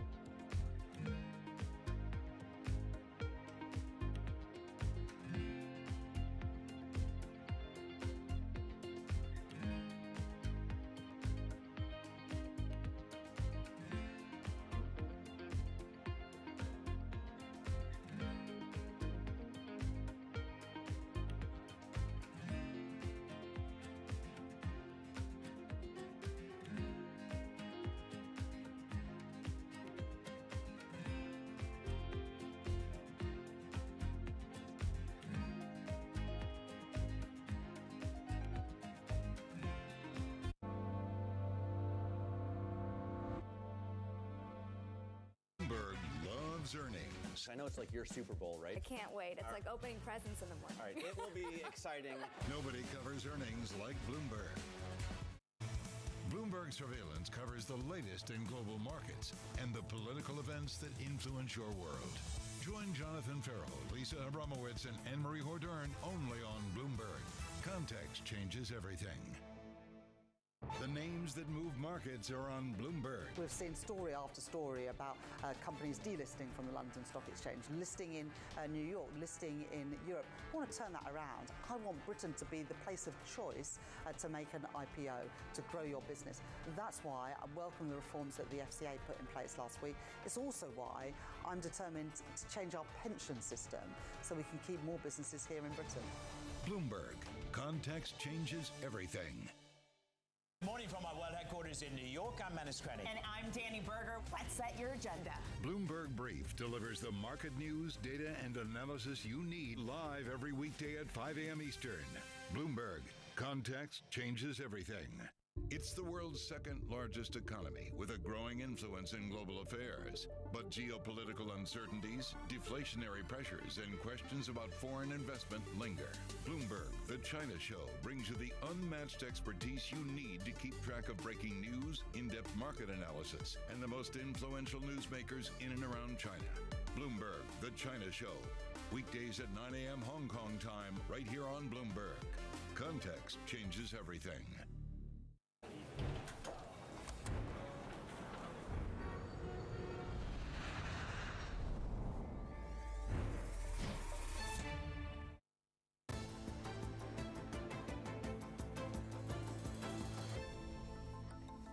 All right, well, it was one of the biggest IPOs of 2023, Kenvue, the spinoff from Johnson & Johnson. The shares rallying today, up about 14%. This on the back of a report that sales topped estimates in the most recent quarter, bucking a trend among its peers. Abigail Doolittle joining us now for more on this stock. We should point out at $20.74, still actually trading below its $22 IPO price. Now, this is the company that makes Tylenol, Neutrogena. Basically, you walk into a CVS, Duane Reade, all that stuff you see in the shelf is there. So what's going on here? So it's really a case of bad expectations, because in terms of the quarter that they reported, yes, they did beat sales and earnings, but earnings relatively paltry, 31 cents. Sales healthy, $4 billion, but the growth of 1.5%, it was less than sequentially 1.9%. However, that beat the decline, the expectation for a decline of 0.7%.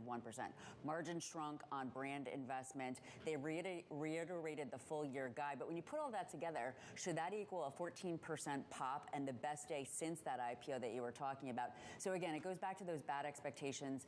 Procter & Gamble, they put up a bad quarter. They had strong volume, but weak pricing. Yeah. So I think that folks are pretty relieved that this quarter was not worse.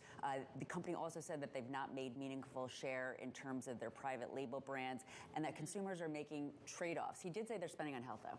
Okay. Well, that's interesting. The private label, you'd think would be doing better if people are feeling the pinch when they trade down to private label. But to your point, like, you know, skincare, for example, like there's so many competitors out there now, and they're all in some ways price competitive. Yes. That's also maybe an issue going on there as well. I think that is a case. Also, Neutrogena's been around for so long, and these new brands, they have fun packaging. Neutrogena, yeah. I use the T-gel on my hair. I haven't oh my God, you see the T-gel. All right, Abigail, thanks a lot. I appreciate it. All right, well, coming up, we're going to count you down to the closing bells. We're at 15 minutes away. We are off the highs of the session. S&P up 1.7%.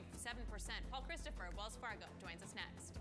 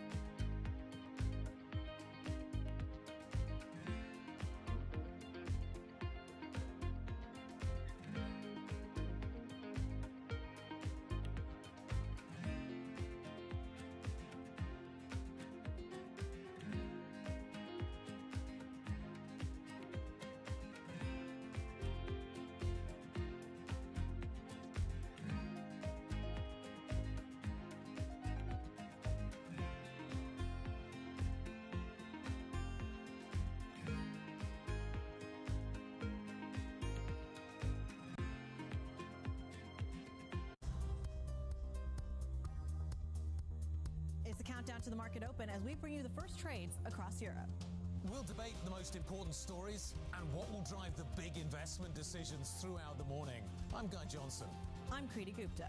And I'm Anna Edwards. Join us every weekday morning for the opening trade, live at 7 a.m. here in London. Only on Bloomberg.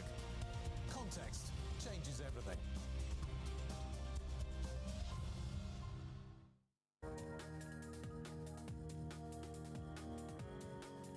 First of all, global trade, which had adverse consequences that we're learning about to this day, still unleashed an enormous amount of gain for humanity.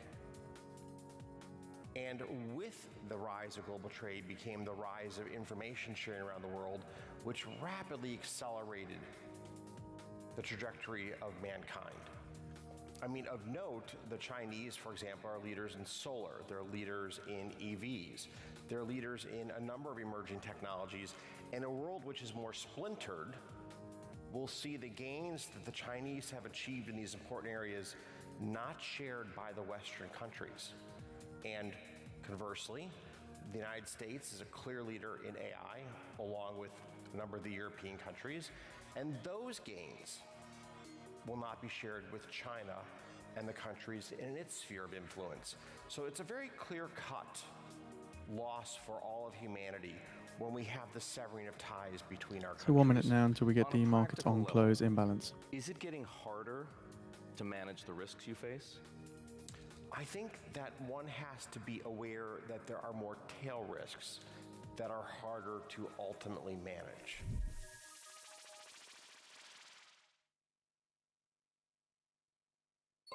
Asia is at the forefront of some of the world's biggest stories. I'm Cheryl in Tokyo. And I'm Heidi Stroud-Watts here in Sydney, where the trading day begins.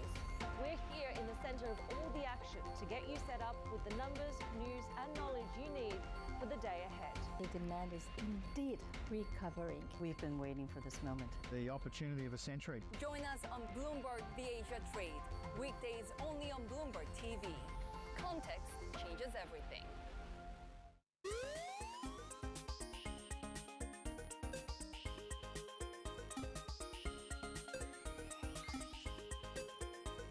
So we are looking now to the market on close imbalance. S&P 500, 4 billion to the sell side. NASDAQ 100, that's 980 million to the sell side. The Dow 30 stocks at 1.5 billion to the sell side. Mag 7 stocks at 375 million to the sell side. I do think that we're getting a correction here after a very strong run in the markets, and that might be healthy. In terms of your question about a recession, our economists have upped their chance of a recession to 25% from 15%.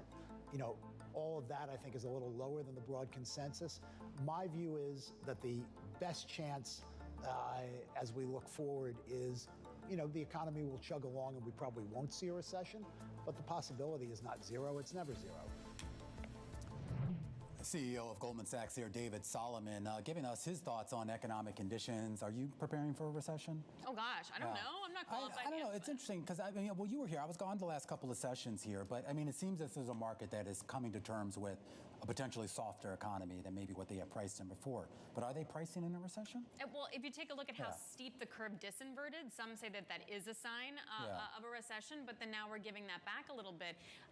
I'm just debating whether or not you trust this rally today. I was calling it a dead cat bounce before on radio. It's not a dead cat bounce because it has to be it's still an uptrend. Alex. I know. Leave the cats alone. But you know, I just feel like you have so much systemic funds still with positions to sell on that front. The carry trade, what JP Morgan was saying, it's only 60% done. Yeah. I mean, there could be more shoes to drop here. Yeah, but then you had the data saying that a lot of the dip buying was by the institutions and that the people sitting on the sidelines right now, at least in their view, are primarily on the retail side here. It'll be interesting to see how all this shakes out. Maybe we'll get some insights out of our next guest as we march closer to those closing bells. Just about 8 minutes to go. Paul Christopher joining us right now, Head of Global Investment Strategy at the Wells Fargo Investment Institute. What did you make of that three-day sell-off, Paul? Obviously, the most significant three-day sell-off we've had in quite some time. Was that a real flip-flop in investor sentiment, or do you think that will prove to be more of a just kind of a blip on the way to wherever the heck we were going before?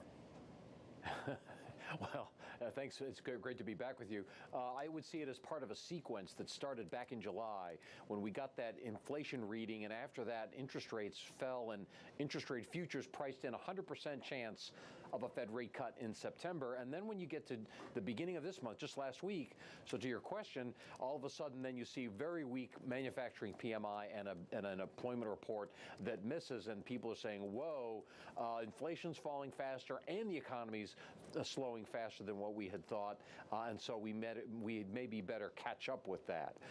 The real risk is that the economy slows here. I don't think we have a recession, but the risk is that we slow to below 2% for a time in the back half of this year, quarter of this year, and then we're vulnerable to a shock. It could be elections, it could be geopolitics, it could be liquidity. Think about this.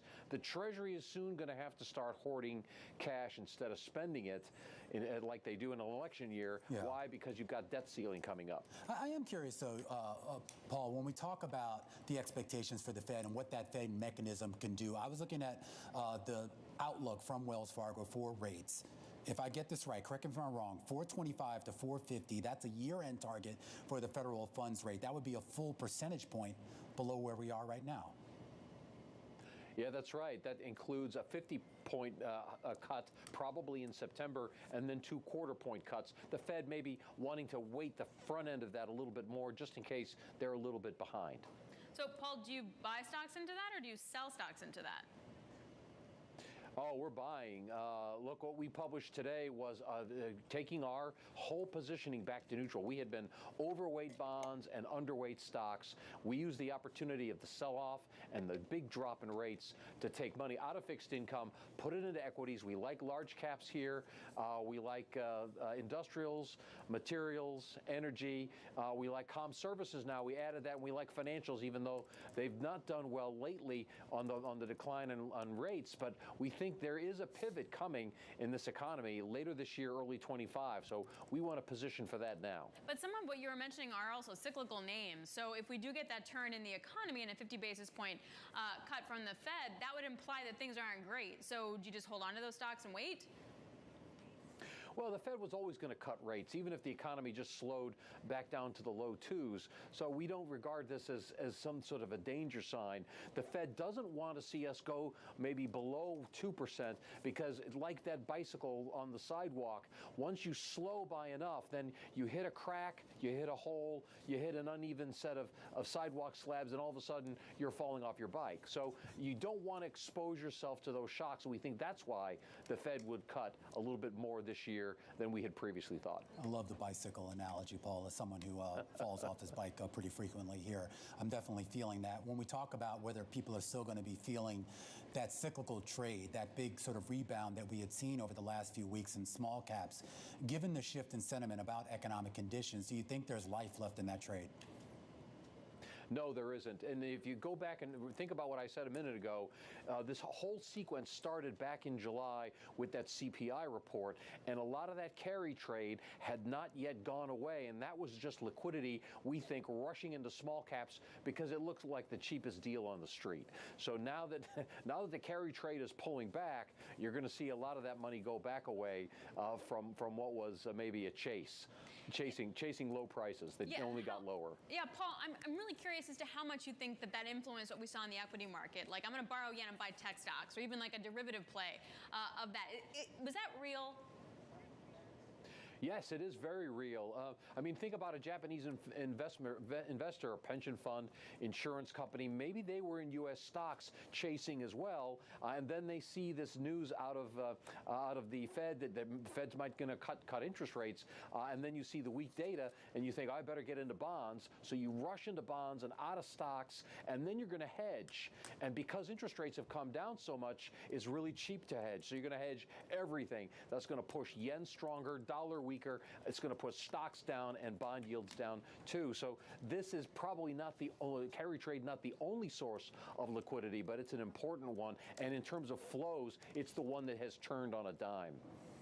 Paul, always a wonderful conversation. Always great to get your insights. Paul Christopher, Head of Global Investment Strategy at the Wells Fargo Investment Institute, here on this turnaround Tuesday. Alex, a turnaround that's looking a little weak as we get closer to the close, still holding on to some sizable gains, up about 1% across the board, but we were over 2% on most of the major indices just maybe about 2 hours ago. We're definitely fading in a little bit, so the next few minutes is actually going to be really interesting. And we get earnings also. Instacart, Airbnb, Rivian, TripAdvisor. What else am I missing in there? This should be pretty fun over the next 20 minutes. Yeah, we're going to get a nice cross-section, I guess, if you will, about a lot of different areas of the economy. And it raises the question as to whether any of those are going to move the needle. Do they change sentiment, given that they're not quite the behemoths that we had over the last 2 weeks? I mean, Booking didn't do so well, right? Yeah. So I think the read-through to Airbnb. But yes, I think that feels very idiosyncratic versus, or maybe a slight macro read rather than something more or bigger like an Apple or an Amazon. And not a big economic data points this week either here. So it'll be kind of interesting how this market kind of shifts, not having those economic catalysts and maybe not the earnings catalysts either as we move closer to those closing bells here on this Tuesday afternoon. Sit tight. Full market coverage coming up right here on Bloomberg.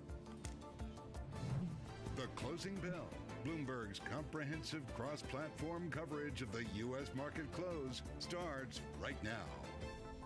And right now, we are 2 minutes away from the end of the trading day. Romaine Bostic alongside Alex Steele, here to help take you through the closing bell. It's a global simulcast starting now. Scarlett Fu joining us in the television studio. Carol Masser in the radio booth. Matt Miller alongside Carol filling in today for Tim Stenovic. Welcome to our audiences across our Bloomberg platforms, including our partnership with YouTube. Yeah.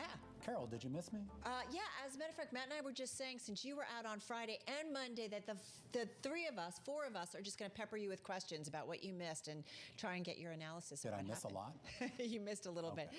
Having said that, we're just a few minutes away from the close on this Tuesday, and we're seeing some selling, guys, into the close. We're still green across the board, but we're definitely off our best levels of the session. There is still a lot of green. You have the lift of NVIDIA, and these, for the most part, the mega cap tech stocks are up. There are a few decliners, fortunately for me, because that is my job, so I'll give those to you in a little bit. But even the SOX index is up. So chip makers in general are rising as well, and that's good for this market after the drops that we saw yesterday. Yeah, and let's not forget that JP Morgan said that this unwind of the carry trade is only about halfway through, maybe a little bit over halfway through. So we might have gotten a little bit of a reprieve today, but that's fading in the afternoon. And as we get towards the weekend, closer to Friday, we might start to see volatility pick up again. You're jumping ahead of yourself. I know. Yeah, she's moving ahead. But Goldman Tuesday. Sachs did say about hedge funds kind of getting in and buying the dip, but there's still so much systemic funds out there. You have to wonder if they have to sell that trend, and that just means more downside for equities.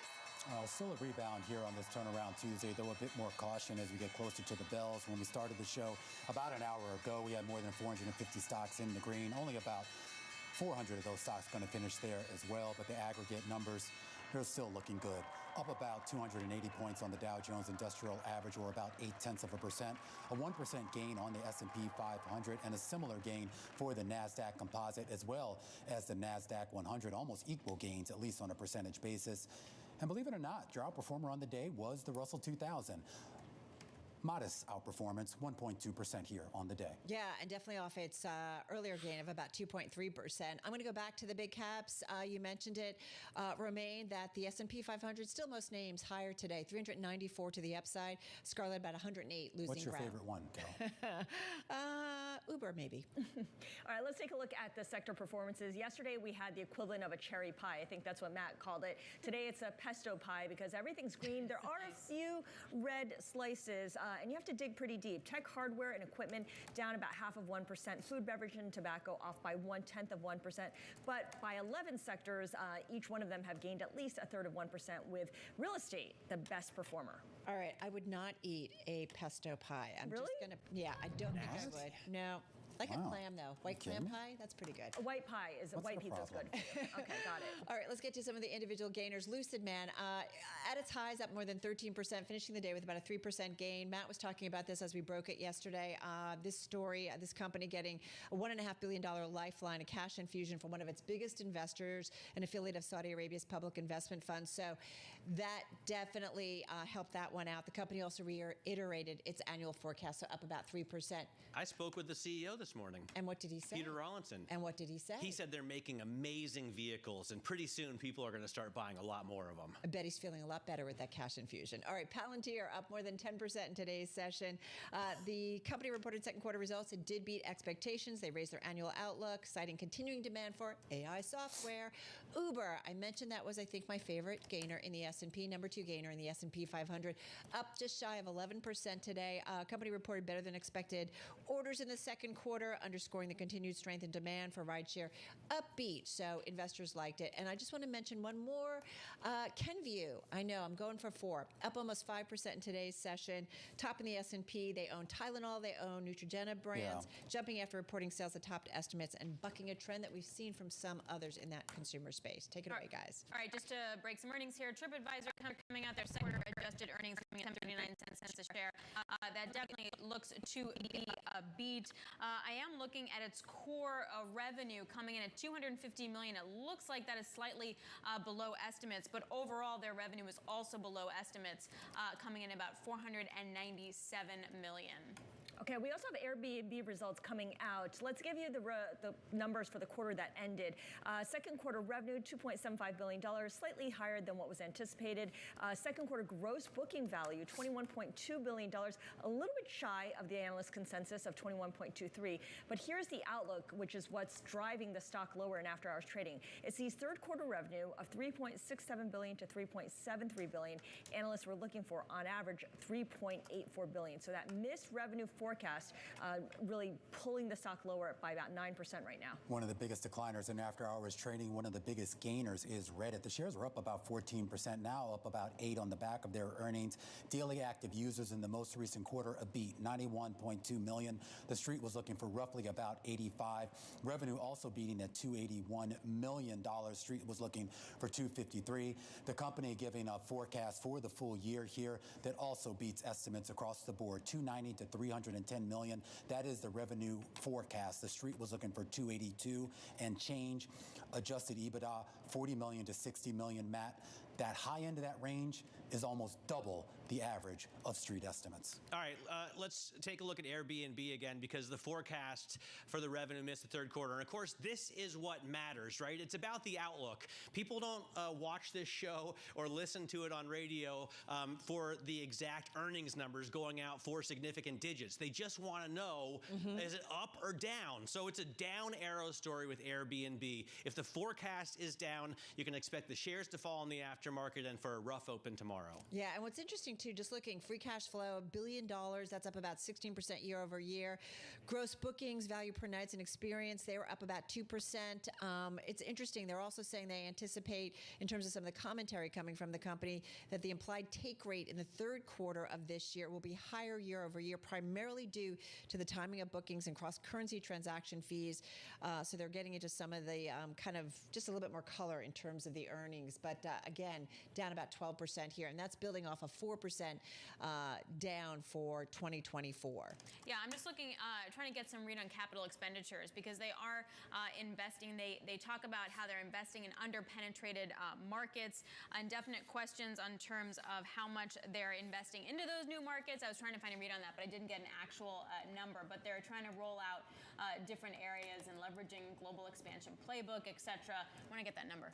Yeah, I don't have a number here for you, but just some color on that. Latin America and Asia continue to be the fastest growing regions for Airbnb. It's seeing shorter booking lead times globally, and specifically when it comes to the U.S., signs of slowing demand from U.S. guests. And as a result, it's expecting sequential moderation of growth on the metric of nights and experiences booked for this quarter, for the third quarter. So again, going back to what Matt was saying, a big down arrow here for the third quarter. Yeah, we get a down arrow for Rivian as well. The company coming out with a loss per share that's a lot worse than the street was expecting, or a lot worse than they had year over year. 127 last year, 146 this year is the loss. If you adjust that, then they only lost 113 per share compared to the estimate for 120. So that maybe looks a little better, and the revenue was bang in line with estimates at 1.16 billion.